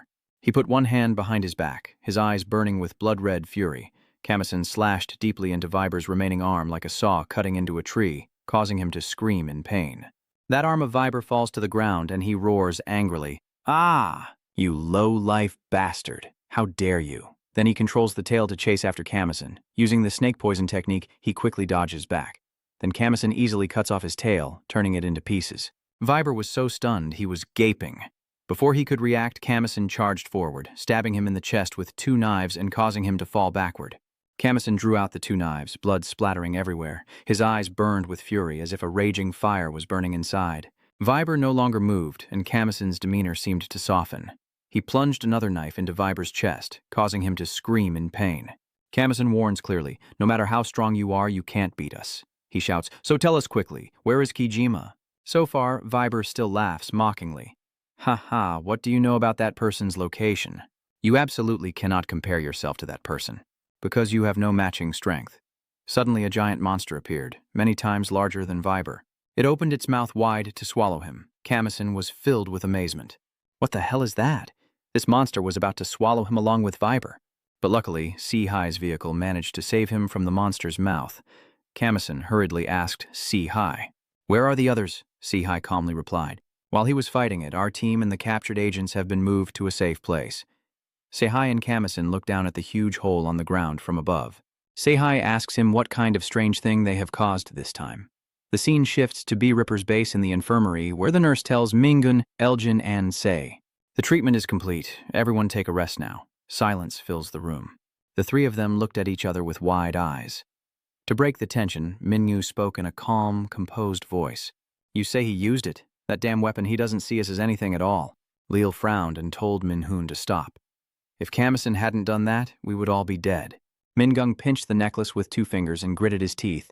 Damn it, if we hadn't been treated like this from the start, I would have taken care of those damn bugs already. Mingun turned away annoyed and said, God damn it, I should have destroyed those damn alien bugs to get revenge, but now I'm being controlled like this. He angrily kicked the wall. Buka, it's all because of those bastards. Se-Hi now said in a low voice, because we could cause danger. I think we have to accept that. Hey Dragonfly, do you think it's normal for us to be controlled like this? Se-Hi coldly replied, I didn't mean it that way. Mingun's tone was again sarcastic. Or maybe working with humans makes you think you can become a person again? Min reminds Se-Hi not to forget what you've done to get here. Stop pretending to be normal anymore, Mingun said sarcastically. I really respect you. How many people died back then? 2 Marine squads, 1 platoon. Leal now told Mingun to be quiet, but Min continued saying, I wiped out an entire high school. Oh, wow, let's see. You killed more people than I did. You deserve to be controlled. Lei Jin finally snapped and grabbed Mingun's shirt. Say stop already, I told you. But Mingun hasn't stopped, so why ask Lei Jin? Is there something wrong with what I said? Come to think of it, it's because of him that we got controlled. Lian, stop yelling. You're going too far. You bastard. Oh wow, my bugs are still so lively. A voice suddenly spoke, causing Lin and Mingun to stop, as a leader appeared to praise them. Different species recover so quickly. He chuckled and said, I'm a bit jealous. This person is the general leader of Jack Reaper's team, a former branch manager named Un, who possesses an insect-like body. Mingun looked at you with a mocking expression, never having seen his face before, and now, suddenly he appears as the team leader. Yu chuckled softly, covering his eyes with his hand. That's right, I also forgot your nickname. Are you perhaps a rude person, huh? Un said. Red veins appeared around Un's eyes as he smirked.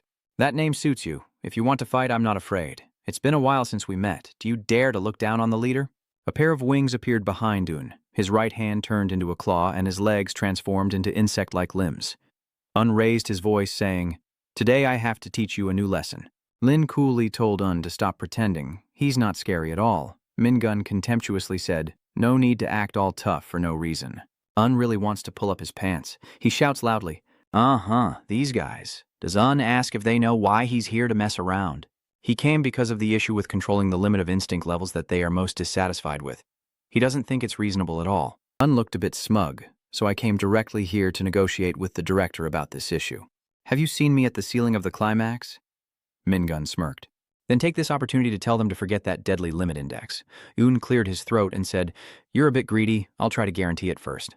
Nothing is certain yet, Un said calmly. Since it's a high-level meeting, the team leader also has to attend. He asked them, Where is your leader? Kamison is now sitting in front of a glass door, staring intently inside. Although A is asleep with chains around her body, she still calls his name. A wave of sadness rises in Kamison's eyes. With that small body, she managed to eat a whole pig. Amazing, isn't it? A voice came through.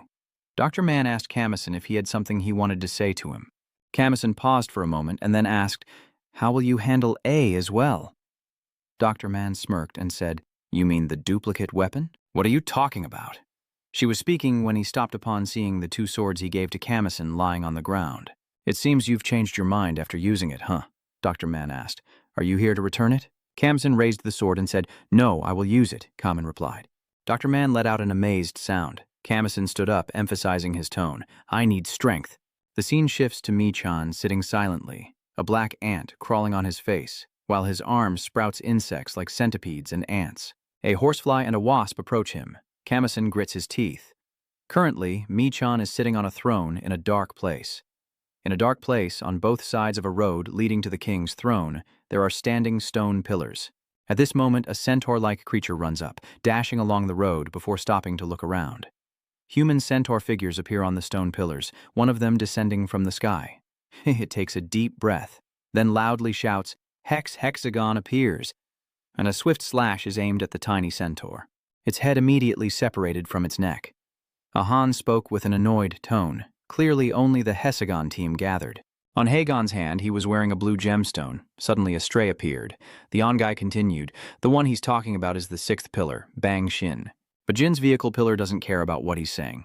The one mocking her all along is actually the fourth Hagon pillar. He pointed his sword at Jin's car, emphasizing his tone. This position isn't low enough for someone like her to climb up and stand there. Get down! Seijin glanced at his dagger, then suddenly threw a punch. This punch directly hits Dukong's blade, and Dukong's eyes flash with a flicker of anger. That bastard's punch from Hexagon radiated a strange power. Hexagon also didn't hesitate to remind Dukong to watch his words carefully. He is the fifth pillar of Hexagon, my family. Sungta speaks firmly. This is Lord Kojima's choice. Stop complaining and accept it. When Kongxia points his sword at Sungta and asks, Sungta, have you forgotten where your place is? I'm not afraid either. Yeah, don't get cocky. I'm always ready to fight to break through. A prisoner who has finished his sentence speaks up. As expected, this place really is terrifying. He said while using a straw to suck on a human head like drinking sugarcane juice, pretending to be scared. It's so terrifying that I can no longer taste the sweetness of human brains. He's the third pillar, subordinate of Zhang John Li. He laughed and said, Does a lowly person like me have any stake in that battle? Immediately, a sphere of energy shot through, directly blowing up the head in John's hand and taking both of his hands. John Lai pretended to be in pain and said, "Oh, my brain and hand." A golden Hagon glanced at John Lai with a cold glint in its eyes. "Oh, you have aura power? Want to fight me? Jang John's little foot." He smirked and told John Liu to try his luck. He is the second pillar of Hagon. No, John Liu sweats and refuses to fight Zanho.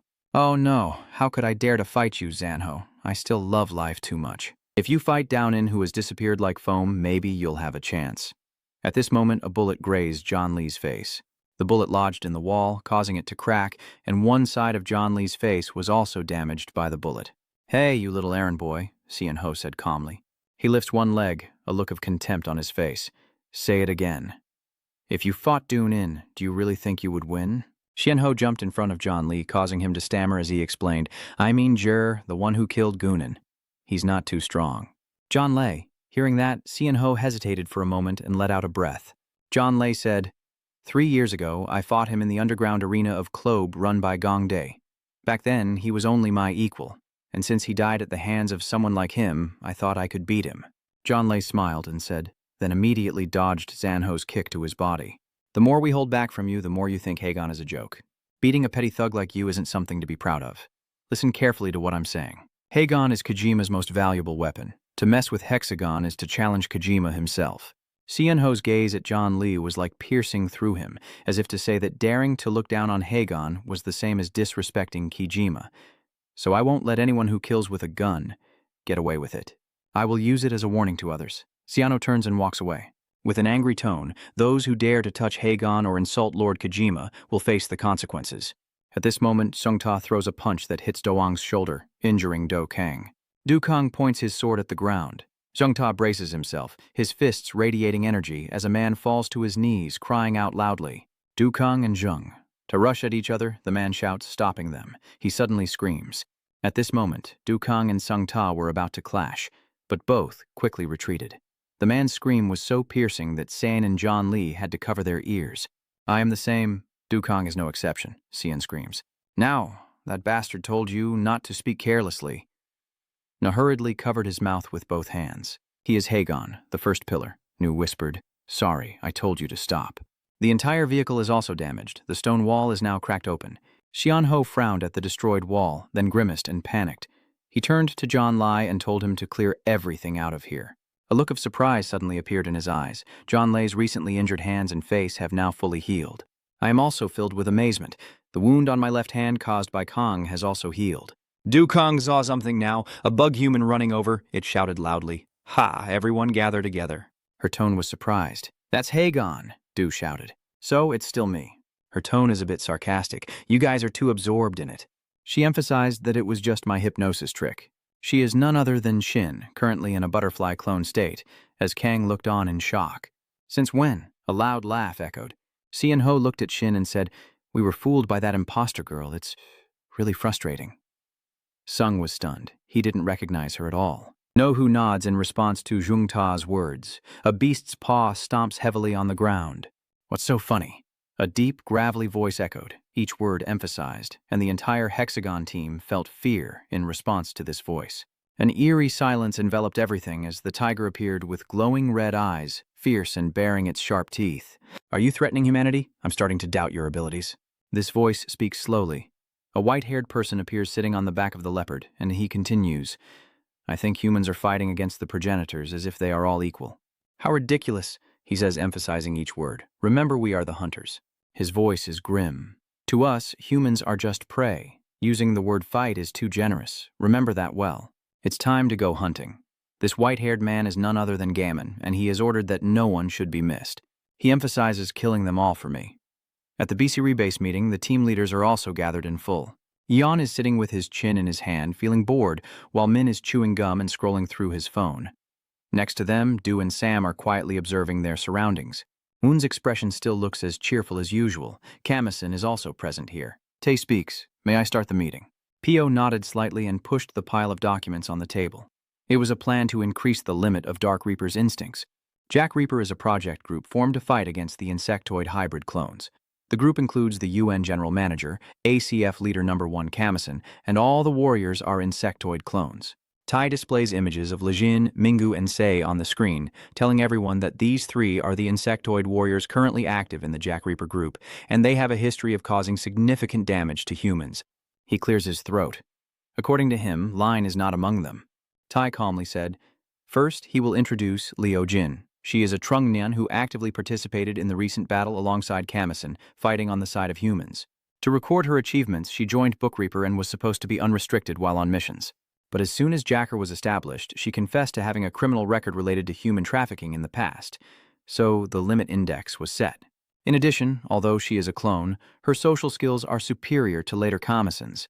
Tai's words made Kamison's eyes widen in surprise. T continued, "She is the only potential candidate for increasing the limit index," Yuan said to a team leader. "Elgin may seem cold, but she's a good girl." Tai turns his gaze to the screen as he prepares to introduce the next character. Un looked disappointed, as everything that was meant to happen would happen. Minhun, also known as Jaik Na, doesn't need much explanation about this character. A true villain. Tai calmly said, "Min Nagun has a shady past, running an underground fighting arena, making clone drugs and killing many people. Thanks to that, he has many fights against B Reaper. The main reason he joined Jack Reaper was to avenge Thien Trung. Those who abandoned him after revenge might be the ones he will face again." "Book Reaper," Min Hung said as he wrote and tilted his head. "He has made a list of targets to eliminate, including the one with gun in, but he's already logged out." Min drew a few lines through the question marks. "Maybe now he's going to eliminate from bottom to top?" Un explained himself. After all, since joining the team, Min has done very well and hasn't caused any trouble. He thought that to make the most of him, he should lower the limit stats. Un looked at Kamison again, thinking it might not be a good idea. In the end, why did we accept Min Un into the team? Kamison straightforwardly replied, "We need more strength." Un suddenly mentioned Zhongqi Rang, saying, "If only I could have that champion back from before. If you're still here, fight with me." Kaman spoke up. "Zhongqi Rang, without you, it wouldn't be the same," Dongqi Rang said without a hint of emotion. "Kamison really knows how to make others feel weak, huh?" He turned his face and pointed his thumb at himself. "He understands me well. I am a fighter." Dongqi Jiang clenched his fist into a punch. This fist suddenly swung towards Kamison's face. Zhongqi Rang's fist stops just before hitting his face. Zhongqi Rang calmly says, "It's not meant for noble things like taking responsibility for others' lives." Zhongqi Rang's demeanor is full of arrogance, fighting the strong, winning, destroying everything. "All I want is to win." Dongqi Yang relaxes his fist and says, "This punch is only for those things." He places his hand on Kamison's shoulder and tells him, "I will enjoy my own battle." Zhongqi Rang's face shows determination. "I will absolutely not accept defeat and will hold my position no matter what. So see you again later." Jiang turned around, waved to Kamison, and reminded him, "When we meet again, call me Sir." "You're leaving now." Kamison's expression now looks somewhat contemplative. The next character, Ta, spoke loudly, having caused 256 deaths in just 2 days. "The most dangerous mutant, Anare," Tai calmly said. At that time, the vehicle had been transferred to the medical station after being captured by Kamison and the branch director. The battle broke out while he was imprisoned in the camp. The iron door was damaged. Taking that opportunity, he escaped. The nurse hurriedly told the patients, "Everyone move quickly to the hiding place." She urged them, "Hurry up, everyone." And then dozens of patients ran towards the hiding bunker as the monsters outside broke through the glass and stormed in. All of them extremely fierce. Zehai looked at them. A blast erupted, causing the nurse to be amazed. Zehai has taken care of these zombie-like creatures. The patients have been protected by similar infected. Since then, while still being held, Seia was recruited by Kamison. He has gone from a frail, withered face to a happy, smiling appearance. Currently, Zehai is living with his family at his uncle's place and working with the Jack Reaper group. I speak loudly. Here is the full background of all the members. Today's meeting is to gather your opinions on increasing their primal limits. Immediately, the blonde team leader objected. Hearing that, he just shrugged. Min, the head of science and technology, explained. They are still strong enough despite the limits. I think that's enough. Min emphasizes, you can't just let the pets wander around without knowing when they might bite someone, can you? But that's a dogfight. Is that a fair comparison? Min's words made a surge of anger rise in Kamison's eyes. Unbluntly scolded Min, that little brat. A leader speaks. At least dogs know how to obey, but they are just bugs. How can I trust them? She's the head of the secret bunker protection team. Yu immediately retorted, stop overestimating Yu.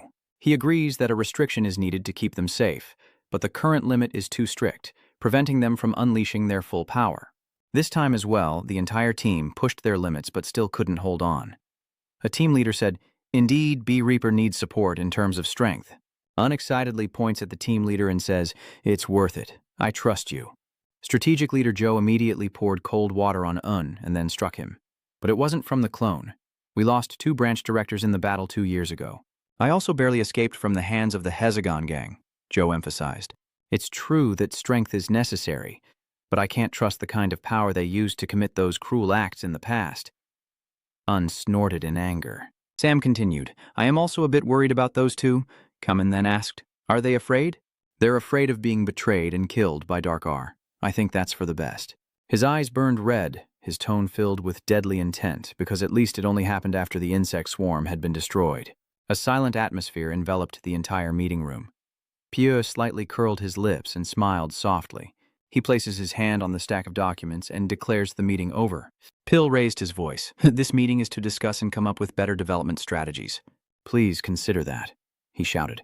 The scene transition ends. Hai's mother asks if he's leaving right away. "Stay overnight," Sahai said with a smile. "Well, since I don't know when the order to deploy will come, I have to leave first." Behind Hai's car, a pair of wings appeared. Sahai's parents watch him fly away. This feeling of flying makes Sahai feel very comfortable. So happy. The wind flowing through his hair made him feel even more refreshed. Sahai realized she forgot her hat, so he quickly flew back. At this moment, he suddenly noticed something. Sahai wondered why his parents were going out again at this hour. Where could my parents be going at this hour? A look of surprise appears in Sahai's eyes. "What are your parents doing, pulling aside that bush to reveal a hole in the defensive wall?" Hai's car was filled with curiosity as he watched them. Mom and Dad. Hai's parents crawled through that hole. Hai has no idea where they're headed. Kamison returns to his room, sighing with a sense of disappointment. Aileen appeared in his room and asked, "Why are you sighing?" She was drying her hair and said, "Just looking at your face. I can tell how the meeting went. You've been through a lot." Kamen calmly asked Elgin, "Why do you keep coming to my room all the time?" Aileen straightforwardly replied, "Because the water pressure in my room is too weak." "Did you manage to persuade them? The bosses don't really like us." Kamison slightly turned away, softly saying, "They are very determined. I tried to say a few more words, but I don't know if it will backfire." Suddenly, Ijin grabbed both of his cheeks and praised him. "You did a great job," she said with a smile. "I don't know exactly what you said. Even if the outcome isn't what we hoped for, we just have to try. Keep your expression bright, ramp up from 20% to 100% strength, and be as strong as before. So don't worry too much." Yin's words of encouragement made Kamison smile softly. He replied briefly with a single sound. Where are the others?" Kamson asked. "It seems Moon is sleeping in her room, and Zehai probably will sleep at her parents' house before coming back." Ayn replied slowly. "Right now, Zehai is trying to crawl through the hole in the wall of the base. Zehai can't understand why it happened. When did my parents dig this hole? Zehai blames himself. I should have shouted to stop them back then, but I was too panicked to say a word. Now, I have to quickly bring them back and ask why they left the hideout. Could it be that the reason he left the hiding place is because of him? Both of Zehai's parents are veterinarians. Their son, who dedicates himself to saving tiny lives, is actually a murderer. They found out the truth not after the incident, but after the battle a year later when he joined the Reaper Squad. Before that, they both thought Athi had died in the marine zombie attack. They were extremely grateful to heaven and earth when they saw he was alive and had returned. As the culprit in that incident, he no longer bears a human body upon his return. They embraced him. Zehai also managed to crawl out. He doesn't care about anything else. Zehai looks left and right. First he must find them. It's very dangerous outside. At this moment, Zehai suddenly noticed something. Footprints on the ground, which he immediately recognized as those left by his parents. He quickly followed the footprints. These footprints lead into the forest. Zehai's eyes widened, veins bulging around them. Where are they? Zehai's vision is enhanced. I have also found them. I found them, but there is a girl in front of them. The girl with her eyes completely white looked very terrifying. Seeing this, Hai was startled. He quickly hid behind a tree, feeling anxious inside the car, and there was another person. A girl. But who is she? And another thing. Why is there a girl in the forest? Suddenly, a painful scream rang out, startling Hai. Ba Zehai told the girl to stay still and asked her mother not to shout so loudly. The girl's face was full of pain, her teeth clenched tightly, while Hai's car looked at them with confusion. Zehai's mother looked at the wound on the girl's leg. It was severely infected and needed to be scraped out. She told her husband to take her to the hospital for surgery. Mom Hai quickly treated the girl's wound and told her to endure the pain a little. After a while of treating the wound, Mrs. Sehai asked the girl, "How do you feel now?" The girl's expression also softened. She politely replied, "I feel much better now." X-Hai's father gently said, "As long as you bandage it for a few days, you'll be fine." Sehai finally let out a sigh of relief and chuckled, "So you guys went out of the hideout to treat the villagers' wounds?" Zehai's eyes welled up with tears as he looked at the three of them, wiping his eyes with his hand in shock. But at that moment, a Trunghan's foot stomped down on the ground, and Zehai immediately froze. A loud snort echoed as a Trunghan appeared in front of Zehai and the two parents, and Zehai immediately rushed forward. The hair-cutting mutant grinned happily, never expecting to find humans here. He opened his mouth wide, truly a stroke of luck. Zehai immediately kicked him. The girl looked at Zehai in surprise, her eyes now shining with a golden hue, while her gaze was drawn to the Jack Creeper emblem on Zehai's shirt. The hair-cutting mutant was kicked back a bit and he shouted angrily, "Who the hell is it? How dare you buzz around here?" Zehai rushes towards him, the hair-shaping mutant preparing to punch. "You damn fly!" But Zehai's speed is extremely fast. He forcefully hits the face of the mutant with his shoulder. The hair-cutting clone fell down. Zehai's parents screamed in terror. Zehai. Zehai is pointing a gun at the hair-cutting mutant's mouth. He cried out in pain. What the hell is going on? Zehai, burning with rage, the collar around his neck beeping warnings. That bastard dares to threaten my family. He gritted his teeth and said, "You will die immediately." Zehai fired a shot into his mouth, smoke billowing everywhere. Zehai stands up and is no longer in his transformed state. He turns around and asks softly, "Are you all okay?" But Zehai's father was caught by another hair-cutting clone. Zehai shouted in terror, "Dad, is there one more?" That hair-shaving clone bites Sei's shoulder, causing it to bleed. He challenges Zehai, "Try shooting." "Dad," X-Hai, in pain, shouted, "Run, everyone!" Hai's mother was so scared her face turned pale. "Hey," Zehai froze in place. "No, you can't." He shouted, "Don't do this." At that moment, the girl focused on Seihai's face. The villain cuts his hair, opens his mouth, and prepares to bite into Seihai's father's head. It's been a long time since he had such a quality meal. Ba Zehai, terrified, told her to close her eyes and not look. Mom Zehai had her eyes tightly shut. "No, please don't." Zehai's tears flow down her face, "Dad." But at this moment, sharp-pointed sticks suddenly appeared and lunged at the hair-cutting clone. The sticks pierced deeply into his body and then were pulled out, causing him to fall backward.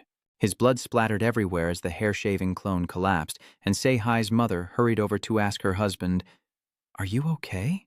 Ba Zehai hugs his shoulder wound and says, "I'm fine, but the identity of little X-Hai," Seihai's mother said hesitantly. Seihai is startled when she looks back at the girl, her face full of surprise. This girl is a ghost, her eyes shining brightly in the night. Zehai made a gun with his thumb and shouted, "Step back now." "Are you okay, Zehai?" His father's gentle voice sounded. He reached out to block in front of him and said softly, "It's okay, son." Father Zehai said, "The girl is not a bad clone." The girl has now returned to her human form. This girl's name is Injuni. The clone who killed Basei told Sei that Juni is a good person, just like you. Zehai's face remained tense. "Are you okay?" "Juni. I asked my parents if they knew her. My dad slowly recounted that before meeting you, while they were wandering to find a hiding place, they treated those who were injured. You know about that, right? They met a girl with red hair. On the way, my parents met Juni. When the high car saw Juni lying on the road with her unusual blood, they were about to leave because they knew she was a clone. At this moment, a zombie appeared behind them, opening its mouth to attack, but suddenly sharp iron rods pierced its face. Juni used her hair like iron bars to stab the zombie in the face, and after being stabbed, the zombie fell down. Johnny also fainted and immediately collapsed at their feet. Since then, Johnny has been with Sei's parents. Thanks to Juni's help, Sei's parents reached Bee Reaper's hideout safely. The three cars looked at Juni and slowly said, "After parting ways with Juni near the hideout, through verifying the identity at Bee Reaper, we only then learned of your existence, and finally met again. Mother X." Hai put her hand on his shoulder and said Jay is a good person. Suddenly, Zehai shouted, "Is it good or not?" She is still a clone. But when it comes to being human, Zehai speaks in a very soft voice. Looking down at his own legs, he is also a human. "Zehai, huh?" His mother spoke up, her voice barely above a whisper. Parents apologize, and Zehai's father is also confused about causing more trouble for her. Zehai asks, "Did you break through the wall to get out?" Zehai's mother was startled, saying that couldn't be true. X-Hai's father hurried to explain. "How could my parents have broken through a 5-meter thick wall?" X. Hai's mother calmly said we only accidentally discovered that hole. And also, my parents are worried about how Junie is doing. Sei-Hai feels full of unease inside. If that's true, it's very dangerous. The protective wall of the station's hideout has been breached. How do your parents contact her?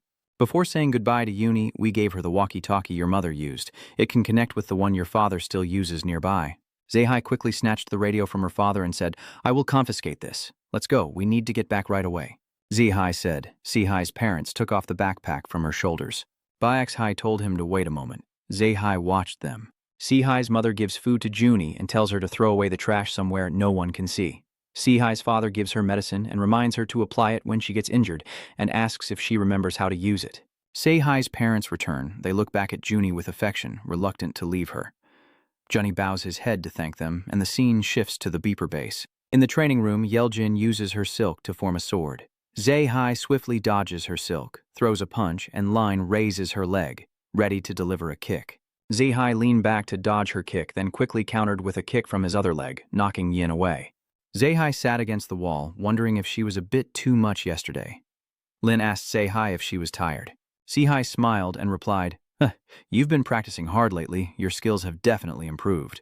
I couldn't keep up at all. Lin's face showed a hint of joy. So, it was worth all my training. Yeah, that's right. No need to say. Lin jumps up with joy. Meanwhile, Kamazan and Mingun are fighting each other. These two are practicing swordsmanship, neither willing to admit defeat. Mingun jumps behind Kamazan to dodge his 2 strikes. He presses his sword to Kamazan's neck. Do you want me to kill you or spare your life? Min looked a bit condescending. His technique is still rough and inexperienced. He whispered into Kamazan's ear, Hey kid, you need to try harder. Now you're no longer a black ant with superhuman strength. The opponent swings another strike, and Min Yu jumps high to dodge. He lands and stands behind Kamazan. Let's stop here. Min Ngun sheaths his sword and prepares to fight again, fearing he might accidentally kill him. Kamazan signals him to stay silent and continue the fight. He gritted his teeth, ready to face him. But at this moment, Kamazan's knife hand suddenly reacted in a strange way. A source of energy radiates out. Kamazan looks at it, surprise flashing in his eyes as he gazes down at his hands. The 2 blades fell from Kamazan's hands and lay still on the ground. Minhun saw this and laughed as he asked, What's wrong? Are your hands completely powerless now? I told you to stop already. Kamen now looked at his hands with surprise. What is this feeling? Someone outside is playing a flute and Kamazan immediately detects the sound. He looked left and right as if searching, then asked, shaking his head, Does he refuse to admit he was defeated by me? Kamazan now realizes the energy source is from the insectoid beings, and a serious expression appears in his eyes. It can't be. The source of this energy is outside the station. Just as Kamazan sensed, 3 giant insects appeared outside the hidden station, each carrying a barrel with a person standing on each insect. Kamazan's eyes show tension. It's happening. He runs away, shouting loudly to everyone, Dark Sea Reaper is ready to fight. John Liu took a deep breath, making his stomach swell like a balloon. Time to strike, huh? He spoke, then took a deep breath and blew forcefully into his straw. A blue flame shoots out from his straw and destroys the base below. John covers his eyes with his hand and takes a deep breath. That's right, he is John Lay, the 3rd pillar of Hexagon in the surveillance room of Base B Reaper. When I looked at the screen, I saw 6 objects approaching the base, and he quickly reported that 6 insectoid creatures about 1 kilometer away at 3 o'clock were heading towards us. The zoomed-in screen first shows 3 giant insects, then 3 clone creatures standing on them. Ngudi Onan becomes anxious. This is bad. Target them. We will intercept. Tay responds briefly and clearly. The guns all aim at the swarm of duplicates. John Lee took a deep breath, causing his stomach to swell, and my face showed shock as I looked at the screen. Yang quickly asked him what was going on. They are attacking first, he shouted with a look of disbelief on Yang's face. From that distance, John Liley took a deep breath into his pipe, and a blue flame shot out, destroying the base's protective wall. Zhou Lai carefully observes. Indeed, some damage has been done. A large section of the wall has been destroyed, and he urgently reports that the wall has been breached. Immediately, Ye ordered to activate the red alert and notify that the hideout was under attack. Yan's face turned serious as he gave the command. Take them down, and absolutely do not let them infiltrate the hidden station. The 2 guns in front of the base are activated, firing 2 volleys of energy bullets aimed at the swarm of monsters. At this moment, the 3 mutants did not react to these 2 shots. Suddenly, one of the mutants rushed forward toward the 2 bullets. He used his mutated arm like a shield to block the two energy shots as the cannons kept firing streams of energy. That mutant used his mutated arm to block all the shots and finally destroyed all the defensive cannons outside B Reaper base, causing them to explode. Sparks fly through the space above the ground, and at this moment a black pillar rises up. John's face turned sinister. "Dear Hagon team, let me be the one to sink B Reaper." A hint of joy appeared on his face. Lord John must be very proud of himself. The duplicate girl let out a long, sneering sound. "Don't dream. I'm the one who will sink B Reaper." Her face is full of confidence. She winks, and the gong bell falls silent. She is the sixth pillar of the Chingong gang, Chuim's subordinate. Chuim told John L to hit him again like before. He's still making that squeaky noise. She doesn't usually like to go to places like that. John Lai hesitated a bit, but he accidentally dropped the straw. Chuim emphasized each word with a dripping tone. "He's really annoying. I'm super disappointed. Let me go pick it up right away," John Lai shouted. "Stop acting so stubborn." The mutated clone spoke irritably, Chuimo's face slightly furrowed as he looked down at him. The mutated clone glanced at Uncle Imo and said, "Go ahead and charge in. I'll lead the way. He is Hagon, the second pillar, subordinate of Nasian-Ho Gusion." Chuim's face turned red and he replied, "Okay, let's all go in." Gusion said quietly, "Let me go first." But at this moment, a spiked foot was coming down on his head. By the time he looked up, he had already been crushed flat by this foot, like stepping on an ant. The mutant insects were bewildered when they saw the robot. What the hell is that? B Reaper, the head of the science and technology team Min, is controlling the deadly insect robot to activate. The robot follows his command, its eyes glowing as it stares intently at the insectoid creatures. John Lai suddenly remembers something. The huge steel insect assassin. Could it be that Chuim now drew her weapon from behind her back, trembling uncontrollably as she spoke tremblingly? That is the one who fought against Lord Zhang 2 years ago? Chuim jumps down, furious and shouting that she will crush it in the name of love, but immediately gets hit square in the face. She was knocked away by a punch from B Reaper, her face hitting the ground. This must hurt a lot, and it's not a beautiful face anymore. The tactical leader, wielding the insect clone weapon, gloved fists, sneers and says, "Your love for your bugs only harms the country and its people." At this moment, Gushin used his strength to lift the robot's leg, pressing down on him. He gritted his teeth and said, "You lowly humans." Min's face showed a bit of surprise as he kicked away the robot's leg and shouted angrily, "Do you dare to trample on me?"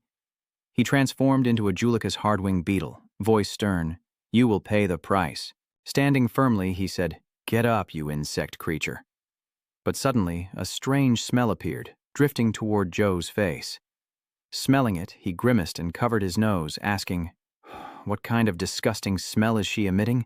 Chuim transformed, sounding a bit angry. "What kind of stench would a young lady emit? You bastard, she is actually a stink-bug insect." Her tone was full of reproach, unable to distinguish between the fragrance and the foul smell. "I must teach you a lesson." John Lai still sits carefully on the insect, observing with a somewhat bored tone, "I am the most dangerous character, after all." John Lai, while devouring the brain, wondered why no one paid attention to him, or maybe they just barged in without care, but something about it felt off. He wondered where his opponent was. While John Lai was lamenting, a person appeared behind him. "Here I am, it's me." John Lai immediately turns around and gasps in surprise. Un put his hand on his chest and said, "This is his opponent." John Lai laughed and said, "Let's go." Un immediately unleashes his insect-like form. Kaka Suit Mo, his arm transforms, and then Un quickly punches him hard in the face. John flew away and crashed to the ground. Un continued to summon the insect corpse. Wings grew on his back, his legs transformed, and his remaining hand also changed. Un walked over to John and said, "Let's see. Let's get started. That's right, now we're talking." He smirked, a look of excitement on his face. He wiped the blood from his face and said, "I'm proud of myself for destroying all of humanity before I even had a chance to fully evolve. But what's with that appearance of yours?" John Lai looked at Un and then continued speaking. He heard that in B Reaper there are monsters even stronger than the mutants. He paused for a moment before saying, "So it was Chimea after all. You are that monster, huh? Tell him to shut up. Who made him become a monster anyway?" Un grinned and told them they would have to take responsibility. John Lai put on a pair of glasses, his smile dangerous, and of course he would do his best to take responsibility. He loudly said with arrogance, "Open your eyes wide and see clearly. I will show you the strength of the general." While John Lai was feeling proud, Un had already moved behind him at a very fast speed. "Not bad reputation, huh?" John Lai quickly turned around, startled, not knowing when Un had moved. Un shouted, Ho Keech, delivering a kick to John Lai's face. John was knocked back, clutching his cheek where he was kicked, and sneered contemptuously. As expected, humans attack while he's deploying. John Lai angrily asks if Yu likes to cheat. Un once again flies in front of him. Of course he did that. Why would he stand and wait for him to deploy? Un raises his sword arm. I'm not stupid. Un swung his blade, executing Man Tiat Lazo. A slash was immediately launched, cutting into John Lai's arm and deeply slicing his shoulder. Before he could react, Un stabbed straight through his chest.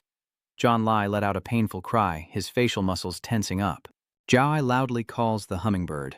The hummingbird flies over, shooting its poison darts at Un. Yu shows a hint of surprise before flying up to dodge the poison darts from the hummingbirds. A large crater appears on the ground after the hummingbird's attack. Un grabs the head of a hummingbird with his hand and throws it at another hummingbird, causing them to collide, then loudly commands, "Get lost." The hummingbirds drop the water jars they were carrying, and both jars fall to the ground and shatter. Un quietly looks down below, surprised to see the scene in front of him soaring high above, observing. He couldn't see John Lily anywhere, only the newly formed pond from the two fallen water jars and the hole, with bubbles rising to the surface. "Are you hiding underwater?" Un said excitedly. He is standing by the water hole warning him to be careful, or he might suffocate.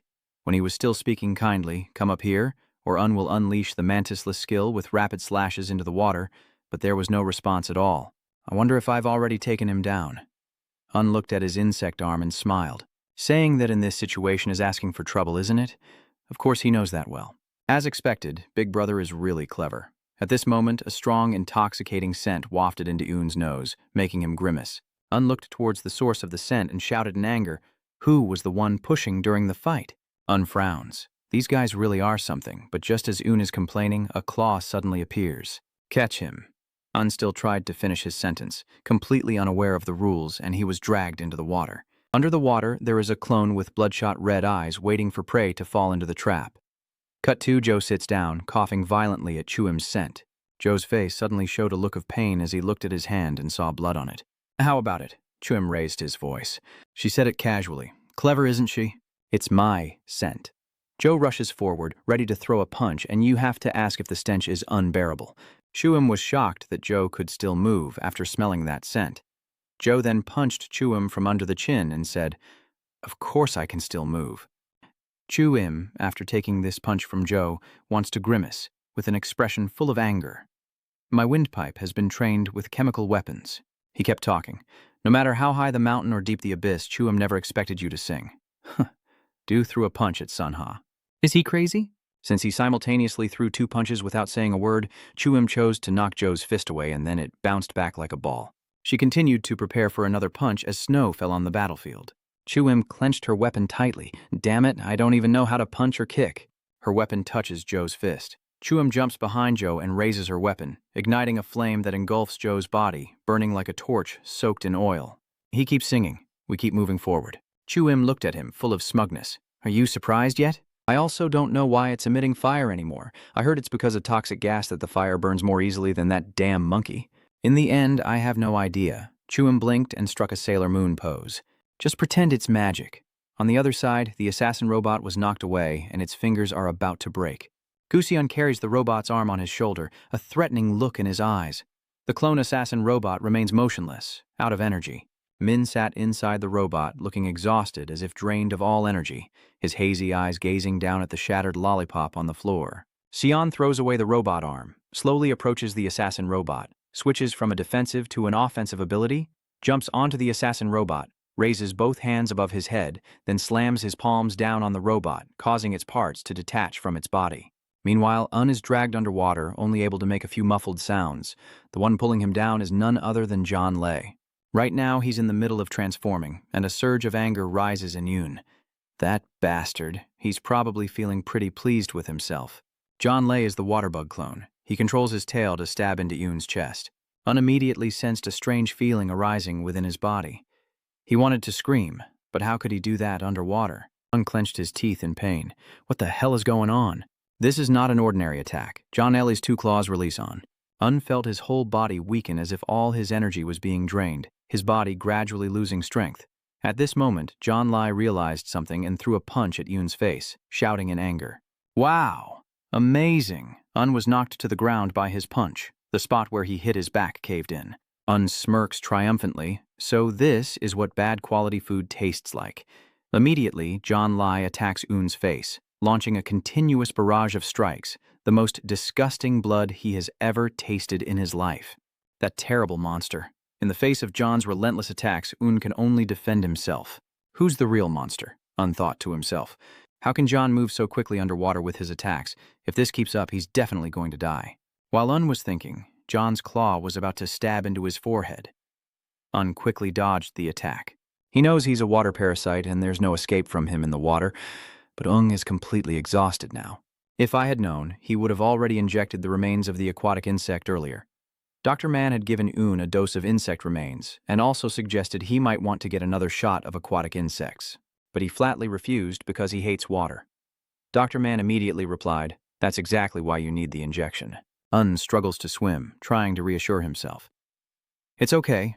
This puddle isn't deep. I need to get out quickly." Suddenly, two sharp arms appeared in front of Un. "Where are you going?" John Lai said in a deep voice. He held Un back and said grimly, "You want me to take responsibility." His sucking tube touched Un's neck, and he said with a smile, "The smell of your blood is a bit disgusting, but also quite addictive. Like sweaty feet, let me try a little more." He extended the tube, ready to suck blood, and joked, "Just a little pinch." Un wanted to scream, "Stop right there, you pervert." The suction tube just touched his neck and then stopped. It's as if something has invaded him, causing his body to become paralyzed. John's head shows signs of mutation, as if infected by a parasite, and he doesn't know what this thing is. Un sees the mutation on his body, the insect remnants in his blood causing side effects. The opportunity is here. He activates Hopper Kick, using his body as a springboard to swim forward. Unsuccessfully escapes from the lake and takes a deep breath with his mouth wide open. Un turns to look down at the lake, thinking to himself, "I'm back at my playground. You pervert, just wait." But John Lai has also flown out of the lake to chase after him. "You're definitely going to die," he shouted. "Where do you think you're running to?" John L. unleashes a full-scale insect corpse fusion, summoning a giant insect sword in Un's hand. Un charged down and cuts the body in half with the insect sword. Joe screams in pain before falling into the water. Un tells him to remember well that eating low-quality food is okay. "It's fine. Just peel away." Transition to a scene with the whole body engulfed in blazing flames. Chuim lowered her weapon, feeling that perhaps she really was shameless. She slowly said, "Using this method, what dignity does the princess have anymore? I thought it would destroy her." But at this moment, a sudden singing caused a young soul to depart, and there, the pine tree was destroyed. "Did you forget what I said because you slightly turned your face away?" He turned back to look at Chuim. "Comrade, can you hear me?" Seeing this, Chuim couldn't help but feel afraid. How did she do it? She panicked and swung her weapon at Joe's face while shouting, "Die, comrade!" Still singing, Chuim's eyes widened in surprise as he threw a punch, his fist blazing with fire, yet he kept singing. Can you see it? In the next second, a huge explosion occurs. Chuim's weapon flew far away and broke in half. Now blackened by fire, his eyes vacant but still singing, his gaze filled with hatred. After finishing singing, he also collapsed and Chuim had already fallen. Min's gaze shifted into a dazed state. He looks at the crushed lollipop on the floor. Sion uses the demon's iron hammer skill, smashing the assassin robot with both hands, causing its parts to fly off. Book Reaper, you're truly disappointing. If I had known your skills were only at this level, I would have crushed you long ago. At this moment, a gunshot rang out. Zion looked towards the shot, and behind him appeared objects resembling torpedoes. These torpedoes are numbered 1, 2, 3, 4, and finally 5. The assassin Aerosam appears, surrounding Sai with a slightly annoyed tone. "Too many tricks, huh?" he said contemptuously. "What kind of game is this now? Use human techniques and don't expect to defeat me." Min now removes the candy shell to give him a taste of my power and see if he can still stand. Min opened his mouth ready to put the candy in, a determined expression on his face despite the treacherous diabetes. Laser insectors are activated. Torpedoes are launched simultaneously, their powerful beams of laser targeting Zion. Sion still stands firm against this attack, his tone filled with contempt. His petty tricks are useless against me. Min is also pushed back by Sion's power. The torpedoes also hit the ground, so walks the robot that Min is in to take control. He slowly said, "Don't struggle to die anymore. I'll make you taste defeat." Suddenly, a crack appeared on his leg, and then his foot was severed. Insect mistakes will target the most vulnerable joints and destroy them. No matter how proud you are of your strength, you are still just a bug. Modern technology will destroy you in the blink of an eye. Don't underestimate humans. There's still a hummingbird among the insects in the sky, watching carefully before releasing its water jar. The water jar shattered on the ground, and from inside it, a mutant appeared, with the smoke dispersing to reveal his face. Is that him? The energy of the clone you mentioned, right? Asked one person. The other person replied frankly, yes, he's not someone to be taken lightly. Kamison, Minhu, Lane, and Se launched their attack. Minhyun suddenly asked Kamison, idiot, what do you mean by not being someone to mess with? Kamison said firmly, he is Hexagon of the third true of Thin Trung, that is Jiang Zhan. A moment of silence fell and Zehi's eyes were filled with amazement as he stared at Jiang Duang watching over them. Hey, he's the third hexagon pillar, Jiang Zhan, with a tall and muscular build. Zehi's tone is full of worry. Look at his body, he hasn't even started to transform yet, right? Minhu looks up at Zehi and tells him not to gape like that. Min Ngun's face shows a mix of triumph and disdain. Today we must show them our strength. After the calamity, even the dung beetles are enough to catch them. Are you joking? If it were Zhongqi Rang, maybe then? Min Ngun immediately reacted, pointing his finger at his own face. Are you serious? You're backing down? Are you crazy? Why are you backing down? Who is this Min? Liu Jin's face shows a serious expression. As you said, I have fought Hexagon before, and we can win. Kamen has been silent all along, and he nods slightly at them. Because Elgin's collar was activated, Elgin immediately transformed. Zehi did the same. Min Ngun was gradually transforming, and all of them regained their full strength. All three of them have fully transformed with 100% power. 30 minutes ago, the alarm bell kept ringing.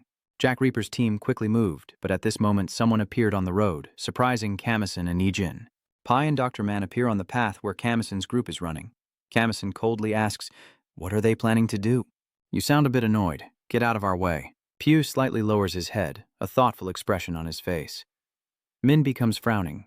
Do you have something to say? If we don't deploy quickly, it'll be a mess. Min, the three captains have already gone out first. Furthermore, Captain Do and Captain Min have refused your help. Line's expression is full of confusion. What do you mean? Min felt confused and refused. Do they want to destroy themselves completely? Kamison said firmly. The three team leaders aren't enough to handle them, especially since one of them exudes a very strong aura. Let us go, Pure said indifferently. According to him, during Jack Reaper's last operation, no matter where you went, the situation didn't change much. Line asked Pai if we should stay here. Pure replied, not fighting, right? He lowered his voice and called Dr. Man.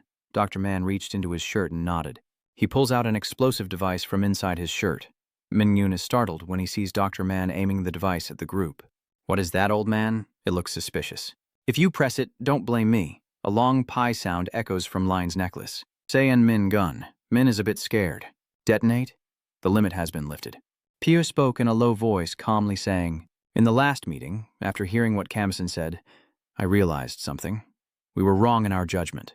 He bowed his head sincerely and said, I apologize on behalf of Jack Reaper and ask for your help in protecting the people and the hidden station. The entire Kamison group looked at Pio in silence. Don't worry. Sei is a bit worried. Am I okay? Suddenly my limit was lifted. Line enthusiastically replied, don't worry. If there are any problems, we will support you. Kaman was about to follow the three of them when Dr. Man called him back to hold fire. He hands Kamison something. This is for you. Miss Sun looks at what's in her hand, her eyes filled with amazement. This is, I will explain over the radio later, you should go now. Dr. Man's tone is urgent. Kamison runs past Pio. Pio softly said, remember to protect the members. Kamen sped up and responded loudly. Understood. Returning to the present, Jiang Zhan roared like a fierce beast. Liu Jin, Sei, and Minhun are all ready to fight. Lian shouts loudly, he's coming. Minhun immediately replied, I'll go first, but at that moment they all froze when they saw something. Kamison suddenly charged at Jiang Zhan's face, panic flashing in his eyes. To Kamison, he appeared utterly unbelievable. His knife couldn't hurt Jiang Zhan at all, and he seemed to go berserk, repeatedly stabbing the blade into him. A look of surprise appeared in Kamison's eyes. Jiang Zhan had transformed, glaring at Kamison with an angry expression. He pushed Kamison away. Kamison let out a painful cry. But luckily, Mingun managed to catch him in time. He asked Kamison why he was in such a hurry. Let me go, he's about to unleash it. At this moment, Liu Jin is also preparing to attack Jiang Zhan with his silk. Zehi aims his gun at Jiang Zhan and keeps firing shots that hit his body. Lane stomped on the strands of her own silk and then charged down, delivering a powerful kick to Jiang Zhan. Zehai keeps shooting at Jiangjan. He wonders why he remains so calm. It's suspicious. Elin also agrees. That's right, like a monster that only roars. At this moment, two energy spheres burst out from the smoke. These two sources of energy target Yin and Se simultaneously, causing an explosion in the air. This attack is none other than from Jiangjan, the insect-human hybrid. Seeing this, Kamison shouted, "Dekper!" Two things are flying out of the smoke in the sky. Kamison opened her eyes wide, her expression full of shock. Carefully, Legion and Sehi managed to avoid that attack. Sehi feels lucky to have dodged it. Elin's tone becomes more urgent. If it's like before, we're definitely dead. Mingyun closely observes Kamison's face. What's with that expression? Aren't you happy that everyone's safe? He asked Kamison, probably regretting his impulsive actions earlier that affected his teammates. Kamison, annoyed, told Min Ngun to stop talking nonsense and get ready to fight. Min stepped forward and coldly said, "Yes, I will handle the rest. Later can just hide somewhere and watch casually." Mingun looked up at Kamison with a somewhat sarcastic expression. Since there's nothing else to do now, he emphasized the tone for you to do it all. Minhun's words made Kamison suddenly freeze in surprise. Min told Kamison to clearly see how powerful the members are when they are no longer restrained. Then Min suddenly vanished without a trace before Kamison's eyes. Kamison's face shows clear anger, his hand clenched around the sword, cursing in frustration. The scene shifts to Jiangjan, his fist clenched and raised. He waved his hands and fired shots. One of his bullets hit Line's wing. "Oh, my wing. Luckily, that shot only grazed your wing. She is still able to fly."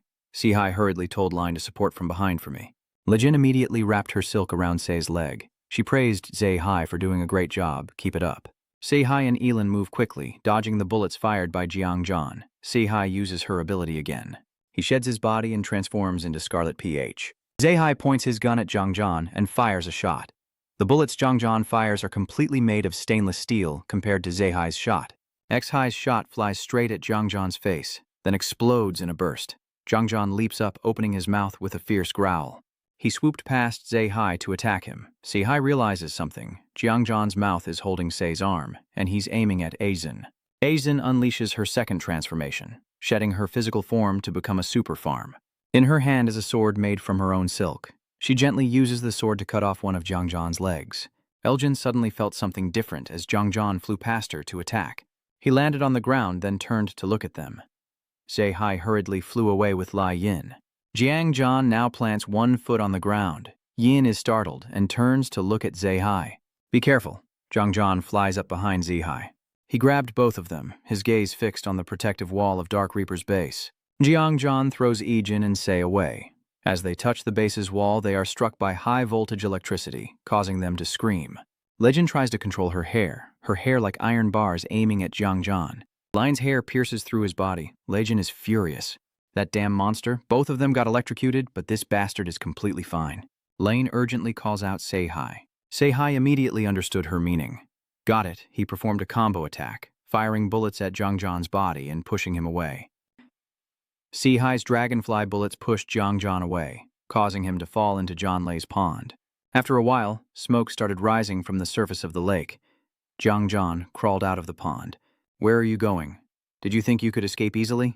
Some terrible creature has sprayed water all over the ground. Now this is my stage. Stage 2. May I begin?" He initiates his second phase of escape. At this moment, Lian and Sei also fell down. Kamison hurriedly ran over. Seeing the current situation of the two of them, he was amazed. Sei and Liu Jin have now returned to their human forms. Kamison sat down beside Liu Jin and asked, "Are Sei's hands okay?" Seihai gritted his teeth and replied, "I'm fine." Legend was just seriously injured. Oh, Kamison. Yin calls Kamison softly, asking in pain, "What are you doing?" Mission still doesn't understand what Line means. Line told him to go. She struggled to sit up. Misun asked her what she was doing. "Don't move." Lejean interrupts him. "Your job is not to rescue us." Yin's serious gaze tells Kamison, "Fight." She emphasized that he was still alive. "Kamison, you have to kill him."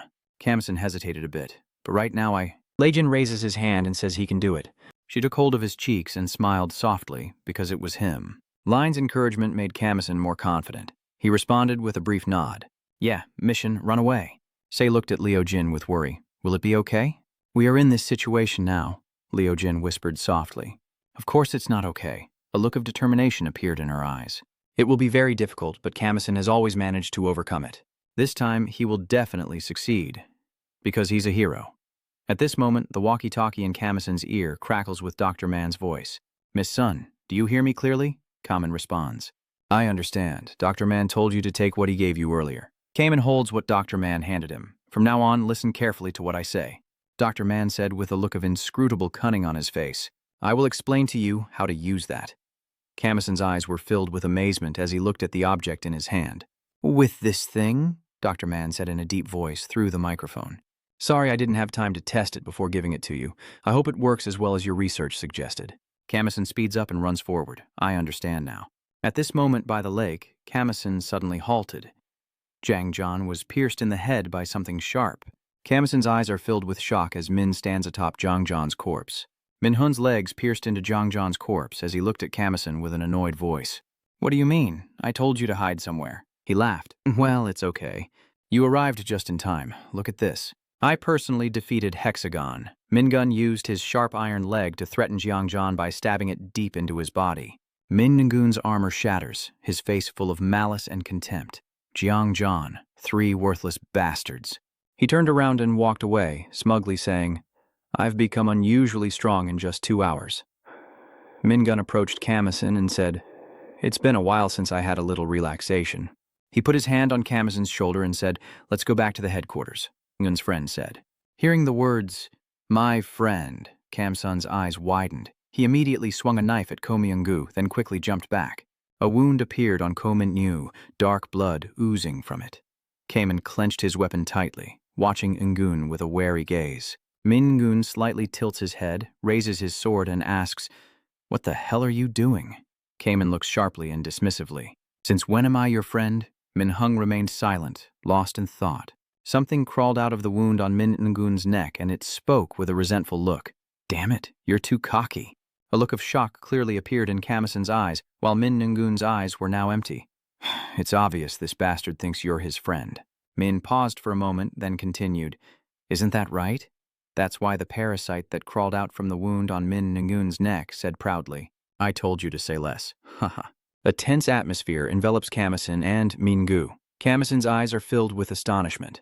How did you get into his body? Who are you, really? The parasite sneered contemptuously. Can't you see? Of course he's an idiot. He thought I would recognize right away. He's a parasite that crawled out of that bug's body. That's right, he is Hagon, the 3rd pillar, a Jiangjan, the parasitic species. Misun rushes forward at incredible speed, swinging his sword to strike Jiang Zhou. Jiang Zhou laughed again, planning to crush him to the ground. Don't even dream about it. He attacked Kamison's waist, causing it to bleed. He's not easy to defeat. Kamison quickly covers the wound on his waist with his hand as Jiang Zhou circles around him, looking smug. Hey, why are you covering up the wound? Are you afraid he'll parasitize inside? He punches Kamison in the face with a contemptuous tone, not caring about human bodies. Jiang Zhou calmly says, the only thing he desires is a powerful parasitic creature. He slowly said, Siafarax is strong as hell, but still nothing compared to this guy.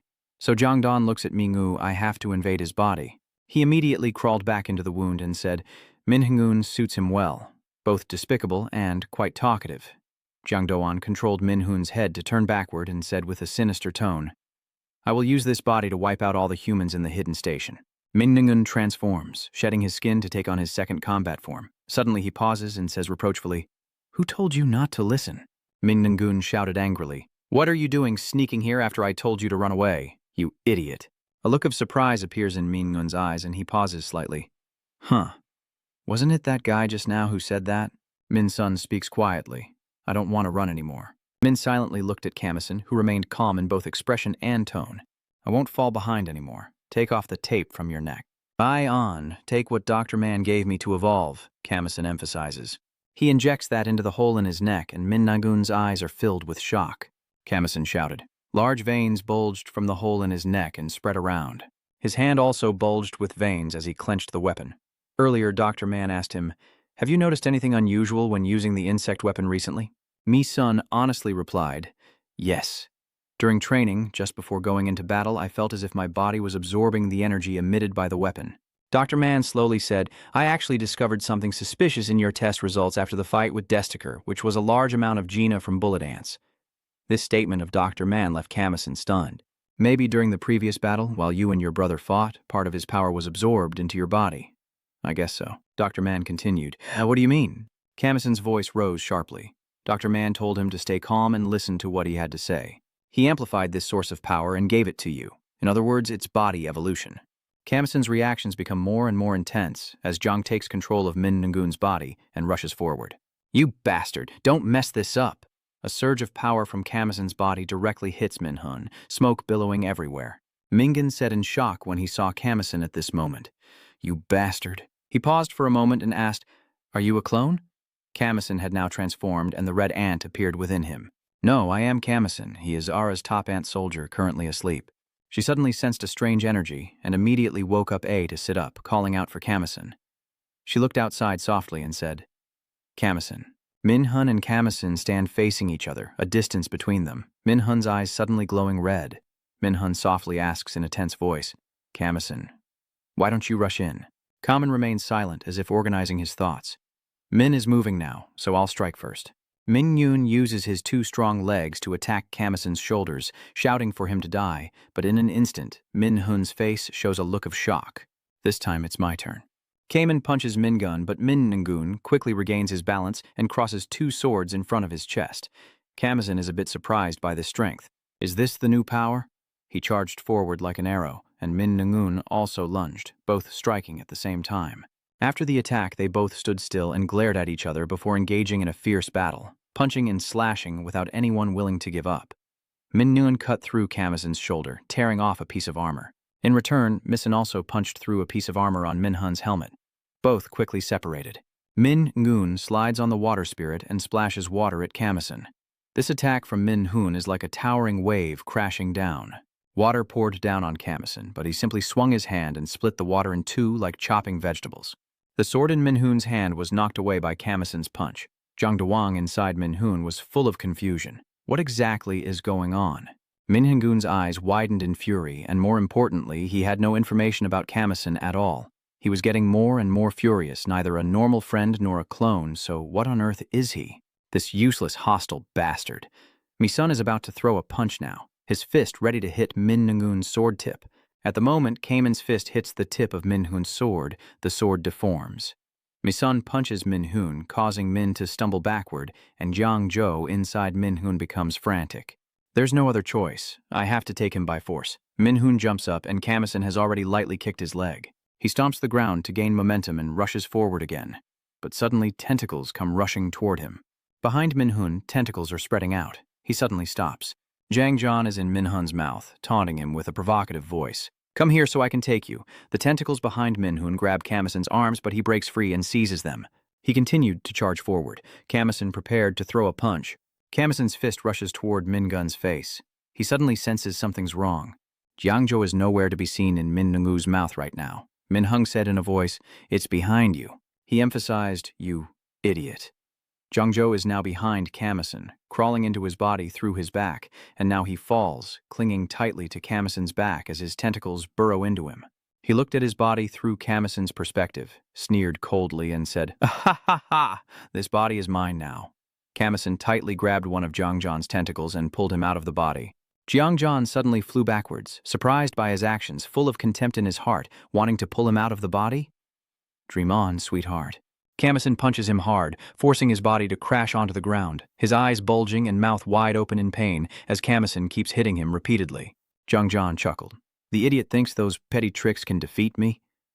Kamison's hand now has a knife, speaking arrogantly. You still have a long way to go before you can kill me. But before he could finish speaking, Kamison cut through his body. Two X-shaped cuts appeared on Jiang's face, and he exclaimed in confusion, What is going on? His entire body had been cut into pieces by Kamison, and Jiang Zhan's body was falling to the ground. Kamison remained standing still. The two blades in his hands kept emitting energy, his armor gradually melted away, and in an instant he returned to his human form. Kamison sat down. Heizhi and Liu Jin rush over to Kamison, quickly approaching him. Liu Jin sat down to support Kamison's back and asked if he was okay. Line.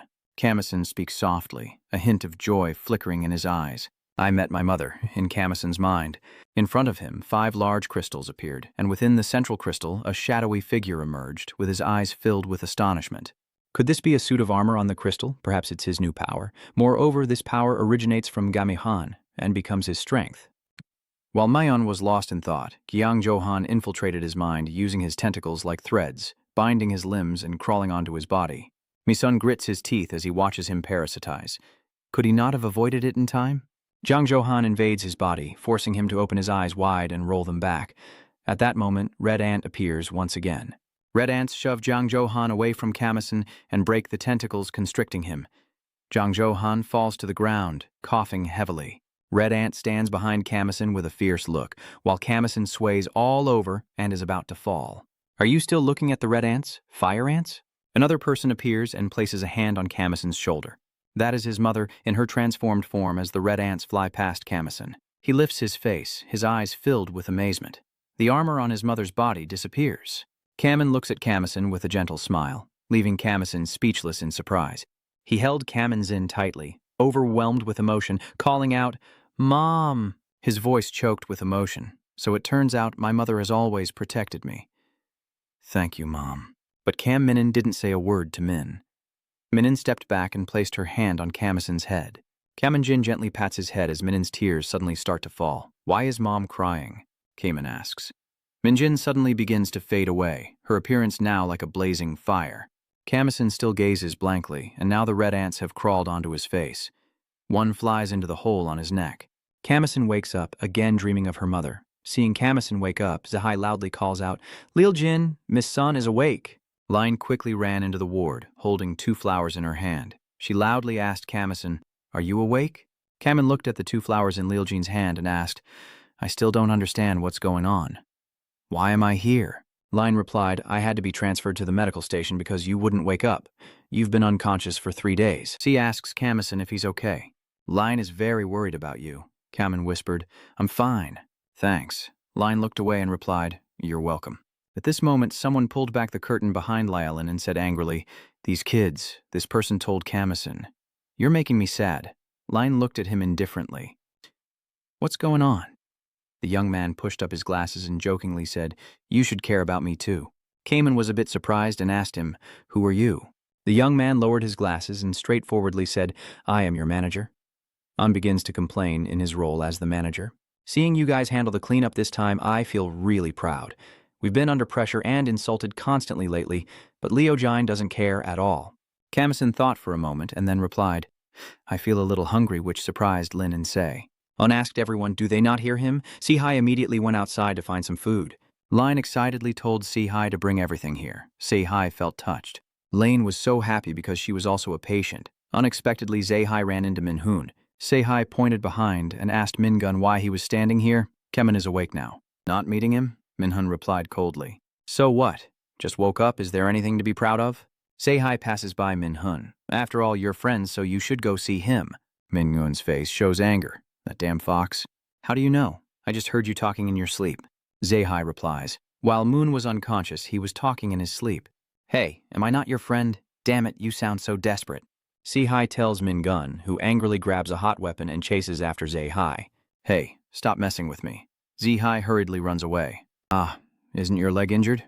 Dr. Man looks at the screen and ponders. No matter how he calculates, the result still falls outside the norm. It's clear that something has developed inside Kamison's body. We need to check on him as soon as he wakes up. "Your radio just lit up, I'm listening." Kamison's voice echoes. Dr. Man answers the call. "Is that you? I understand now." "Just in time?" Dr. Man glanced back. "He has something to tell you. Please stand up, eh?" "Excuse me, sir." Her voice was soft. She finally asked where this place was. Dr. Man stood in front of the glass. He tapped his cane on the ground and told Kamison whether I should tell A to help push against the glass in a pleading tone. "Please let me out of here." Dr. Man's glasses glow as he looks at A and continues speaking to Kamison. Maybe not then. The scene shifts outside the base, where staff are cleaning up the bodies of the mutant creatures. C's head is thrown into the car. An employee looks up, sounding somewhat bored. "Oh man, my back probably won't hold up much longer. I wonder what they plan to do with these monsters' bodies since they keep bringing them back every time." He scratched his head and looked at the employee who helped him. "Luckily, I have you working with me. You look pretty strong despite that. I'm not joking." The staff member grins. "Oh yes, I just look weak." "Just kidding. What's your name again?" The uncle asked. "Oh, I am Zodong," he replied. "No Sodong," he smiled brightly. "No Sodong." Unholding a coffee cup and looking out the door, I have to say, this angle makes Un look very handsome. Behind Line's voice rang out. Here, eat this too. Seihai asked if Kamison had ever eaten a real meal before, and the two of them took turns feeding him, causing him to choke on the food. Seeing them, I pouted. Then Kamison also stood up and put on his coat. Seihai asked, "Where are you planning to go?" Kamen quickly replied, "I'm just going to see Dr. Man for a moment, and then I'll be back." Seihai stepped forward and said, "Let me go with you." Kamen asked Seihai what was wrong, his tone a bit hesitant. "He wants to ask you about something." When they arrive at Dr. Man's office, they see the door is closed and a sign saying he's away. Seihai was a bit surprised. Where could he have gone? He hardly ever leaves his office. Let's think about where he might have gone. Seihai told him to go there. The scene shifts to the zombie corpse processing center. The staff here unload the zombie corpses from the carts. One corpse is placed on the conveyor belt and disassembled by the workers. I heard this is the place where materials are sorted to create zombie weapons. I think he might be here. An X-High calmly said as a truck full of zombie corpses passed by. The cart driver said, "We're just hitching a ride." An X-High nodded and said, "You've worked hard." Kamen hesitated and asked Ants, "Hi, are you okay in this place?" And she replied, "It's fine." A calm voice sounded, causing Kamison and Ants High to hear it. "What do you mean?" Dr. Man instructed, "Just leave the bodies of the designated mutants here. Today, this is enough. Everyone can go home now," a calm voice said. The uncle staff asked, "So just leave it here without sorting? Is the salary still the same?" The manager smiled and replied, "Of course, you too can go now." The clerk's mood brightened. "Today we deserve a good celebration." Zogyang now stared intently at the corpse of the insect, his gaze dark and menacing. The uncle turned to ask him, "What's wrong? Let's go back." Hearing this, a look of surprise appeared in Kamison's eyes. Sodong turned his face back and smiled. "Yes, I am here." But Sodong's expression suddenly froze when he met Kamison's gaze. They looked at each other in silence. Kamison stepped forward, heading towards Sodong. "You!" Kamison's voice was cold. He glared at Sodong with murderous intent, as if he wanted to swallow him whole. "What do you want?" Sodong was a bit surprised. "Is something wrong?" At this moment, Kamison reached out to Sodong. He clenched his fist and lifted him up. "How dare you?" Kamison's tone is dark and filled with anger, making his expression look terrifying. He continues, "Do you bring the corpse here?" Uncle anxiously asked, "What are you doing?" "Let go of Sodong now." An X-High quickly grabbed Kamison's arm and asked hurriedly, "What's wrong with you? Let go quickly." Sodong tightly gripped Kamison's arm, telling him to let go. His grip so strong it aimed to break his arm. Kamison was startled and immediately punched Sung hard in the face, causing him to be thrown back several meters. Kamison continues to rush forward. Sodong struggles to sit up at this moment. An X-High immediately stopped Kamison and asked what was going on. Kamison gritted his teeth and said, "And High, don't stop me." "That bastard," Song shouted. "I am human. Blood is flowing from Sodong's nose and mouth." Kamison's eyes widened in surprise. Sodong's blood is a clear red. At that moment, Zane had poured a lot of larvae into Sodong's mouth, and he had turned into a monster. "Miss Sun?" An X-High gently called him. He spoke calmly to Miss Sun. "I don't know what happened, but you should go back to the dormitory first. I'll handle this here." An employee approached and asked what was going on. An X-High apologized and asked So Jiang if he was okay, while the uncle, the staff member, shouted angrily, "Are you blind? If you can't see, why are you asking?" Sodong told the uncle, "Uncle, I'm fine. Just now I saw him spread his wings. Damn insect bastards." The uncle shouted, "Sorry, let me take him to the clinic." An X-High spoke apologetically. Mi-sun still stood there watching them. Even as night fell, the uncle still muttered angrily, "Why did they sneak in here?" Sodong replied, "I don't know either." The uncle asked, "Do you know the person who hit you?" "No," he lowered his voice, "and you know I have amnesia. I don't really remember anymore." "Oh well, forget him. He's not worth your concern." The uncle shouted loudly. Sodong bowed his head to greet him and told him to go home safely. Uncle waves goodbye to Sodong. "See you again tomorrow." Sodong walks away. He has no idea who that person is. Why? For what reason? Sodong's hand clutches his neck as they do it. He tears open his shirt to reveal a darkened chest with two types of blood, one red and one purple. Sodong was furious. Why did they keep targeting only him? In Mi-chan's territory, the monsters all stood silently on stone pillars, watching. "All right then, bringing the corpse back alone? Come on, show me how cowardly you really are. Faceless human, you are nothing."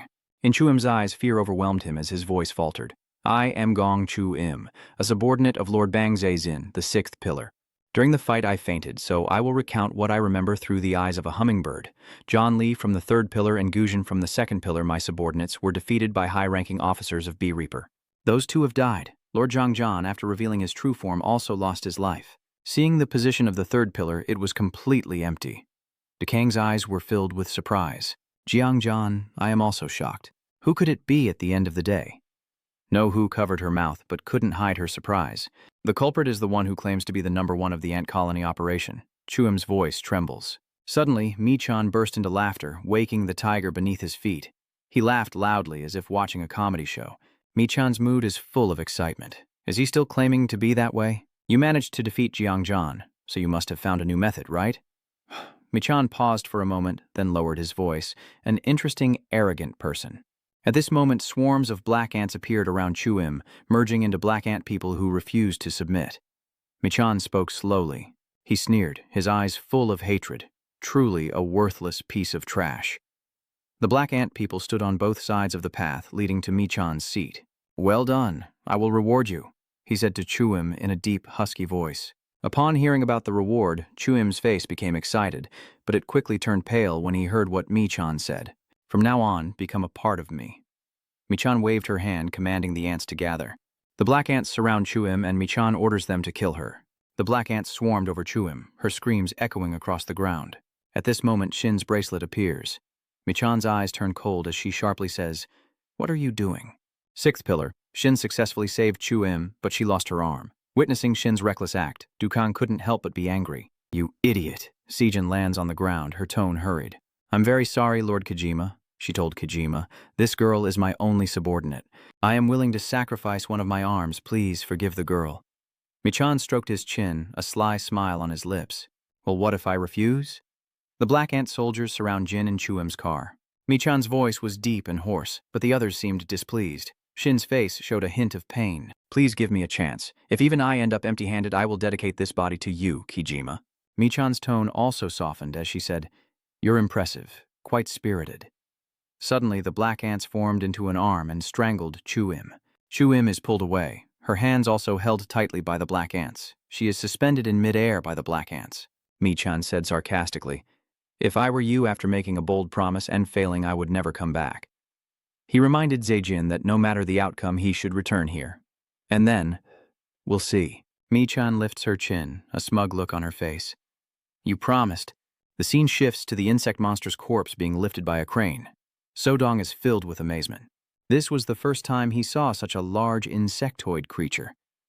The uncle replied, Me too. Kamison stands behind them, watching. Who did you say you wanted to find earlier in the surveillance room? A voice echoed outside. No one else. A resident joined the station shortly after it was completed. Kamison's tone is indifferent. Kamison asks if you love. Is it true that he is human? Yang was a bit surprised by the question. Of course, duplicate humans can't pass the station entry procedures. Yan calmly said, You wouldn't know because you haven't experienced it. The process is very strict. The test results show he is 100% human. Yen asked Kamison, Are they someone you know? Kamen replied briefly. Yang calmly said, The hospital report notes a burn all over the body and no memory of the past 2 years. Kamison felt a growing sense of unease inside, unsure of what to believe anymore. If you look at him now, is he really a clone? A deep voice sounded beside Kamison. Dr. Man calmly said, This clone is big and strong. Kamison asked in surprise, Where have you been? Dr. Manon calmly replied, You had to be away for a bit. He asked, Is the evolution still going well? Oh, I see. If before the swarm of ants would surround and protect my body, now after evolving I feel like I've transformed myself, Kamen said slowly as he looked at his hand. Dr. Man snorted. Kamen asked, Do you have a problem? Follow me for a moment, Dr. Man said to him. Kamison follows Dr. Man as he leads him to a dark room. The door opens and Kamison steps in, only for the door to suddenly close behind him. Dr. Man stands outside watching him, softly saying, I'm sorry, he wants to see your evolution firsthand.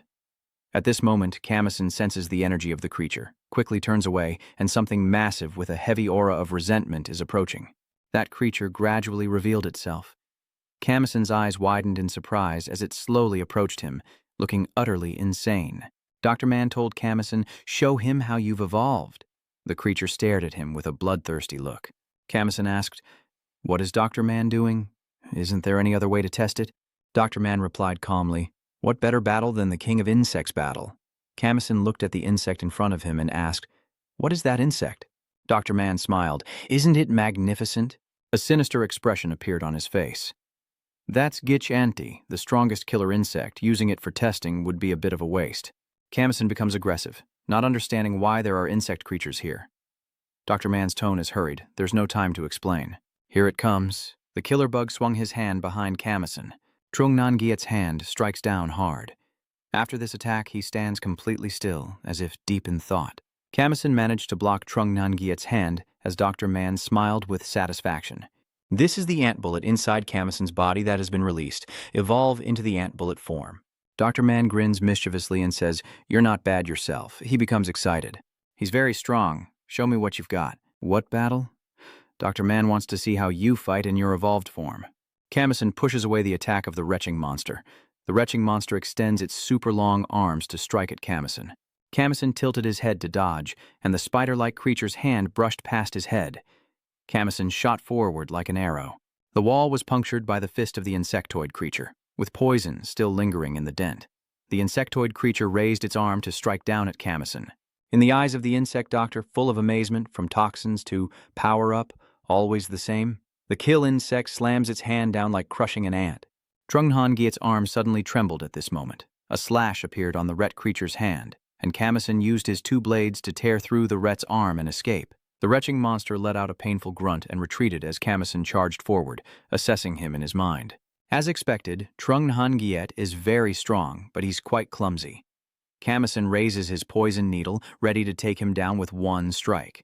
Camison aims his poison needle directly at Trung Han Giet's face. Trung Han Giet suddenly calls out to Missen. Immediately, Camison shifts his attack to the wall behind Trung Han Giet.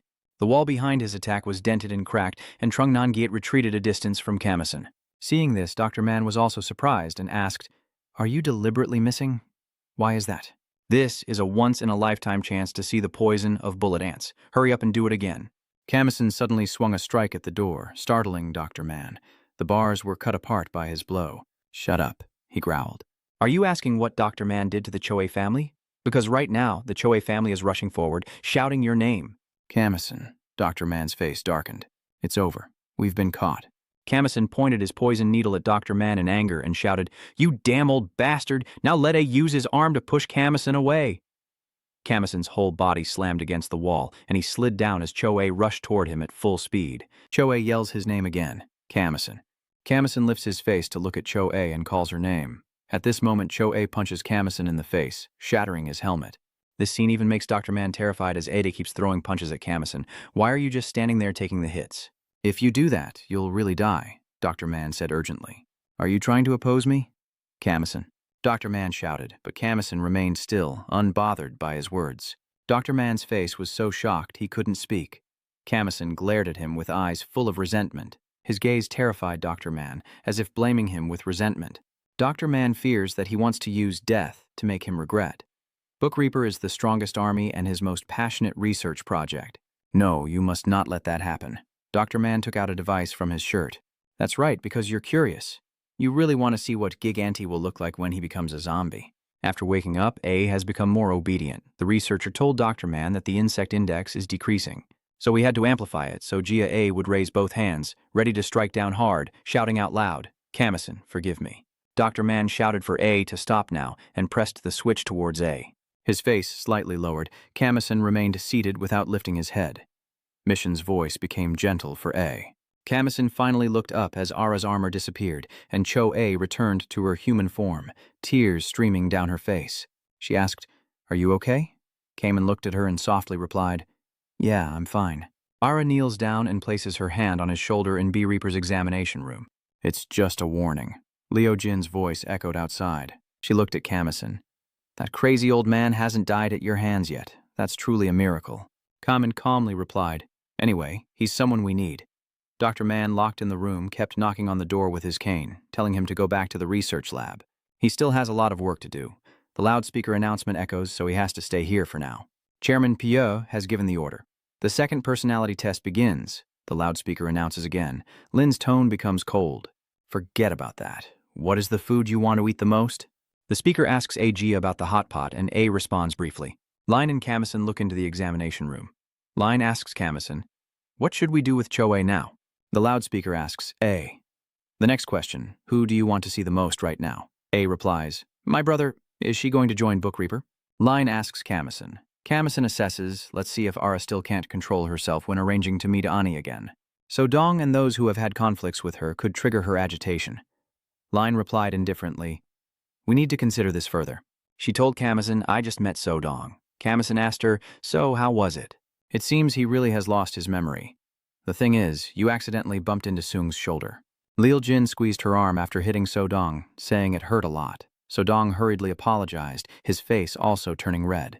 He didn't recognize me at all. I was the one who bumped into him first, yet he was the one panicking and apologizing, and he even blushed because of the beauty. He really knows how to read people.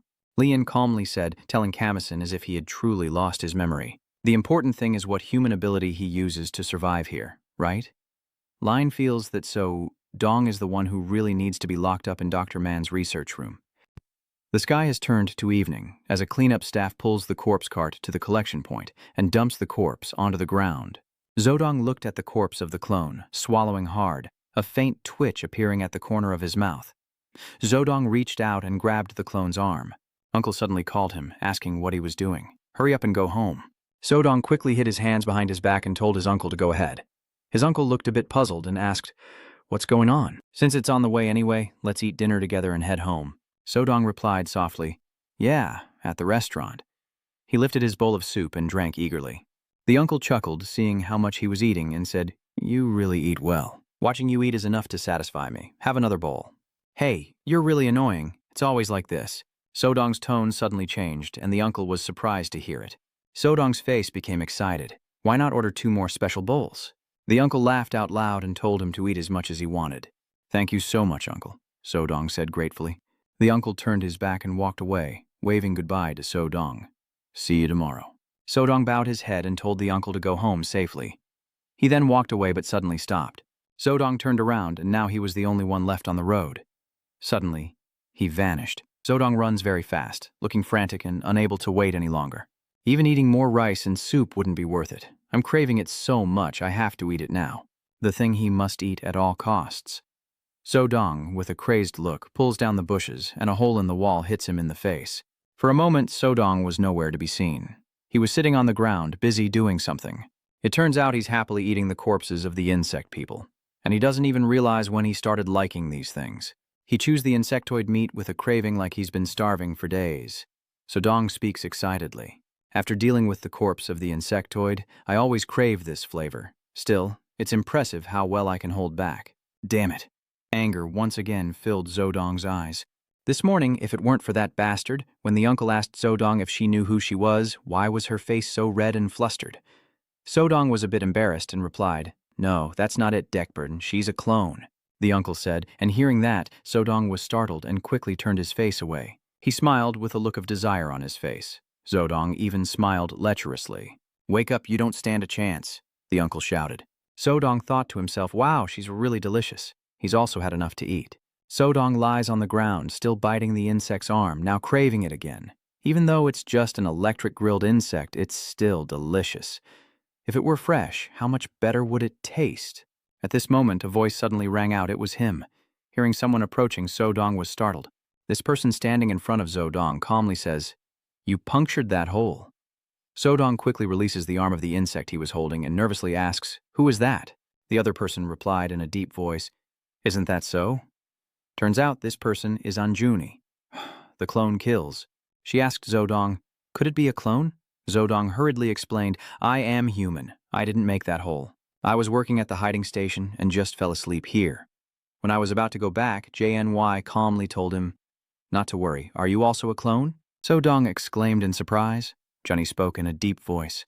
So that makes it even more terrifying? Zodong thought in horror. Why would he encounter a duplicate outside the hiding station? He was afraid he was going to die for sure. Johnny stepped closer to Zodong and told him not to be afraid. I'm not going to hurt him, so Dong, please don't. He suddenly charged at her, shouting loudly, don't lie. Suddenly, Junie's hair helped her block Zodong's punch. Junie said, it's Zodong who is lying. Zodong is stunned now. Oh no, he messed up. Only then does he notice his arm. Zodong was pushed away by Junie's hair. His hand grew abnormally large, with veins bulging visibly. He hurriedly apologized. Sometimes his hand would swell like this. He had no intention of provoking her. "Please spare me." Johnny's hair now stands on end, ready to attack at any moment. Johnny shouted, "I told you I wouldn't eat you." Sodong whispered, "Please forgive that fierce attitude." Junie softly said, "You just want to thank the one who created that hole." Sodong was a bit surprised. "Thank you. With that power, are you also Jack Reaper?" Junie asked Sodong. Sodong wondered why. Jin took out a radio and said, "The Dark Reaper's people are supposed to come here." She asked Sodong, "Could it be someone you know?" But Sodong had disappeared without a trace. Junie softly said, "I guess they are not someone I know." A person approached Junie and said, "Sorry for being late, I have to patrol the opposite side." Junie calmly replied, "No problem, I just arrived too."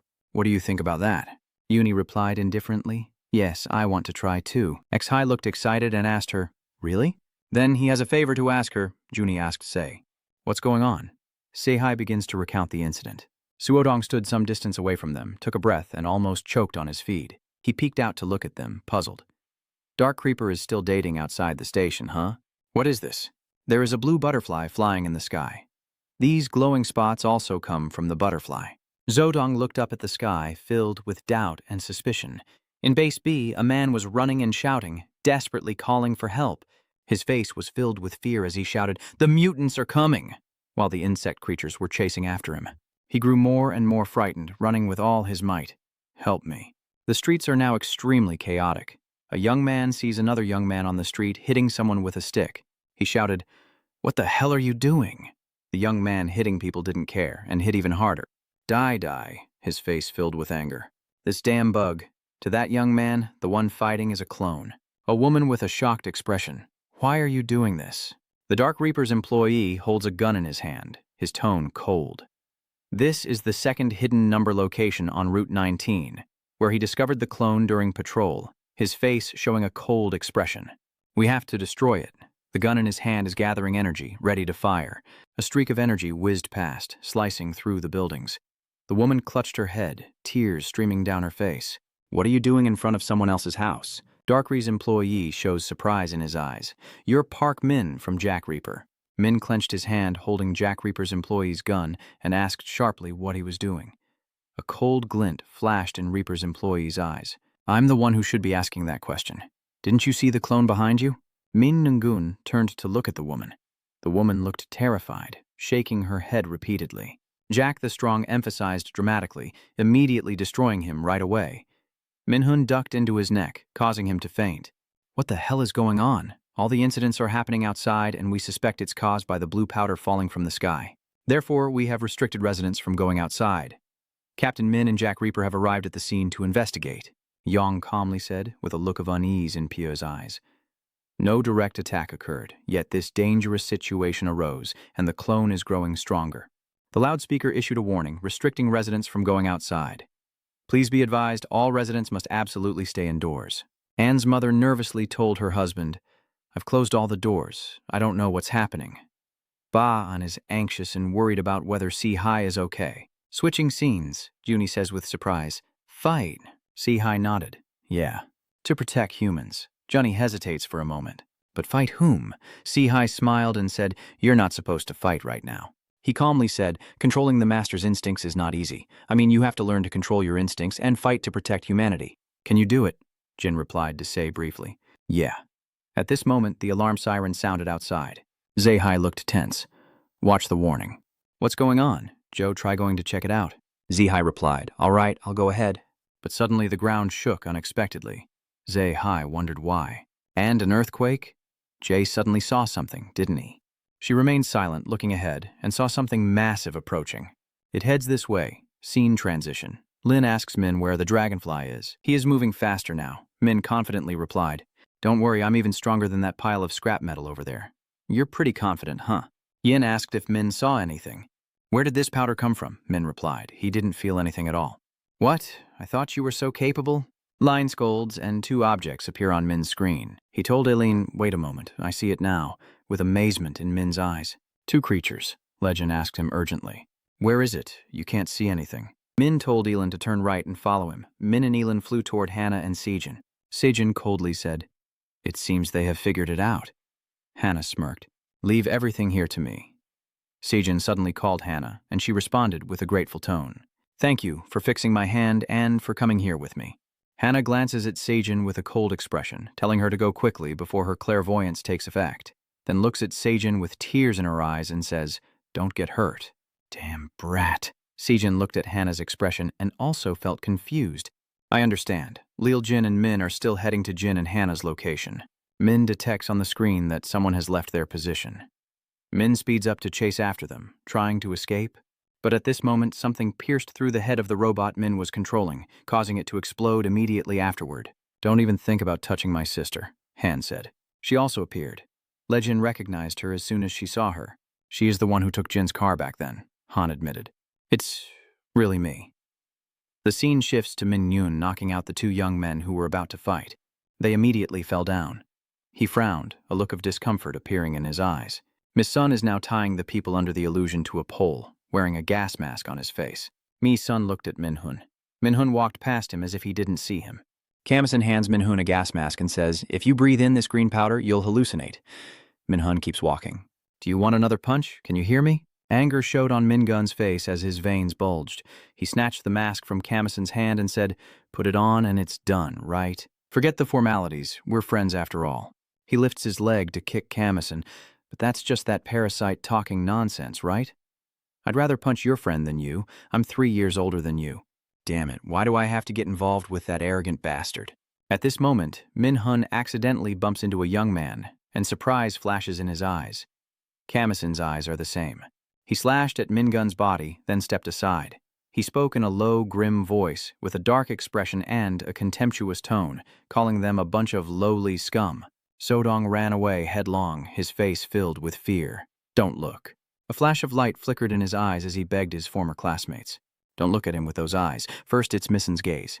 Then comes Aaron's gaze, followed by his plea for Zodong N to turn around and look at him with the face of a monster as he pours the larvae into his mouth. Zodong's expression becomes more and more terrified as his legs start to swell and his torn shoes fall apart.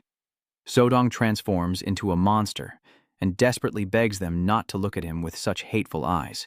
The scene shifts to Min Hun being slashed by Dukang, falling to the ground. Dukang looks at the blood on his sword. A mutant? Then Kamison's eyes widened in panic as he shouted Mingun's name. Kamison drew his weapon and charged at Do Kang. Dukang Kang quickly blocked his attack with his sword, a look of contempt in his eyes. You must be one of the traitors of Darksea Reaper. He swung his sword at Kamison with incredible speed. Kamison was thrown aside before he could react, but he quickly regained his stance. His gas mask was also shattered in two by him. Kamison thought to himself, he's too strong. Could he be one of Hexagon's people? Mi-sun crosses her arms in front of her chest, initiating evolution. Dukong's arm changes shape at this moment, and he looks at Kamison with a grim expression. Oh, it's you, Dukong said in a deep voice. It really does look authentic. A strange energy radiates from Kamison. Min Hung-an glanced vaguely at Kamison. Dukong said in a low voice, He should have used all his strength. His shadow on the wall takes the shape of a praying mantis. Dukong unleashes his awakening and swings a blade at Kamison. Around Dukong, slashes like a raging storm radiated out. He has fully transformed. I will offer him up. Your head? Dutent said in a deep, hoarse voice. He is a mantis shield insect clone. Shin successfully infiltrated the BC rear base. It's a mutant. Sejin, with an indifferent tone. Is the shield no longer effective? The Bog Ruin employees are about to attack Shin. A loud employee ordered it to protect the residents. Red light radiates from the dots on the jean's wheels. She shouted, If you're so capable, come at me. Then instead of attacking the jean's vehicle, Bookreel's staff turned to attack the civilians as the scene shifted to Director Bill's office.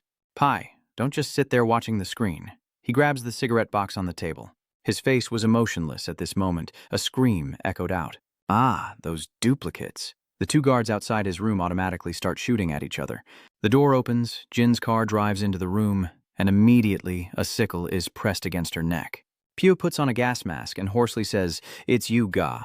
He pauses for a moment, then continues, The one who caused this tragedy.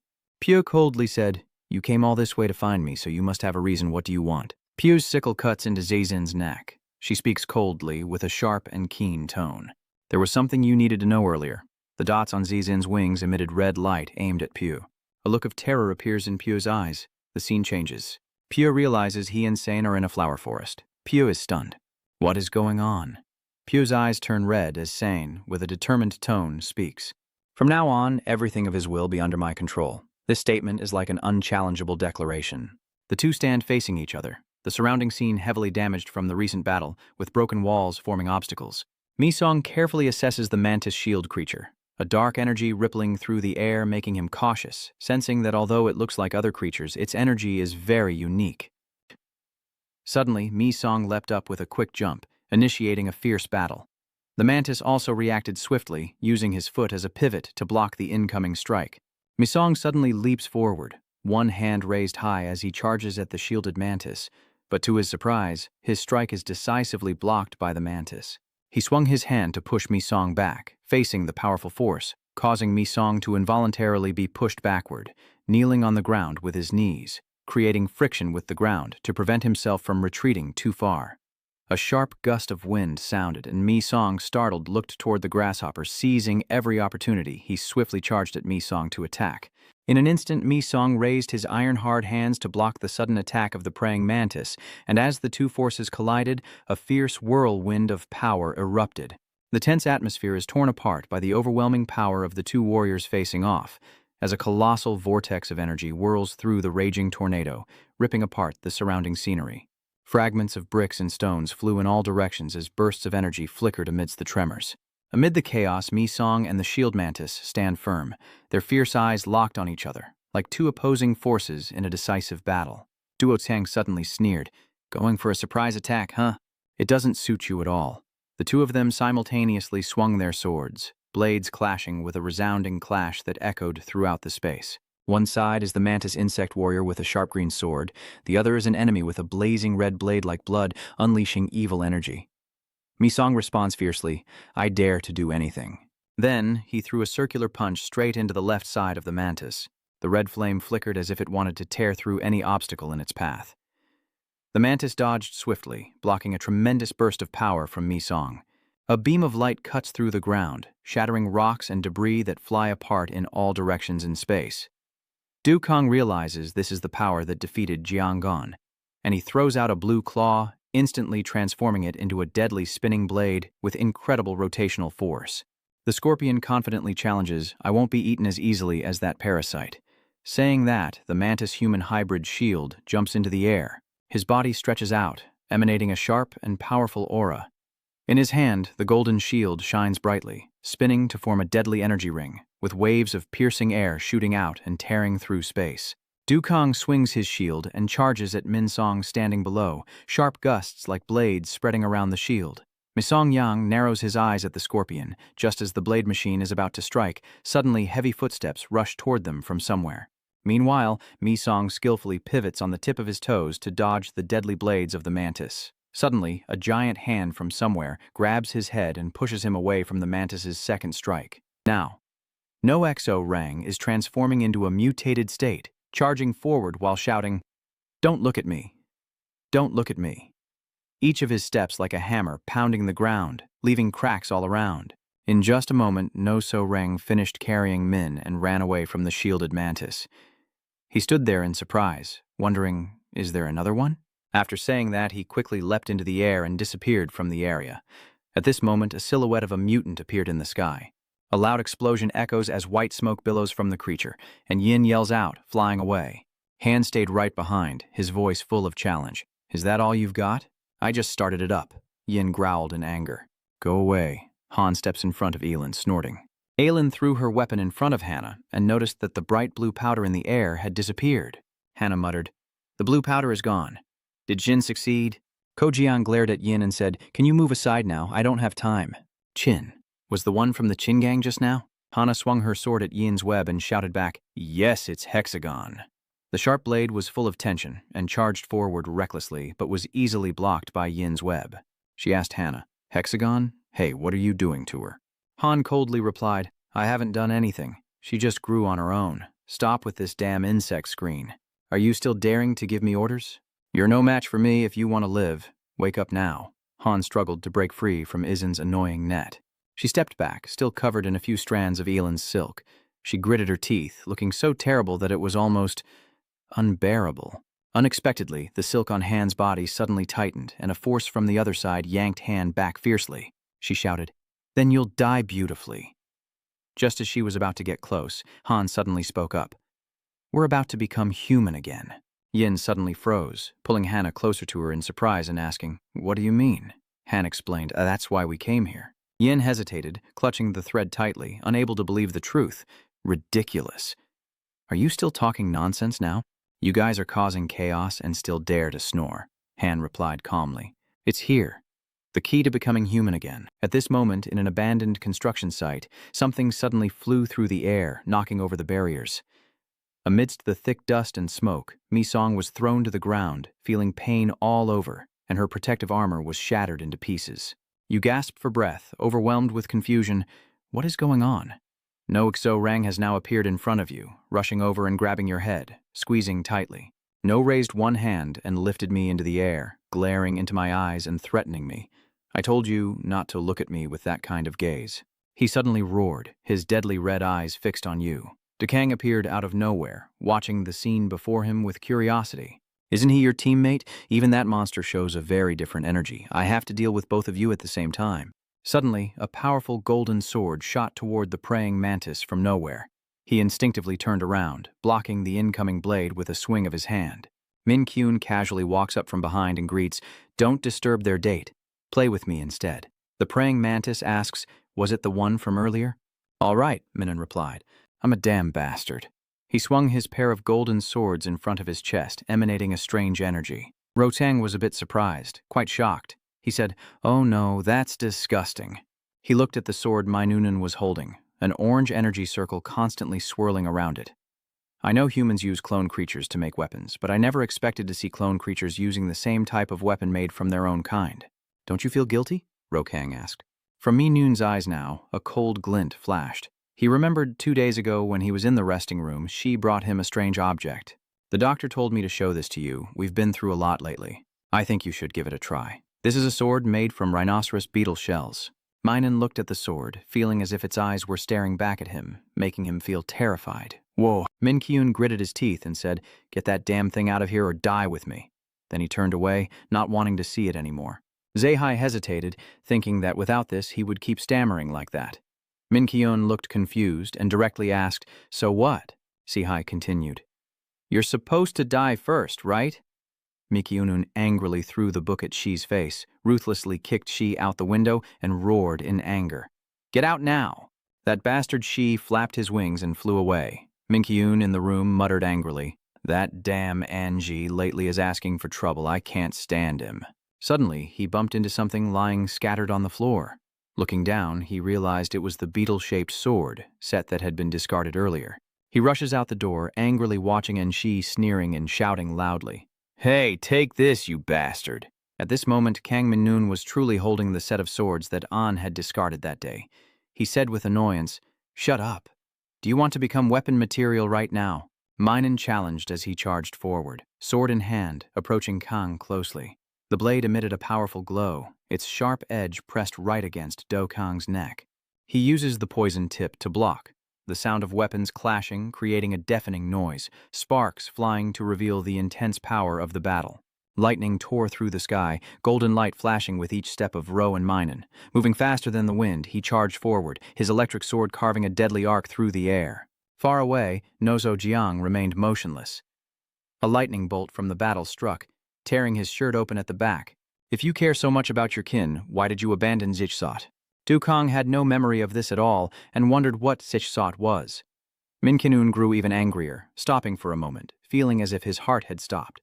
A loud clang echoed as Minun swung his arm and charged forward, shouting angrily, "You bastard! Remember this clearly. This is where the vengeful demon Rich Na was born." Then, Min-kyun, wielding his broken beetle sword, used all his strength and rushed toward the other side. Dukong also spun his sword to counter, dismissively replying that he's only good at talking nonsense. The two clashed, delivering fierce strikes, creating a whirlwind that swept everything around. The ground begins to crack under the relentless impact. Min-song widens his eyes, trying to see the giant clinging to him. He snorted softly, a familiar name flashing through his mind. No So-Rang. Seeing that, his bloodshot eyes grew even more furious as he charged forward, throwing a punch and shouting, "Don't look at me like that." His face contorted, red eyes flashing with murderous intent, growling through clenched teeth, an instinctive beast awakening. A cracking sound echoed as his massive muscular arm clenched his opponent, and without hesitation, he delivered a straight punch from above, down at Min Song. He raised his hand and, in a stern voice, issued one final warning. "Get out of the way." He clings to Noso's arm, thinking to himself, "Damn it, I shouldn't have spared him." Then he uses his strength to brace himself and stabs his finger straight into Noso's teeth. He groaned in pain and let out a long scream. Outside, Yeljin and Hana were still engaged in a fierce battle. Yin pulls the thread and speaks up. "Listen, if you think a few useless words will help, don't even dream about it. You won't get out of here." Surrounding Yin, layers of barriers appeared to block Hana's escape route. She kept denying that the clone could ever return to being human. This is completely unreasonable. Suddenly, the image of a cavity appeared in Yin's mind. She was startled and panicked. "Could it be?" Han smirked and continued. "Seeing that reaction, it seems you've figured it out. It's Noso Jiang." He was hurt by Min Song's punch, was groaning in pain, then angrily threw Min Song aside and shouted, "Don't even think about bullying me." Min Song, thrown off balance, used a nearby pole as support. He pushed off with his foot and immediately charged forward to punch Noso Jiang in the face. Min Song rushes forward like a bloodstorm, each punch exploding like a cannonball into the muscular figure blocking his way, blood splattering in streaks of red amid So-Rang's furious growls. He roars in pain, blood streaming from his face onto the ground. Noso Jiang suddenly felt a surge of incredible power rising within him as he leaned back, seemingly about to collapse onto the ground. He roared a deafening scream, his eyes blazing red as if about to shatter. Min Song stared in surprise, dodging the sudden attack from the strange creature inside Noso Rang's mouth. He swung his hand to cut off Noso Rang's tongue. Blood spurted from his throat like a shower, and he howled in agony and despair. Min Song spoke, ready to end it. "Noso Rang." He swung his hand and defeated the monster in an instant. Nos Rang now collapsed to the ground, kneeling with a look that had returned to that of Noso Jiang, bare and unarmed. Min Song was surprised, unable to hide his astonishment at the scene before him. A desperate cry of apology suddenly breaks the silence. Nos Rang sighed deeply. "Sorry, everyone." At this moment, Min Song finally notices the fight between Mai Nun and Zhou Kang behind him and turns around in shock to look at the scene before him. Over there, Mikanun swiftly circles around Rokong, quickly unleashing deadly strikes that shatter Joka's sword into pieces. After a fierce battle, their faces were covered in bruises, their armor shattered into pieces, and blood was splattered across their faces, with Do Kang collapsing onto the ground, in exhaustion and pain. Mikanun glanced at the situation and finally let out a relieved smile. "Ha, we won. Hexagon. Only now does he dare to slump down, exhausted, sitting on the ground." Min quickly runs over worriedly. "Does Min need my help?" Min Kyun gasped and replied, "Don't interfere. Let me enjoy the victory." He looked at Kang lying exhausted on the ground and said tiredly, "That monster is only the fourth pillar. I can't believe it. If you don't have this, then just pick up the sword and mutter to yourself." Suddenly, a familiar voice spoke. "It's not over yet." Min Kyun cautiously turns to look at Kang Chang, whispering, "I haven't activated my second form yet." Minun was stunned. "What?" Kang continued, "Let me show you my power." Second transformation, escaping the body. A strange, eerie energy radiates from Du Kang now. He stood up straight, a whirlwind howling around him, a dark power surging through the space. Min Song repeated, "Do you need my help?" Manun has no choice but to say, "Damn it, if you get in my way, don't blame me." Min Song replied, "I'm the one who should be saying that." The two raised their weapons, ready for the decisive battle. Nosu Rang, now somewhat alert, feels the dull ache all over his body and lets out a cry. It hurts so much." You clutch your bleeding arm, dazed as you look across. Suddenly, did he see something? On the other side, a fierce battle was raging. He tried to get a better look. Recognizing the familiar face of Gamin Song across from him, he muttered Gamin Song's name, wondering what was going on. Suddenly, a slender, cold hand gently covers your mouth from behind. You slowly turn around, somewhat surprised. "Who's there?" Suddenly, without understanding how, Hana appeared from behind and raised a hand to signal Noso Rang to be quiet. You are surprised she is the commander. In an instant, Hana and Nosa vanished without a trace. Meanwhile, Rokong is undergoing his second transformation, radiating a dark aura like a blazing fire, consuming everything that dares to approach. Like a praying mantis entering its molting phase, when the insect's power exceeds its limit, its skeletal structure transforms to accommodate that strength. That is the second transformation process Zhou Kang is performing. His eyes gleam, and a sinister aura continuously emanates from him with horrifying growls. He whispered, "It's been a long time." The tense atmosphere made every sound seem incredibly amplified. Min Kyun and Min Song watch Kang cautiously, without taking their eyes off him. Rokang has now fully evolved, clad in a special armor set, with a sleek, modern sword in his hand. Dukong sighs, "It's really been a long time since he looked like this." Min Kyun roars in anger, rebellious, just shedding his shell and already shouting loudly. He rushes forward in anger, shouting loudly, "Don't underestimate my power. McMin will finish behind me before you can stop him." He shouted loudly Bak Min Kyun's name. His rhinoceros beetle sword also changed shape into a combat stance. He sneered and shouted, "What do you think, body possession? I'm not inferior either." Saying that, he charged forward, transforming into a half-insect form. He keeps attacking rapidly with deadly strikes, lightning fast on Zhou Kang's body. Bright golden sparks burst out, showing incredible speed. Zhou Kang remained calm, swiftly dodging all of Miniki's attacks. Then Un angrily swung his twin swords at Zhou Kang.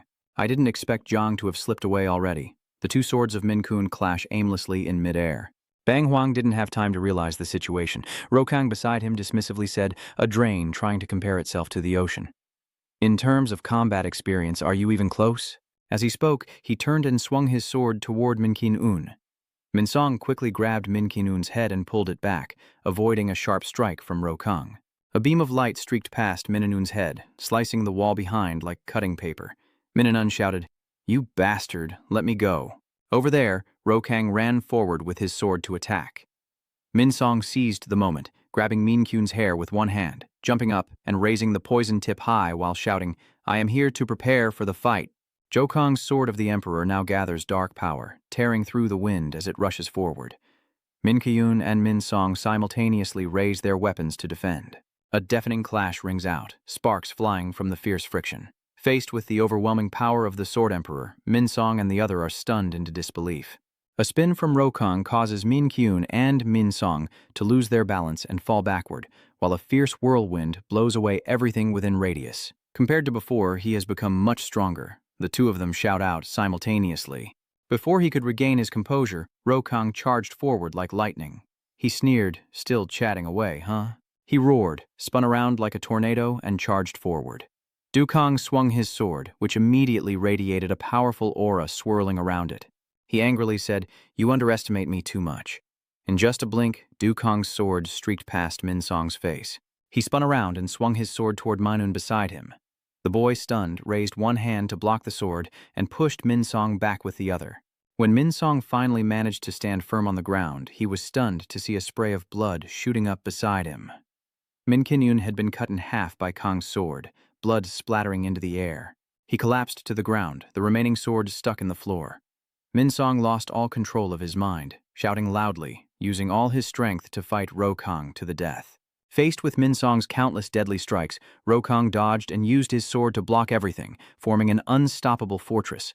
The poison needles in Min Song's hand were shattered by Dukong's sword, and his last weapon was taken away, leaving him no chance to rest. He charged forward to say his final farewell. "Let me send you off on your final journey." Rokang rushes toward Min Song, threatening him. Suddenly, a sword flew past and pressed against Kang's neck, making him freeze. Min Song grabbed Minun's sword, spun around, and pressed it close to Kang. He paused for a moment, unable to help but marvel. "Not for nothing are you his brother, but unfortunately your swordsmanship is too clumsy." Before he could finish, the remaining Thundone sword pressed tightly against Rokang from behind. Min Kai Unun, covered in blood, jumped from behind and roared, "You like to cheat and cut twice. That's painful enough. Now let's see how you like my sword." Facing the two swords pressed against his neck, Rokang sighed and said, "Not bad." The two of them block both ends of Zhou Kang, forming a pincer with their swords to trap Rokang under control. Min Kai roars, "You bastard, now it's our turn to send you on your final journey." Both of them roared simultaneously, their swords scraping against Dokang's armor, trying to pierce through the sturdy shield of the mantis and reach his carotid artery. Blood splattered, and suddenly Rokang's eyes turned blue as he shouted out, "Ring!" Immediately, a devastating explosion blasts them into the air, a terrifying gust of wind with immense power, destroying everything in its path and carving through layers of terrain to form a colossal tornado. At this moment, chaos and disorder erupt inside the center, as loud shouts and commands come through the radio from the regional commander reporting the situation. The staff are now all unconscious, their eyes blank as they respond in unison. Reanimated. The presence of the clone requires immediate action. An employee, after hitting a soldier with a baton, responded. The corridor leading to the chairman's office is inaccessible because the soldiers have been hypnotized. Another person added, they keep blocking us. On this side isn't any better. He replied, it's the same on this side, we can't attack them right now. The soldiers around are all under Saken's sleep spell, fighting to hold back Dark Creeper. I have to eliminate the clone. Are you not recognizing the chief manager? Get out of the way, watch out for this guy. No way. She ordered an observer below to report Jack Reaper's situation. Currently unable to contact Gamin Song and Bak Min-yoon, Ansi is fighting a giant insect outside the hideout station with an unregistered mysterious insect from Jack Reaper. The staff reports the situation. He continues speaking. Kanan hadn't finished speaking when she raised her hand to signal silence. She connected the radio to Jai and kept checking the situation. Aizen, is Captain Min still okay? Aizen responds. I'm here. Yeah, it's fine. She is carrying a wounded person on her back, leading the group of residents to the designated location. Jin recounts that after breaking the hypnosis, we rescued the residents and are now heading back to the underground hideout. Dion was stunned. Huh?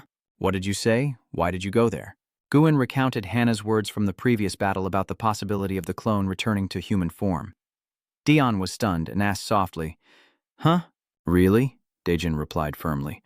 I believe it's true. Now is not the time to explain. Hurry up and act, be urgent. The alarm in the prison cell suddenly blared loudly on its own. The loud ringing of the alarm bell echoed through the area, and Janti sat up on the bed, anxiously asking the guard outside. What's going on? I hear chaos outside. She looks at the empty glass window and asks anxiously, Is anyone there? Suddenly, the face of a guard appeared at the door. Janti hurriedly ran to knock on the door, a sense of unease rising in her chest. Hey, brother, what's going on outside?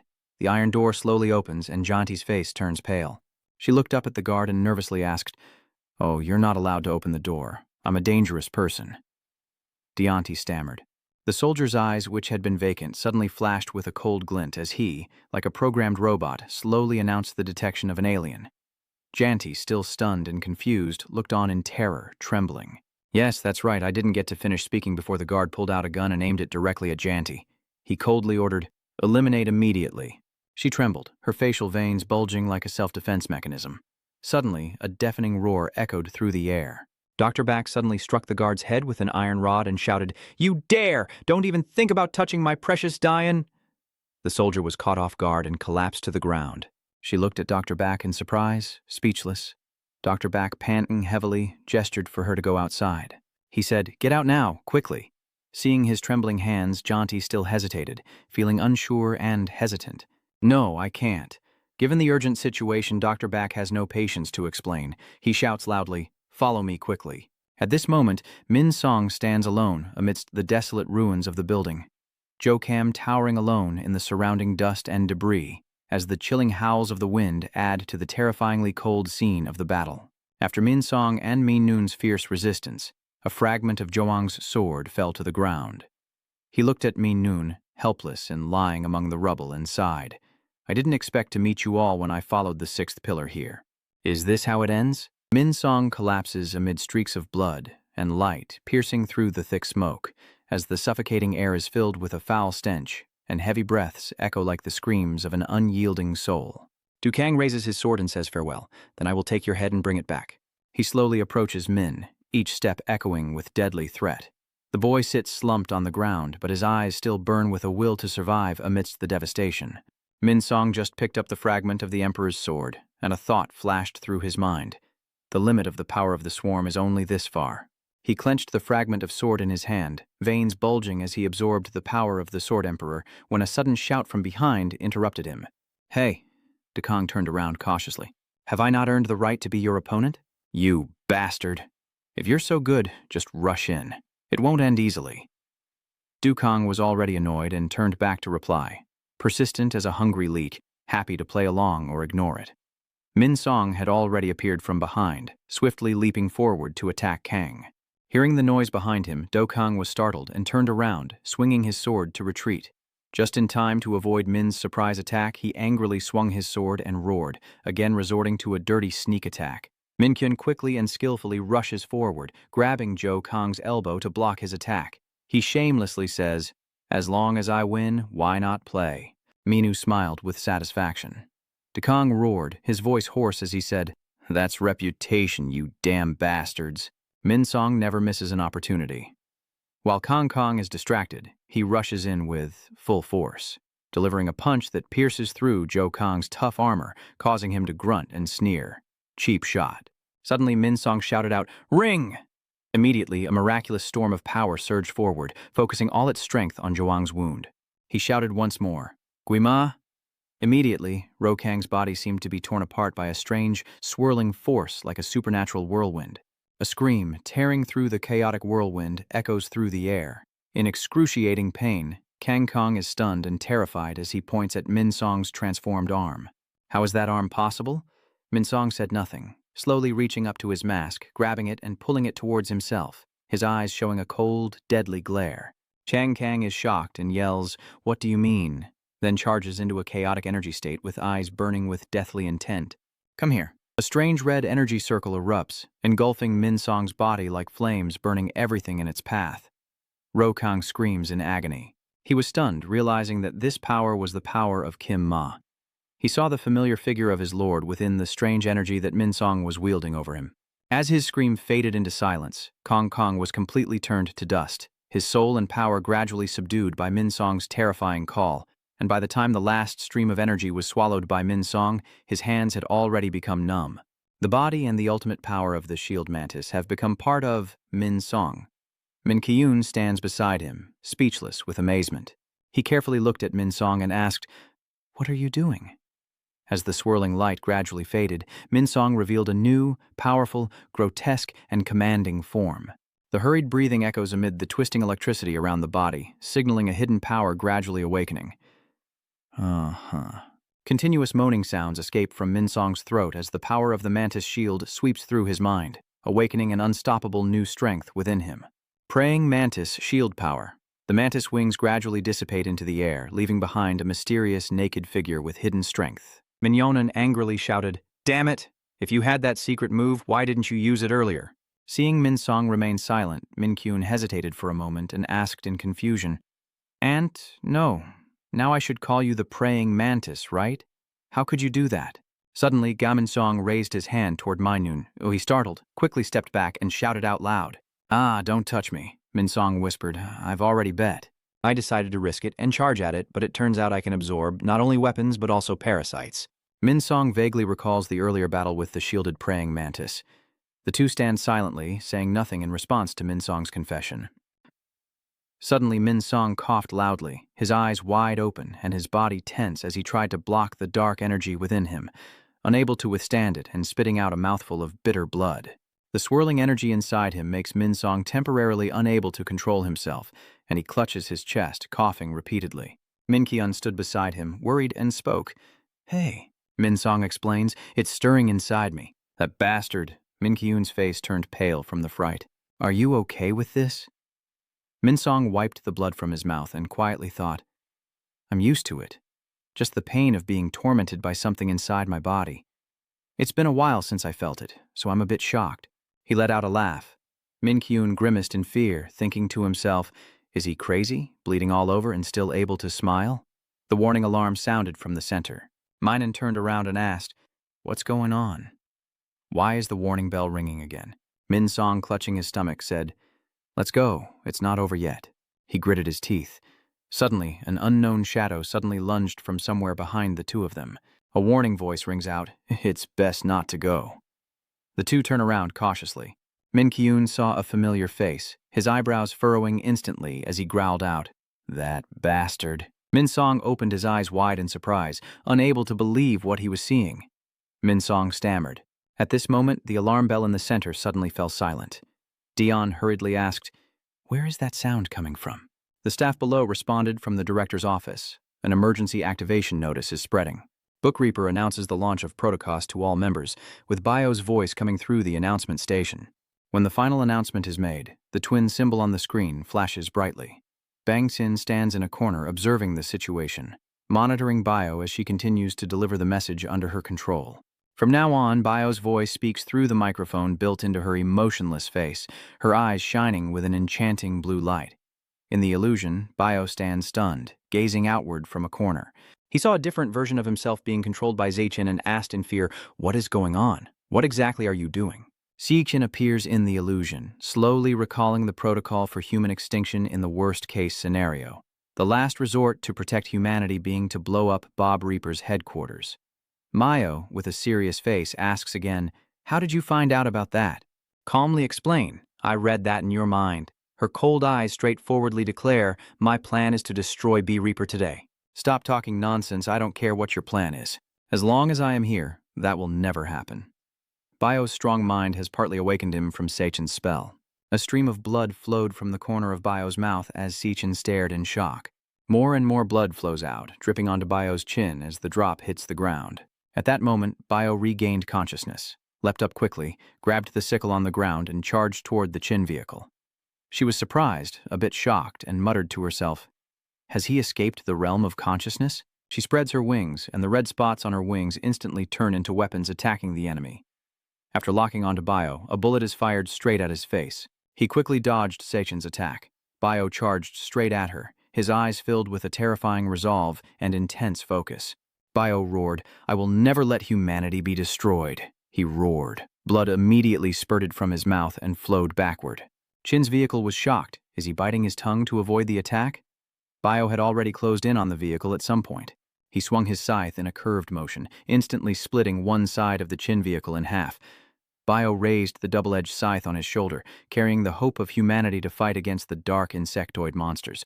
Seichin does not give up. She activates the automatic fire mode and screams fiercely. Immediately, hundreds of bullets are fired to attack Bio. He spins his sickle to form a shield, firmly defending against Seichin's continuous barrage. His eyes are cold and deadly, with an astonishing calmness as Bio weaves through Chin's barrage of bullets like a tornado. The scythe in her hand spins swiftly, slicing Zeichin's wing into 100 pieces. She is furious, her eyes bloodshot with rage. Janty and Dr. Back are fleeing from the basement with a strong instinct, sensing a strange energy deep within the ruined corridor. She slowed down, staring intently down the long, dark corridor. Dr. Back hunches over, carrying the guard on his back, assessing the situation. "If we activate Pro, all features will temporarily shut down. We need to get out of here quickly. By the way, I want to apologize for what I did to Toe." He hesitated. He said as he turned to look at Janty, "Can she forgive this old man?" Unexpectedly, Janty had already vanished long ago, leaving only the employee stunned after a blow to the head. "Yes." He called out to Janty loudly, but Janty paid no attention. She rushes like the wind toward the source of the mysterious energy. At this moment, a flash of blue light flickers inside the control room. Surrounded by fresh blood, a strong stench, and an overwhelming coldness filling the narrow space, Bio's sickle is planted in the ground as he slowly pulls out a pack of cigarettes with a special symbol. Bio pulls out a small yellow key shaped like a cigarette. He takes the key in his hand and inserts it directly into the symbol panel with the clone icon from before. Immediately, the notification board lit up brightly, flashing with a blinding blue color. The protocol activation command was instantly executed. Bond muttered, "Sorry, everyone." He looked up, his body completely out of control, a blue light flickering in his eyes as he said, "I followed the plan exactly. Remember to keep your promise." Bai uses her last will to negotiate. Behind Chin, a clone appears. She sneered and plunged her hand straight through Bio's head, ending his life in an instant. Outside, Yellen and the B Reaper staff are quickly evacuating residents from the underground bunker as urgent shouts ring out, everyone moving swiftly and with urgency. The residents walk with heavy, worried faces, unsure of what is happening. A terrifying force erupts and B Reaper's headquarters is quickly engulfed in smoke and dust. All areas are self-destructing completely in a blaze. Minin stands above, witnessing the horrifying scene before him, and asks again, "Is this real?" Min Song was also stunned and asked, "Is everything really okay?" When no one responded behind him, he lost his temper and repeated, "I'm asking you, Song Chidong." Bang Sin took Bio's body in her hands as the room around her was engulfed in raging flames. A familiar voice called out, "Zeichin, when did Jizanti appear?" She gazed through the blazing fire, her eyes filled with emotion. Chi looked toward the call, momentarily stunned. The involuntary tears welled up in Chin's eyes as her last bit of reason flickered, and Si Chin's eyes shone with a sudden light. She cast a spell, putting Ajia into a coma. After a moment, outside the center, a flash of light appeared in the fiery sky. Minsong watched the light and muttered as he looked on. There, in the sky, Seiken carries Jaunty out. Below, a strange insect also grabs Pio's body and flies away. Seichin and Bai are covered in blood after the fierce battle. Seichi-chin gently lands on the ground. She carefully places A down. Min Kyun is stunned. That is the girl from the basement. Min Song hurriedly ran over, shouting Ara. He carefully helped her into his arms, wondering what happened to Director Bio. Chin quietly said, "It's time." She flew up and slowly said, "Let's go. I never expected we would meet again in a situation like this." He helped AG to stand up and asked Chidong to explain everything to him. At that moment, a giant insect suddenly soared into the sky. Chidong looks steadily at Min and says, "For now, follow me." A while later, Janty lies unconscious on the back of the giant insect. She slowly wakes up, seeing the familiar figure of Minsong in front of her. She softly calls out, "Minsong, I dreamed of Shin. Am I still dreaming?" Chidong and Minkyun are now riding on the giant creature, observing the situation and preparing to move. We're almost there. The insect spreads its wings wide, carrying Chidong towards a desolate cliff. From afar, a petite girl stands atop the mountain, watching the insect's path. She shouts out, her sharp eyes sparkling with mischief. She shouted, "They're coming!" The insect people on the cliff immediately looked in their direction. Under a deep, dark abyss, giant insects carry Minsong and the others straight into the underground tunnel below. It lands on the ground, and the surrounding dust and smoke quickly disperse, filling the space with haze. Chai was familiar with this place, so he quickly and quietly jumped down, calling out to everyone behind him, "Come down, we're here." Minun stepped down behind, looking at the wet ground, and couldn't help but feel disgusted and criticize. "Oh, it's so damp. What are you guys planning to do in this cave? Are they even bugs to live here?" he whispers. You look up at a squad of insectoid beings standing on the cliff and ask, "Who are they? Could this place be a forbidden realm of heaven and earth?" Minkyun starts to distort the truth. Chidong immediately denies it upon hearing. "Nonsense, Minsong and the A family jump down afterward, and you walk beside A family, carefully reminding, 'Be careful. There are humans here, but mainly insect people.'" A family jumps down quickly and calmly replies, "Don't worry. I am an insect person now, too." "You're late, huh? You have to stick to the schedule, right? Where did Yin come from?" She happily waved hello to me and her friends, and Song Chidong saw it and happily returned the greeting. "Hello, sis." Elin also looked surprised and pointed. Ms. Red happily approaches and greets with a kick. Chidong gently sidesteps, reminiscing about how long it's been since they last met. Elin angrily retorted, "So the damn monkey himself ignored me." Chidong shamelessly replied, "So meeting now is enough, right? She's angry because your head needs a good beating." Minsong wondered why Elin was here. What about the residents at the station? She happily played with Chidong, feeling more at ease. "Oh, you don't need to worry about the residents. X-Hai said just leave it to him, and there's also your new friend. That's why I followed her here." Minkyun looked at the familiar figure in the distance, speechless. Could it be that the person you followed here is her? Hannah confidently walks up from behind, leading a person chained up, happily waving hello. "Huh." Minsong's eyes widened, filled with murderous intent. You rush forward, grabbing Hannah by the neck and growling, "Why are you here?" Hannah smiles softly and cheerfully shouts out, "Oh, I knew you'd react this way." Suddenly, a series of loud noises erupted all at once. Ara shouted anxiously. "Minsong," Elin also exclaimed in surprise. "Step back." The clones in the tunnel immediately surrounded Duong, weapons aimed at Minsong as a threatening voice rang out. "Step back. We're not to be underestimated." Green Palace Girl spoke up. Chidong held back Min Kyun, who was rushing forward furiously, and he spoke angrily. "Hey, are you going to give up or not?" Chi hurriedly stopped him. "These guys are as hot-headed as ice cream. Calm down a bit." Minsong looks at Chidong with a sharp gaze, questioning in a stern tone. "Song Sirdong, what's going on here?" He rushed forward and shouted, "Everyone stop, let me explain." Hearing the familiar voice, Misong couldn't help but be surprised. He widened his eyes and instinctively lowered his guard. That voice continued to echo. "We want to become human again. We want to coexist with people. We are symbionts. Everyone lower your weapons." They all turned their gaze toward the man in the white coat, slowly approaching them. The doctor spoke, and hearing this, Gami-chan's younger brother looked on with complete astonishment. "The symbiotic director, the scientist explaining to eliminate Kichima, we have gathered here. Under Kichima's territory, Sichin alone leads Bio's body to meet Kichima. The other Hyagon couldn't help but be amazed, all focusing intently on her every gesture. Lord Kichima, I have successfully submerged the Bee Reaper headquarters and returned area. Kichima says, good, well done. She continues, this person is Pio, the director of Bee Reaper. Kichima gasped in surprise. I had met him once before. It turns out he had taken my grandmother's place. Kichima suddenly roared wildly. Where did you hide my grandmother to climb up to that position? That bastard. He laughed maniacally, but it was just his own chest mocking him. How could she have survived that explosion? Kichima praises. Did you really think you would fail? Impressive. Too bad that Dusang went there and didn't get any information. Chin's vehicle lowered its head and spoke. I did my best, Kichima asked again. For what reason? She answers. Of course, Ji-do remained silent. She thought to herself that at that moment, stepping forward to take responsibility wasn't because she wanted to protect Ji-do. It was just a perfect excuse. Kichima continued, Oh, I see. You want to save your subordinate, right? Seichin nodded. Yes, that's right. Please forgive Gu. Be quiet. Kichima calmly replied, All right, go. Seeing the scene before her, Seichin's eyes widened with a sense of disappointment and rage erupting inside her. She thought to herself that she hadn't expected too much, but as she looked at Gongdu's soul and the vacant eyes of the person she once guided with her own hands, her heart couldn't help but feel a sharp pain. She had never dared to hope too much, that was clear, but when she saw Kichima's indifferent and arrogant yet disgusting attitude, and even when he challenged her, Come on, say goodbye to the prince, she could no longer control the surge of emotions rising within her. Her eyes widened, her face contorted in pain as she screamed out, Kichima, you bastard. In a flash, Kichima rushed forward, his large, cold hand grabbing Shin's face and forcefully slamming her down to the ground, growling menacingly. Do you think you can fool me? He pressed his hand, stabbing deeply into Shin's eyes, roaring, These petty tricks won't fool me, you worthless bastard.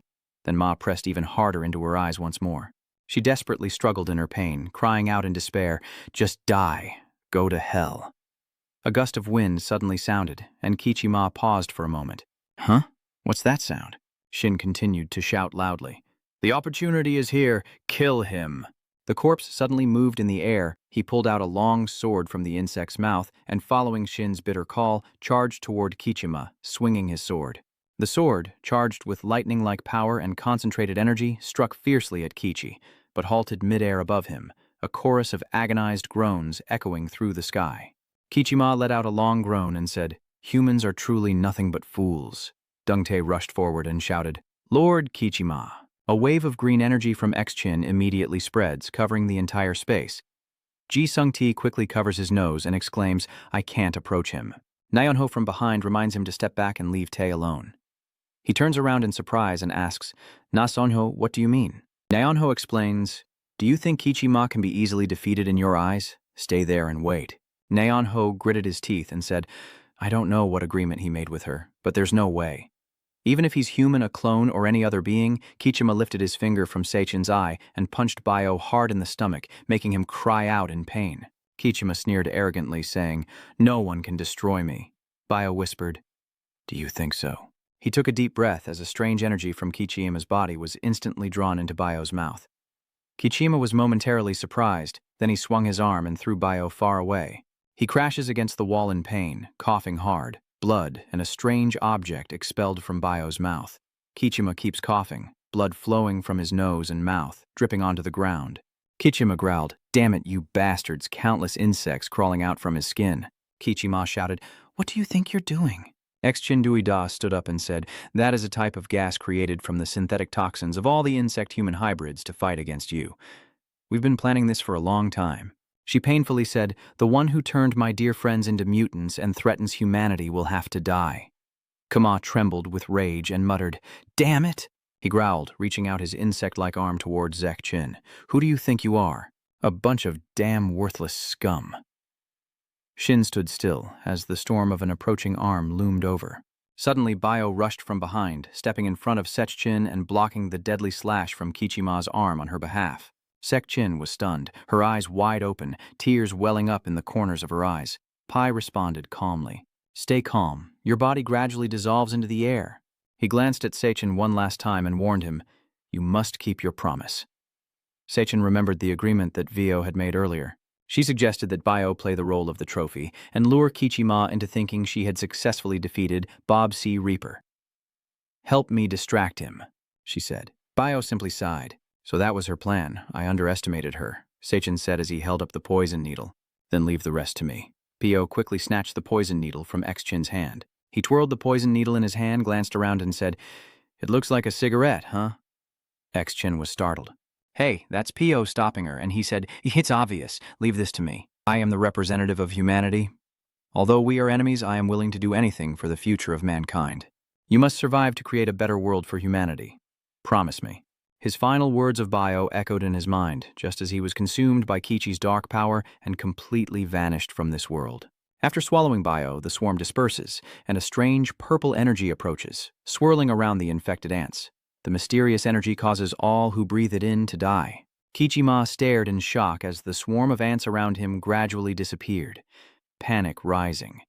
Could there be another toxin inside them? Seizing the moment when he was distracted, Seichin grabbed her sword and charged at Kichima, shouting loudly. She thrust her sword through his body, blood splattering onto her hand. Kichima blocks Seichin's head with his hand and asks, "Do you know what the decisive factor is that prevents you from killing me?" Seichin, overwhelmed by pain, kept muttering, "I must kill you." She paid no attention to Kichima's words. Kichima casts a spell, his hand glowing with a blue light full of magic power. He repeats her and Han-Na's previous words, hoping to become human again. "You think I don't know what you've planned? Because you're chasing that false hope, you can't kill me." Kichima's hand gathers more energy as he drains her strength, speaking as he does so. Seichin closes her eyes, a tear rolling down her face, having accepted reality and surrendered everything. Kichima continued, "I have long abandoned all hope and given up my humanity to seek revenge," he muttered as the energy from Seichin was gradually swallowed into Kichima's body. Only then, when he fully controlled her energy and the darkness around returned to its original gloomy state, did he say his final words. "That is the reason." He knelt on the ground. Jia Sung-tae hurriedly ran over and shouted, "Are you okay, sir?" Kichima started laughing maniacally. Jia Sung-tae was surprised and froze in place, not understanding his intent. Then he smiled and said, "Ha ha, just a bunch of useless trash." Then he looked at Jia Sung-tae and gave an order. "Jia Sung-tae."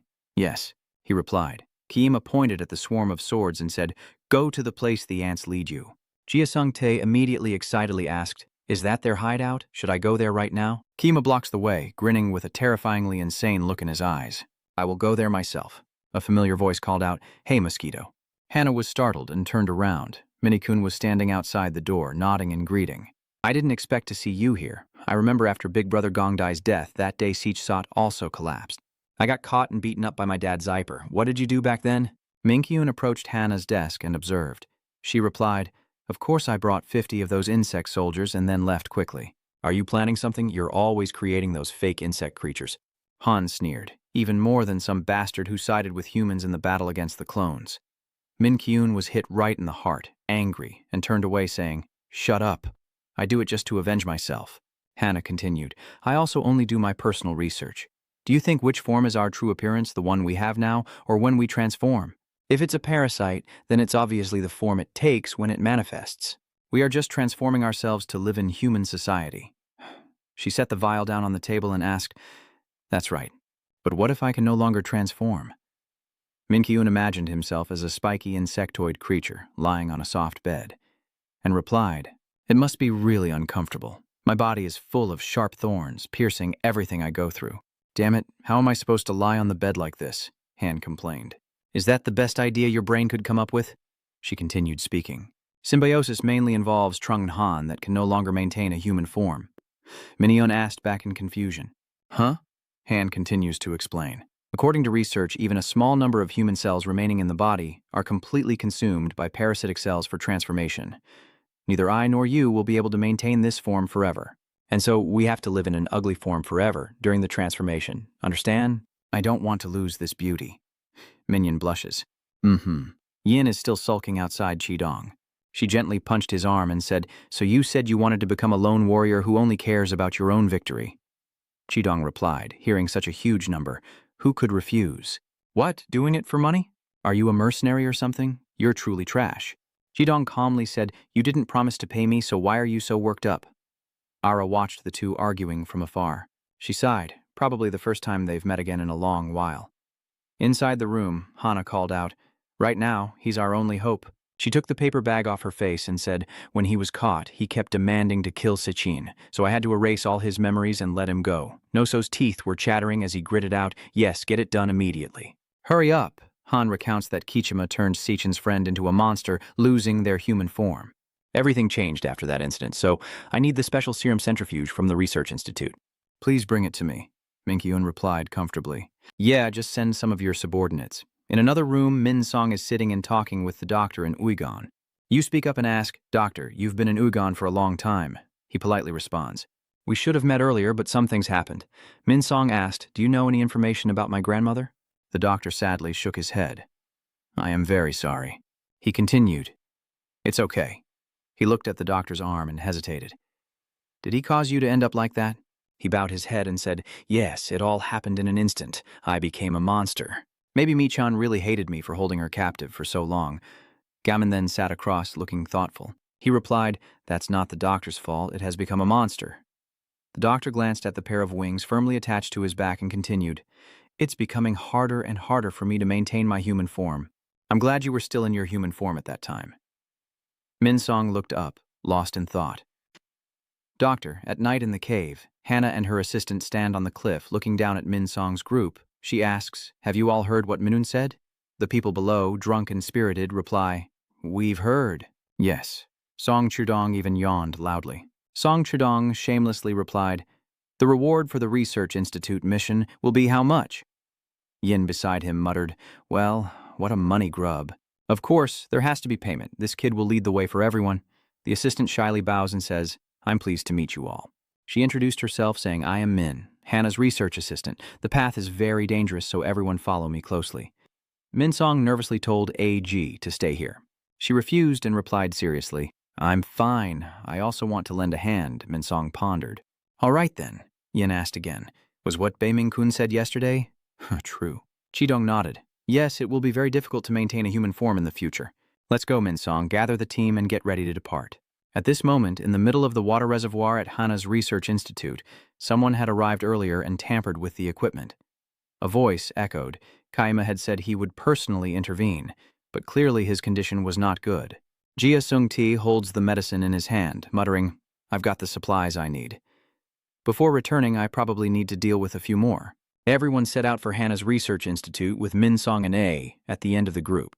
"Be careful, because A is falling behind. I see she still hasn't regained her strength and is struggling to keep up with the group." Min Song is worried. A, covered in sweat, tries to say, "Don't worry about me." At this moment, giant blue dung beetles suddenly rush out to block Min and his group, shouting, "This forest is our dung beetles' territory." Immediately, a blue arrow is shot directly at their heads, causing them to cry out in pain and roar. Min quickly and quietly drew the arrow from the tip of her horn and soon took down the giant beetles, causing them to fall to the ground. Everyone quickly sped through the territory of the dung beetles. Yin praised from behind. "She's pretty good," Chidong replied, looking at her, "but in terms of symbiotic abilities, she's only second to me." After walking for a while, Min turned back and shouted, "We're almost there." Min followed closely behind. Suddenly he felt something strange trembling in the air. He froze and shouted, "Stop right there." Everyone was surprised but also stopped and dropped to the ground as Min Song instructed. Yin was puzzled. "What's going on?" Min Song asked. "The zombies' reaction, there's been a very strong one recently." "Are you sure about that?" "This place is full of duplicates," Chidong replied dangerously. "This energy source is very different. I can feel it too," Yin said suspiciously. "You." The group looked silently toward the Research Institute. "That is the source of power for the strong."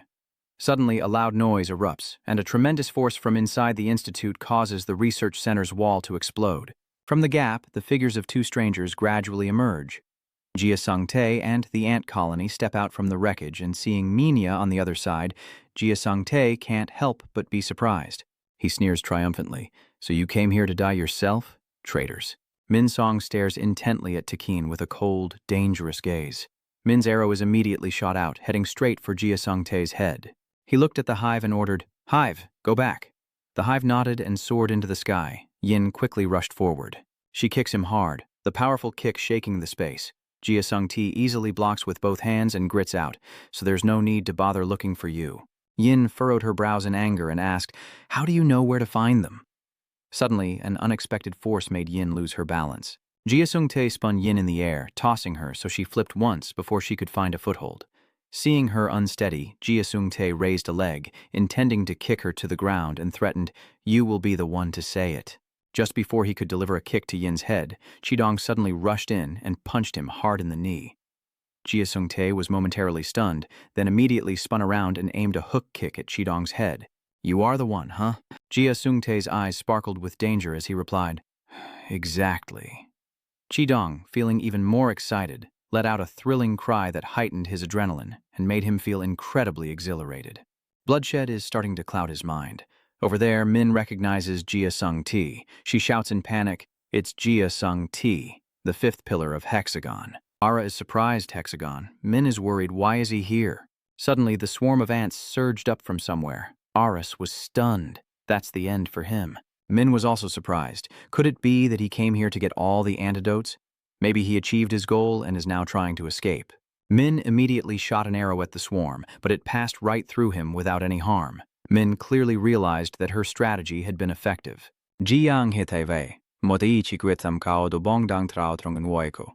Koti tham, kangwei bardao nua len duongan, chuan bitian vao drang thai kaitri. In that case, he must absolutely not be allowed to escape. Takin Lao Bang Bang is searching for a way to escape in the forest. His eyes lit up, scanning all obstacles in his path.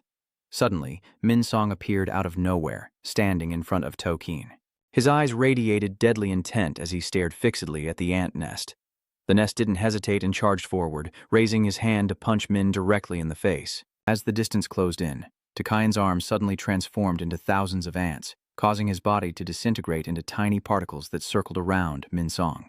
He stared intently at each ant flying in front of him, his mind filled with complicated thoughts as the swarm around Min Song reformed into their original shape and charged forward. Min Song glanced back and challenged, "Why not do anything? Is it because of old feelings? You want to devour me alive like before. Come here." Min Song taunts. The ant colony narrows its eyes and stares at Min Song, growling a threatening roar. Min Song at this moment decides to activate his expansion state, softly saying, "Evolve." The ant nest lifts one leg and turns around, running away from the edge of the forest. Suddenly, Ara rushes in from nowhere and crushes the ant nest with her arm, smashing it into a pile on the ground. Ara exclaimed, "Min is finished, we can't let it escape," he shouted in panic. "Ara, get out of the way." At this moment, thousands of ants start crawling up Ajia's arm, gradually making their way toward her eyes. Ajia is now completely covered by a swarm of ants, millions crawling all over her body. Ara clenched his fists in pain and shouted, "No, I will not let you escape." Takin. Dan withdrew, leaving the antidote in Ajia's hand. They disbanded and took a bottle of medicine and ran away from the forest. "Black Ant, what should I do now?" Ara said while holding the remaining antidote bottles left by the black ants. "This should be all the antidote, right?" Min Song sat down and gently comforted him. "Probably yes. You did well." On this side, in Hannah's research institute, Jia Sung-tae is fighting alone against Chidong and Izan, gripping Elzin's neck with one hand and blocking Chidong's attack with the other. The force on her neck grew stronger, and she gasped in pain. Chidong muttered, "2 against 1, and you haven't even unleashed your power yet, but still managed to block my punch. You really know how to make me furious." Chidong roared in anger. Sung-tae chuckled with amusement because what could be more meaningless than a fight about to reach its end? However, he half closed his eyes and slowly sat down, using his strength to push Chidong and Yin away, causing them to fall to the sides. They struggled to keep their feet on the ground. Sung-tae was proud as he raised his hand to activate his technique, a mysterious energy blending blue and red swirling around his hand. "If you really want to die, I will show you. But remember one thing, you must not die in vain." Jia Dung-tae activates her spell, transforming into a shrimp-like creature, determined to finish off her opponent. Chidong and Yin also fight fiercely, fearless and confident as they step forward to face the battle. "Nonsense. Let's fight and see what you're afraid of," Chidong said proudly. Iojin also chimed in. "Let's settle this now." They enter their second transformation, shedding their bodies, fully equipped with advanced evolution, radiating an undeniable, overwhelming energy. On the roof of the research lab, Hannah's assistant Min is carefully watching the battle. Duangsung shot 2 golden arrows aimed at Yin and Chidong. Min muttered, "Please forgive me. I am truly sorry," she shouted, decisively releasing the bowstring and shooting 2 arrows at them. The 2 arrows tore through the air, flying precisely toward Yin and Chidong. A strange surge of power hits, leaving both of them a bit stunned. Jia Dongtae is also amazed, not understanding what is happening. The arrow glows strangely. Yin feels a vague pain. Ugh, this arrow is coming out. Chidong beside him pulls the arrow out of his body, annoyed and grumbling, "I told you not to mess around with this nonsense with me anymore." He threw the arrow behind him and looked up at the hole in the ceiling. Sure enough, Min was standing there, secretly shooting arrows as she pleased. Chidong shouted loudly, "Min!" She immediately panicked and shouted, "I'm sorry for acting on my own, but this is my mission." Yin was angry. "Is your mission to shoot your own teammate?" Unbelievable. Yin stared blankly for a moment, looking at the arrow shot into her and wondering, "But why don't I feel any pain?" On the contrary, she looks even more vigorous than before. Yin's whole body radiates a stronger energy than ever. She turned to ask Chidong, "Is this okay?" He waved his hand. "It's fine. That's called a bump." "A bump?" "Wait a moment. The body will adjust itself soon. Until then, let me handle him," Chidong confidently said.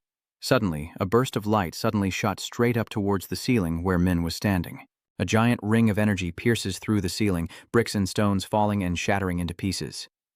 The gunman below threatens, "Dare to ruin my fun?" Diego fires another energy shot directly at Min, charging straight at him. Two giant bullets closing in on Min with no escape. Suddenly a web shot out from somewhere and grabbed Min. Before the two bullets could collide and explode, Min had vanished from the spot. Jia Sung-tae was stunned as he watched. It turns out Yin had quickly spun the web to pull Min back to him. The silk thread gently caught Min and lowered him to the ground. Yin reminded him to stay alert. At that moment, Song Chidong rushed forward and delivered a powerful punch straight to the face, knocking him back a long distance. Chidong roared, "Where are you looking?" and charged forward again, as Jia Sung-tae took a defensive stance. Chidong throws a blazing punch like blood straight into the enemy's face. Sparks fly as metal clashes. He spins around and delivers a powerful punch to Sung-tae's right cheek. Jung-tae stepped back, swung his arm wide into a powerful punch, shouted a battle cry, and fired a cannonball at Chidong. The shell hit Chidong's beetle robot, shattering its wings into tiny pieces. Chidong dodged the attack, excitedly acknowledging it was a top-tier move. He throws a fierce punch, his hand blazing with intense power. Sung-tae also responds with a full-force government punch. The two strike simultaneously, unleashing powerful blows that collide with opposing energies, creating a burst of energy. The two are on opposite sides, the floor trembles, and the air seems to tear apart from the devastating clash. Amidst the wreckage, Chidong's orange beetle gently stirs. He steps out from the smoky pile and confidently says, "Why stop here?" Dongtae refuses to give up, battered and scarred but stubbornly saying, "How can we end it so easily?" The mask on Dongtae's face is torn in half and he declares, "The battle is not over yet." Chidong replied, "Well done on your martial spirit." He clenched his fist and said, "Sorry, but for you this is a decisive duel. For us, it's a battle." As soon as he finished speaking, Min Song and Yin rushed forward, surrounding Dongtae, ready for a final showdown. Chidong's final words revealed a terrifying killing intent in Jia Sung-tae's eyes. He said, "If you like, just charge in all you want, I'll handle it." Then he unleashed a powerful shockwave from beneath his feet, soaring into the air before howling, "Let's see who is truly the strongest." Everyone is surprised by Dongtae's unexpected move. A terrifying electric explosion erupts, blowing the roof off the research station. Jia Sung-tae soars into the sky and then disappears. On the other side, Ara is taking care of Min, who is seriously injured. She looks at the destruction and can't help but worry. "Hey guys," she muttered. The surface of the lake ripples violently as the three stand on the rock, carefully watching Jia Sung-tae's movements. Min Song speaks. "He's disappeared." Chidong immediately replied, "I think he sank into the water and maybe he has already escaped his body." Chidong assessed. At this moment, Jia Sung-tae had sunk deep into the water, his eyes flashing with a dark light. "Izin, I don't understand why you didn't deal with him right away and let him escape. You had enough power to do it." Chidong shook his head and said, "No, actually I don't have enough strength to kill him." Yin asked back in surprise. "Huh?" He clenched his fists, feeling the cracks spreading across his armor, and spoke. "Even my ultimate core can't withstand his attack anymore. His offensive power is the strongest among all I have encountered." He recalls last year's battle and concludes that he is no longer the hexagon from 2 years ago. At this moment, Min Song notices the water surface moving and says, "He's coming." At this moment, the entire lake trembled violently as if a giant monster was moving beneath the water, and a huge water sphere suddenly emerged. Jia Sung-tae stood inside that water sphere, eerily reminding you, "Remember what I told you? Do not die in vain." As soon as he finished speaking, he deflected the water bombs towards Min Song and Chidong. Thousands of powerful energy orbs shot out to attack the enemies. The two struggle to block Gung Ti's relentless attacks. Qidong yells out, Yin watches from above and fires a projectile, bringing Jia Sung-tae into the fray. He looks up with disdain and says, "Is it that noisy girl again?" At this moment, Jia Dong-tae has activated his second form, entering a state of full internal energy martial arts. He summons a ring of energy that circles around him and launches an attack towards Yin. She immediately flew away and said, "This kind of trap is really easy to fall into." Jia Sung-tae then fired a shell after her, roaring, "No way you're escaping." The cannonballs chase after Ijin, hitting her side, causing her to cry out in pain, and Ijin immediately decides to fight back. She unleashes countless threads, which swiftly and flexibly attack Sung-tae. A strand of silk pierced through his shoulder, twisting around and pulling Jia Sung-tae forward. Taking the opportunity, Min Song charged. Jia Sung-tae lost his footing. He raised his hand and let out a loud snort, dodging Min Song's attack while countering with an explosive strike on his arm, causing Min's armor to shatter into 100 pieces.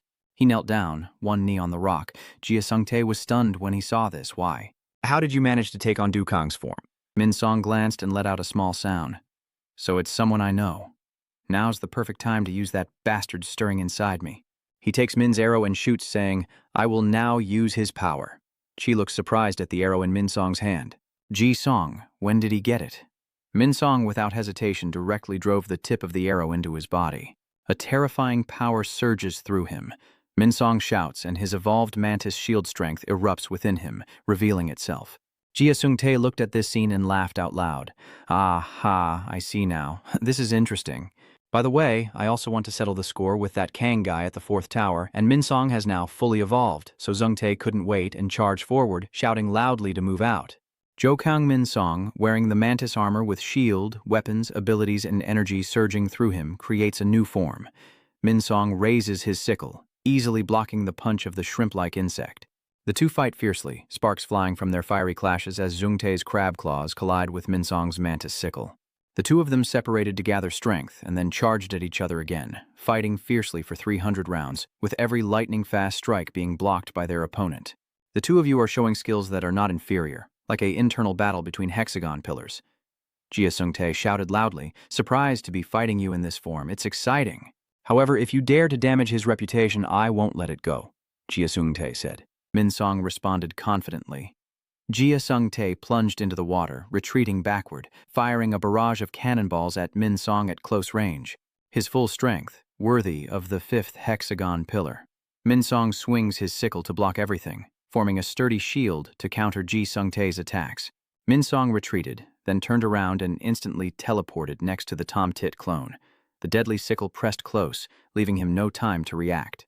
You immediately cut off Jia Sung-tae's left shoulder with your sickle, blood splattering along the wound. Jia Sung-tae counterattacks with a straight punch to Min Song's stomach. A series of powerful punches are exchanged as both retreat to maintain distance. One wielding the deadly sickle, the other armed with a barrage of tiny cannon shots, each launching their ultimate attack in a tense showdown. Why did you throw away your weapon? Have you thought it through? Min Song blocked the tidal cannon that Sung-tae just fired, a powerful water explosion stopping it and shaking the entire lake surface.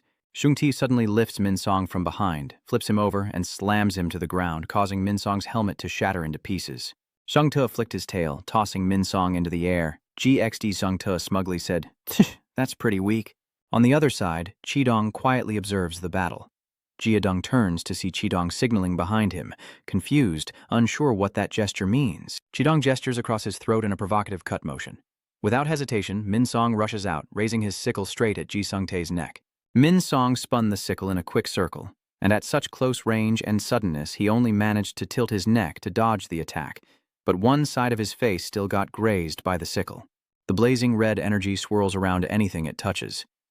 Jia Sung-tae, in pain, is overwhelmed with frantic thoughts, thinking, how dare you? Even if you are Kichima's brother, I cannot forgive you, Jia Sung-tae roared, struggling to grasp his last hope for survival. This body is not meant to be sacrificed for someone like you, he shouted, immediately unleashing a barrage of water cannon and crazy artillery shells beneath the water. Countless shells explode, creating a blast that engulfs Min Song. The misty smoke after the naval battle swirls violently across the terrifying lake surface. From within the smoke and dust, Min Song's eyes flash with madness and death. Jia Sung-tae looks up in surprise, seeing Gam Min Song still standing there like a death god, ready to carry out the execution. Min Song raised his sickle, and all Gungtae's eyes could show now was astonishment and despair. Impossible. He froze in place. Faced with Minsong's absolute power, Gungtae had no choice but to accept his death sentence. Minsong raised his sickle, officially ending the life of the fifth hexagon pillar. You take Gas's head in your hands, your eyes blazing with deadly intent.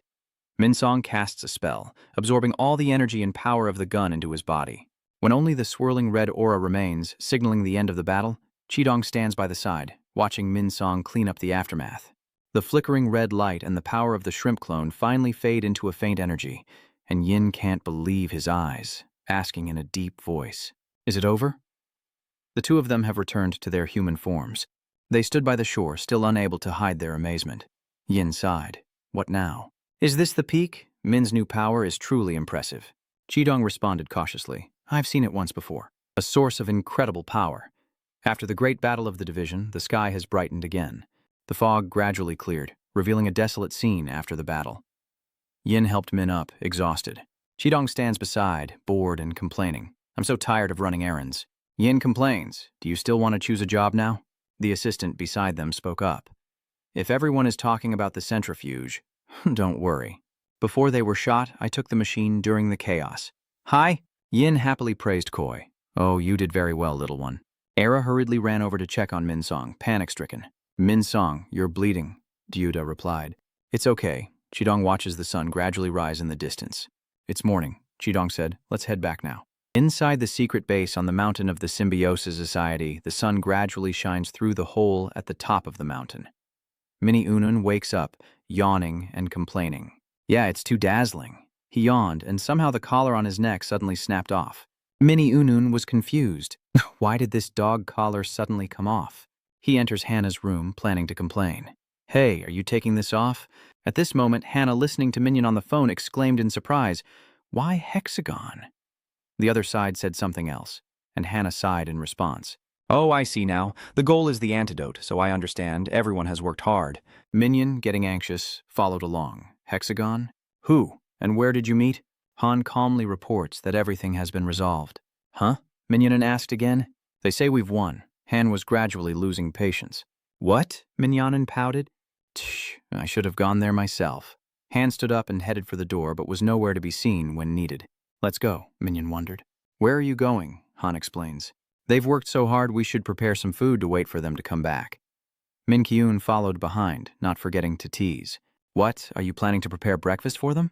It's really a strange thing. Han froze in surprise. Bak Min Kyun, are you really talking about preparing breakfast? Min Kinun replied. What about breakfast? Could it be dinner instead? The last words you uttered, you even had to slow down, looking up at the dark hole at the top of the mountain blocked by something, as black as ink, and the gloomy dark atmosphere vanished in an instant. Min Kyun, are you surprised? It was bright earlier. The residents are waking up one after another, all surprised and talking about it. What's going on? Why did it suddenly turn so dark? Dr. Weigon is also observing the situation. What's going on? A resident standing nearby explains, suddenly everything went dark in an instant. Let me go find out what's going on.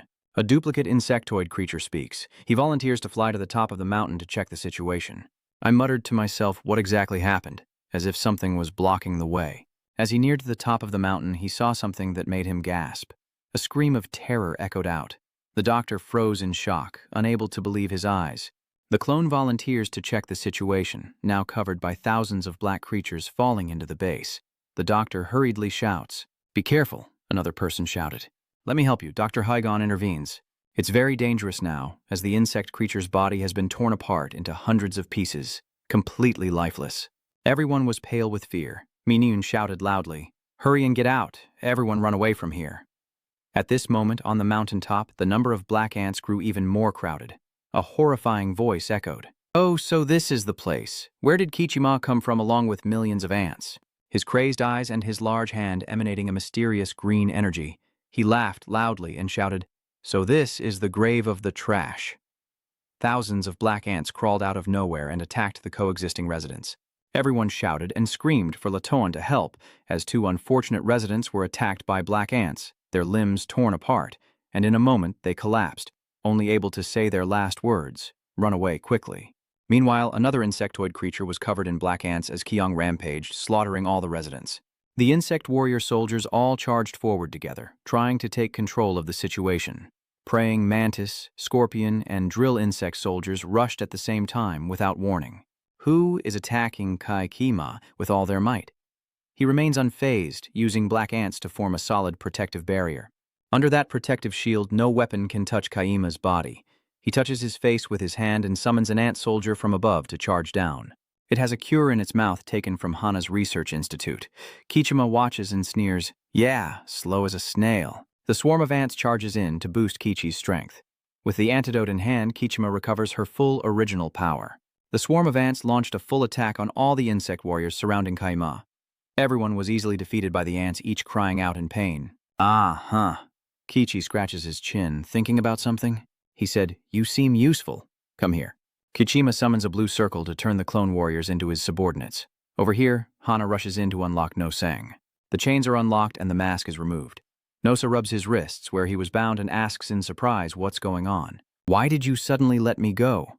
Han simply said briefly, "Run quickly." No-Sang surprised, huh?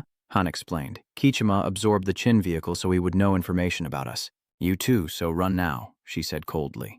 Out here, the ant colony is attacking a monster carrying a baby. She shouts, "Nah, you know." Before the swarm could reach them, Dr. Huigon stepped forward to block the attacking ants and shouted at the top of her lungs, "Doctor, you just used the fire wing to stop the swarm." Besides the warriors, all the other members run quickly. Suddenly, a familiar voice rings out. "Are you talking about these warriors?" Kichima appears in front of Dr. Huigon, surrounded by the ghostly warrior insects he has defeated. He grinned eerily with vacant eyes and said, "Hello, uncle. Long time no see."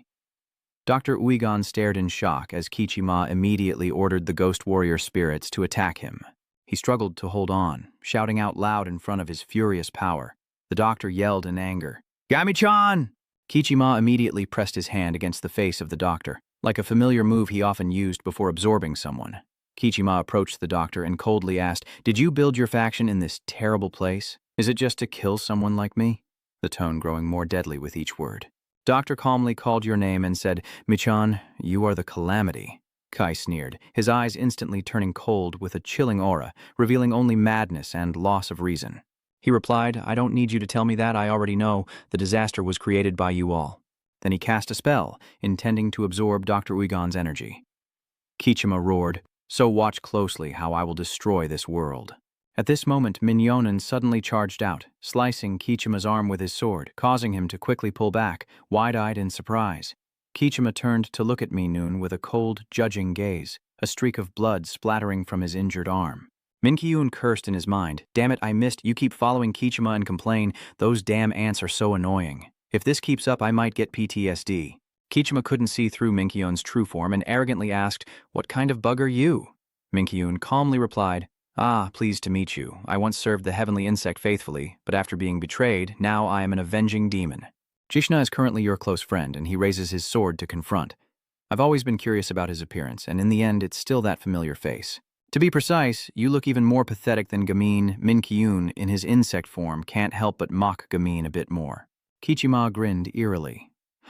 It seems he doesn't know how to choose his friends wisely. Don't expect to die in one piece. You talk big, huh? Just as I expected. Then they step into battle against the hive entities created by Kiima. Over here, everyone is hurriedly returning to the base. Song Chidong carries Min on his back, followed by Ara carrying Min and Yin, until Min Song collapses on Chidong's back. He closed his tired eyes and drifted into sleep as a childish voice called out. In his dream, Min Song slowly wakes up. "Hurry up and wake up." The call continues to echo. Min Song is still just a 6-year-old child in front of you at this moment. Gamin-chan's younger brother is happily jumping up and down, even when you play together. The wild call echoes, "Hurry up." Min Song smiled happily and replied, "I'm here. What game shall we play now?" Min Chan rests his chin in thought. Let's see. Let's play Tigerman." Min Song happily joins in. "Then you be Tigerman." Min Song looked puzzled. "Why? You're always asking to be Tigerman." The sword in Min Chan's hand touches your chin. "From now on, you'll play the villain." At this moment, he looked up, and in an instant, Gamin Chan had grown up. No longer the innocent, cheerful appearance from the beginning. Min Song faced his younger brother in his current state, pausing for a moment before responding. "All right then." Min Song snapped out of his dream, exhaling heavily with a frightened look. Shidong asked with concern, "Are you okay? I'll slow down a bit." Min Song sighed and said, "Everything's fine. We need to hurry. I have a bad feeling." Minsong was worried, a sense of unease rising in his heart. A moment later, at the secret cliff, the entire group had gathered at the base.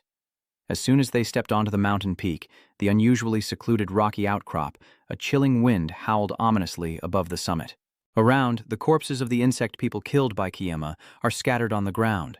Ara anxiously asks, "What exactly has happened?" Yin was panicked. "What's going on? Could it be?" Chidong is sure he's not mistaken. Minsong's eyes are now buzzing, her mind in chaos as she stammers. "Why are the ants here?" Chidong observes his condition and tries to stop him, saying, "Let me go down first to check the situation. Wait here." Minsong steps forward firmly and says, "No, you all stay here." Min bent down to check on a bug person, gently asking, "Are you okay?" But as she touched him, his arm automatically detached, his body shriveled and lifeless. She screamed in fear as the figure beside her darted past. Gaminsong, without hesitation, jumped down into the base, rushing down quickly. As soon as he touched down on the ground, Minsong was stunned and couldn't believe his eyes. The figure of Min Kyun Tio Tui, struggling to stay strong amidst the devastated battlefield. Min Song shouted loudly for Bak Min Kyun. At this moment, he was trying to stand upright with his last bit of willpower, his armor shattered and his body covered in fresh blood and pain. He turned to look at Min and said word for word, "Why are you only arriving now? I could only hold on until here." Minsong opened his eyes wide, his heart pounding with tension. A streak of blue light appeared. Min Kyun was dragged into becoming a sacrifice for Kichima. Minsong rushed forward in pain, trying to hold on to his body and shouting, "No, stop me, Nun." Until Min Kyun was swallowed by Kichima's hand, the familiar figure of his younger brother appeared, but instead of his face, there was a blank stare and a crazed smile. Minsong rushed forward in pain, shouting, "That bastard Gami-chan." Minsong's eyes are filled with rage. Kichima sneered and charged forward recklessly. "Come on!" Kichima's brother shouted, and the two clashed like a storm, their opposing red and blue energies fiercely suppressing and dominating each other. Both of them try to use their absorption abilities to defeat each other. Kichima, surprised and excited, asked back, "What, you have it too?" Minsong replied, "This cursed power is not like yours. Move aside," the two shouted in unison, standing before two opposing but equal sources of power, yet the situation remained unchanged. "The energy source keeps fluctuating more and more," Kichima roars, punching backward. "How can they attack when they're pulled together?" "Idiot!" Gaminsong also clenched his fist and threw a punch, shouting loudly, "Shut up," his arm swinging past.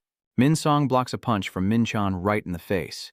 Mintran also takes a hook from Minsong, blood splattering everywhere, and the two continue to clash, only one of them stopping, and the fate of death ahead will be ready to claim them. Minsong stepped back to gain momentum, while Kichima swung his arm behind him, launching relentless attacks at each other until they both exhausted and let go, falling backward. Kichima grits his teeth in fury, lets out a shout, then orders the ants to attack Min, and his flesh is for the ant nest. Kichima roared. The swarm of ants charged at Minsong as commanded, and he shouted, "They are useless." Indeed, the swarm of ants automatically disintegrated to clear the way for Minsong, and Kichima roared in anger, "The stupid ants, I am your master. Obey my orders immediately." The termite nest once again charged at Minsong, swarming to tear him apart. Minsong barely managed to escape from the swarm of ants and gritted his teeth as he shouted, "I'm used to being torn apart like this." He transforms into a mantis soldier form. Kiyama shouts in anger, "What the?" What kind of ridiculous look is that? He commands the warrior species to rush at Minsong, who raises his scythe to meet them, slicing through the spirits with ease, unleashing overwhelming power that cannot be stopped. Kichima was stunned, eyes wide open as Minsong charged like a missile, swinging his sickle to cut across Kichi's body, causing him to grimace in pain and spit out a mouthful of blood. Ajia heard footsteps running down the mountain and turned to see. No. So desperately running out of the base, running as if he had never run before, sweat pouring down his face, she used her spider arm to block him. No-So's teeth suddenly clenched, his eyes wide, he snorted, and upon closer inspection of the clone in front of him, he couldn't help but be surprised. "Are you Ajia?" She blocked her. "Where are you planning to go?" Everyone around is staring in amazement. "An acquaintance, huh?" Chidong asked with a glance. Yin glanced and replied, "You're so used to this, huh?" Assistant Min thought to himself, even his expression is exactly the same as before. No Rang hesitated awkwardly. "Well, of course you're trying to find fault and escape." No Rang awkwardly tries to come up with an excuse. "Huh? At least because of you guys I had to find a way to survive, so I did this." Her face darkened as she spoke. "I don't care. Just finish your story and go wherever you want. No, Zhejiang, are you surprised? She asked. How did you manage to climb up here safely? Are you sure you want to go down there? You'll definitely die. Even if you reach safety, you'll just be eaten by the ants. Everyone else is already dead. Since when do you care about others? Whether we live or die isn't your concern. I don't want to lose another friend, she said firmly. Leading the way, No Exo's face was pale. He had no choice but to accept. All right, follow me, No Jiang said reluctantly. They all follow No So Jiang's guidance into the secret passage, a door with long, deep stairs hidden inside the mountain. Qidong was surprised. So there is a secret passage here? I had no idea this way existed either, Min replied, and No Exo pointed inside the tunnel to explain. Hannah, she created it because she didn't know when the wings would disappear. Just follow the stairs down to get there. Ara entered and coldly responded. Thanks, now go away. Nosrang hesitantly pushed up her glasses and shyly said, all right. Someone asked, is Hannah still here? Nosrang likes her. She suddenly disappeared, so I don't really know. Yin patted Song Chidong's shoulder impatiently. Hurry up. He frowned and replied, hey, don't mess around. Yin saw through it, don't make a fuss. Suddenly Song Chidong glanced back. Yin kept urging Qidong to move faster, completely unaware that Neon Ho had appeared out of nowhere, ready to poison her. He quickly pushed Ain aside, blocking the dart with his hand and redirecting it elsewhere, a surge of energy radiating out as he fell backward. Neon Ho also, therefore, drove the poison needle into the nearby cliff wall. Surprised, Min turned around with wide eyes and shouted, Lord Red! Yin shouted loudly. Song Chidong, struggling to sit up, whispered, yeah, still standing there. Run now. Song Chidong shouted with all his might, and at that moment, Neon Ho suddenly covered his ears. First pillar, Nogu covers his mouth and coughs, then whispers, this. He takes a deep breath and shouts loudly, please forgive my rudeness. As he raised his voice, a terrifying wave of sound erupted, piercing everything in its path. The sound wave turned into a raging tornado, causing rocks and debris to fly everywhere. A wave of sound powerful enough to turn the scene into ruins in an instant. Song Chidong sat on the ground, looking up at Nayan standing arrogantly beside him, his eyes full of murderous intent. Now covers her mouth and approaches closely to Yin lying exhausted on the rubble. Due to the impact of the sound wave at close range, Yeljin has fainted and lost consciousness. Down here, Min Song and Min Chan are locked in a fierce confrontation, and he asks, do we really have to go this far? Kichima has now entered an active state, clad in white armor with a sinister gleam in his eyes. When Ma turned around, he said harshly, I will make you see. Min Song was furious. Gami-chan, Kichima shouted, the third ant operation. He turned around, his white hair soaring into the sky. Around him, thousands of black ants were surrounding Kichima. He has unleashed his power, determined for Gamin to see this form of himself. Outside, after Nogu emitted a super wave, everyone was stunned by his enormous strength. Min leapt up suddenly to avoid a deadly blow. Nearby, Nozo Jiang grimaced and struggled to stay on the ground. Suddenly, a giant tentacle reached from behind, pulling Noexo into the pit, as rocks shattered and fell in chunks down the slope, and the space was violently devastated after a terrifying scream. The desolate, ruined landscape. Nu suddenly kneels before Yin, who has collapsed on the ground, covering her mouth and crying in despair. Did I die again? Sob, sob, sob, as if it wasn't my fault. He holds Yin in his arms, cradling her head as he sobs. Such a cute girl, and they haven't even exchanged a single word. It's so heartbreaking, the twisted Nu wails and laments. Suddenly, a thread emerged from Yin's shoulder. Meanwhile, Nogu was still lost in his tearful performance. He roared loudly, overwhelmed with grief. These 3 words, echoing from him, became a terrifying power that spread across the vast, rocky mountain space. Suddenly, a strand of silk appeared out of nowhere, forming a magic circle that wrapped around Nog. The silk moved swiftly, rushing in front of him, and in an instant transformed into a divine thread that tightly sealed Nu's mouth. The thin but incredibly strong silk threads follow their master's guidance, pulling Nu forward. He loses his balance and falls face first to the ground. At the moment he was about to kiss the ground, a beam of light shot up from below into his face. Nogurin muttered softly, then with a graceful somersault, he kicked directly into the face of the pervert.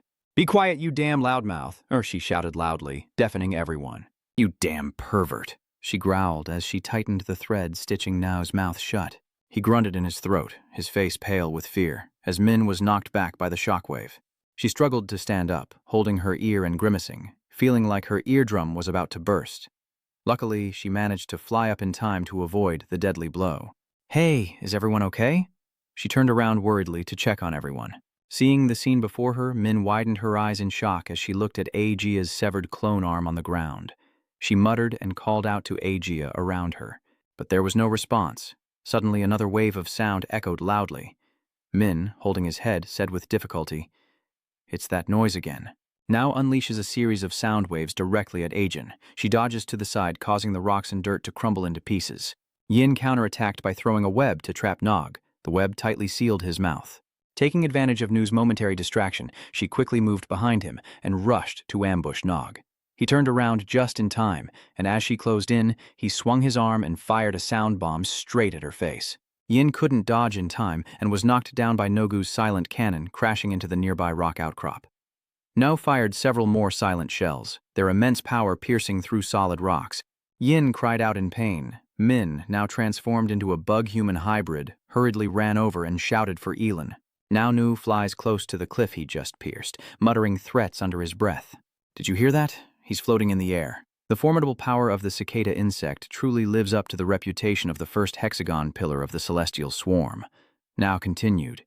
This is my thunderous cry that shakes the mountains and sky. In another corner, Chidong sat heavily against a nearby rock, affected by the sound waves, while Na So-ho stood arrogantly in front of him, eyes full of judgment. He opened his mouth, red hair, and said, "So it's you." Chidong looked up in confusion. Naeun-ho continued, "The one who killed Doug Y?" He laughed provocatively. "So what now? Want an autograph?" Nason-hoon smirked with a twisted smile, radiating deadly intent. A stream of dark energy runs through his body, ready to unleash his power. He grits his teeth, his deep voice echoing. "Use that last bit of strength to sign your own tombstone." Chidong also stood up, replying cheerfully, "All right, I'll sign it and leave it on your tombstone." Two streams of deadly aura burst forth fiercely, red and yellow heads entwined like two dragons about to swallow the sky, their eyes locking in a fierce battle, intent to devour each other. An intense battle between armored beetle monsters and wasps is about to begin, with people sprawled unconscious on the ground and debris scattered on their heads. He struggled to open his eyes, whimpering weakly. The entrance to the tunnel was blocked tightly, with large stones stacked without a gap. Nozen suddenly woke up with a start, scratching his head and muttering, "Wow, I'm still safe and sound, not a single wound?" A gradually entered the deep tunnel, small drops of blood trailing with each step she took. Nozen only then noticed A in front of him. He looked at the bloodstains splattered on the ground, as if he had just realized something. Era is struggling to bandage her injured arm with one hand, her half-elbow cut off during the tunnel rescue of Nozen. He let out a cry, recalling the painful memory of fainting when he felt a giant arm pulling him back. The two of them fell backward into the pit. Because Ara's arm protected Nosang from Nogu's explosive attack, her left arm was completely destroyed. Nosang grits his teeth, overwhelmed with guilt and regret. In the end, he is just a mortal with feelings of joy, anger, love, and hate. He stammered, voice trembling, "Oh my God." The haunting memories gradually surface in his mind. The cowardice he showed when only caring about his own life and affecting others is still vivid there. He accidentally pulled a classmate back, causing her to fall and hit her head on a nearby rock. No So Rang Ri looked at Aegea with tears in her eyes. "Why would you save someone like me?" The muffled crying echoed throughout the cave. "I don't know either." The more Nose spoke, the louder he cried, tears streaming down his face. Era simply responded softly, "I also don't understand why I did it." "No." So Jiang bowed his head in shame and apologized. "I am truly sorry." Inside the base, Minsong and Kichima are still facing off in tense confrontation. Standing before Kichima's insect-human form, Minsong was surprised. That form is Kichima arrogantly giving orders, "Look carefully." He focused his energy. The nearby ant colonies began to rally to Kima's call, and he declared, "I will teach you how to use these damn ants most effectively." Focusing the super swarm. Then, millions of black ants began to gather around Kaima, his body shining brightly as they swarmed all around him. Kichima lifts a finger, and instantly a swarm of ants rushes up like a sharp blade piercing through the air. The ants pass through Minsong's body, piercing through his armor. Minsong let out a cry of pain as the tiny but terrifyingly strong ants gnawed away at his cells. He roared loudly and immediately transformed into his insect-human form, with his tough armor instantly blocking the attack of the ants. Minsong charged forward, swinging his hand to punch Kama. He remained unmoved, standing tall like a statue, waiting for the punch. As soon as the armor on his arm touched Kichima, the pieces shattered into fragments as if an otherworldly force that weapons couldn't pierce. The armor pieces were covered in black ant nests, and in an instant, Min Song was left completely unarmored. Standing before Kichima with empty eyes, he arrogantly replied, "Trying to struggle is useless, brother. The superhive can swallow everything into it."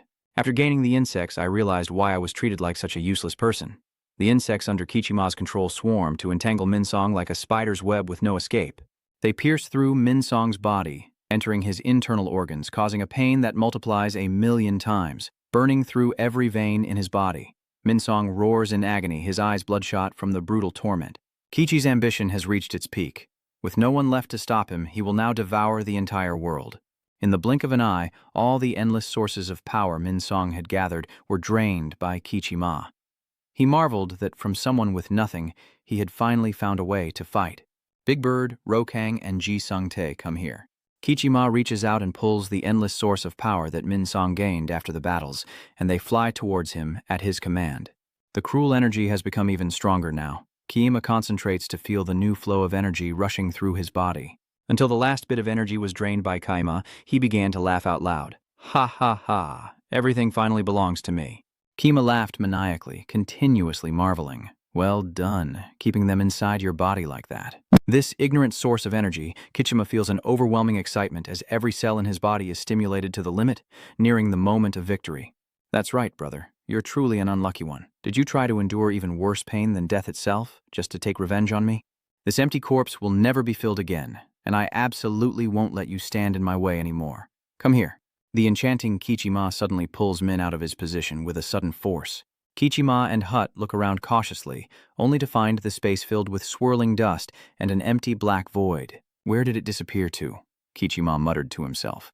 A giant octopus tentacle suddenly lunged out, delivering a precise punch to Kichima's face, catching him off guard and preventing him from dodging. What the hell is that? Is Gami finished? He wondered silently. Another strike swung across Kima's body, followed by a series of fierce blows pounding into him. Kichima finally realized that someone was using stealth techniques to attack. Even the sharp black ants couldn't find the target. Kichima was caught off guard and attacked until he had no armor left. He screamed in his mind, "Who are you, really?" Not knowing that Jizanti was rushing to attack, he was frantically seeking revenge for his friends. Just a moment ago, she was still with Nozo Rang, trying to find the way back to the base. The two of them remained silent and deep in thought. The awkward atmosphere lingered for a long time until the moment their eyes met with Dr. Ugon and Hannah, and the silence was finally broken.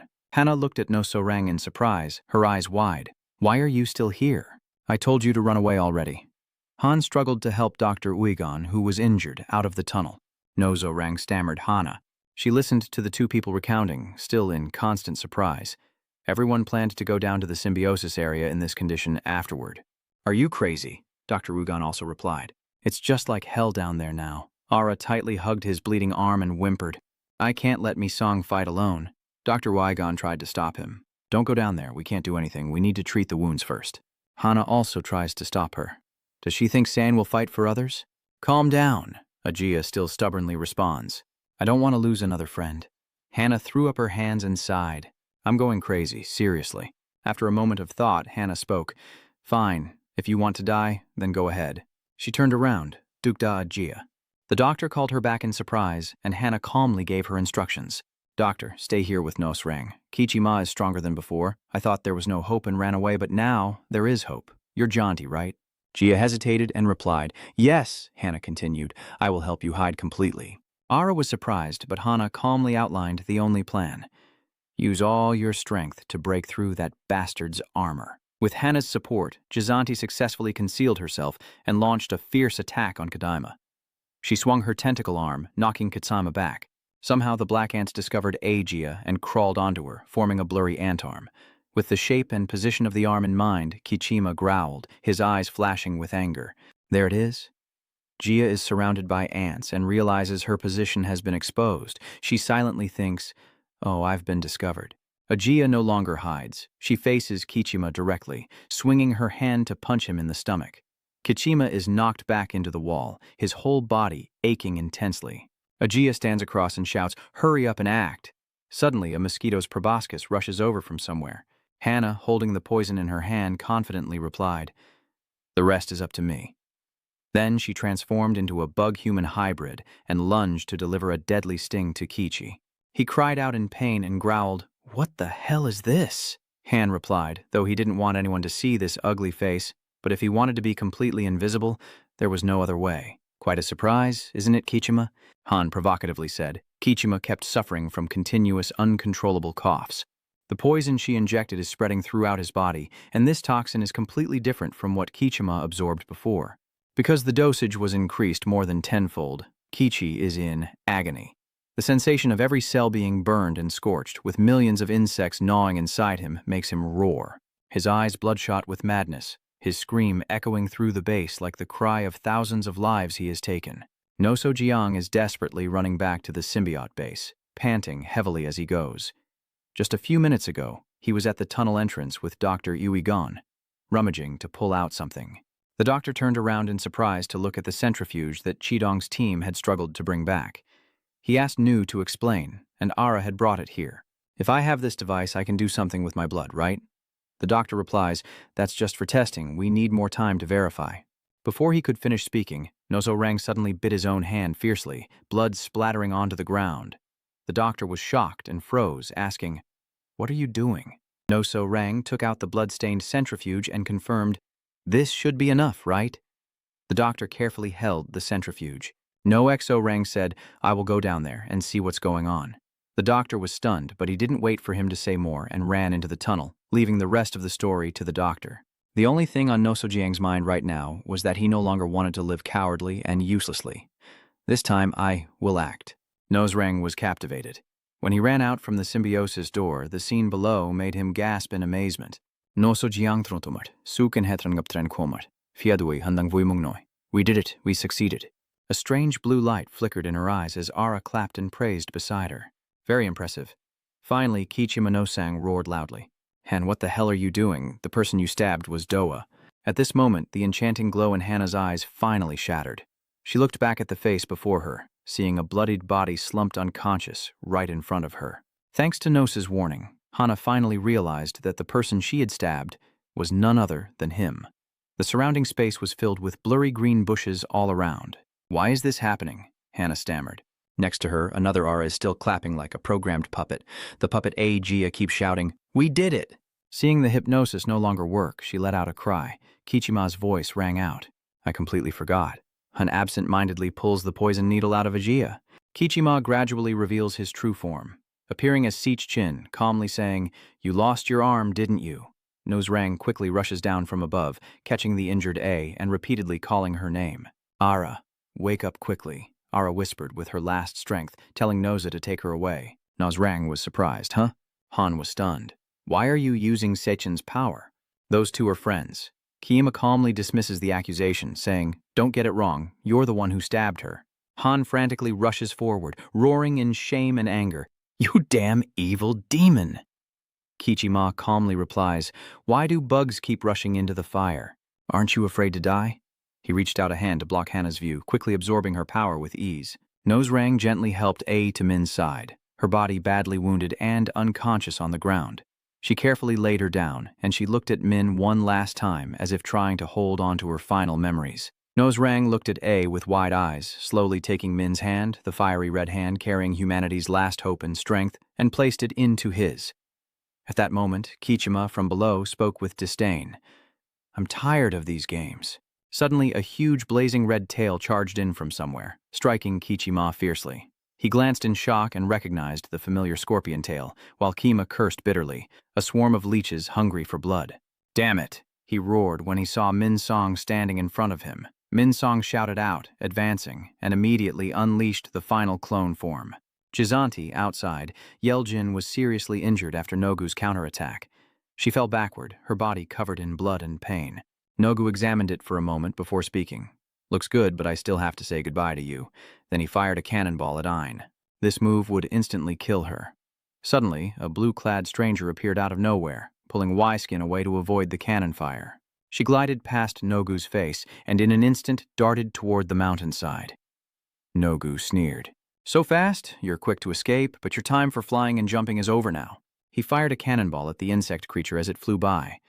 Unexpectedly, the blue butterfly insect had appeared behind No from nowhere. She shot an arrow as fast as lightning, piercing through the armor beneath her. Nu was stunned. Since when? Before he could finish speaking, the insect creature suddenly teleported in front of Nog, swinging its sharp sword to knock him down to the ground. Nu lost his footing and fell onto a nearby rock ledge. The blue butterfly clone quickly shot an arrow at him. The arrow hit precisely into his leg and hand, pinning him to the mountain wall and rendering him immobile. Immediately after, she unleashes a storm of arrows tearing through the wind, charging straight at him. Nogu growls, curses, "You bastard." He unleashes a wave of sound to block the volley of arrows, then Nogu roars again. "Who are you, really?" Nog's fierce sound waves crash layer after layer toward the triangular blue butterfly clone. Ming stood firm amidst the crashing waves, unscathed. The sound cannon grew more intense, but still could not affect her. "My echo can't reach you." "Huh. My sound speed is incredibly superior. How is that possible? That can't be true." He used supersonic force to shout loudly, shaking the heavens and earth around him, causing the arrows embedded in his body to be dislodged. Now transformed again, evolving into a colossal form, with his armor turning into a super loudspeaker, increasing his power 100-fold. Min quickly slipped away before Nogu's sound wave could reach her. Taking advantage of his distraction, she returned to the cave where the agent mark was. Min muttered anxiously, "What should I do now?" The eyeball must rupture the eardrum. The hair-like layer on the body helps prevent bones from breaking, but the muscles are severely damaged. Min shot a golden arrow from her wing directly into Yin's body, thinking that the golden arrow helps transmit her life energy to others and improve their physical condition, making it a great healing tool. Using this can help restore some of her condition, but she's still in a very bad state. Yin suddenly regained consciousness, cried out, and looked around hazily. Min immediately asked, "Aelin, how do you feel?" Nuo is now outside, activating the loudspeaker in his hand, sending out sound waves to hunt the mysterious clone. He looks around and mutters, "Where is it?" Min, hearing the commotion outside the cave, couldn't help but worry. "He's coming back to find me." She quietly calculated in her mind the first pillar of the hexagon. Currently, Lord Red is facing off against the one believed to be the second pillar. "I'm the only one left. I have to fight him. Even after unleashing my power a second time, I'm still not strong enough to defeat him." Luckily, there's still the divine speed. At this moment, Yin gently tapped Min. She is weak, trying to speak each word carefully. "Give it to me." Min didn't understand and stammered to ask again. Yin gathers her last strength, extends her hand and says, "Quick, give me all the arrows." Outside, Nu keeps clapping, creating shockwaves to find Min. He clapped his hands repeatedly, his rhythm growing faster and stronger as waves crashed against the mountainside. A sharp wind howled, and Min soared into the air, drawing the enemy's attention. Nogu is excited now. He raises his hand in front of his face, aiming inward. Her hand kept opening and closing when suddenly thousands of web-like threads appeared in the sky. The threads grew thicker and more numerous, covering the entire sky in an instant. By the time he realized it, he was already enclosed within the silk membrane. Yanana was surprised. "Is this an acoustic barrier?" A familiar figure stands outside and she playfully speaks, "Hey, can you hear me clearly? You're so noisy that I had to make a separate soundproof barrier inside. Just practice your singing comfortably in there and don't think you can escape."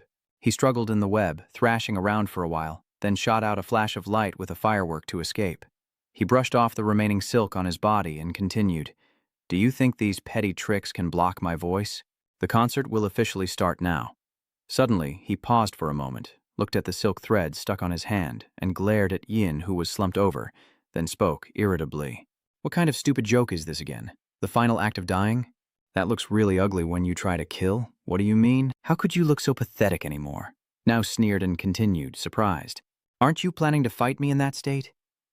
Elin suddenly pulls out a golden arrow from somewhere. She wipes the arrow on the cliff and sharpens its tip. Elin slowly speaks. "How can you enjoy the festival like this?"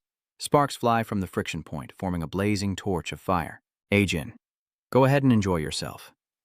"From this moment on, the fireworks festival officially begins," she said dangerously. As she finished, Elin shot an arrow directly into her throat, and her whole body burst into fierce flames. Now, frightened by the heat, shouted, "Are you going to self-destruct?" Elin replied, "As long as this fire burns, I will not die any time soon." Her hair turned into a flickering flame full of power, her body covered in fierce, blazing fire. Yin unleashed the strength of the silk moth clone in a striped butterfly form. She now appears as the embodiment of destruction and rebirth, ready for the final battle. The flames grow stronger and stronger, and to keep the fire burning, she must continuously release her silk, determined to defeat her opponent to the very end. Yin surrounds Nogu with a fiery trap, the blazing silk forming layer after layer of challenge. Nogu is terrified.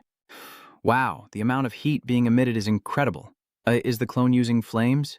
How is that possible? He exclaimed in surprise. Now suddenly leapt back, thinking it's best to escape first and trying to get as far away from her as possible. I didn't expect Aylin's fiery thread to have already spread to him, blocking Nogu's escape route. The flames began to spread to different parts of his body. Soon, Nu was burned alive by the terrible flames. He screamed in pain, "Ah!" sending out thousands of sound waves to hold the team. Ajin stands from afar watching him scream in pain. The power of the sound waves no longer had any effect on her. On this side, Nu kept screaming non-stop. "Ah, it's so hot." He spreads his arms and shouts loudly, "Extinguish the fire immediately for me." At the moment they collided, Nu saw something appearing closer and closer. He clapped his hands together, unleashing a vacuum slash with fierce heat that partially pushed back the flames surrounding him. Yin held the fiery thread in his hand, the strands extending and intertwining into a sturdy rope. She swung the rope toward Nogu, forming a perfect arc that looked like a sharp, vacuum-cutting sword splitting into two halves. He was surprised. "My voice is being split in two." Aylin controls the fiery silk in her hand. She spins around and unleashes her divine silk. The rope strikes fiercely at Nogu's face. He struggles to block the immense heat, unable to do anything but keep retreating to avoid the attack. Ajin unleashes thousands of lightning-fast strikes in succession, each one seamlessly following the next without giving the opponent any chance to counter, showcasing the power of supersonic speed. Now roared in pain. "If this stage ends early, it will be the end of my performance." Ajin's heat intensified fiercely, determined to burn Nogu to dust. Nogu struggles to break free, shouting, "No! It can't end like this." And at his final moment of glory, he unleashes his full strength, singing a deafening song as wave after wave of sound crashes like a raging storm. "The superstar's singing blast will make you and this land disappear forever," he roared, sending a wave of sound straight at Ajin.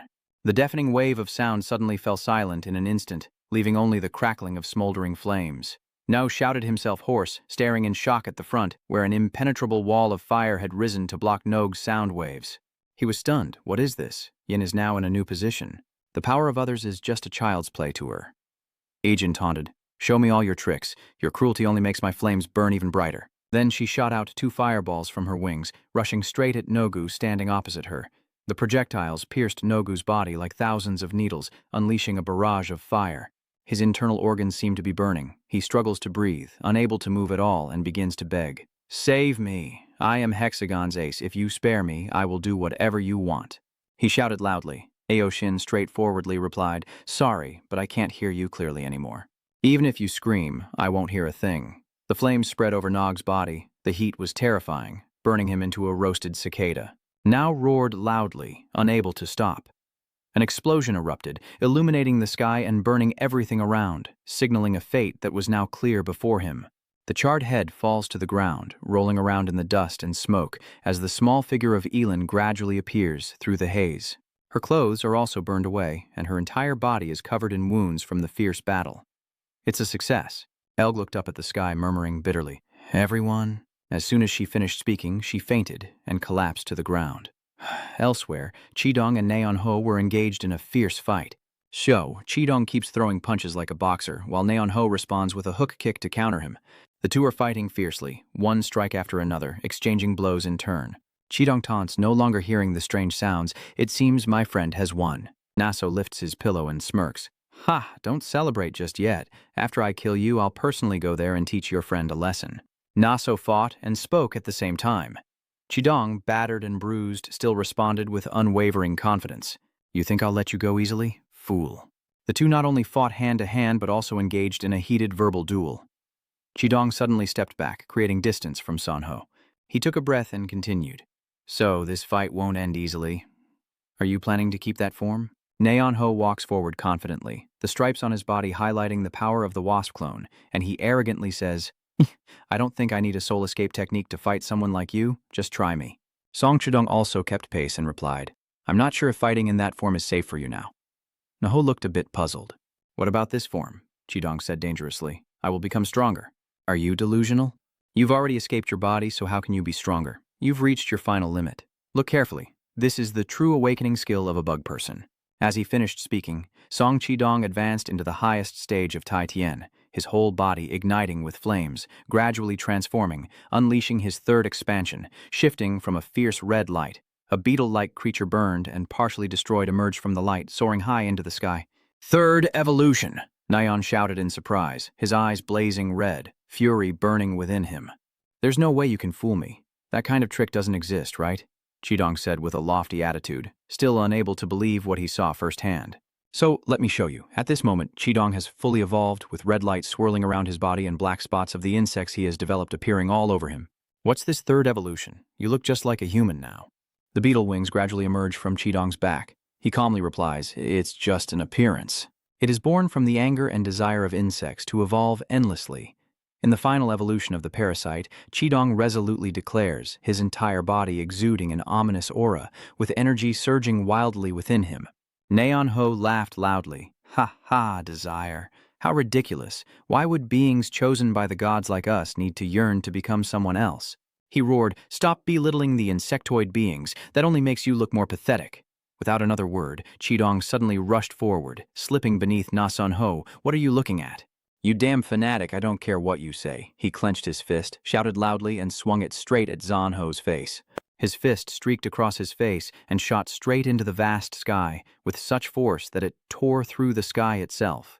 Neon shouted through gritted teeth, damn it, just one punch and it tears through the sky? Qidong tilts his neck and says, I still haven't gotten used to this feeling. My body feels so light and uncontrollable. Next time I have to aim better. At this moment, Neon soars up into the sky. Qidong was surprised. What's wrong? Now you're feeling nervous, aren't you? Naso sneered, his body beginning to emit waves of blazing gold energy. Ha! I will show you the difference in our powers. Take a good look. As I said, Neon Ho enters his second expansion state, shedding his body. His wings spread wide, like a cocoon enveloping his body, with the streaks on his skin becoming more distinct. Nasono Ho enters the second state, the queen bee form. Qidong's eyes flash with a glint. Then he burst out laughing at Neon Ho's ugly appearance. Ha ha. Wait, I forgot. It looks so weird. Maybe the gods mixed up his gender. Qidong chuckled confidently and pointed upward. Like, now I understand why you never used the body escape technique. While Qidong was busy mocking, Neon Ho spread his wide wings, and the hive on his wings transformed into exploding bullets, beginning to fire the first cannonballs. A bee suddenly darted straight toward Qidong, who instinctively dodged by leaning away. Suddenly, thousands of horned bees swarmed forward to attack him. Qidong is surrounded by a swarm of worker bees, but remains unshaken and fights back. Oh, that's nothing. I also have backup when I use my escape technique, and the number is pretty impressive. Qidong sneered, clenched his fist, and activated his red punch move. Under the sturdy armor of the fist, Nasun Ho's poison needle shattered instantly. Qidong simply turned around, easily breaking through the swarm of bees. His limbs moved swiftly, like a whirlwind, tearing through everything, rushing forward. The worker bees are torn apart. Qidong creates a strange red circle that surrounds the remaining bees, and instantly the red ring unleashes its power, destroying all the bees in an instant. Taking advantage of Qidong being preoccupied with the swarm he created, Nianho rushes in like lightning. He spun around and kicked toward Qidong. He quickly blocked the kick with his hand, smirking provocatively. That's right. The queen bee should have come out earlier. Neon Ho gritted his teeth and said, I will tear that rotten mouth apart to see if you can still talk back, if you're so brave. Come at me. Qidong shouted and threw a powerful punch at Neon Ho, who stepped back as if his fist was blocked by an invisible force. Before he could understand what was happening, Neon Ho slipped behind Qidong and attacked.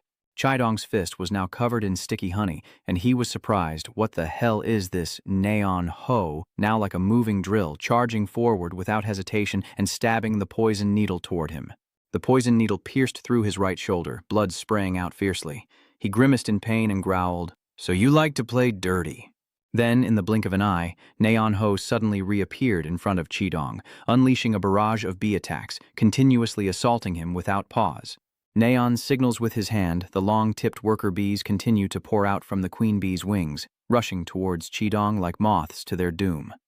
A full-scale attack by the swarm of bees has begun. Neon, fighting alone, collapses in pain and screams out loudly as the swarm of bees rushes toward Qidong. Thousands of venomous needles pierce into his body like hundreds of tiny syringes injecting poison throughout him as Qidong silently endures this brutal torment. Nasonoho at this moment rushes forward, kicking Qidong's head into the ground, blood splattering everywhere, while the swarm of bees disperses, leaving behind a scene of destruction after the fierce battle.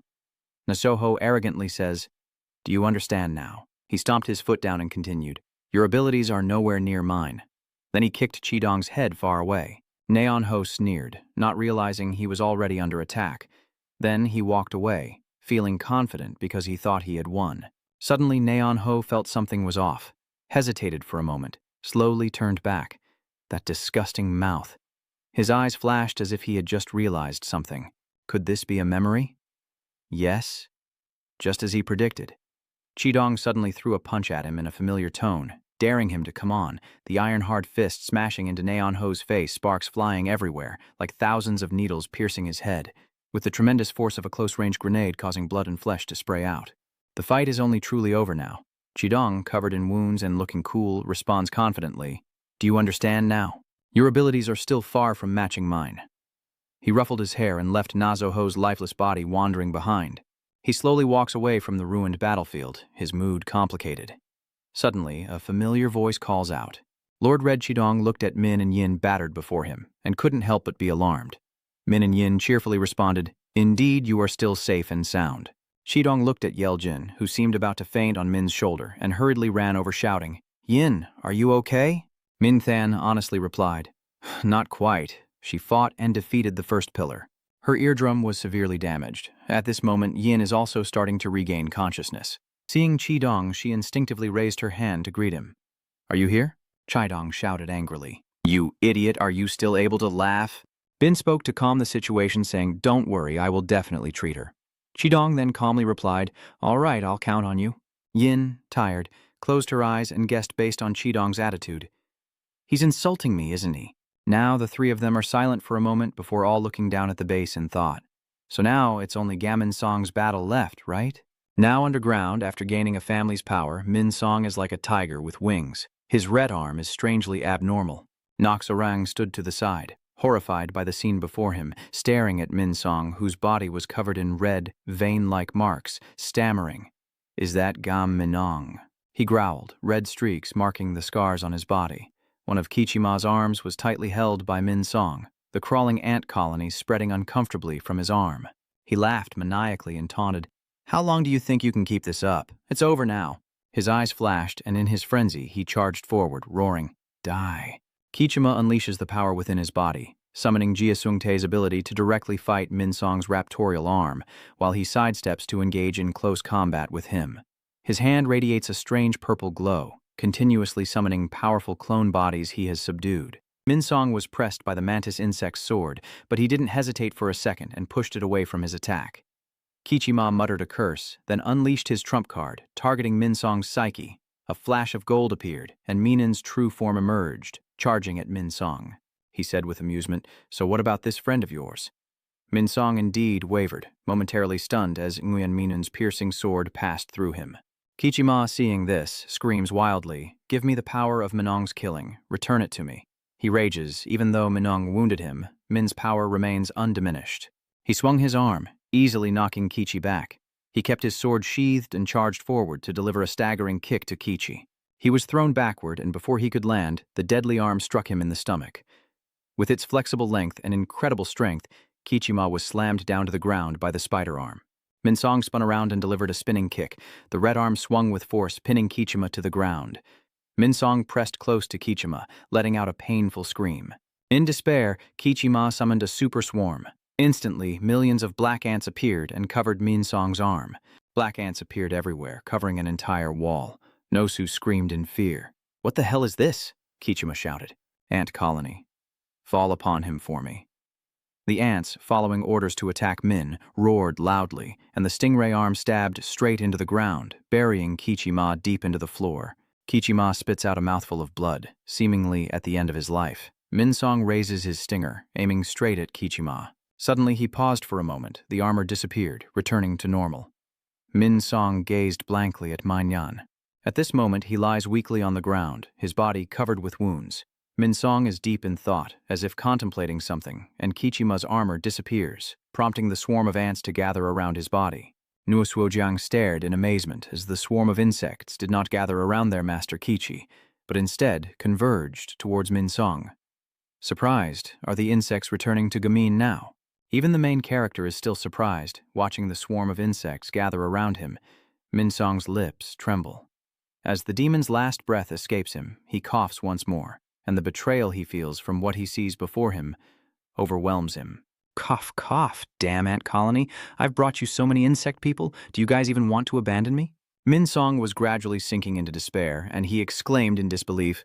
Gamin-chan continued, Do you really think you can defeat me? Minsong asked in surprise. What are you talking about? Kichima laughed maniacally. Minsong, trembling with anger, asked again, What are you laughing at? Kichima growled provocatively. Not for a long time. Don't even dream about it. I can't do it. Kichima's tone is extremely provocative. Someone like you would never dare to kill my brother. Kichima firmly asserts himself.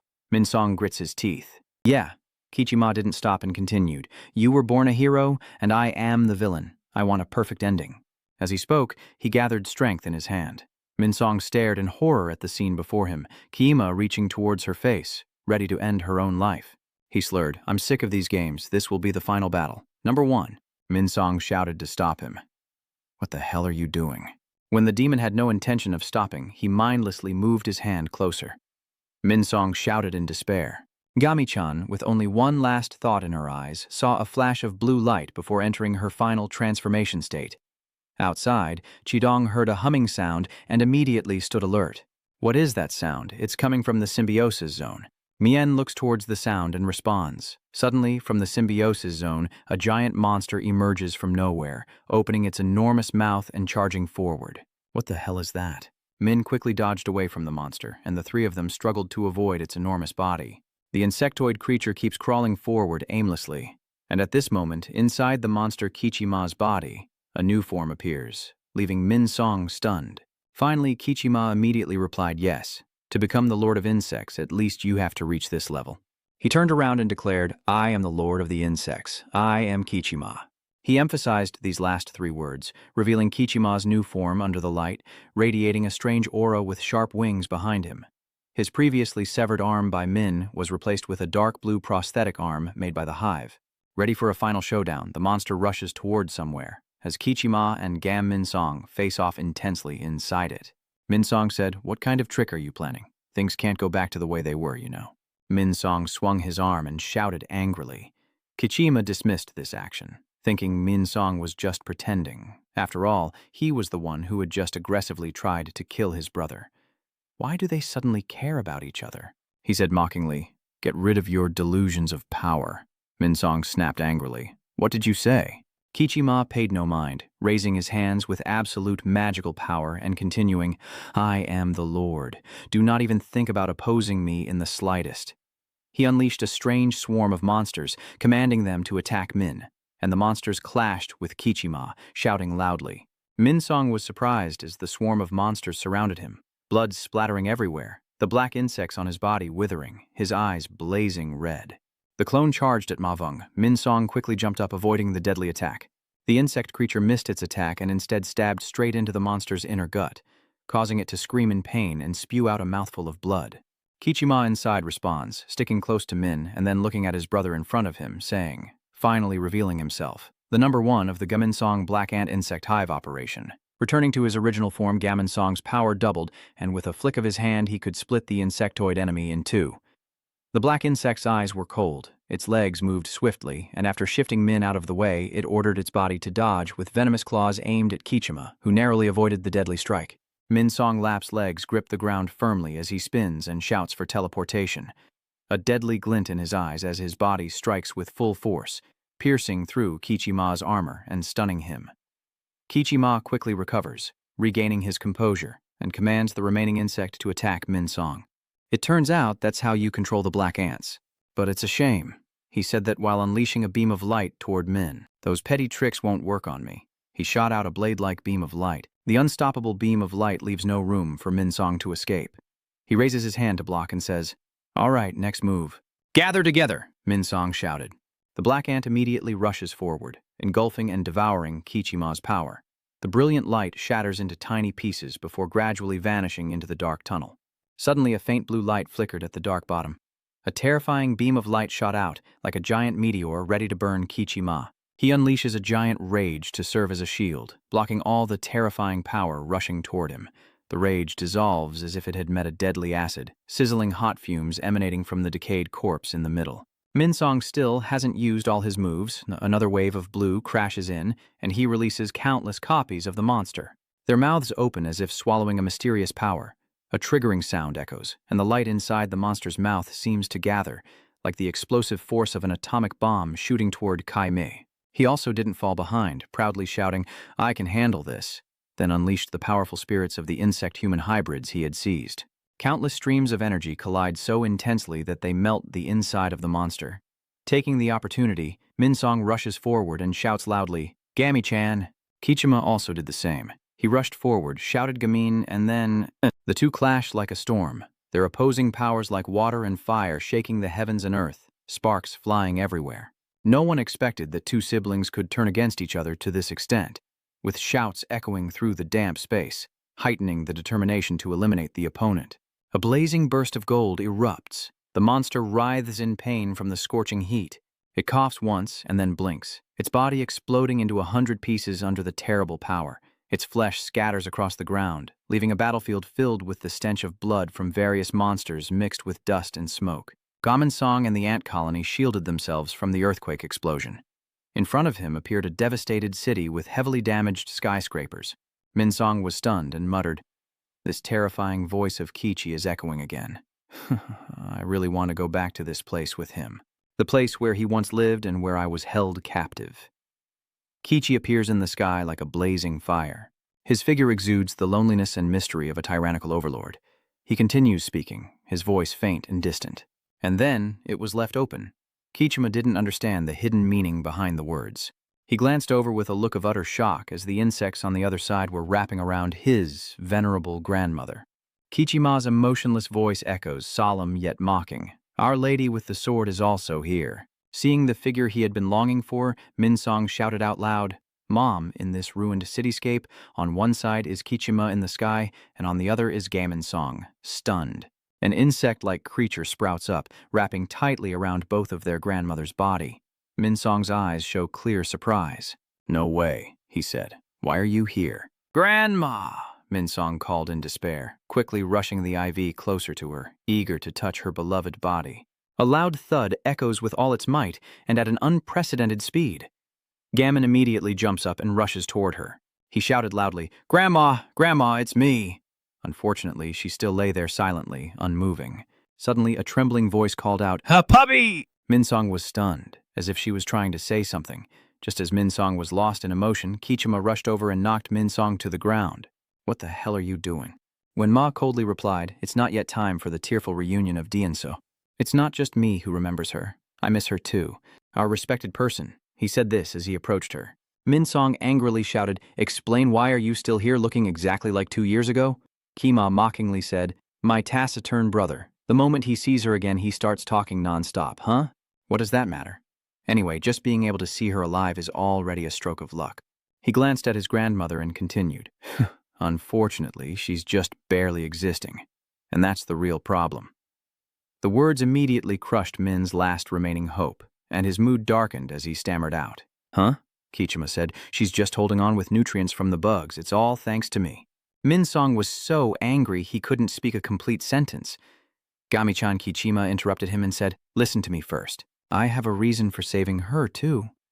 He extends his strange hands toward her, teasing, "So guess what I'm going to do now?"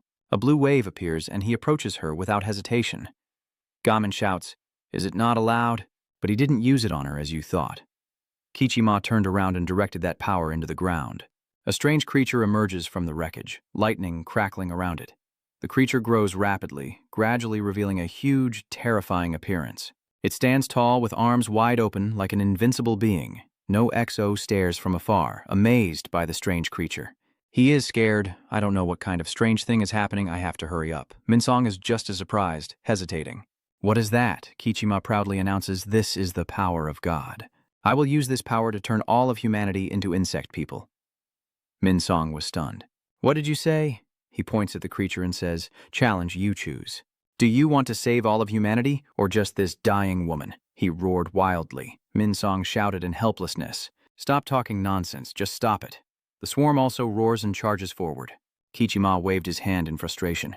Do you dare? He struck the swarm apart with a single blow, the sharp claws of the monster slicing close to Min's body, and at this moment he could only helplessly beg for mercy.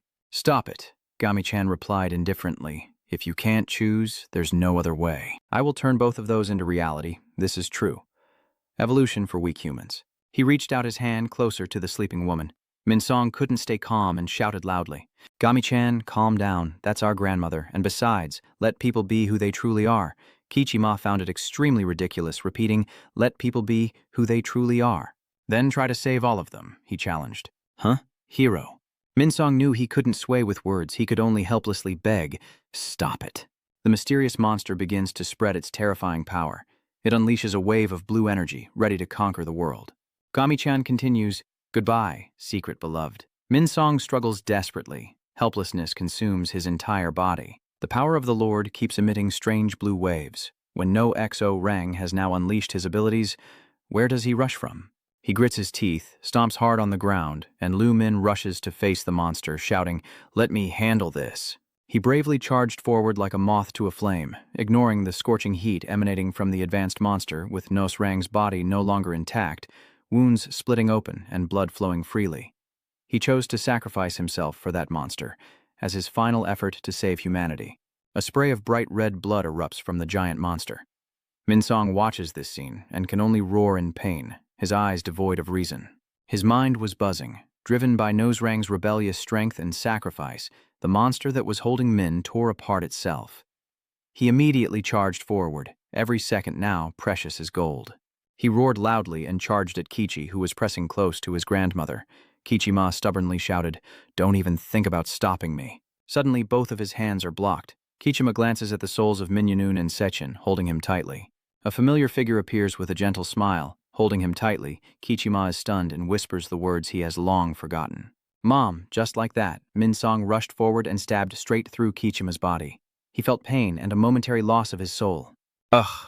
Part of Kichima's body has been pierced, and now Min Song's hands are covered in blood, the blood of his own brother.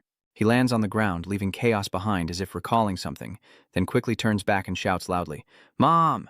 A blue light flashed in his eyes. Min Song was stunned by the illusion.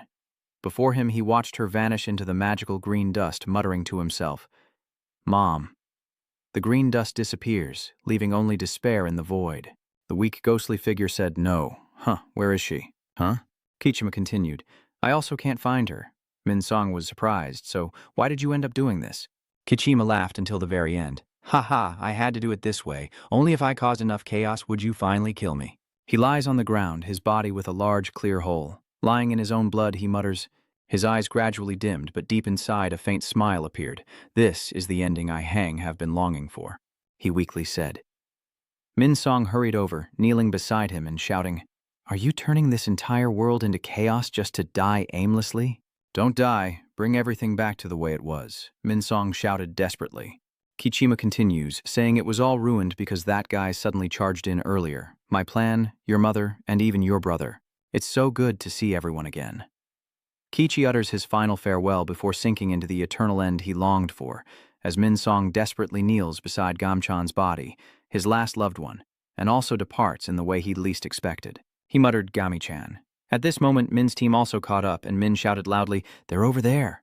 A shout of surprise. Wait. Chidong looked around in surprise. Is it over? Yin couldn't hear clearly, but faintly guessed. She called out loudly, Is it over? Chidong calmly said, Let's wait a little longer and see. They looked at Min Song's lonely figure, feeling that something was wrong. Min Song's heart now seemed to have a crack somewhere inside. He stared intently at Minan in front of him, a blue light emanating from his body. The duplicated souls from before finally found their freedom, bursting out from Kichima. A red light suddenly wrapped around Min Song's arm, and he looked up in surprise at the light. There, A's soul finally found freedom after a brave and long journey. She looked at Min Song and smiled gently. Hey, Ara, another hand reached out to her.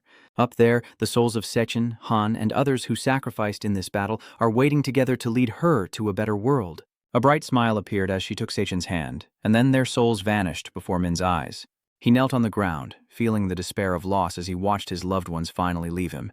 But then tears fell, and suddenly a familiar sword was held out before Minsong. You look up to see Minin standing beside you, saying his final farewell to Minsong. Minsong, surprised, calls out back Minin's name. The two of them gaze at each other as if they have 1,000 words left unsaid. Minun suddenly points his sword to the side. There. The teammates who journeyed with you still exist, reminding you that you are not alone in this world, Minsong muttered. Yin and Chidong are also stunned as they watch Minun's soul calling out his name like a farewell. Minun nodded with a smile in response. Then his soul dissolved into streaks of light. The journey of a brave warrior has come to an end. Minsong feels even more pain. He covers his face, unable to face the painful truth. The swarm of spiders crawls around him, muttering, "That's right. At least it's better this way." Yin looked at Min and softly called out, "It's over." He didn't respond, only looked up at the sky, tears lingering on his lips. It's all over. Under the blazing red sunset, the final battle finally comes to an end. The fiery red light emanating from the power of the Lord has turned all the zombies back into normal humans. But after losing the people he loved, Minsong seemed to have lost his soul as well. He stood in front of the memorial stone, remembering the insect people who sacrificed themselves in the battle, touching the familiar names. A speck of red dust touches Minong's hand. He pauses, lost in thought for a moment. A familiar touch on the shoulder. Yin is standing nearby, reminding him, "Let's go." It seems that after that battle, Minsong lost his emotions and light. He sat in the car, gazing at the street in black and white, as if he had 1,000 things to say but couldn't find the words. Minsong has truly become a shadow of black. Yin drives Minsong to a house in the suburbs. The two meet an assistant in front of the house. Minsong approaches, surprised, and speaks up. "Are you a member of Bee Reaper?" The girl answered cautiously. "Sorry for arriving so late. My weak condition took a long time to get here." "Go in. They are waiting." Just waiting for the right moment. Minsong rushes into the house. "There is someone you've been waiting for behind that door." Minsong threw open the door, and a blinding light left him no time to react. Minsong opened his eyes and saw the figure of the grandmother he longed for. She ran over to him, her hunched posture still like the gentle grandmother from days gone by. "Ah, my beloved pet, you're finally home." Tears overflowed from Min's eyes as he trembled, feeling as if everything around him was just a distant dream. He clenched his lips tightly, trying to hold back the tears. At last, the light has returned to Min. He smiled brightly, his eyes wide open after the storm.